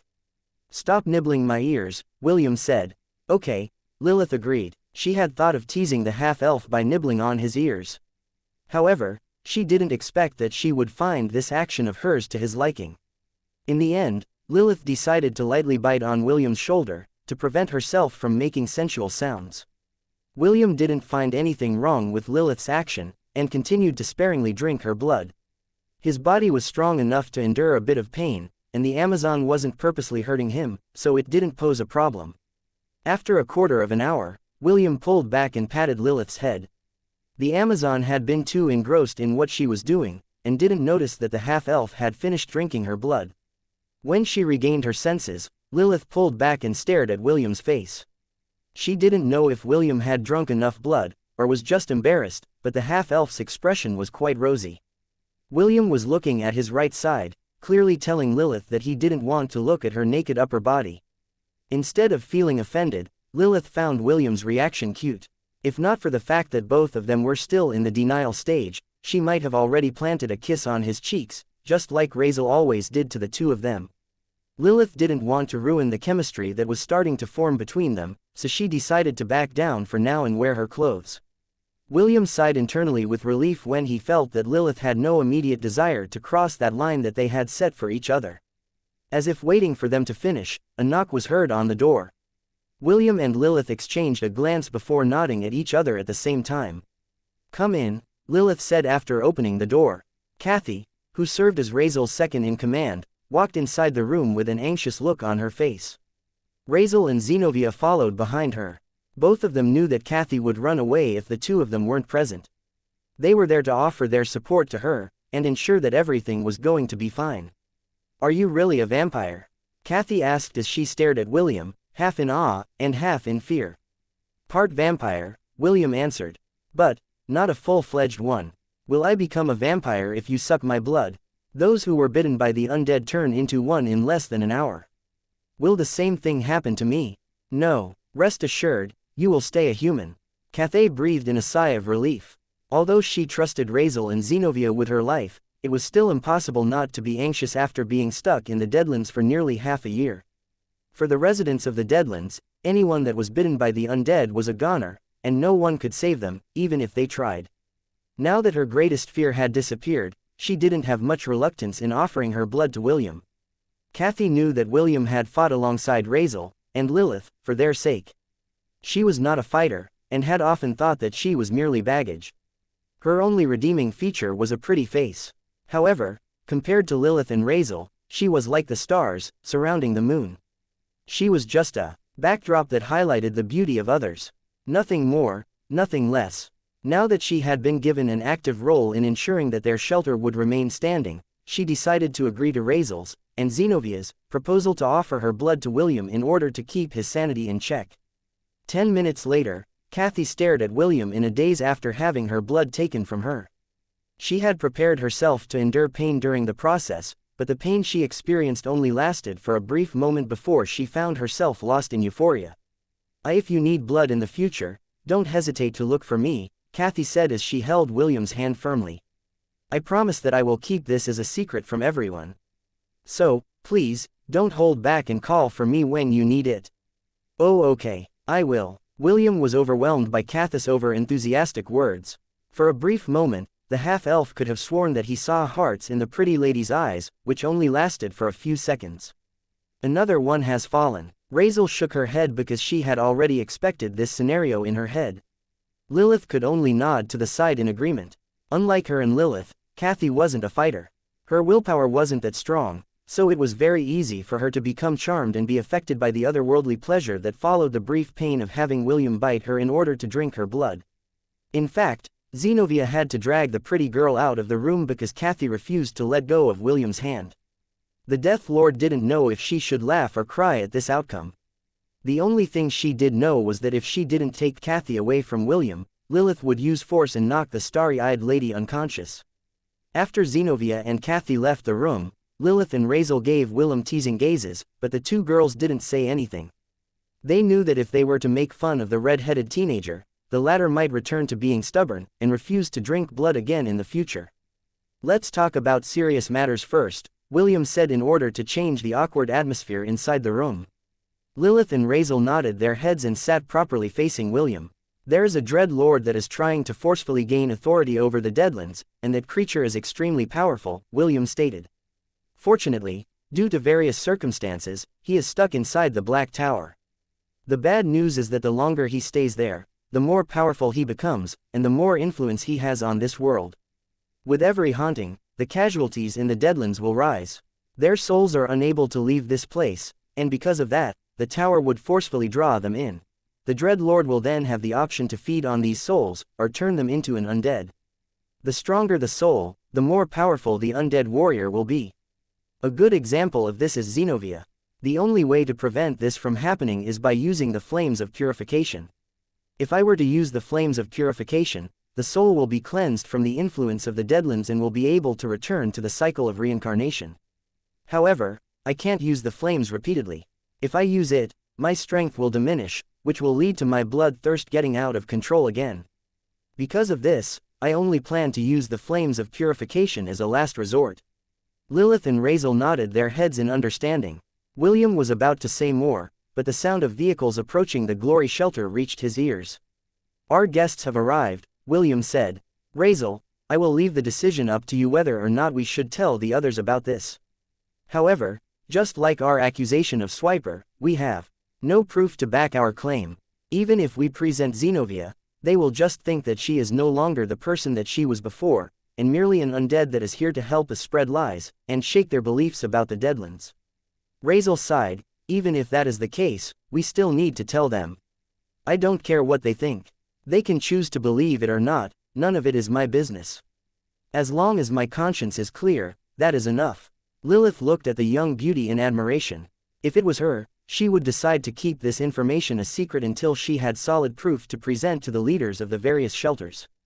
"Since you have already decided, then we will share this information with the others," William replied with a smile. "I just wonder what their reaction will be." Razel smiled as she looked at William and Lilith. "I guess we'll just have to find that out ourselves.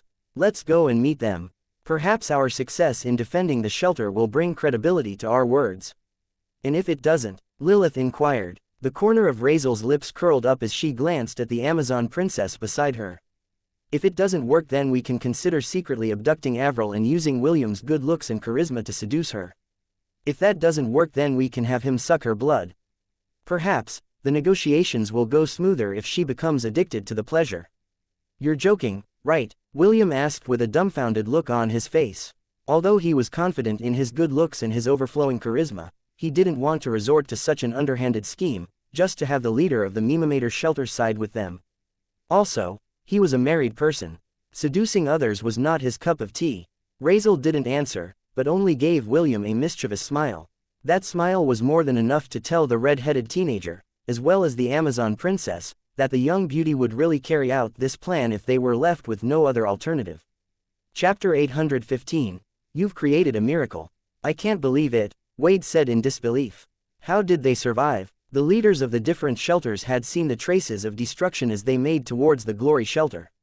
Several buildings were destroyed, and the remains of a bone dragon that laid in a crater shocked them silly. However, this was not the thing that surprised them the most. The most surprising part about all of this was that the glory shelter was still standing, and looking at it from a distance, it received little to no damage from the haunting that had passed several hours ago. Just what is going on? Even Swiper couldn't believe his eyes. During the battle in the Mimamator shelter, all of them saw the bone dragon fly towards the glory shelter. Swiper was inwardly shocked when this happened, but he also celebrated the unexpected development. With such a powerful creature joining the assault, he already assumed that the glory shelter, as well as the annoying half-elf, would be burned to ashes, leaving nothing behind. When Avril proposed that they visit Razel's glory shelter to rescue survivors, Swiper and the other leaders all agreed to accompany her. For them, this was just a way to pay their respects to Razel and the people that had stayed behind. All of them thought that they would just be seeing charred ruins when they arrived at their destination. This was why none of them were able to believe the scene right in front of their eyes. Let's go, Avril said after taking control of her emotions. Let's go and see Razel. The other leaders subconsciously nodded their heads as they restarted the engines of their vehicles. They were curious about how Razel had done it. They wanted to know how the glory shelter survived the attack of countless undead, as well as the fury of a bone dragon, which they knew was something they didn't dare to face head-on. As they neared the shelter, they saw Razel standing at the entrance with her arms crossed over her chest. William and Lilith stood behind her like two bodyguards with indifferent expressions on their faces. Neither of them cared about the leaders of the shelters. The only one they cared about in this god-forsaken world was Razel. Razel, I'm very glad to see that you're safe, Avril said as soon as she jumped off her truck. Razel gave Avril a brief nod before replying, I'm glad to see you, too, Avril. How did you do it? Swiper asked as he walked towards Razel. How did you survive? The young beauty ignored Swiper and treated him like air. She even didn't bother to look at him and only focused on Avril, who was looking at her with complicated emotions. Lass, do you know what you've done? Ildan, the dwarven leader, asked while playing with his beard. You've created a miracle. This time, Razel shifted her gaze to Ildan. She smiled at the dwarf who had treated her and her shelter like allies in the past. I wasn't the one who made this happen. Razel shook her head. It was none other than William and Lilith. Without their help, the glory shelter would have long been turned into ruins by now. All the leaders shifted their attention to the red-headed teenager and the Amazon behind Razel. They were well aware of Razel's fighting prowess. This was why they believed that she alone was not enough to protect the glory shelter from annihilation. It seems that we need to re-evaluate these two newcomers, Wade commented from the side. In the Deadlands, the only thing they respected was strength. Only the strong would be able to survive in this harsh environment where death could claim them at any moment. Indeed, Lindir, the leader of the lizardfolk, nodded his head. Befriending them isn't a bad option. Avril smiled and approached Razel and gave her a light hug. She then approached William and extended her hand for a handshake. I know that we parted on bad terms, but I believe that the bridges haven't been burned yet, Avril said. Let me introduce myself again. My name is Avril Zalaria. The beautiful elf's long, green hair fluttered in the breeze, and her eyes, that were the color of rubies, looked at William with admiration. William was about to brush her off, but he saw Razel's stare, which made him remember that he needed to leave a good impression on Avril in order to help smooth out their relationship. William Von Ainsworth, William replied with an award-winning smile that would put his grandpa, James, to shame. Just call me, Will. You're a half-elf, right? Avril asked. Yes. William nodded. I am half handsome, half elf, so half elf. Avril chuckled as she playfully batted her eyes to William. You're not only strong, but you also have a sense of humor. Men like you are rare here in the Deadlands. You praise me too much, William replied. I'm sure that if Miss Avril went all out, fighting against a bone dragon would be just as easy as taking a stroll in the park. Surely you jest, Will. Not at all. Contrary to his playful demeanor, William was inwardly shocked because he didn't expect Avril to be very strong. He had been around strong individuals all his life, so even if people tried to suppress their aura, he would know right away if they were hiding their strength or not. Because of this discovery, William decided to be serious in befriending Avril. He had a feeling that the beautiful elf would play an important role in the inevitable face-off against the Dread Lord in the future. Enough flirting, Swiper shouted. I smell something fishy going on. How could a small shelter like yours survive the haunting? What method did you use in order to live another day? Spill it. William glanced at the irritating Borkin that was always trying to find ways to put them in a bad light. You smell something fishy. A smile filled with ridicule appeared on William's face. When was the last time you took a bath? Have you been drinking your own piss this whole time? Well, considering that you're still alive, you must have put your betrayal plan on hold. Swiper was about to retort, but he managed to catch himself in time after seeing that Avril's glare was clearly telling him to shut his trap.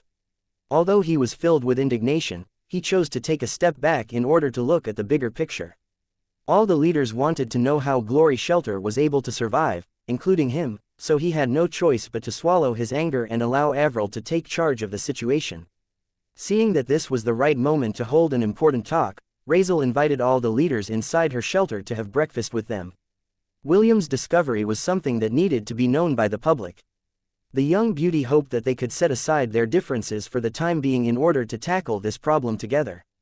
After all, this information was something that she couldn't keep to herself. Everyone needed to work together in order to face the mastermind that was orchestrating everything from the shadows. A mastermind, who was making all of them dance on the palms of his hands. Chapter 8:16. I'm sure that our suffering has just begun. All the leaders, as well as their subordinates, patiently waited for Razel to start the meeting that she had proposed after breakfast. All of them were dying to know how the Glory Shelter was able to survive the haunting, and how they were able to beat the bone dragon whose might was at the pseudo-myriad rank. A few minutes later, Razel appeared in front of them with William and Lilith by her side. The three of them had discussed how they were going to explain what happened during the haunting, and the route they would take in informing everyone about the existence of the Dread Lord that William had accidentally discovered, while trying to convert Xenovia to fight for his side. Before I discuss what happened last night, I want to know first, how everyone fared in fending off the undead that attacked Mimamator's shelter, Razel said. I'm curious to know how the undead army divided themselves in order to deal with all of us. Can someone do me the honors? Since Razel asked how the defense of her shelter transpired, Avril stood up and gave her a short version of the battle. Contrary to what they expected, the undead didn't only march on the bridge, leading to the Mimamator shelter, but also traveled underwater. This had never happened in the past, and Avril and the other leaders were caught off guard by the sudden development. Fortunately, the shelter had high walls protecting it on all sides. Although the undead had launched a sneak attack using the sea, the defenders were seasoned warriors, so they were able to react accordingly. Additionally, the siege machines that the Mimamator shelter possessed decimated the undead who came within their range. This played a major role in keeping the number of deaths as low as possible. However, since the numbers of the undead legion by land, air, and sea were too numerous, the shelter still suffered over 200 casualties. Although 200 casualties in a span of 4 hours may seem like a small number, that was precious manpower in the Deadlands where the number of people didn't surpass 2,000. 30 of them were from the demonic shelter, who fought off the invaders that charged through the main entrance of the Mimamator shelter. Swiper fought alongside his men and made sure that the undead wouldn't be able to breach through their defenses, leaving the other defenders to deal with the sneak attacks that came from the air and sea. Skeleton warriors, and zombies, were only low-tier undeads that fluctuated between rank E and D. They weren't very hard to deal with. As for the higher undead, most of them were ranked C up to A. Naturally, there were a few centennial-ranked undead among the mix, but the leaders were strong enough to keep them at bay. Especially Avril, who was like an arrow turret that released countless arrows with every minute that passed. After hearing the beautiful elf's explanation, William and Lilith frowned. Although the number of undead that attacked the Glory Shelter was less than Mimamator Shelter, the quality of the unholy army that they fought was greater. Although Xenovia and the Bone Dragon weren't enough to make the combined forces of the Alliance lose the battle, they were more than capable of increasing the number of casualties up to 1,000 if they had gone to the Elven Shelter. That is the hardest battle I have fought here in the Deadlands, Avril stated. If possible, I don't want to experience it again, but I'm sure that our suffering has just begun. The other leaders nodded their heads in agreement. They were already dreading the day when the next haunting would knock on their shelter's gates. If they could replicate the Glory Shelter's achievement in the previous war, then it would greatly benefit the survival of everyone in the Deadlands. Razel sighed when she heard Avril's story. She had already expected that many would die, but knowing that some of them were her acquaintances made her sad.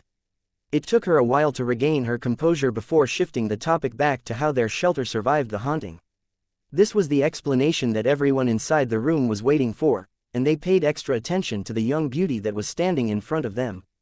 Just like you guys, we were also attacked by countless undead.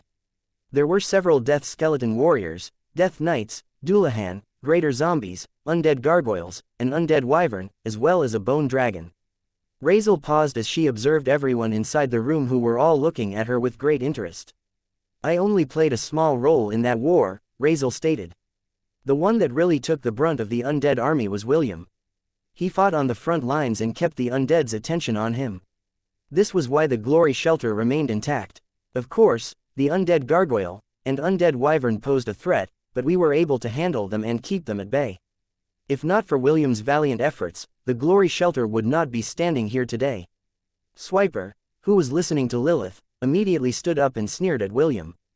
Do you really think that we will believe your words? Swiper asked with ridicule. How can that filthy half-elf face off against an entire army alone? Do you think we are gullible kids that you can hoodwink? I'm not forcing you to believe me, Razel replied. This is simply the truth. Whether you accept or not is irrelevant, so, shut the fuck up. Lilith looked at Razel disapprovingly. For some reason, she didn't like the young beauty cursing at others. Although she hated Swiper and wanted to curse his entire lineage up to his 10th generation, she refused to stoop down to his level. William, on the other hand, gave Razel 2 thumbs up in his heart. If B1 and B2 were there, they would have definitely done the same and gazed at the young beauty as if they had found a long-lost friend. The half-elf didn't like Swiper, so seeing the young beauty nag at the demonic boar, made the red-headed teenager extremely happy. It was at this moment when William took a step forward and presented himself to everyone. Since the ball had been passed to his side of the court, he would definitely show Lilith and Razel a good performance. After all, James had taught him that one should never appear weak during negotiations. That way, people would have a better impression on you, and take your words far more seriously. Chapter 817. Only a fool will believe such nonsense. The other leaders looked at William with an appraising gaze. They knew that Razel wouldn't joke around about something of this magnitude, but they simply couldn't accept her explanation at the drop of the hat.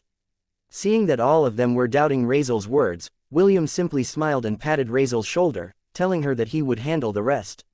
I have something important to tell everyone in this room, William said as he scanned the faces of the leaders who were looking at him with varying expressions. There is a mastermind behind the scenes, and he's the one responsible for the hauntings. Someone is manipulating the haunting. So, it's not a natural phenomenon. Lad, is what you say true? The leaders voiced their opinions one by one.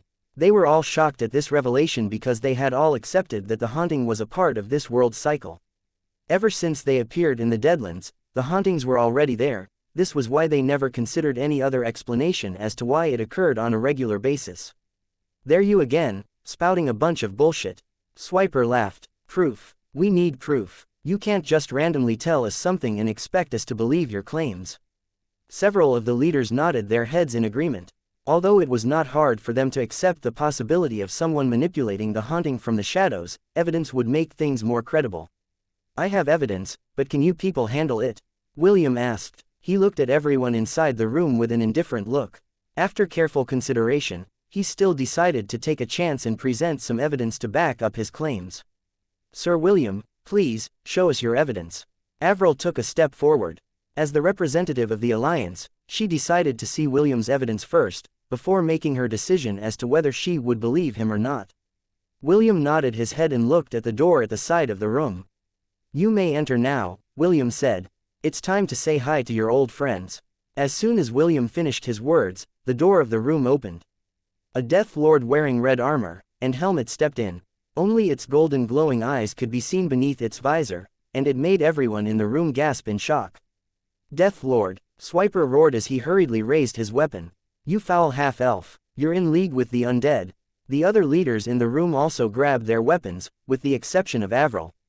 Although she had the strong urge to take out her bow and attack, she endured it using her willpower. She then shifted her attention to William, who had the "I was expecting this" expression on his face, which made the frown on her face ease up a bit. "Swiper, it's been a long time and you still haven't changed," the Death Lord said in a teasing tone. "I'm surprised that your shelter managed to survive this long with you in the lead." Swiper, who was about to attack, halted his steps. The Death Lord's voice sounded awfully familiar that it was more than enough to stop him in his tracks. The Death Lord took off its red helmet and showed its face to everyone in the room. Gasps of disbelief, fear, and excitement spread across the room, as Xianxia, the former leader of the Glory Shelter, appeared in front of them once again. Everyone looked at her pale face, that was deprived of life, and yet, they could feel the powerful life force emanating from inside her body. Xianxia gave everyone a sweeping glance before briefly nodding her head in greeting. It was then when everyone realized that the person that was in front of them was indeed the woman who had sacrificed her life to save the members of her shelter from the undead army that had claimed her life. "Xianxia," Avril asked in an uncertain tone. "Is that really you?" "Yes, Avril," Xianxia replied. "It's me." Xianxia then stared at the leaders and called out to those familiar to her with a casual greeting. "Ildan, you're just like Swiper," Xianxia grinned. "Nothing has changed since I last saw you. You're still short." "Damn woman," Ildan huffed. "How many times should I tell you not to look down on me because I'm short?" Xianxia chuckled before shifting her attention to another target.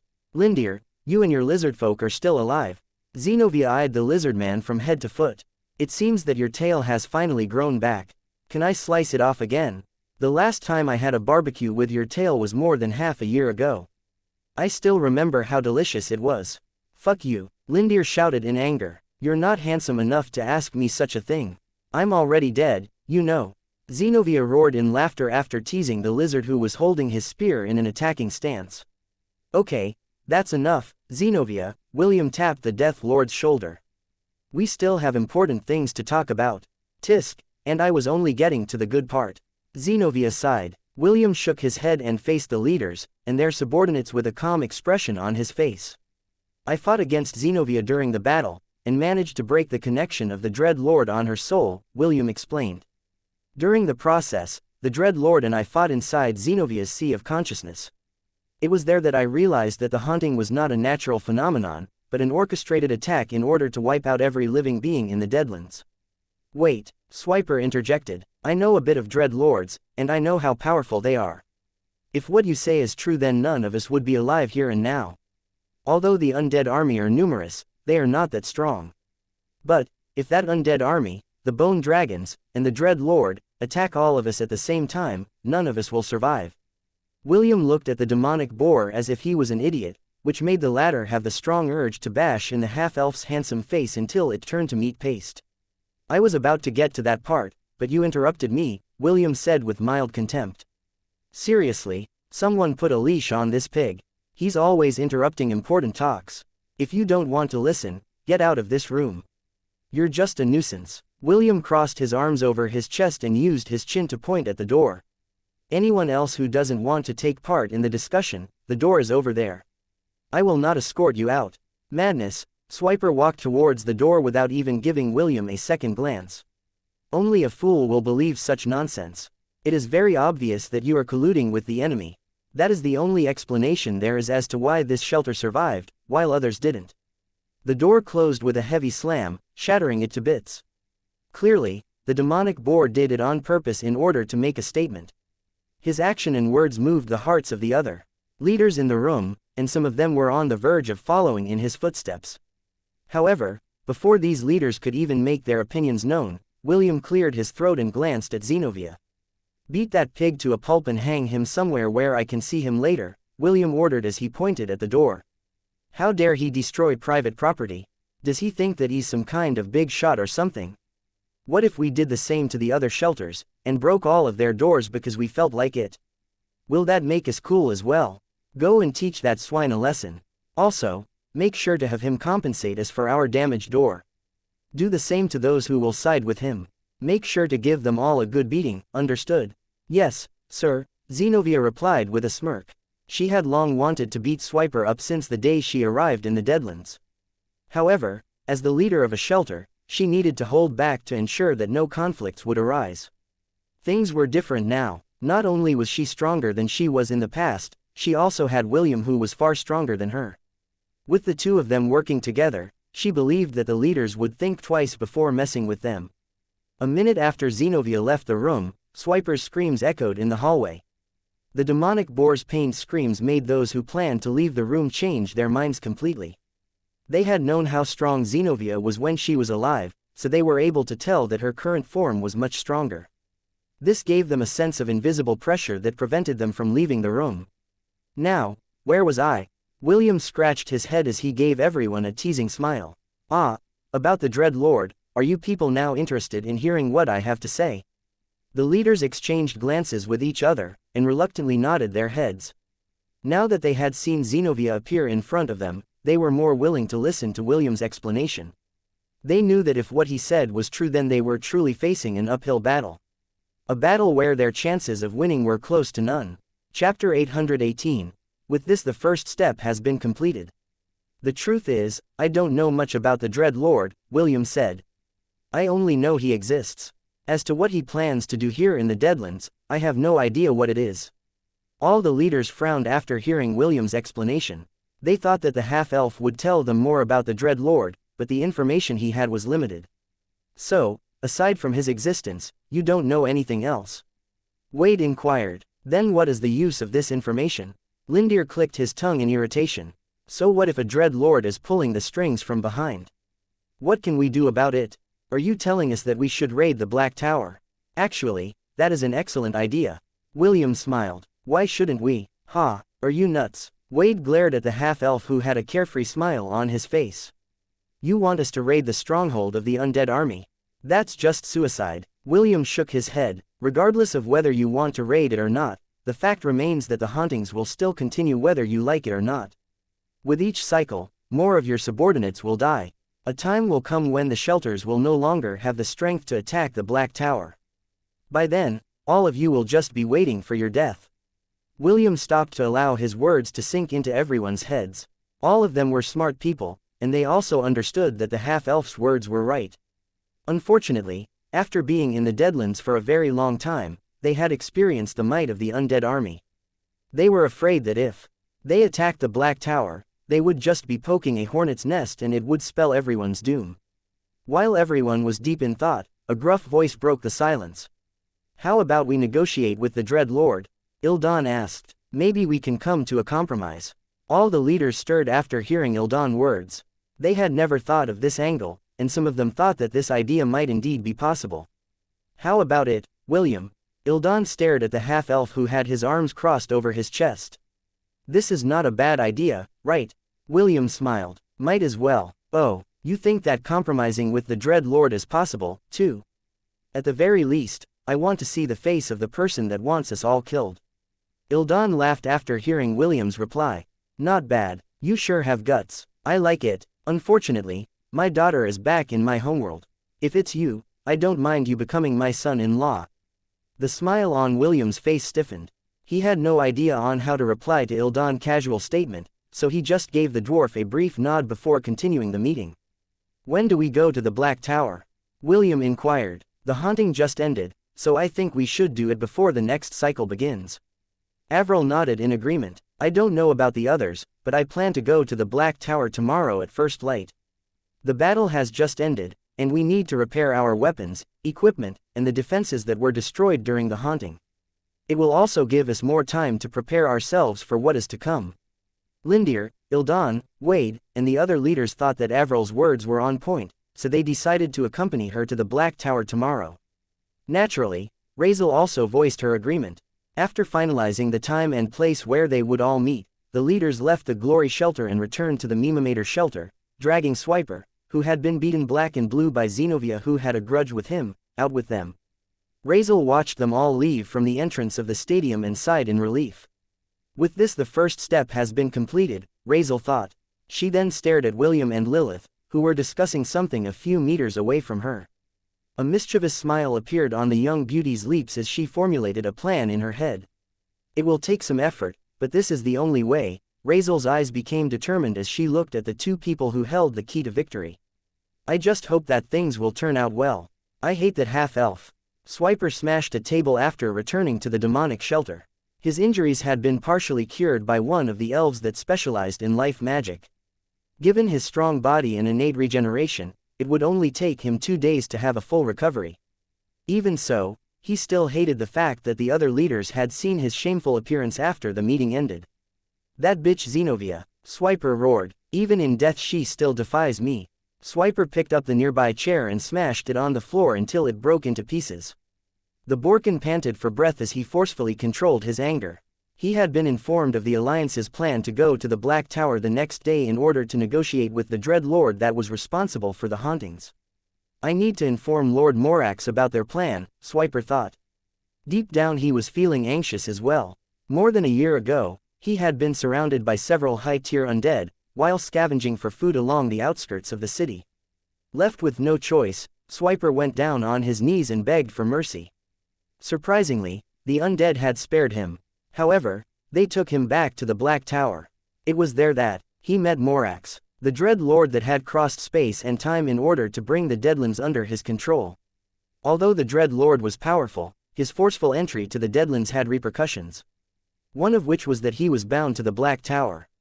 Most of his powers were also sealed, so he had no choice but to slowly, but surely, hijack the tower and bring it under his control. After several years, the Dread Lord managed to take 30% control of the Black Tower's functions.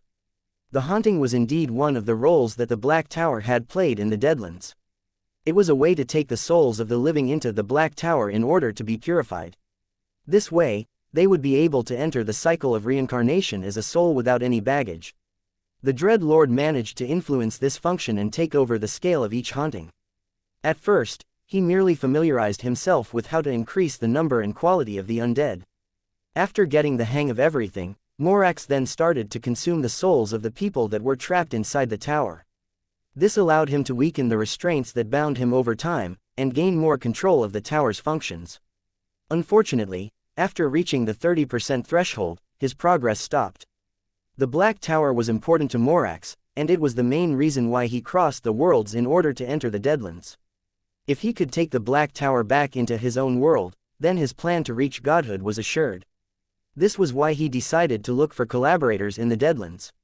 Swiper had served him for a long time, and the Dread Lord had promised the Borkin great rewards, once his conquest of the Deadlands became a reality.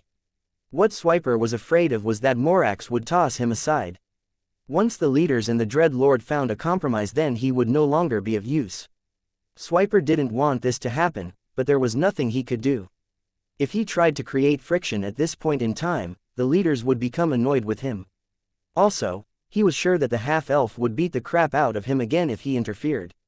Since he was left with no other choice, he decided to just be the good dog that he was and notify his master about their recent plans. Perhaps, out of his loyalty to Morax's cause, the latter would keep him within hand's reach, and keep the promise that Morax had given him back then. You bastard half-elf. Swiper gnashed his teeth in frustration. If you hadn't appeared in this place, I would have already been the king of the Deadlands. Damn you, I'll kill you even if it's the last thing I do. Chapter 819. The Master is expecting all of you. Interesting. A 2-meter-tall demon with bat-like wings, and obsidian eyes, smiled in amusement. Swiper said that they want to compromise with me. The Death Lord nodded. The Dread Lord tapped the arm support of his throne made of dragon bones. Well, this development sure came out of the blue. But it might not be a bad idea to compromise with these lowly creatures. The Dread Lord was already planning to increase the number of high-tier undeads in the next haunting, including adding all the bone dragons to ensure that the shelters would finally fall. However, he would have to pay a price to do so. This was not a price that he was willing to pay unless it was a last resort. William's interference had put a dent in his plan, and he wanted him dead at all cost. But, now that there was a possibility of reaching a middle ground, he would not be too close-minded and hear them out for the time being. For him, the Black Tower was more important than the lives of those who were struggling to survive in the Deadlands. Once he reached godhood, the fools who belonged to the Ars Godia would no longer be able to touch him. Belith, Person, Asmodeus, Belial, and you, Amun, the Dread Lord said with a sneer. I can't wait to see the looks on your faces when the very legions that you command turn their blades against you. That would be a very lovely sight to behold. The Dread Lord chuckled after drinking the liquefied soul of one of the powerful warriors that he had captured in the Deadlands like wine. He had been grievously injured during his escape from Hell, and had been recuperating ever since. He knew that none of the gods could set foot inside the Deadlands, so he planned to use this domain as his base of operation until he had gained sufficient strength to return to Hell. Now that a possible compromise was in the works, he could focus all his attention on taking full control of the tower and seize the initiative against the gods that lorded over Hell. Have all the undead cease hostilities to the mortals in this domain, Morax ordered. Also, when they visit the tower tomorrow, make sure that your subordinates behave. Do I make myself clear? The Death Lord bowed his head. By your will, your excellency. The next day, all the leaders, as well as a handful of their trusted subordinates, gathered in the plaza at the center of the city. Everyone was present, including the grumpy swiper who didn't hide his hostility towards William. The half-elf didn't mind the demonic boar's hateful gaze. He just treated Swiper like air and observed the expressions of the leaders, who decided to brave the dangers of going to the Black Tower to seek a compromise with the Dread Lord. Let's go, Avril said. She was now the official spokesperson of the Alliance, and they hoped that her negotiating skills would be enough to solve the immediate dangers that they were facing. The procession of trucks headed in the direction of the Black Tower, without being hindered by the undead. In fact, they didn't see any undead along the way, which greatly surprised Avril and the others. When they were only a few hundred meters away from the tower, the trucks came to a halt. This was the first time that they had been this close to the Black Tower because of the almost innumerous undead army that guarded its premises. William didn't bring Zenobia on this journey because he was afraid that the Dread Lord would break the mark that the half-elf had placed in her sea of consciousness. This mark's purpose was to help Zenobia resist the orders that were coming from the Black Tower, and retain her free will. What's wrong? Swiper asked in a teasing tone. All of you got cold feet. This simple comment earned the Borkin hateful glares. Swiper just ignored all of them and kept the smug expression on his face. He then gave William a sidelong glance to see his reaction, but the half-elf wasn't even paying attention to him. As a vampiric prince, William could sense the overwhelming power that the Black Tower was radiating. It was so strong that he could feel the hairs on his body standing on end, giving him goosebumps. This is a divine structure, William thought. Although he couldn't use his appraisal skill at the moment, he was confident that the Black Tower was something that belonged to the gods. Too bad I can't access the system. I would love to drag this thing back to the Thousand Beast domain to study. William sighed internally. Suddenly, a single rider emerged from the Black Tower and headed in their direction. William, Avril, and those with keen eyesight could tell that this was no ordinary undead. Due to its exotic armor, the half-elf assumed that it was a Death Lord similar to Zenobia. When the Death Lord and his mount were only a dozen meters away from the trucks, they stopped and an unearthly voice reached their ears. The Master is expecting all of you, the Death Lord said. I came here to escort all of you into the Black Tower. He is expecting us, Avril asked with a frown. How did he know that we were coming? The Death Lord glanced at the elf and answered her question. My master knows everything that is happening in the Deadlands. Worry not, none of you will be harmed during your stay. Now, follow me, let's not keep my master waiting. The Death Lord didn't say another word and turned his mount around to face the tower. He then urged his steed to gallop away, not caring whether the mortals followed him or not. After the leaders exchanged anxious glances, the trucks, engines roared to life and followed behind the Death Lord. William was deep in thought as he stared at the Black Tower as they moved closer. He felt that something was off when the Death Lord said that his master knew everything that was happening in the Deadlands. Even so, he decided to put this aside for now. He had faced many dangerous scenarios, and met many powerful individuals like the Dracolich and certain gods that made life difficult for him. A part of him was even looking forward to meeting the Dread Lord.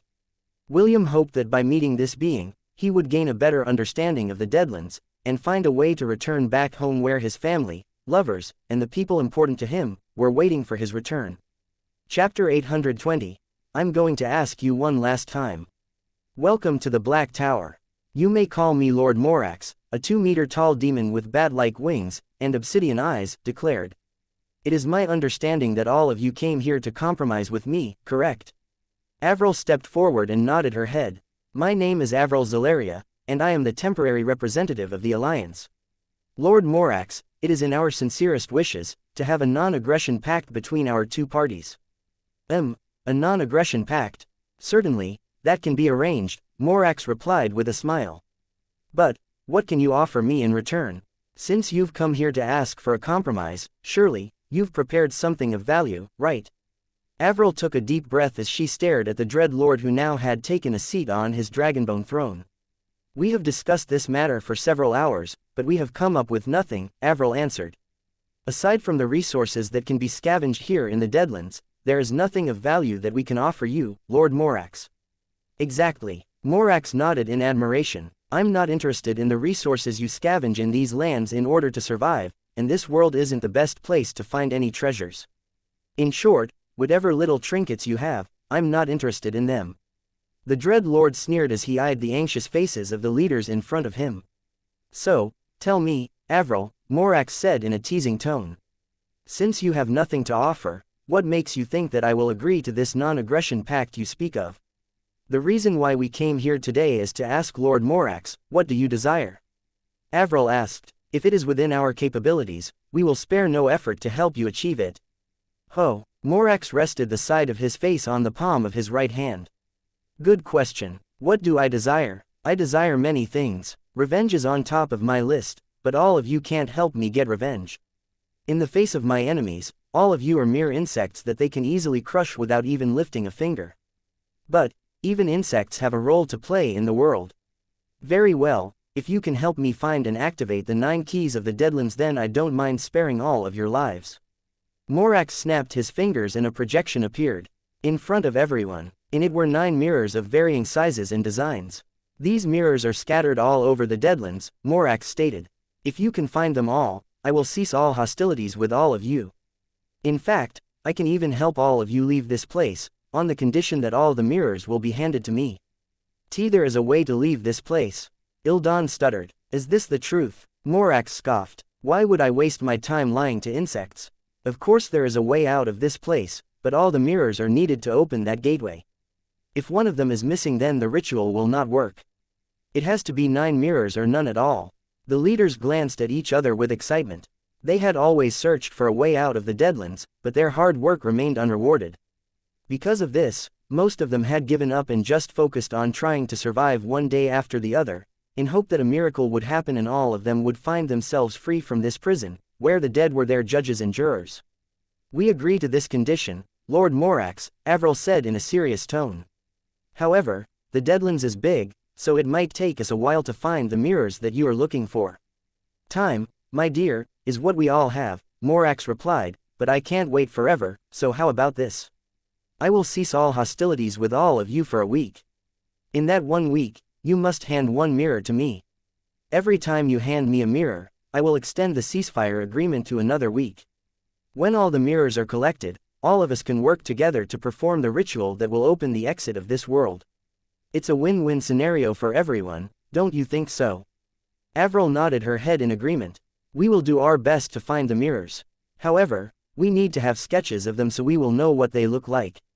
Although I have a good memory, I can't possibly remember them all. Worry not. Morax raised his left hand and several golden orbs materialized in the air. I will not make things difficult for all of you. All the leaders get to take one. The orbs flew towards the leaders of the different shelters and landed in their hands. That is a recording and communication crystal, Morax explained. The images of the mirrors can be found there. Also, you can communicate to me directly using that item. However, only contact me if the mirrors are found. Any fool who tries to waste my time will be punished severely. Do I make myself clear? The leaders nodded their heads. They could tell that Morax was a very powerful being, so messing with him was out of the question. Seeing their expressions, Morax smiled as he thought of a good idea about how to motivate his new helpers and make them do their best to find the mirrors. I don't want any of you to think that you will not benefit from this exchange, Morax said. Anyone who is able to give me the mirror will be allowed to make a request to me. As long as it is within my capabilities to do so, I will make it happen. Can we trust your words, Lord Morax? Lindir inquired. You're doubting me. Not at all, Your Excellency. The Dread Lord's carefree attitude disappeared and a powerful pressure descended upon everyone in the throne room. I will stand by my word, Morax stated icily. Bring me the mirrors, and I will grant your desire. As long as it is not unreasonable, I will grant it without fail. Remember, you only have 1 week. After a week, if I still don't have any of the mirrors I have asked you to find, I will send my army to crush all of you. There will be no second chances, do I make myself clear? Yes, Avril replied as she did her best to remain standing.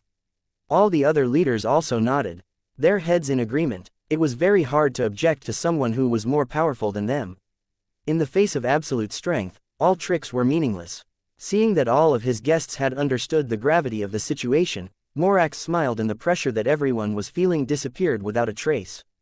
Ah, before I forget, was it you who forcefully converted one of my Death Lords without my approval? Morax's gaze landed on the half-elf who was standing behind Lilith and Razel on the rightmost part of the throne room.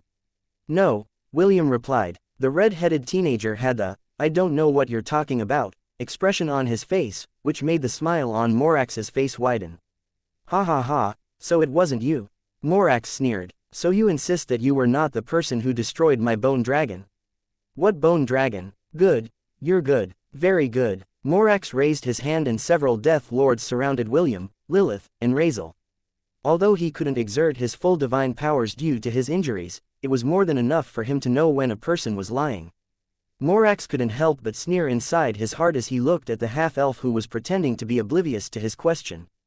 I'm going to ask you one last time, Morax said icily. Are you the one that converted my Death Lord and destroyed my bone dragon? The Dread Lord eyed the half-elf with contempt. He disdained William for not knowing who he was dealing with. If the red-headed teenager dared to still deny his allegations, he would immediately order his Death Lords to cut him to pieces, in order to serve as an example to the leaders of the shelters, who had come to compromise with him. Chapter 821, Goddammit. Bro, are you mad? What's this? William asked. Didn't you say earlier that you would not harm those who entered the tower? Our talks have just ended and you're already breaking your word. I guess your words aren't as credible as you made us believe. Avril and the other leaders frowned at this development. They remembered that the Death Lord had said that no harm would come to them during their stay. If Morax were to really attack William, then that was tantamount to going back on his words. Someone who could break their promise easily was someone not worth trusting. The leaders were not stupid people. They couldn't possibly trust someone who could easily take back their words depending on their mood. If they really turned a blind eye to this injustice, then they would never be able to fully trust the Dread Lord ever again. Morax's obsidian eyes locked on William before an amused expression spread across the Dread Lord's face.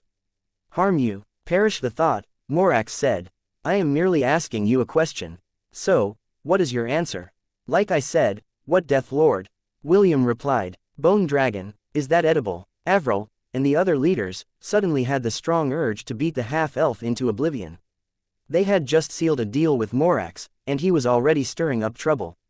Swiper, on the other hand, was very happy with this development. He was both awestruck and embarrassed at how shameful William could be. Just admit it, damn it. This was the collective thoughts of all the leaders who were glaring at William from their positions. The half-elf pretended that he wasn't aware of their eye signals, and continued to look at Morax with confusion. You have guts, I'll give you that, Morax said with a trace of admiration. You don't, William replied. Ah, sorry, you're an undead. Dead people don't have guts. Goddammit. Bro, are you mad? If earlier the leaders only wanted to beat William to oblivion, now, they wanted to hack him to pieces.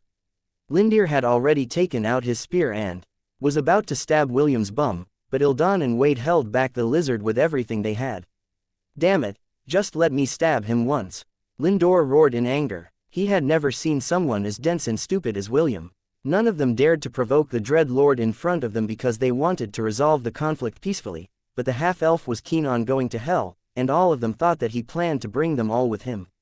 Suddenly, Morax roared in laughter. No one could tell if his laughter was due to anger, or irritation, or maybe both. However, whatever his current feelings were, the Dread Lord made sure that it didn't show in his face. Morax raised his hand and all the Death Lords sheathed their weapons and backed away. "It's been a while since I met someone who has the audacity to lie to my face," Morax said. "Fine, since we just finished our talks, I will turn a blind eye on this incident. However, if this happens again, I will no longer show any mercy. All of you may go. Thank you for your mercy, Lord Morax." Avril bowed. "We will do our best to find the mirrors for you. At least there is someone sensible among your group." Morax shifted his gaze on Avril, who had shown exceptional statesmanship in front of him. Very few people could have her composure when faced with such a situation. Because of this, Morax genuinely appreciated Avril's character. "Your name is Avril, right?" "Yes, Lord Morax." The Dread Lord gave her a brief nod. "If you have any difficulties, feel free to talk to me using the crystal. I'll try to help fix those problems for you." Avril had a vague understanding of what Morax was trying to say, but it was more than enough for her to give the Dread Lord another bow filled with respect. "Thank you, Your Excellency," Avril replied. "We will now take our leave." Avril turned around and walked towards the exit without looking back.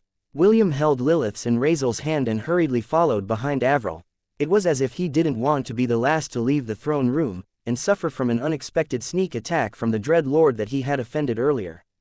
Several minutes later, the group were safely back in their trucks. It was at this moment when all the leaders glared and confronted William at the same time. "Lad, you should have held back there," Elrond said as he played with his beard. "That guy is a monster, we ain't gonna beat him even if we all attacked at the same time." "What were you thinking?" Lindir hissed in anger. "We worked so hard to come to an agreement, and you just decided to one-sidedly annoy Lord Morax. Are you seeking death, boy?" "William, there are times when men must compromise," Wade said through gritted teeth. Fortunately, the Dread Lord decided to be merciful. "Next time, don't bother to come with us when we meet with Lord Morax. If you want to die, you can die alone. Don't bring us to hell with you." The other leaders said similar things, but William remained indifferent. When all of them had finished venting their anger at him, it was at that moment when the half-elf decided to break his silence. "I only did what all of you were afraid to do," William replied. "This is only the first time we've met Morax, and you guys are already treating him like a trustworthy person. Remember that you are dealing with a Dread Lord. They specialize in lies and deceit. Are all of you so gullible that you'll trust his words at face value?" It was at that moment when Avril suddenly had a realization and she looked at William with genuine surprise. "So, you're saying that you tried to anger Lord Morax on purpose to know if he would go back on his words?" Avril asked. "Of course," William replied. "I'm not you guys, who readily believe the words of a stranger. If his words cannot be trusted, then what is the point of coming to an agreement with him? Someone had to play the villain. I did it for all of you, and this is how you repay me." William snorted at the leaders who suddenly had awkward expressions on their faces.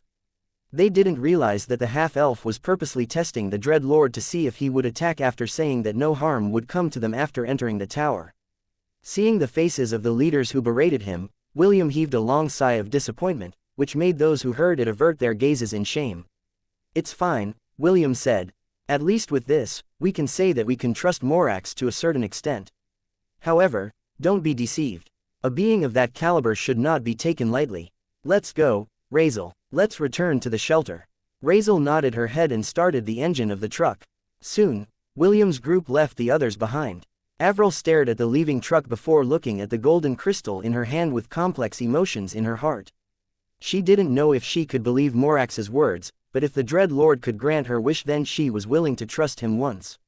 "I can't believe that you had this plan in mind," Lilith said after they were a mile away from Avril's group. "You were quite impressive back there." William chuckled as he gave the Amazon princess a sidelong glance. "What I said back there was a lie." "Ha, what do you mean, a lie?" Lilith asked in confusion. "What part of it was a lie?" "Everything, everything," William smirked. "This place is not safe. I'll tell you the rest after we return to the shelter." Lilith was still in a state of confusion, while Razel, on the other hand, drove the truck without a word. However, if one were to look closely, they would notice that the corner of the young beauty's lips were curled up into a smile. It was as if she already knew that the meeting with Morax would end this way, and she simply went there to be a spectator. Chapter 822, A Distant Future That Held Infinite Possibilities. Inside the Glory Shelter. So, you're saying that you didn't do that to test whether the Dread Lord would go back on his word, right? Lilith asked. Yes, William replied. I was testing whether he would really attack me or not. But why? Why do something stupid? It's because I could tell that he was injured. William leaned on the couch as he looked at the ceiling. Morax is undeniably injured, and I have a feeling that he can't leave that Dragonbone throne even if he wanted to. The reason I provoked him was to test whether my hunch was true or not. And if you were wrong, Lilith countered, what if he could leave his throne and attack you? Then I would have smashed his face and sent him flying towards the wall, William replied like it wasn't a big deal. What nonsense are you talking about? Lilith tilted her head in confusion. What gave you the confidence that you can send a Dread Lord flying with a punch? Razel, who had been quietly listening from the side, raised her head and gazed at William. It's because of the tower, right? William raised an eyebrow as he looked at the young beauty in front of him. Razel stuck her tongue out like a little girl, but refused to comment any further. Am I the only one that is clueless about this whole thing? Lilith asked with a frown. Seeing that William and Razel seemed to have come to some sort of understanding, she suddenly felt that she had been left out of the hoop. This made her feel very uncomfortable. Suddenly, a pair of delicate hands wrapped around her body, and the young beauty with long red hair rested her head on Lilith's shoulder. The discomfort she felt earlier disappeared as her left arm subconsciously wrapped around Razel's waist. William looked at this scene with a calm expression. However, he couldn't deny that the two beauties holding each other was like a beautiful painting that was meant only for him to see.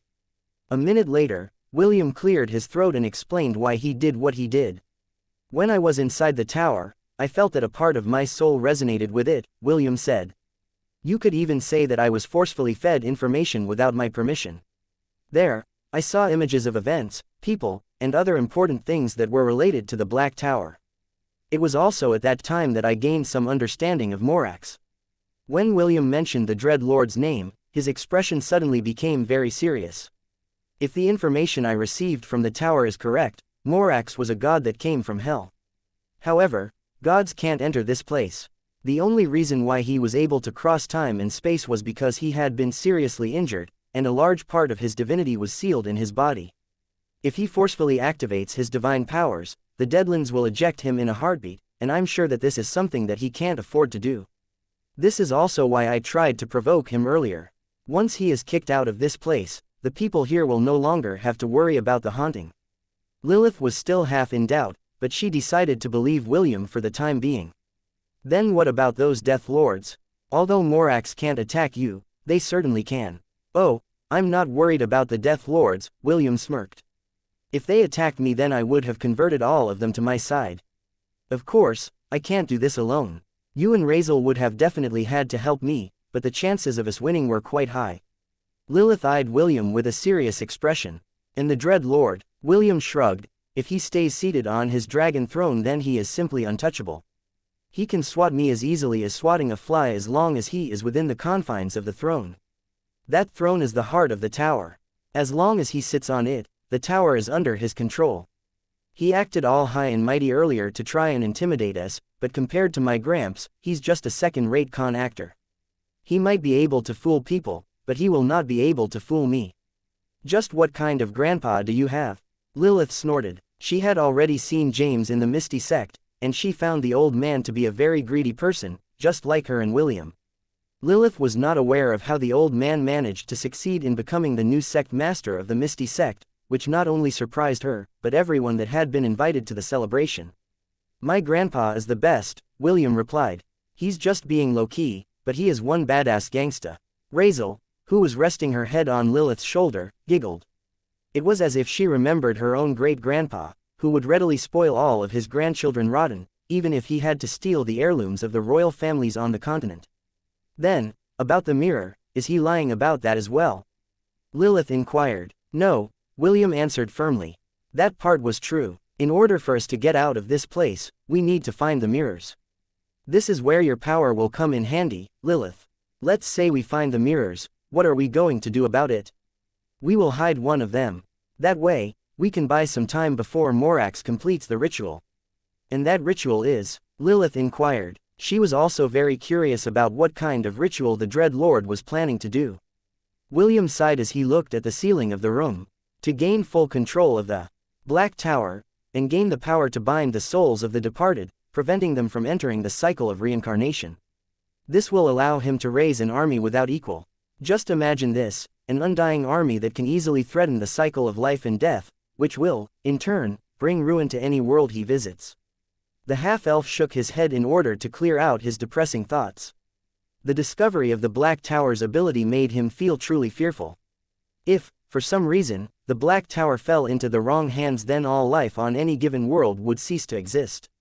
No matter what happens, we must prevent this from happening, William said as he shifted his attention to the two beautiful girls whose eyes were locked onto his face. We need to seize the tower from Morax's control. Razel, if you have any way to do this, please, lend us your help. The young beauty glanced at Lilith before shifting her gaze back to William. She held the half-elf's tender gaze for a full minute before giving her answer. I have a plan, but for it to happen, both of you need to trust me, Razel replied. So, are both of you willing to trust me with your lives? William and Lilith nodded at the same time. Ever since they met Razel, they already felt that she was someone very important to them. Razel smiled and held William's and Lilith's hand firmly. Then to celebrate our cooperation, why don't the three of us take a bath together? Razel proposed. Immediately, William pried his hand away from the little imp who was trying to make things difficult for him. The half-elf hurriedly left the room in order to get away from Razel's mischievous attempts to test his willpower. However, just as soon as he was about to close the door, Razel's heartfelt laughter reached his ears. Clearly, the young beauty was very amused by William's reaction, which made the half-elf shake his head helplessly. I swear, this girl will be the death of me, William thought as he walked the abandoned hallway alone. Even so, he still couldn't keep himself from smiling because his heart felt at peace. Razel's laughter was like a tonic that made all his worries disappear. Deep in his heart, William had started to entertain the possibility that he had been trying to deny these past few days. If that possibility were to truly become a reality, then the soft and delicate hand that held his own a while ago was something that he would surely cherish in the distant future that held infinite possibilities. Chapter 823, A Good Deed Must Be Rewarded. Single quote. Just how did it end up like this? William thought as he stared at the ceiling. Currently, two beauties were hugging him from his left and right sides. Earlier, William asked Razel if she had a way of dealing with Morax's plan to make the Black Tower fall under his control. The young beauty said that there was a way, but in order for that to happen, William and Lilith had to trust her with their lives. The two readily agreed to Razel's condition because they felt that they could trust her. However, the first thing that Razel said after that was for the three of them to take a bath together. Naturally, William escaped the room because he felt that Razel was just teasing him. He thought that everything would be over by then, but an hour before he was about to go to sleep, Razel dragged him to her room in order to strengthen their trust with each other. William didn't expect that the girl would insist that the three of them sleep together every night, with the excuse of raising each other's trust. The red-headed boy was going to reject it initially, but Razel gave him the, if you leave through that door the deal's off, gaze. Left with no choice, William found himself staring at the ceiling, unable to sleep because two beautiful ladies were using him as a hug pillow. Eventually, William fell into a dreamless sleep. 3 days had passed since their meeting with Morax, and the entire alliance busied themselves in the search for the mirrors that the Dread Lord was looking for. So far, no one had succeeded in finding one, but the search continued day in and day out. The Glory Shelter had been divided into two groups. The first one was the Resources Gathering group led by Zenobia and Kathy. The second one was the Treasure Finding group, which was composed of William, Lilith, and Razel. Although the undead no longer attacked anyone in the Deadlands, Razel was still worried that conflicts would arise between their shelter and Swiper's demonic shelter. In order to prevent this from happening, she assigned Zenobia to become the group's protector, in order to prevent the demons from doing something stupid. Also, having only 3 people in the Treasure Gathering group was more ideal because the things they needed to do were highly confidential. If possible, Razel didn't want to share it with the others, including Zenobia. William agreed with Razel's decision. Although he had freed Xenovia from Morax's control, there was a high possibility that the Dread Lord would be able to spy on them through the Death Lord's eyes.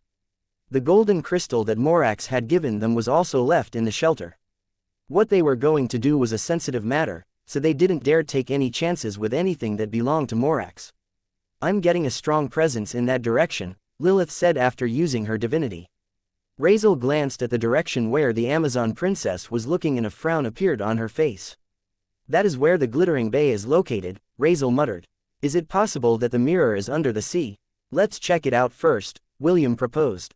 We can just look for other locations if it is really under the water. Razel nodded and drove the truck towards the glittering bay. There were 9 mirrors in total, so they didn't have to force themselves to retrieve the mirror themselves. If push came to shove, Razel could suggest to the lizardfolk to check the sea surrounding the area, in order to look for the mirror. As long as they got one of the mirrors, they would be able to delay the Dread Lord's plan without fail. After arriving at their destination, Lilith once again closed her eyes to concentrate. Several minutes later, she nodded her head, confirming Razel's conclusion that the mirror was indeed under the sea. Okay, since we have a rough idea where one of them is located, let's try to look in other locations, Razel stated. Good plan, William replied. Lilith nodded as she closed her eyes once again. Razel started the engine and drove southwards. While William, Lilith, and Razel were looking for the location of another mirror, a commotion broke out on the eastern outskirts of the city. Lady Avril, is this it?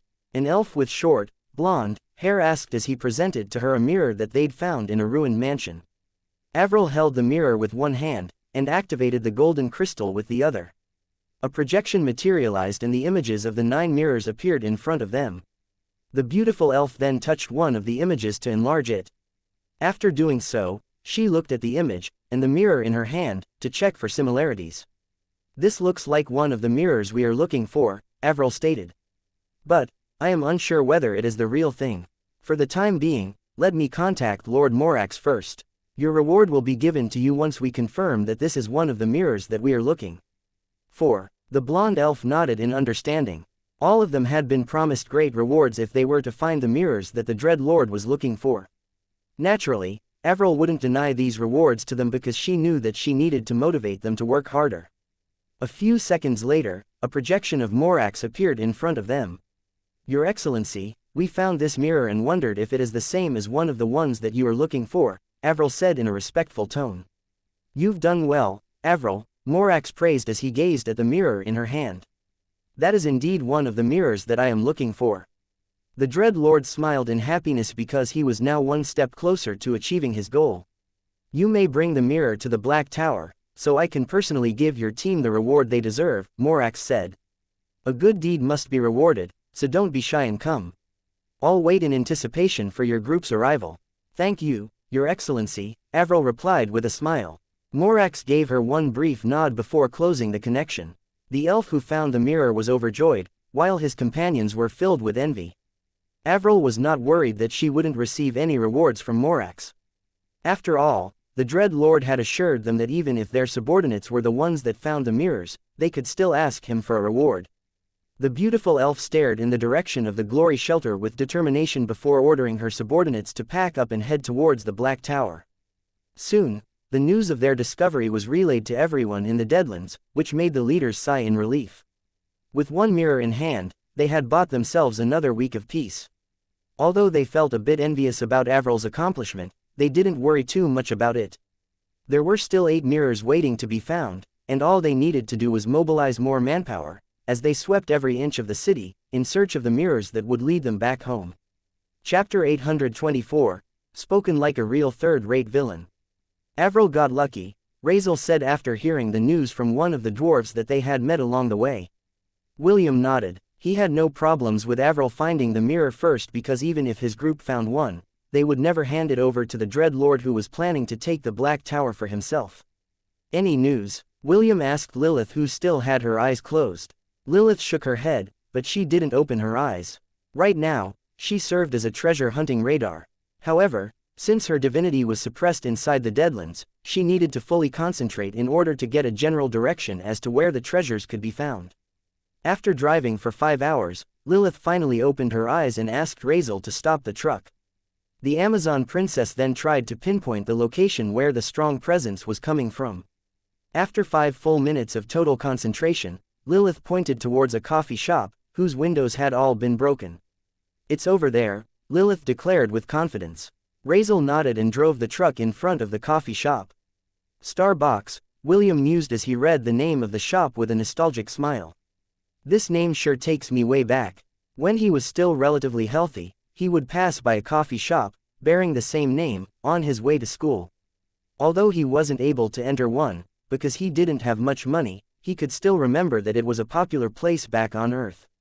"Lilith, lead the way," Razel said. Lilith nodded as she disembarked from the truck. William and Razel walked behind her and gave the Amazon princess ample space to maneuver. A few minutes later, they arrived in the staff room where the mirror was located. Razel had a photographic memory, so she was able to remember the images of the mirrors that were recorded in the golden crystal. "This is it," Razel said as she took the mirror from the wall and showed it to William and Lilith. William tried to extend his senses towards the mirror, but felt nothing. If not for the fact that Lilith's divinity and Razel's memory worked hand in hand, the half-elf would not think that the plain-looking mirror in the young beauty's hands was the mirror that the Dread Lord was looking for. "Fortunately, the mirror is only a foot long," William commented. "We can easily carry this. But, if we return to the shelter with the mirror, several people will definitely discover it." Razel nodded her head in agreement. "If we were to carry this back, then it would certainly be discovered. However, Lilith can hide this without problems. Isn't that right, Lilith?" "Yes," Lilith answered. "Although my power is greatly suppressed in this place, taking this mirror is not a big deal." Razel passed the mirror to Lilith and the latter pressed it over her chest. Soon, the mirror turned into particles of light and disappeared without a trace. Just as the group was about to leave the coffee shop, William raised his hand to tell them to stop. "What's wrong?" Lilith asked. "Something is coming," William replied. "It sounds like 4 trucks." Razel frowned. The main reason she had chosen to search this area was due to the fact that it was away from the shelters. They wouldn't be antagonizing anyone if they searched here, so Razel thought that their group wouldn't be seeing anyone for the next few days. Since their truck was outside the coffee shop, it was bound to be discovered.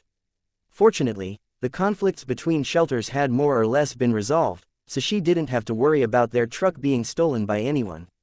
Even so, she still decided to play it safe and made a gesture to William and Lilith to follow her outside. As soon as the 3 left the coffee shop, they came face to face with the last person they wanted to see in the Deadlands. "What are you doing here, pig?" William asked as he looked at Swiper, who was sitting on top of their truck. "Also, get off our truck before I give your face a good smacking." "You again," Swiper snorted. "Why are you here? This isn't the territory of the Glory Shelter. And this is not the Demonic Shelter's territory either." "What are you doing here?" William asked back. "I asked first. No one cares about your question. Now answer me, or I'll smack you for real." William and Swiper glared at each other for half a minute before the demonic boar reluctantly jumped off the truck. "Talk about dog shit luck. Of all the bastards I have to meet in the Deadlands, why does it have to be this filthy half-breed?" Swiper spat on the ground as if the mere sight of William was enough to give him an aneurysm. William rolled his eyes at the demonic boar's underhanded taunt to provoke him. "So, what are you guys doing here?" Swiper asked as he shifted his gaze to Razel. "Don't tell me you came here to drink coffee." "Yes," Razel smiled sweetly. "We came here to drink some coffee, but since the coffee machine is damaged, we just took the coffee beans." Razel showed him the 2 bags of coffee beans that she had picked up before leaving the store. Swiper nodded. "Did you know that Avril has already found a mirror?" "Yes," Razel answered honestly. "We met some dwarves on our way here, and they told us about the news. Avril got really lucky. That she is. Now, she can ask Lord Morax for a request. I wonder what she will ask for. Knowing Avril, it will not be something simple." Swiper agreed with Razel's reply. Among all of them, Avril had never shown any greed towards material things. She also refrained from resorting to violence when her group had conflicts with another shelter in regards to acquisition of resources. The beautiful elf liked to resolve things in a civil manner. This was also why all the leaders voted unanimously that she become their temporary leader in the alliance. Swiper sighed internally because he was afraid that his position was in danger. If Avril made it into Morax's good graces, then his advantage of being the Dread Lord's first lackey would no longer hold any value. This was why the demonic boar was desperate to find a mirror for himself. This way, his usefulness would not be questioned ever again. How about you? What are you doing here? Razel asked in a teasing tone. Don't tell me you also came here to get some coffee. Of course not, Swiper replied. I'm here to look for one of the mirrors like everyone else. Razel nodded. Well then, good luck to you. We will also be searching in the vicinity, so how about we come to an agreement? What agreement? You search on the left side of this area, while we go to the right. Finders keepers. Swiper smirked. Little girl, my group and I plan to explore this place by ourselves. We don't have any intention of letting anyone get in our way. So, why don't you take those coffee bags of yours and go back to your shelter? There's no need for us to have conflicts, right? The demons laughed as they took out their weapons. This time, Swiper had brought 40 of his men to look for the mirror in this area that was far from their shelter. His plan was to explore the outer areas, while the rest of his men back at the demonic shelter would search their territory for the mirrors. This was Swiper's divide and conquer plan, to get an edge over the others when it came to searching for the mirrors. You really think you can scare us with this small mob? William commented from the side. We fought off hordes of undead, death knights, Doolahans, a death lord, and a bone dragon with only the 3 of us. If you're in a hurry to become a dead pig, feel free to test my patience. Swiper's body stiffened when he heard William's reply to his threat. He had completely forgotten about the haunting and tried to intimidate Razel, who always did her best to compromise because she was protecting Kathy and the other members of the Glory Shelter from the harassment of the demons. Now that William and Lilith had become the young beauty's helpers, they could no longer use their bullying tactics on her. Still here, William took a step forward. The ground under his foot shattered, sending rocks and debris flying everywhere. Stop, Swiper roared. The Alliance forbade fighting against its members. William sneered at the Borkin whose intimidating aura had long disappeared. Don't worry, I won't hurt any of you, William replied as he took another step forward with a casual smile on his face. I will just destroy your trucks. That way, you can walk back to your demonic shelter while contemplating the meaning of life. Bastard, I'll remember this. Swiper jumped on one of the trucks and made a gesture. Let's go. The truck sped away leaving a trail of dust behind. Swiper had a feeling that even if he and his goons worked together, they would not be able to beat William even if they fought with their lives on the line. William waved his hand to blow the dust away, preventing it from touching Lilith and Razel. Spoken like a real third-rate villain, Razel said giggling as she looked at the trucks that were speeding away. Let's go back to the shelter for now. We're done for the day. William and Lilith agreed to Razel's proposal. They had already secured one of the mirrors, so their objective had been achieved. As for the other mirrors, they would just let the other leaders have them, in order to make the Dread Lord feel complacent that everything was moving according to his will. Chapter 825. You can't have a rainbow without a little rain. Inside the Black Tower. Thank you Lord Morax, thank you very much. The blonde elf bowed his head respectfully after receiving his rewards from the Dread Lord. It is only natural to reward those who worked hard, Morax said with a benevolent smile. You may go. I have something to talk about with your leader. Yes, Your Excellency. The elf bowed and left the throne room with a big smile on his face. Morax had awarded him with a unique weapon that greatly increased his fighting abilities. Now that he had this weapon in hand, he was certain that he would be able to play a bigger role in helping his leader, Avril, reach her goal. After making sure that the elf would no longer be able to hear their discussion, Morax made a gesture for Avril to come closer. The beautiful elf obediently walked towards the throne without any hint of anxiety on her face. Tell me, my dear, Avril, what is it that you desire?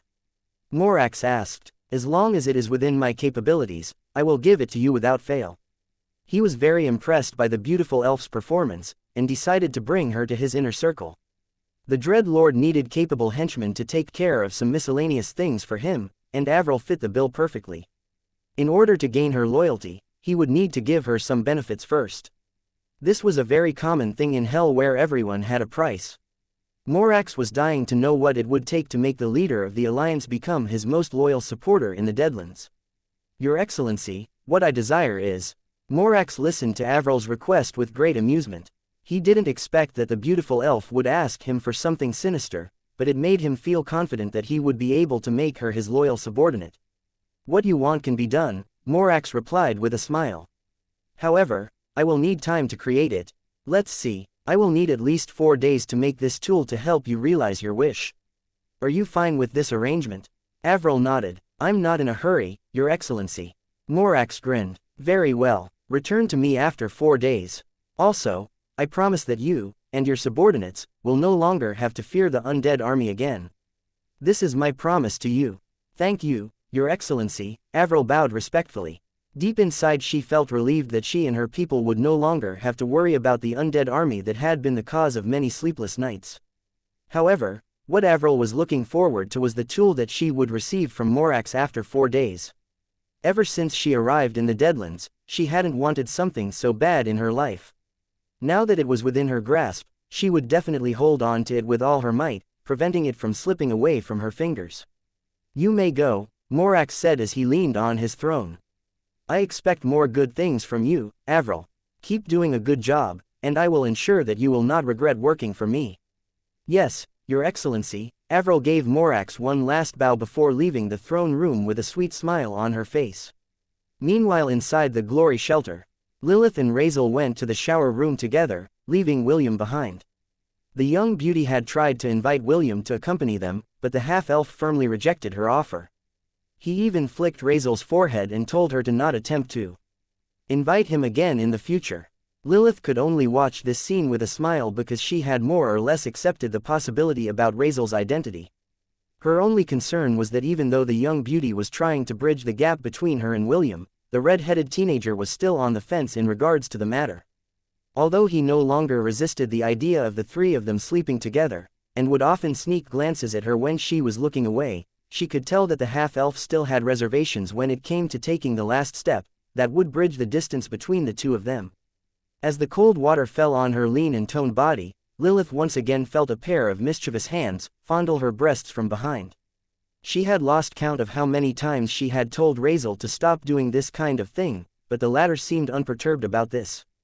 It was as if the young beauty was taking the opportunity to do things that she would no longer be able to do in the future, and Lilith was very helpless against it.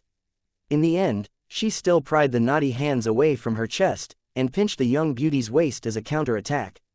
After a bit of frolicking, they finished washing their bodies and soaked their bodies in a bathtub. Lilith, I think Will is almost there, Razel said as she leaned on Lilith's body. Why don't you test the waters tomorrow night when he drinks your blood? I promise that I will leave the two of you alone, and keep the others away. Use this opportunity to know his thoughts, and see if you can pin him down. Lilith wrapped her arms around the young beauty's body and held her in place. The Amazon princess ignored Razel's words and instead asked her about her parents. Tell me more about your papa. What is he like? I've already told you everything about him, Razel replied as she placed her hand over Lilith's. She then closed her eyes as she enjoyed Lilith's warmth from behind. You did? Is that all you can tell me about your father? Lilith inquired. You only told me about his good points. You didn't tell me about his bad points. Ah, so you want to know his bad points. Razel giggled. Well, Papa has many bad points as well. For example, he is overprotective of his daughters. I don't think that is a bad thing. Razel chuckled. Oh, you have no idea, Lilith. No man dared to become our suitors because if they didn't die in our great-grandpa's hands, they would definitely die in our papa's hands. There was once this prince who shook my hand during his visit to our residence. That night, someone snuck into his room and broke his arm. The person responsible for doing so even left a note that said, "The next time you annoy me, I will break your third leg." Razel sighed after recalling the memory of that incident. Too bad, that prince was one of the experts of the young generation. My grandma wanted him to become my partner, but after the incident, the prince returned to his empire and never showed his face in front of me again. The corner of Lilith's lips twitched after hearing Razel's story. You're an Amazon, right? What are your thoughts about getting a partner? Lilith inquired. We Amazons only look for strong men to become our mate. Do you feel too restricted from having such an overprotective papa? What did your mama say? Razel didn't answer right away. Instead, she lightly squeezed Lilith's hand that was holding her in place. She said that I should follow my heart, instead of following the tradition of the Amazons, Razel answered. She said that falling in love is a wonderful thing. Mama assured me that if I really found someone I love, she would definitely hold Papa back and let us be together. Lilith felt something warm spread inside her chest, because she understood that feeling. In the past, she hadn't cared about love, and simply thought of finding a strong warrior to become her mate, in order to do her duty as an Amazon. After meeting Razel, things changed. She no longer wanted a casual relationship. What she wanted was something that would last forever. You should follow your mother's words, Lilith commented after calming the emotions in her heart. Razel hummed. I want to fall in love like Mama. However, I wanted my partner to be as strong as Papa. I'm a greedy person, so I want to have both. Since Mama was able to do it, why can't I do the same? Lilith lightly kissed Razel's head. Indeed, we should not settle for anything less. After all, we are greedy people. The corner of Razel's lips curled up into a smile. The young beauty wished that someday, she, too, would also have that fairy tale ending like her mother.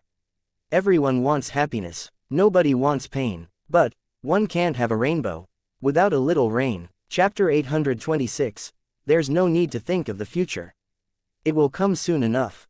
5 days after Avril surrendered the mirror to Morax, Elendor, the leader of the Dwarven shelter, unearthed a mirror in his territory.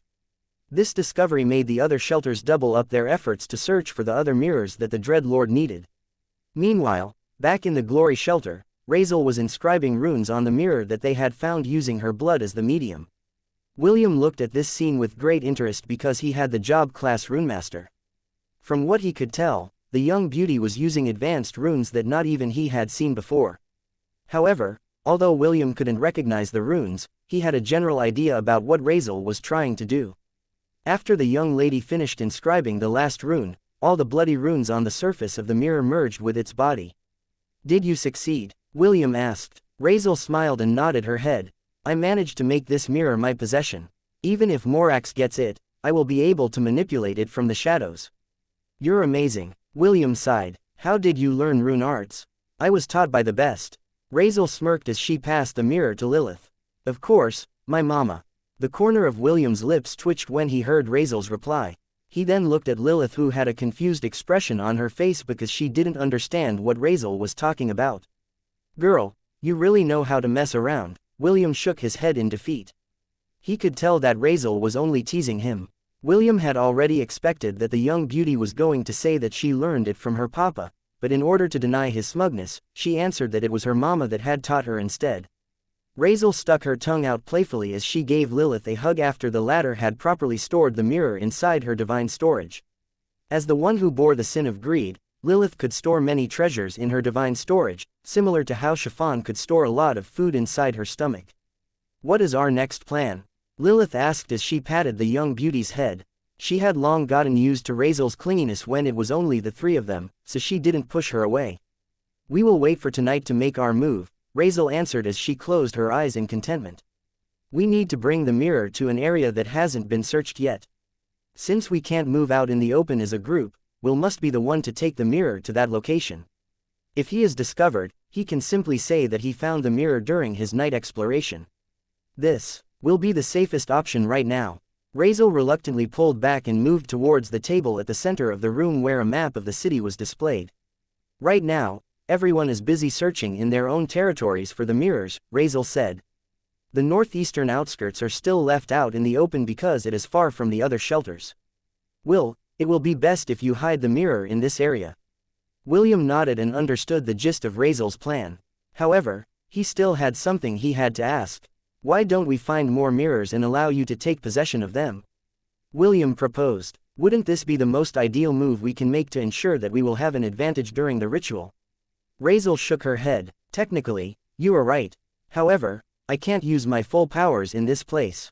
If I transcribed runes on another mirror, the control that I have over the first would be cut in half. The more mirrors we take, the less control I will have over them. It will be best if we just focus on one, instead of biting off more than we can chew. William eyed the young beauty with admiration because he hadn't thought that Razel had already considered this possibility.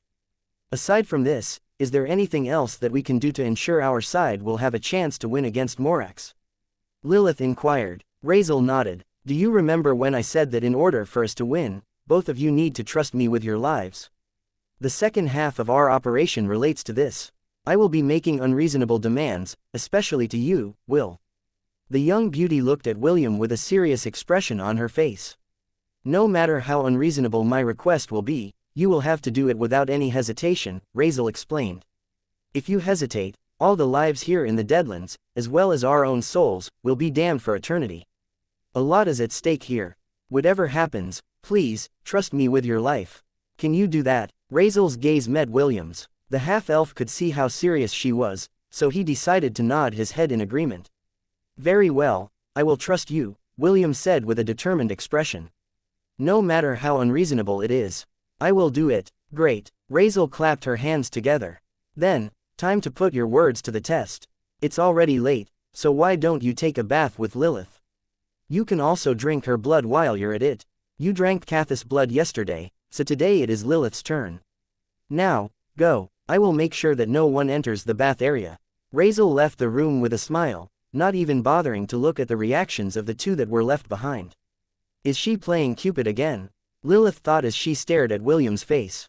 She was trying to discern how the half-elf was faring with the idea of taking a bath with her. The Amazon princess could clearly see the hesitation in William's eyes, which made her heart ache a bit. Unable to continue observing him, she lowered her head and looked down on her feet. It was at that moment when a rough hand firmly held her own. Caught by surprise, Lilith raised her head only to see William's eyes staring at her face. The half-elf's face was flushed, and she could even see that the tips of his ears were red. Don't be mistaken, William said. I am not hesitating because I don't like the idea of bathing with you. It's just that, I don't know if you are fine with this arrangement. Razel can be mischievous at times and goes at her own pace. I know that you are only after me because of my genes, and this is why I shy away from you. However, many things have happened as of late. Even though I still don't know what will happen in the future, I've decided to believe that by taking that first step, I will be able to understand my true feelings. After saying those words, William averted his gaze because he didn't want the Amazon princess to see his embarrassment. After half a minute, Lilith cleared her throat and gave a teasing reply. Well, that is a unique way of inviting me to take a bath with you. William smiled bitterly as he shifted his attention to the Amazon princess's beautiful face. You don't want to. Instead of answering, Lilith firmly held William's hand and walked towards the door. She was afraid that if she didn't act now, this opportunity would not come again. As the two walked towards the shower area of the stadium, a young beauty peeked around the corner of the hallway with a devilish grin on her face. I thought Will was going to hesitate, so I was a bit worried, Razel mused. Fortunately, I'm here to push things around. Lilith, it's all on you now. Don't waste this opportunity. This is the first step to happiness. As the young beauty giggled, watching the two disappear down the hallway, the Death Lord by her side scratched her head in confusion. Will this really be alright? Zenobia thought. Kids these days really have it tough. It was very easy for her to see that Razel was doing her best to get William and Lilith to have a closer relationship. She didn't mind playing along and acting as a bodyguard, to ensure that no one would disturb the possible couple. Her only concern was that their shelter had still not found any mirrors to present to Morax, and she was getting worried that the other leaders would find the other mirrors before them. What she didn't know was that in order to play it safe, William, Lilith, and Razel didn't tell her that they had already found a mirror. The half-elf wasn't confident that Morax didn't have the ability to spy on them using Zenobia. During the day, she was assigned to accompany Kathy and the others to look for resources, as well as the mirrors. This was Razel's plan to hoodwink the Dread Lord into thinking that they were being serious when it came to looking for the artifacts that would allow him to take full control of the tower. As the Death Lord was deep in her thoughts, the young beauty had already left the scene and returned to her room. There, she picked up the small wooden mallet that William and Lilith had unearthed when they went treasure hunting. The young beauty playfully smacked the mallet on the palm of her hands, while thinking of the future. You're right, Papa, Razel said softly as she reminisced on some of the happy moments she had spent with her family. There's no need to think of the future. It will come soon enough. Chapter 827. I want you as my life partner. Your answer. The sound of falling water spread across the shower room. William was finding it hard to avert his gaze as he snuck glances at Lilith's backside. Both of them were showering on opposite sides of the room, but since there were no dividers in place, it was just a wide open area with no place to hide their bodies. That's one fine tush, William thought. Razel didn't lie, it is indeed very attractive. Whenever William and Razel were alone, especially when the half-elf needed some blood, the young beauty would often praise Lilith's good traits. Out of everything that Razel said about Lilith, one thing stuck out to him, and that was the Amazon princess's irresistible backside, which William was now seeing for the first time. Using all of his willpower, William reluctantly averted his gaze and focused on scrubbing his body. He didn't know if Razel was playing a prank on them or not, but since he had already promised to trust her, the half-elf decided to just go with the flow. Lilith, on the other hand, didn't share William's worries. As a warrior, it was very easy for her to feel the stares of other people on her body. If William could see her face right now, he would notice that Lilith's face was as red as a beet. Although she had already marked William as her treasure, Razel's appearance in her life had solidified her determination to make the half-elf her life partner. The red-headed teenager wasn't aware that many things had already changed in Lilith's plans since their appearance in the Deadlands. She no longer planned to kidnap William and drag him to the Amazon Empire, in order to share him with her sisters. The Amazon princess suddenly felt selfish in regards to the half-elf. She wanted to keep him to herself, and not let other girls take him. Of course, she knew that this was not possible because William was already married to several girls. However, the feeling of wanting to keep him to herself was becoming stronger. She could also feel that her divinity was slowly, but surely, awakening from its deep slumber. Maybe, this is what it means to be greedy, Lilith thought. I thought that by obtaining material treasures, I would be happy. But now, I want more. I want. The image of the young beauty with long red hair, and amber eyes that matched her own, appeared in her vision. I want that future. Lilith slowly raised her hand to reach out towards the falling water droplets above her head. I want her in my life. A new goal blossomed in Lilith's heart, and her determination soared. After finally understanding what she wanted, she turned around to look at the half-elf who was busy scrubbing his body. Lilith took a step forward, then another, towards the person that would make her wish a reality. As William was about to scrub his back, a pair of hands pressed down on his shoulders. Don't move, Lilith whispered. I'll wash your back for you. Before William could even reply, a pair of rough hands, similar to his, started to scrub his back. Lilith was a warrior, so her hands weren't as soft and delicate as the noble ladies that had never held a weapon in their lives. Your back is quite broad, Lilith commented. It feels nice. William didn't know how to reply to Lilith's comment, so he just kept his silence and allowed the Amazon to wash him properly. Suddenly, the half-elf's body stiffened when he felt Lilith's hand lightly squeeze his bum. It's softer than I expected, Lilith said, as if she was a connoisseur who was appraising an exotic dish that she had never tried before. Might as well clean it properly. William's body shuddered when he felt Lilith's hands knead his bum like a baker on steroids. He had a feeling that the Amazon was just playing around out of curiosity and waiting for him to react to her actions. However, when he thought about admonishing her, the hand stopped and an arm stretched out to open the shower, sending a steady stream of water to fall upon their two bodies. Half a minute later, William felt two soft peaks press against his back and a pair of arms wrap around his waist. Hey, do you find me attractive? Lilith asked. Very, William replied honestly. I want you as my life partner. Your answer, ... I don't think I'm ready yet. Lilith sighed before lightly biting William's shoulder. When will you be ready? ... Must it be today? William asked softly. It doesn't have to be today, but I want an answer soon. How soon? Lilith pondered for a brief moment before voicing out her thoughts. 4 days from now, when it is time for you to drink my blood again. Okay, William replied. I will give you an answer 4 days from now. You won't try to run away. I won't. You won't try to avoid me. Good. Now turn around, Lilith said, as she took a step back and let go of William's body. William did as he was told, and both of them stared at each other. A pair of light green eyes, that were like emeralds, stared into Lilith's amber eyes without blinking. Lilith pressed her hands over William's shoulders, as she lightly rose to her tiptoes and brushed her lips over William's. The action was fleeting, but the half-elf felt how serious the Amazon princess was. Because of this, he had also resolved to sort out his feelings seriously, and give her a proper answer on their promised day.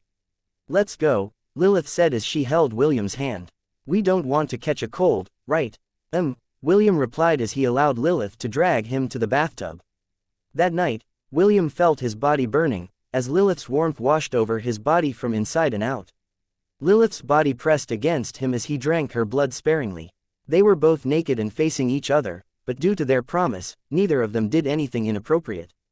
William could hear Lilith's strong heartbeat resonate in his ears along with the sinful sighs that escaped her seductive lips. The half-elf hadn't paid too much attention to these sensations in the past, but due to what happened earlier, he had become more aware of her. Lilith's heartbeat, the sweet and intoxicating taste of her blood, her voice that was tinged with pleasure, and her warmth that fanned the fires of desire in his own heart. After William finished drinking her blood, the Amazon princess wrapped her arms around his head, and gave him a long, lingering kiss on the lips. William subconsciously wrapped his hands around Lilith's waist, to hold her in place. When the kiss ended, Lilith kissed William's forehead, before reluctantly backing away. She left the bathtub without saying another word, and took one of the bath towels to cover her body. She gave William one last glance before leaving the room. William watched her go in a daze. Only after a few minutes passed did he return to his senses. The half-elf felt hot and bothered, and knew that he would not be able to sleep easily that night. He knew with certainty that after he had finished the mission Razel gave him, and returned to her room, the three of them would sleep together, like they had been these past few days. Imagining how the Amazon would be sleeping right next to him, made the fires in his chest burn brighter. In order to extinguish the burning desire that was plaguing his body, William stayed inside the shower room for another half an hour. This was the only way that he could think of, in order to survive the next 4 days, without thinking of the Amazon princess's passionate, soft, lips that had claimed his own. Chapter 828, A World Where Hope Was Merely a Fleeting Illusion. William left the Glory Shelter an hour after his steamy talk with Lilith. He was headed to the northeastern outskirts of the Deadlands in order to put the mirror in a place that was likely to be discovered. According to Razel, it was highly possible that in a span of 2 weeks, all the mirrors in the Deadlands, with the exception of the one on the seabed, would be found by the Alliance. Because of this same reason, Razel was decisive and asked William to take the mirror to the place they talked about as soon as possible. As a half-elf, and a vampire, William traveled through the city in the middle of the night with absolute confidence. He had paid close attention to his surroundings and ensured that he wasn't being tracked by anyone. In order to hasten his journey, he rode a bike, which allowed him to arrive at his destination in an hour. Now to find a place to hide the mirror, William thought as he gazed at his surroundings from on top of a building. After considering his choices, the half-elf decided to place the mirror inside an antique shop. This shop would be a very suitable place to look for the mirror, because of the nature of its business. After completing his mission, William didn't dawdle and returned to the Glory Shelter as fast as he could. Although being discovered in this area wouldn't arouse any suspicions whatsoever, he knew that staying under everyone's radar was still the best option available for him. As soon as William exited the northeastern parts of the Deadlands, his powerful eyesight detected some light sources a mile away from his location. The half-elf immediately entered an abandoned shop near him, which was a pet shop. He moved towards its second floor and positioned himself near the window, overlooking the street. William was very curious about who would be visiting this area at this time of night. A few minutes later, he saw a convoy of trucks pass the place he was hiding in. The corner of William's lips curled into a smirk when he saw the identity of the late-night explorers. "Swiper," William mused, "are you my tail or something? Why are you always appearing wherever I go?" The half-elf had no love for the demonic boar who always did his best to antagonize him, Lilith, and Razel. If possible, he would love to smash the demon's head to meet paste so that all of his troubles would be gone. Unfortunately, the chances of Swiper returning as an undead was very high. It would also create many unforeseen consequences that he didn't want to deal with right now, so the effort was not worth it. William didn't immediately leave after Swiper's group had left his area. He waited 5 more minutes before leaving the pet shop to return to the Glory Shelter. Fortunately, his return trip was smooth and he didn't encounter any more mishaps along the way. The moment he entered Razel's room, he was surprised to find that the 2 girls were still awake. It was quite obvious that they were waiting for him to return, which made William feel warm and fuzzy inside. "What happened?" Razel asked. "Did you encounter some problems when you delivered the mirror?" William shook his head. "I saw Swiper's entourage on my return trip, but don't worry, they didn't see me." The half-elf then explained everything that happened on his mission towards the northeastern part of the Deadlands without leaving anything behind. After his narration, He excused himself to take a quick shower to remove the dust that had accumulated in his journey outside of the shelter. However, before he left the room, Razel handed him a set of pajamas that she had prepared especially for him. William thanked her and left the room, leaving the two ladies to discuss his latest brush with the inhabitants of the demonic shelter. If Swiper plans to explore every nook and cranny of the northeastern regions, he will definitely find the mirror sooner or later, Lilith said with a frown. At most, we will get the news tomorrow. The only thing I am worried about is his request to Morax. He had a grudge against us, and if he has decided to get back at us using Morax's help, it would definitely be troublesome. Razel nodded her head in agreement. Indeed, if he really has decided to make a move on us, we might not see it coming even with all our eyes open. Then, what do we do? The only thing we can do. Just continue to be vigilant, while we look for the other mirrors. Lilith sighed. We will be on the passive side when that happens. Maybe we should get one mirror ourselves and give it to Morax. After that, we request something to ensure our safety. Well, that is certainly an option, but what will you ask of him? Razel asked with a curious gaze. I doubt that he will agree if we request that Swiper be killed, imprisoned, or kicked out of the Deadlands. True, Lilith admitted, but some kind of deterrence is better than nothing, right? Razel covered her lips and giggled. Frankly, I think having Will around is already a deterrence. You might not know of it, but every day that passes here in the Deadlands will become stronger. I don't know if Morax realized this yet, but Will's body is automatically siphoning the undead energy from the Deadlands. Perhaps, Will is not aware of this as well. However, I'm sure that he can feel his body getting stronger with every day that passes, most especially during the night when the tower activates its powers. Will he be as strong as Morax? Lilith inquired. If the half-elf really became as strong as the Dread Lord, then they would no longer fear anything in the Deadlands. Razel shook her head. Not at the moment, but, if everything goes according to plan, he will become the Dread Lord's equal, perhaps even stronger. Lilith glanced at the young beauty that was looking back at her with a smile. Why are you smiling? Lilith inquired. It's because I am happy, Razel answered. Happy about what? Happy because you already took the first step, Lilith. Razel moved closer and gave the Amazon princess a light hug. Please, do your best, Razel encouraged. Just one more push, and Will is in the bag.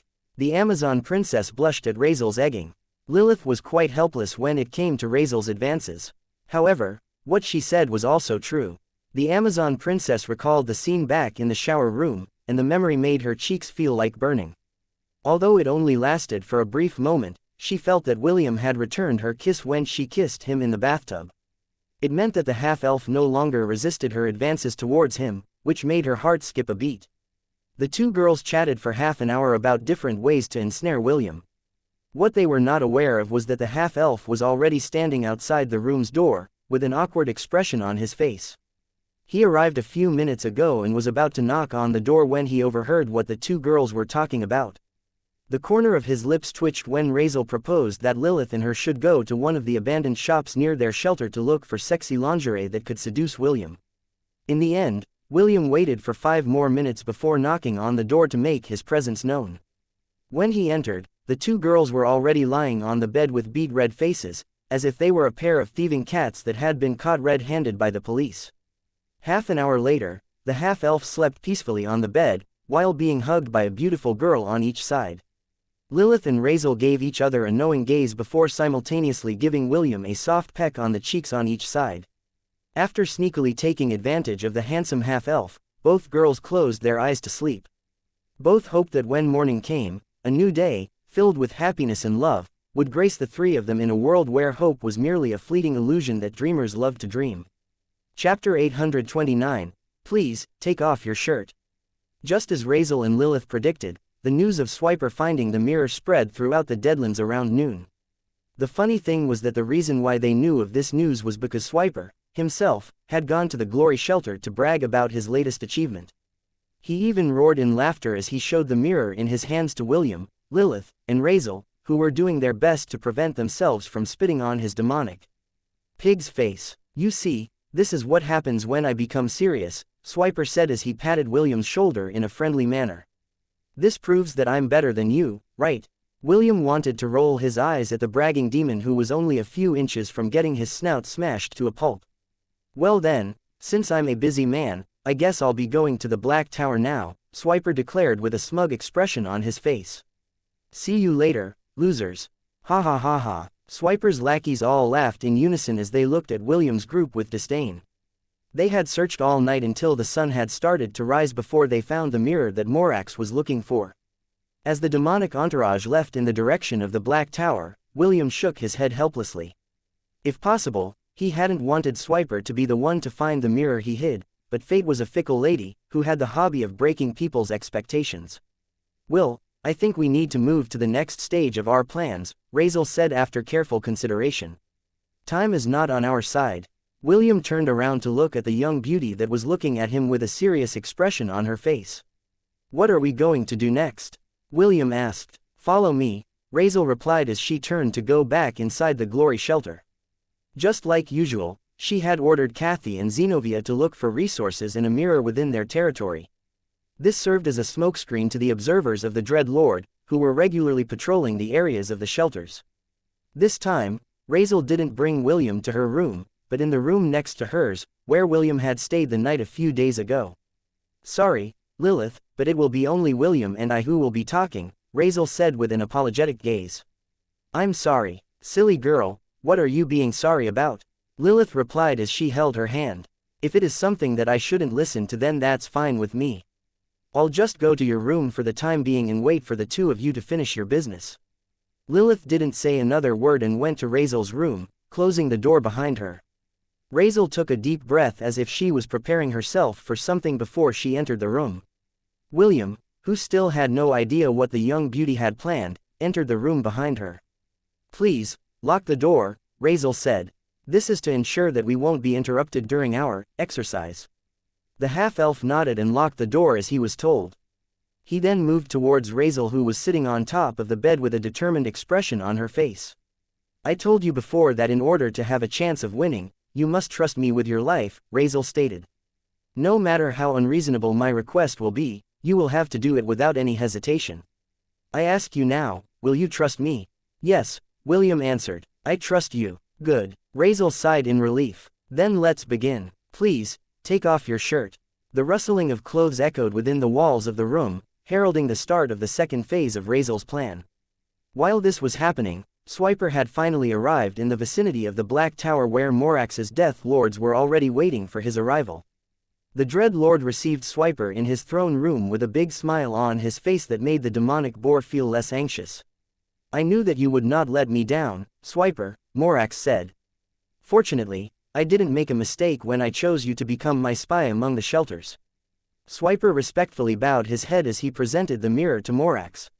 Your Excellency, I am but your humble and loyal supporter, Swiper declared. As long as I am able to help, I will not hesitate to go above my capabilities to meet your expectations. Morax nodded his head in appreciation before accepting the mirror in Swiper's hands. You are truly a subordinate that I can be proud of. Now, tell me, what is it that you wish for? The image of William's arrogant face briefly appeared in Swiper's mind, as he raised his head to look at the Dread Lord who was waiting for his reply. For a very long time, Swiper had wished that he could trample on the half-elf's face and regain his pride. Now that an opportunity was right in front of him, wouldn't it be a shame not to use it to his advantage? Your Excellency, I wish to deal with the half-elf who has recently appeared in the Glory Shelter, Swiper stated. He is also the same person that dealt with your Death Lord and Bone Dragon during the haunting. The same person who has shown you disrespect in this very throne room. Ah, that person, Morax nodded. Well, he truly is an eyesore. But, he is also actively searching for the mirror on my behalf. Even so, since you want to deal with him, then I can make it happen. The question is, how do you want to deal with him? Swiper gritted his teeth as he voiced out his inner thoughts. Your Excellency, I wish to. Morax listened to Swiper's request with a calm expression on his face. After hearing what the demonic Borkin had to say, the Dread Lord pondered for a bit before giving his reply. Your request is not impossible to realize, Morax replied after careful consideration. But, the timing is important. If I were to make a move right now, the other leaders of the shelters will be wary, and there is a chance that they will refuse to cooperate. Although I can use force to quell their resistance, I have more important matters that come before any desire to wipe them off from the face of the Deadlands. Also, You will instantly become a suspect and will be alienated by the rest of the Alliance. Like I said, it is not impossible for your request to be realized, but the timing must be done right. How about this? We will wait until all the mirrors are gathered before we make our move. I promise you that when that time comes, I will let you personally deal with that half-elf after I'm done with him. With this, we can accomplish both of our goals with minimal to zero risk. It's a win-win situation for both of us, what do you think? Swiper pondered for a bit before firmly nodding his head. I will do my best to endure, Your Excellency. I just hope that the wait will be worth it. Trust me, I will make sure that you will be satisfied with the results. Thank you, Your Excellency. I look forward to the day where both of our wishes will be realized. After a bit of chit-chat, Swiper left the Black Tower with his subordinates and returned to the demonic shelter to rest. The Dread Lord watched them leave with an indifferent expression on his face before gazing in the direction of the Glory Shelter. Mortals are truly interesting creatures, Morax muttered. The corner of his lips curled up into a smile as he thought of the wishes of those that had presented mirrors to him. For pride, greed, lust, envy, gluttony, wrath, and sloth, they are willing to step on any number of corpses just to satisfy their desires, and people say that I'm the evil one. How laughable. Morax shook his head before closing his eyes. He could gradually feel that the time he was waiting for was at hand. All he needed to do was wait for all the mirrors to fall into his hands. Chapter 830, Parallel Wishes. 2 days had passed since Swiper had given the mirror to Morax, and the demonic shelter's prestige was at an all-time high. With 3 out of the 9 mirrors found, everyone was putting in double the effort in finding the 6 remaining mirrors. Even William, Lilith, and Razel had no choice but to act like they were desperate to find the remaining mirrors in order to let Morax and the other leaders think that they were doing their best to find it. Lilith was now familiar with the aura of the mirrors, so she was able to tell William and Razel about their locations. However, they didn't make any moves to obtain them. They simply wandered around the Deadlands, looking for other treasures. It didn't come as a surprise when Lilith managed to find one more treasure as they traveled around the city. Lilith guided William and Razel to the location where she sensed the treasure. After nearly an hour of travel, they arrived at a small abandoned temple at the western side of the Deadlands. As they explored its interior, Lilith opened a small wooden box and found a pair of golden earrings. One of the earrings had a blue gem in its center, while the other one had a red gem. When Razel saw these earrings, her eyes widened in shock and disbelief. So, this is where they found them, Razel thought as she held the 2 earrings in her hands as if they were priceless treasures. She eyed them closely to ensure that they were the same earrings in her memory. After a minute of close observation, she affirmed that these were the same ones she knew of. Are you familiar with these earrings? William asked after seeing Razel's surprised expression. I've seen it in an ancient text in the past, Razel stuttered.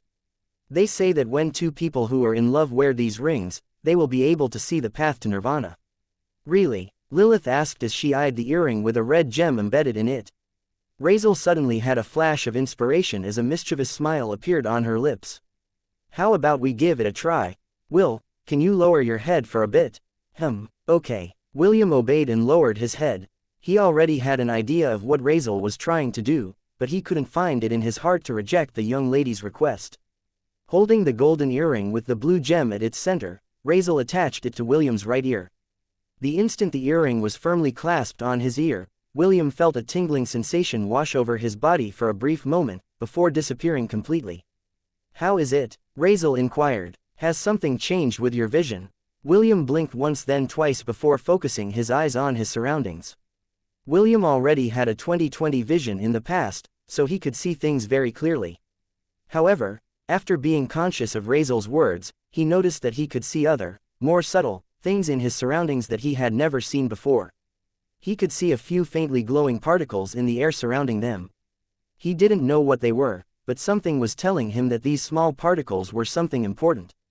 I can see some sort of light particles around us, William replied as he tried to examine the particles by lightly touching them. However, his fingers just passed through them as if they were something that couldn't be grasped by anyone.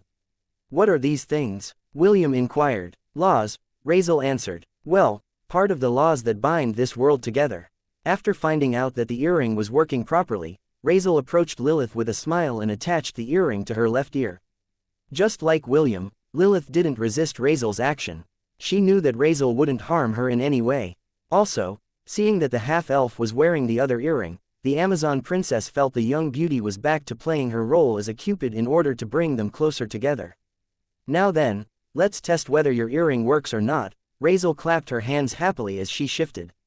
Her devilish smile at the red-headed teenager who suddenly felt goosebumps on his body. One glance was enough to tell William that the young beauty was up to no good.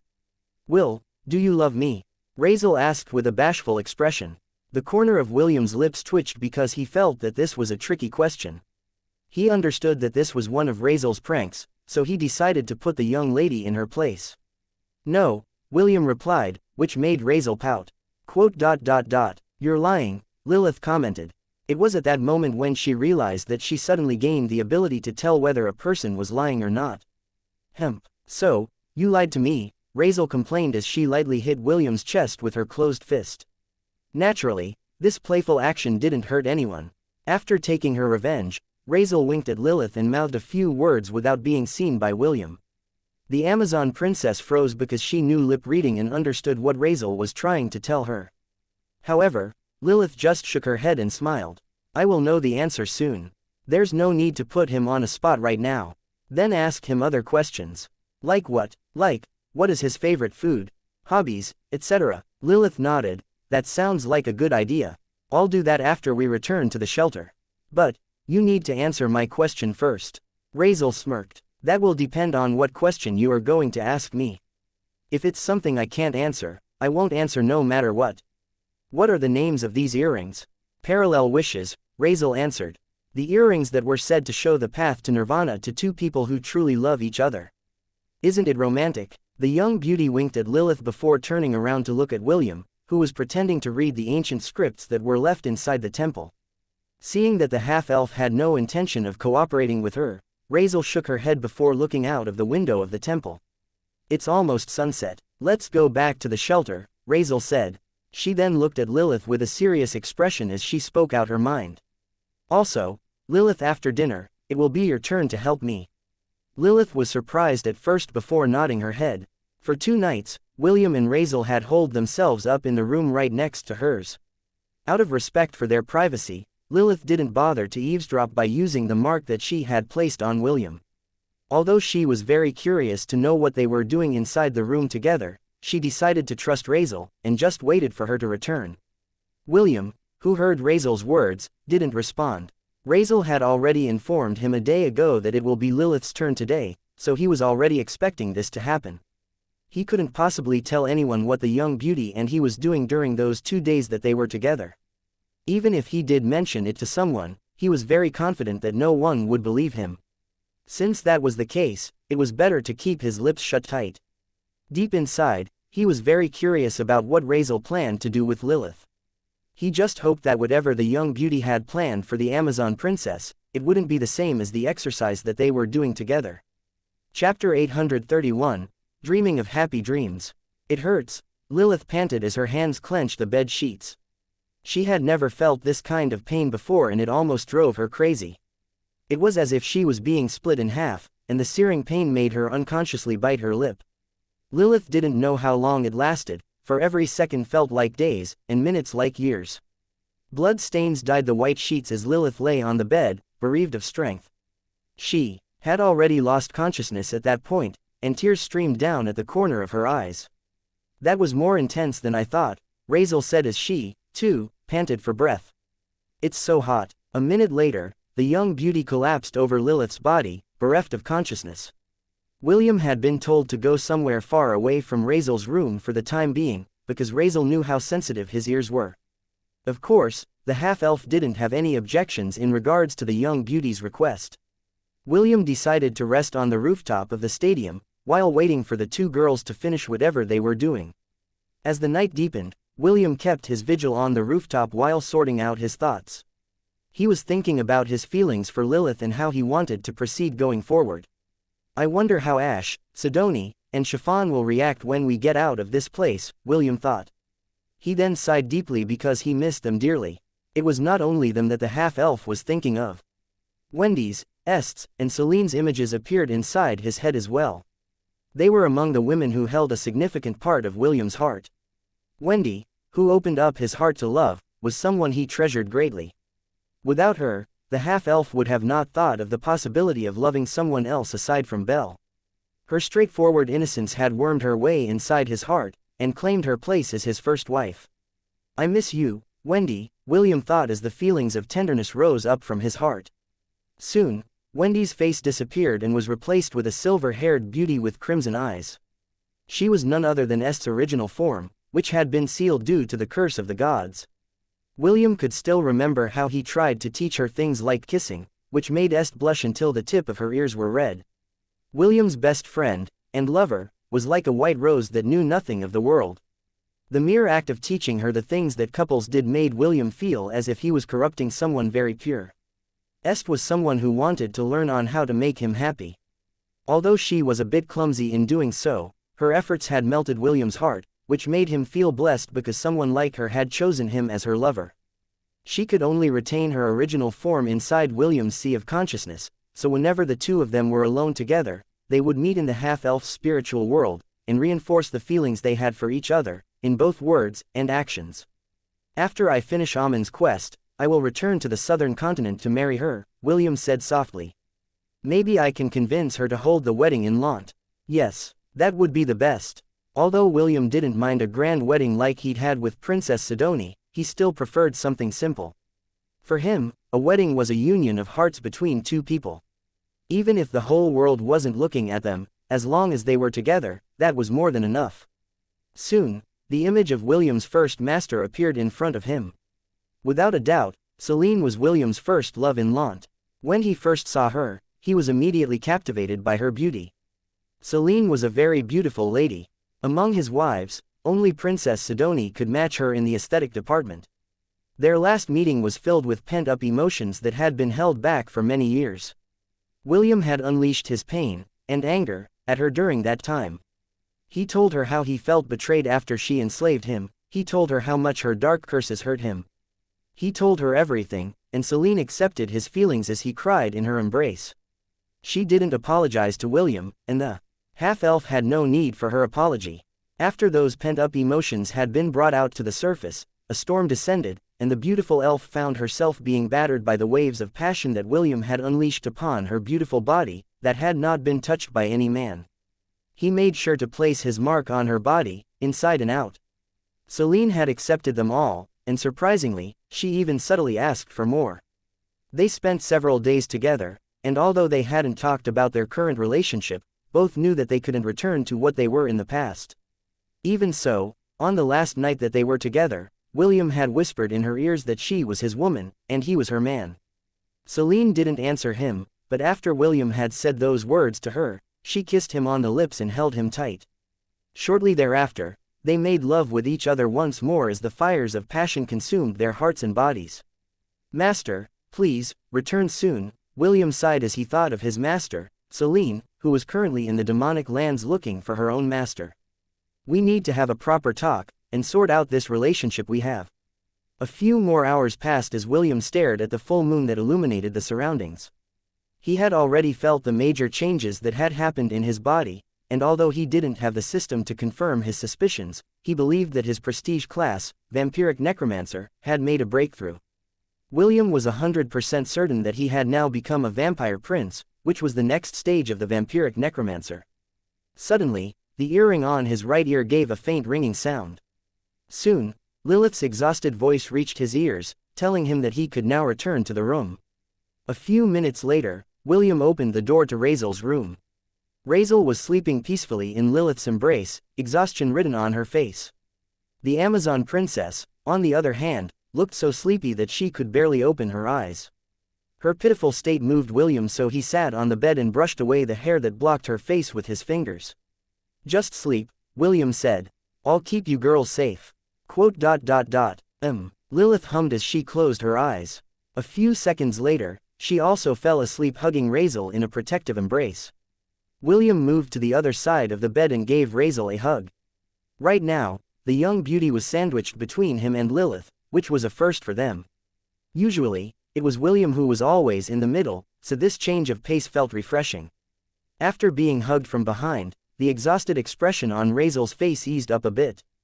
Being enveloped by the warmth of the two people beside her, the young beauty slept deeply, and dreamed of happy dreams.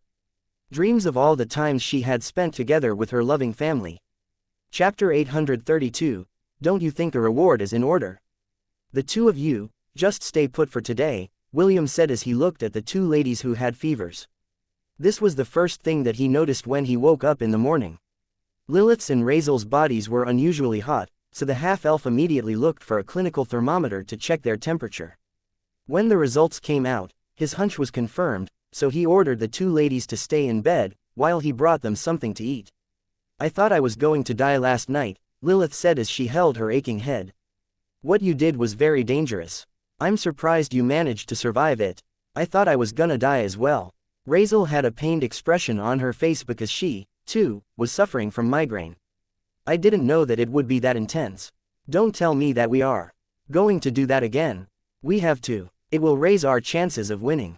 Lilith massaged her temple in order to lessen the pain she was feeling. Although she wanted to get in the way of Morax's plans, inflicting self-harm was something she wasn't fond of. There has to be a better way. Lilith sighed. Both of us might suffer from a harsh backlash if we use this method again. Razel nodded in agreement. I'll think of a new alternative after we recover. Thinking right now really hurts, so I'll pass for the time being. Despite the pain she was feeling, Lilith wasn't able to stop a chuckle from escaping her lips. The usually fearless young beauty was showing signs of backing out after their nearly failed experiment last night. 20 minutes later, the door of their room opened and William came in pushing a trolley of food. I made some oat porridge, William said. They're still hot, so let them cool off a bit. The half-elf took 2 breakfast trays and placed them on the two ladies' laps. He then took a chair and sat beside the bed, eyeing the two girls who were holding their heads in pain. I know I shouldn't ask, but what did the two of you do last night for both of you to end up like this?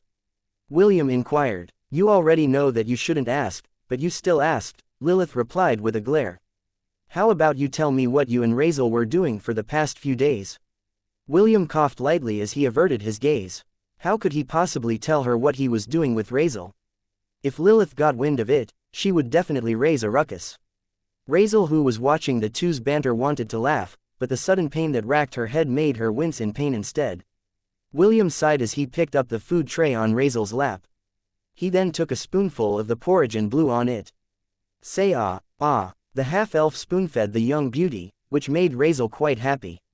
She had only gotten sick once in her life, and back then, her papa and mama took very good care of her. Seeing William care for her like this made her want to act like a spoiled child in order to make him pamper her. Just this once, Razel thought as she opened her mouth to eat. There might not be another opportunity like this again in the future. As William fed Razel, Lilith could only endure her headache and eat her own food. For her, it was perfectly fine that the half-elf was ensuring that the young beauty was eating properly. She didn't feel jealous or anything. The Amazon princess even thought that this was only the natural order of things, and it was William's duty to take care of Razel. As for her, she could take care of herself just fine, even with her current condition. As the two girls ate, the other shelters were hard at work scouring the deadlands to find the mirrors, including Kath's group. Just like always, the remaining members of the Glory Shelter were also hard at work. Incredible, I didn't think that Razel and Lilith would get sick here in the deadlands, Kathy said. I hope it's not a serious sickness. Zenobia scratched her head as she looked in the direction of the Glory Shelter. Will said that it's just a mild fever. They explored somewhere damp yesterday, so it might have caused them to feel some discomfort after they returned to shelter. Good, Kathy nodded. I don't want her to get sick for a long time. Suddenly, one of the men in their team shouted because he found something unusual. Leader, there is a mirror over here, the man said. It looks just like the ones that were in the gold crystal. Kathy and Zenobia glanced at each other before scampering towards the location of the man who had said that they found a mirror similar to what the Dread Lord was looking for. This is one of the mirrors, right? Kathy asked as she looked at Zenobia, who was standing beside her. The Death Lord had already activated the golden crystal and a match had been made. Without a doubt, this is indeed one of the mirrors that Morax is looking for, Zenobia replied. Let's take it back to the shelter, and have William deal with it. Everyone in the group agreed that this was the best thing to do. Truth be told, they were afraid of dealing with the Dread Lord. Since William had been one of the experts protecting their shelter, they deemed that it was best that he handled this mirror as well. The corner of William's lips twitched as he looked at the mirror that was presented to him by an overeager Kathy. "Will, this is one of those mirrors that you are looking for, right?" Kathy said with an expression that screamed, "Please, praise me for doing a good job." "Why yes," William replied. "Good job, Kathy. You too, Zenobia." Zenobia nodded her head and Kathy looked at William with eyes filled with expectation. "Will, don't you think a reward is in order?" Kathy asked with a smile. William subconsciously took a step back because the pretty girl's gaze was starting to scare him. "Oh, of course," William answered with a stiff smile. "What do you want as a reward? How about tonight we do the usual?" Kathy proposed. "Don't worry, I'm a very healthy person. My blood regenerates quickly as well. You're already aware of this, right?" William couldn't refute Kathy's words because she was right. The half-elf had discovered her peculiarity when he first drank her blood. Although William only drank a mouthful, he realized right away that Kathy had already recovered the amount of blood that was taken from her. At first, the half-elf thought that he was just overthinking things, but after he drank her blood for the second time, he realized that what he suspected was true. That was also that same day that Kathy realized she had this unique trait. She also seemed a bit surprised that she hadn't discovered it in the past. Simply put, she was like a rechargeable battery that was always at full charge. Even with this ability, William didn't want to take advantage of her and simply took what he needed.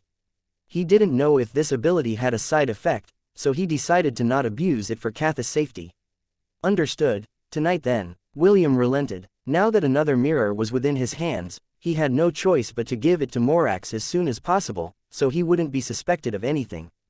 The only problem was that when he handed the mirror to Morax, he would be able to ask the Dread Lord for a favor. Frankly, William didn't know how to handle this situation, so he decided to ask Zenobia to call one of Morax's undead to deliver the mirror to the Dread Lord for the time being. Half an hour later, a Death Lord riding a bone dragon landed near their shelter. William gave the mirror to it and asked it to pass a message to Morax. "Tell your master that I will visit him one of these days," William said. "I am busy right now, so I can't hand the mirror over personally." "Understood," the Death Lord replied. "Is that all you wanted to say to my master?" William smiled. "I am taking care of 2 sick people right now, so I can't leave them alone. I will also use this opportunity to think of what request I will ask when I go to the Black Tower to visit His Excellency." The Death Lord nodded before mounting the bone dragon to return to the Black Tower. William watched it go with a complicated expression on his face. Although the leaders of the shelters might raise an eyebrow due to his lack of interest in meeting Morax, to claim his reward, he had a valid excuse on hand.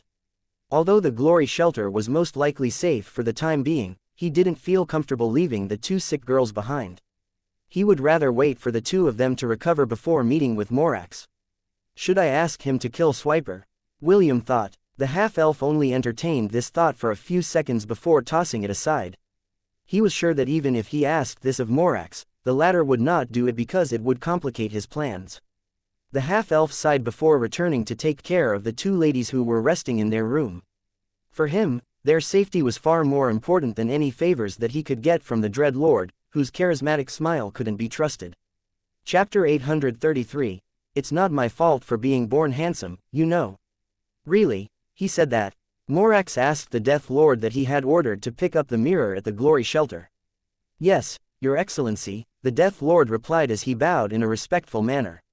Morax snorted as he waved his hand to dismiss the Death Lord from his throne room. When his subordinate was no longer in sight, the Dread Lord inspected the mirror in his hand before nodding his head. "It is indeed one of the mirrors that I was looking for," Morax muttered. He then raised the mirror above his head, where it floated towards a pedestal that matched its design. 4 out of the 9 mirrors had been found and Morax was quite happy about the performance of the people in the Dead Lands.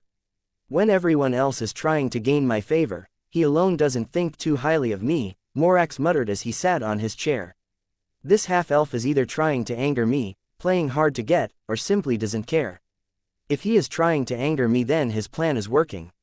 If he is playing hard to get then he is a fool. But, if he simply doesn't care then this is where the problem lies." Morax would rather believe that William chose to go with the first 2 options instead of the third.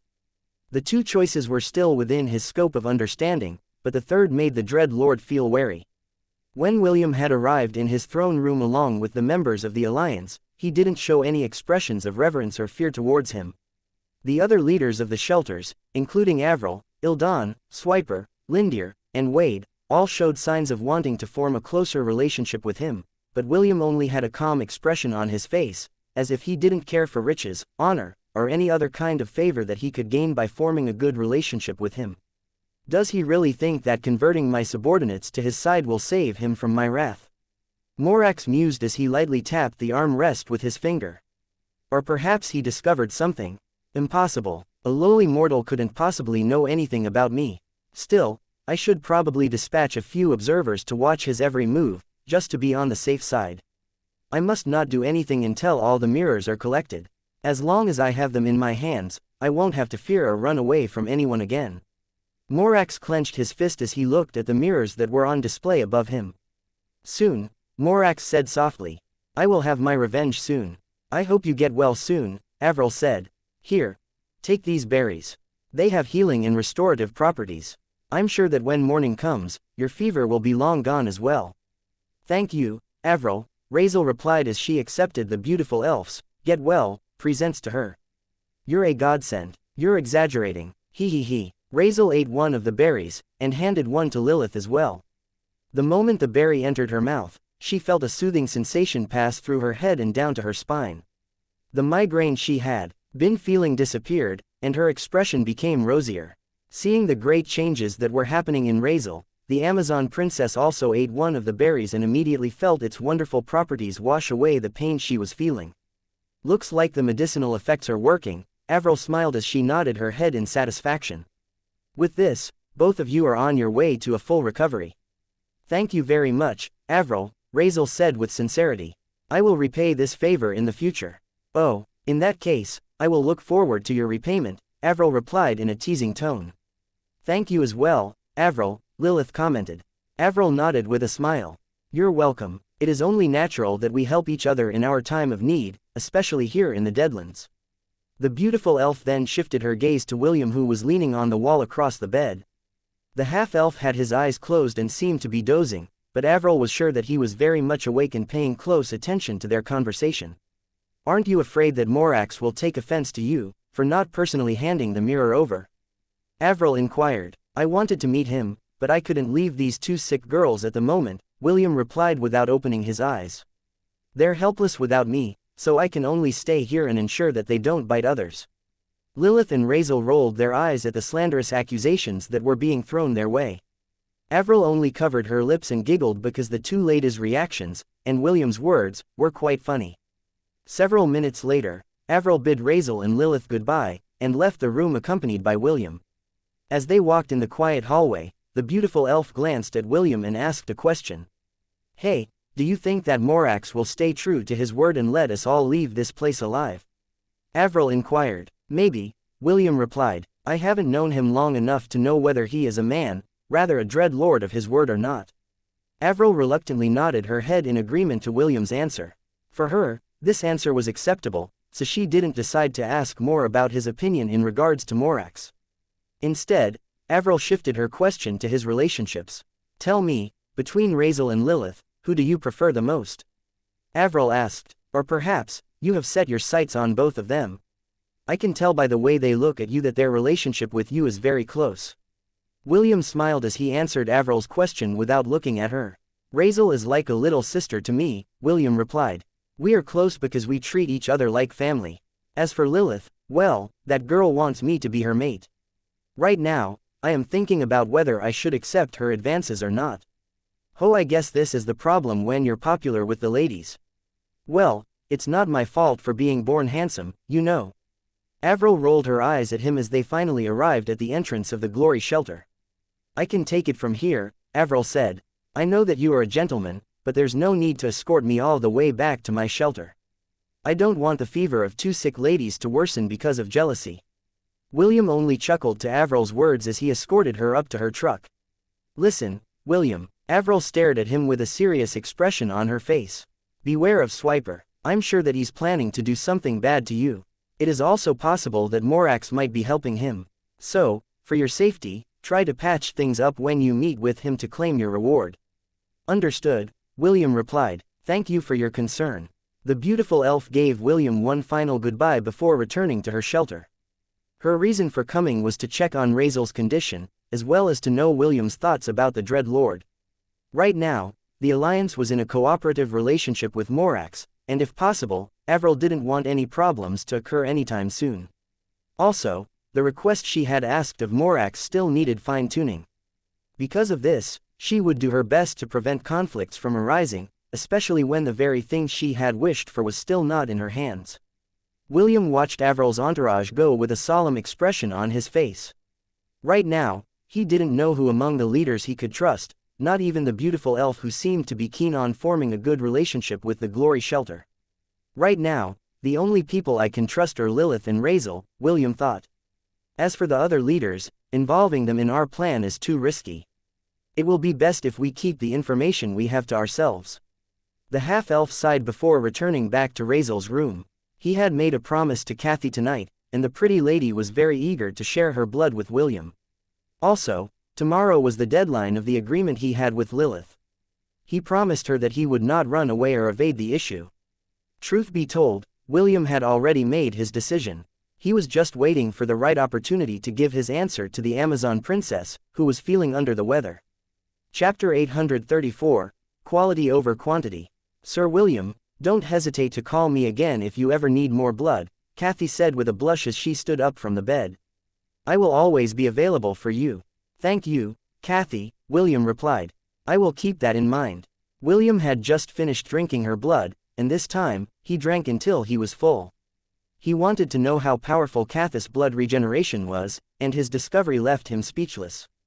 At first he drank her blood sparingly, but after sensing that Kathy's blood was regenerating at a rapid rate, he decided to take it to the next level and drank deeply. Kathy didn't voice out any complaints, and only sighs of pleasure escaped her lips.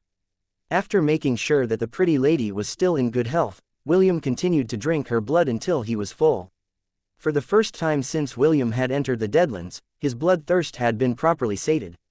He was confident that even if he didn't drink blood for 4 to 5 days, his blood thirst, which had been amplified by the Black Tower, would be kept at bay. This made William quite happy because he was truly not comfortable with drinking Razel's blood in order to ease up his blood cravings. As for Lilith, she alone would not be able to keep up with his needs, so having Kathy around was a godsend. Also, Lilith and Razel were the combat experts of their shelter. Drinking their blood would leave them in a weakened state, which William didn't want to have happen. For now, I'll just drink Kathy's blood, William thought as he waved goodnight to the over-enthusiastic girl, who was still looking at him with an infatuated look. When Kathy finally returned to her room, William went to check on Lilith and Razel, whose fevers had gone down thanks to the berries that Avril gave them. You look quite satisfied, Lilith said in a teasing tone. Is Kathy's blood that tasty? Right, is her blood tastier than ours? Razel decided to join Lilith's interrogation and asked William with a mischievous gaze. Just so you know, depending on your answer, the place where you will be sleeping tonight might change. The corner of William's lips twitched as he looked at the two beautiful girls who were eyeing him with a suspicious look. He could tell at a glance that Razel was serious. If he really gave them an answer they didn't like, he might be sleeping on the floor tonight. Both of your blood is tastier than hers, William replied. It's like comparing quality over quantity. The masses will choose quantity, while true professionals will prefer quality. Even if someone were to point a gun on William's head at that moment, he would not dare to tell the two girls that Kathy's blood was better than theirs. In fact, William found the pretty girl's blood to be quite tasty. Not only that, it was unlimited as well. However, he would not admit this while under the scrutinizing gaze of the two girls who were both holding pillows in their hands. Well, at least you know what quality is, Lilith replied as she moved a bit to the right side of the bed. That's right, Razel commented as she moved a little to the left, leaving some space in the middle for William to comfortably sleep between the two of them. As soon as William laid on the bed, the two girls hugged him. A minute passed as the three enjoyed this feeling of comfort. However, William had some matters to discuss with the two of them, so he decided to take the initiative before the two girls fell asleep. The two of you already know that we need to meet Morax soon, William said. Help me think of a request that wouldn't sound unusual coming from me. Razel, who was hugging William from his left side, giggled. The answer to this is simple. Just ask him to kill Swiper. I'm sure that Morax will not find this request suspicious. Lilith nodded. That's right. In fact, this is the safest request you can make. I already thought about this request, but we all know that Morax will not accept it.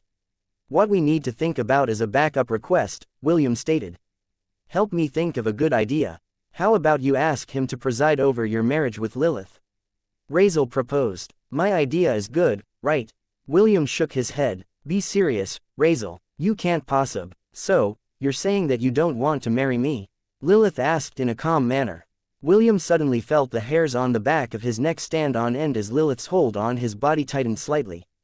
It's not that. How can I possibly allow a Dread Lord to supervise over my wedding? Oh, so, you're not against marrying Lilith? William wanted to pinch the young beauty beside him so badly. It was too late for him to realize that he had been played by Razel by throwing out the idea about marrying Lilith. So, this is what you were aiming for, Razel, William said as he stared at the young beauty who was grinning at him. He then lightly squeezed Lilith's hand as he turned his head to the right side of the bed. I promised you that I would not run and avoid the topic. Let's talk about it tomorrow. Just the two of us. Seeing how serious William was, Lilith sighed and nodded her head. She then moved closer and allowed herself to rest in William's warm embrace. Is this favoritism? Razel complained with a pout. She then did the same thing that Lilith did and enjoyed the look of awkwardness on William's face. Let's return to the topic at hand, William stated in order to change the topic. We need to come up with an answer tomorrow. I plan to meet Morax 2 days from now. Why do you have to wait for 2 days? Lilith asked. William smiled. Because our talk tomorrow is more important than Morax. What kind of talk is this? Razel asked with great curiosity. Come on, tell me. Let me know as well. William glanced at the young beauty before shifting his gaze to Lilith. The Amazon princess was giving him the, don't even think about telling her, stare, which made the half-elf hold back the words that he was about to say. After a few minutes of fooling around, the three finally came to a consensus about what to tell Morax during their next meeting. With that problem out of the way, the three slept peacefully in each other's embrace. Thank you for listening and supporting the Cultivation audiobook channel. If you'd like to support us, 1 cup of coffee can make a big difference. Please check the PayPal link in the YouTube description.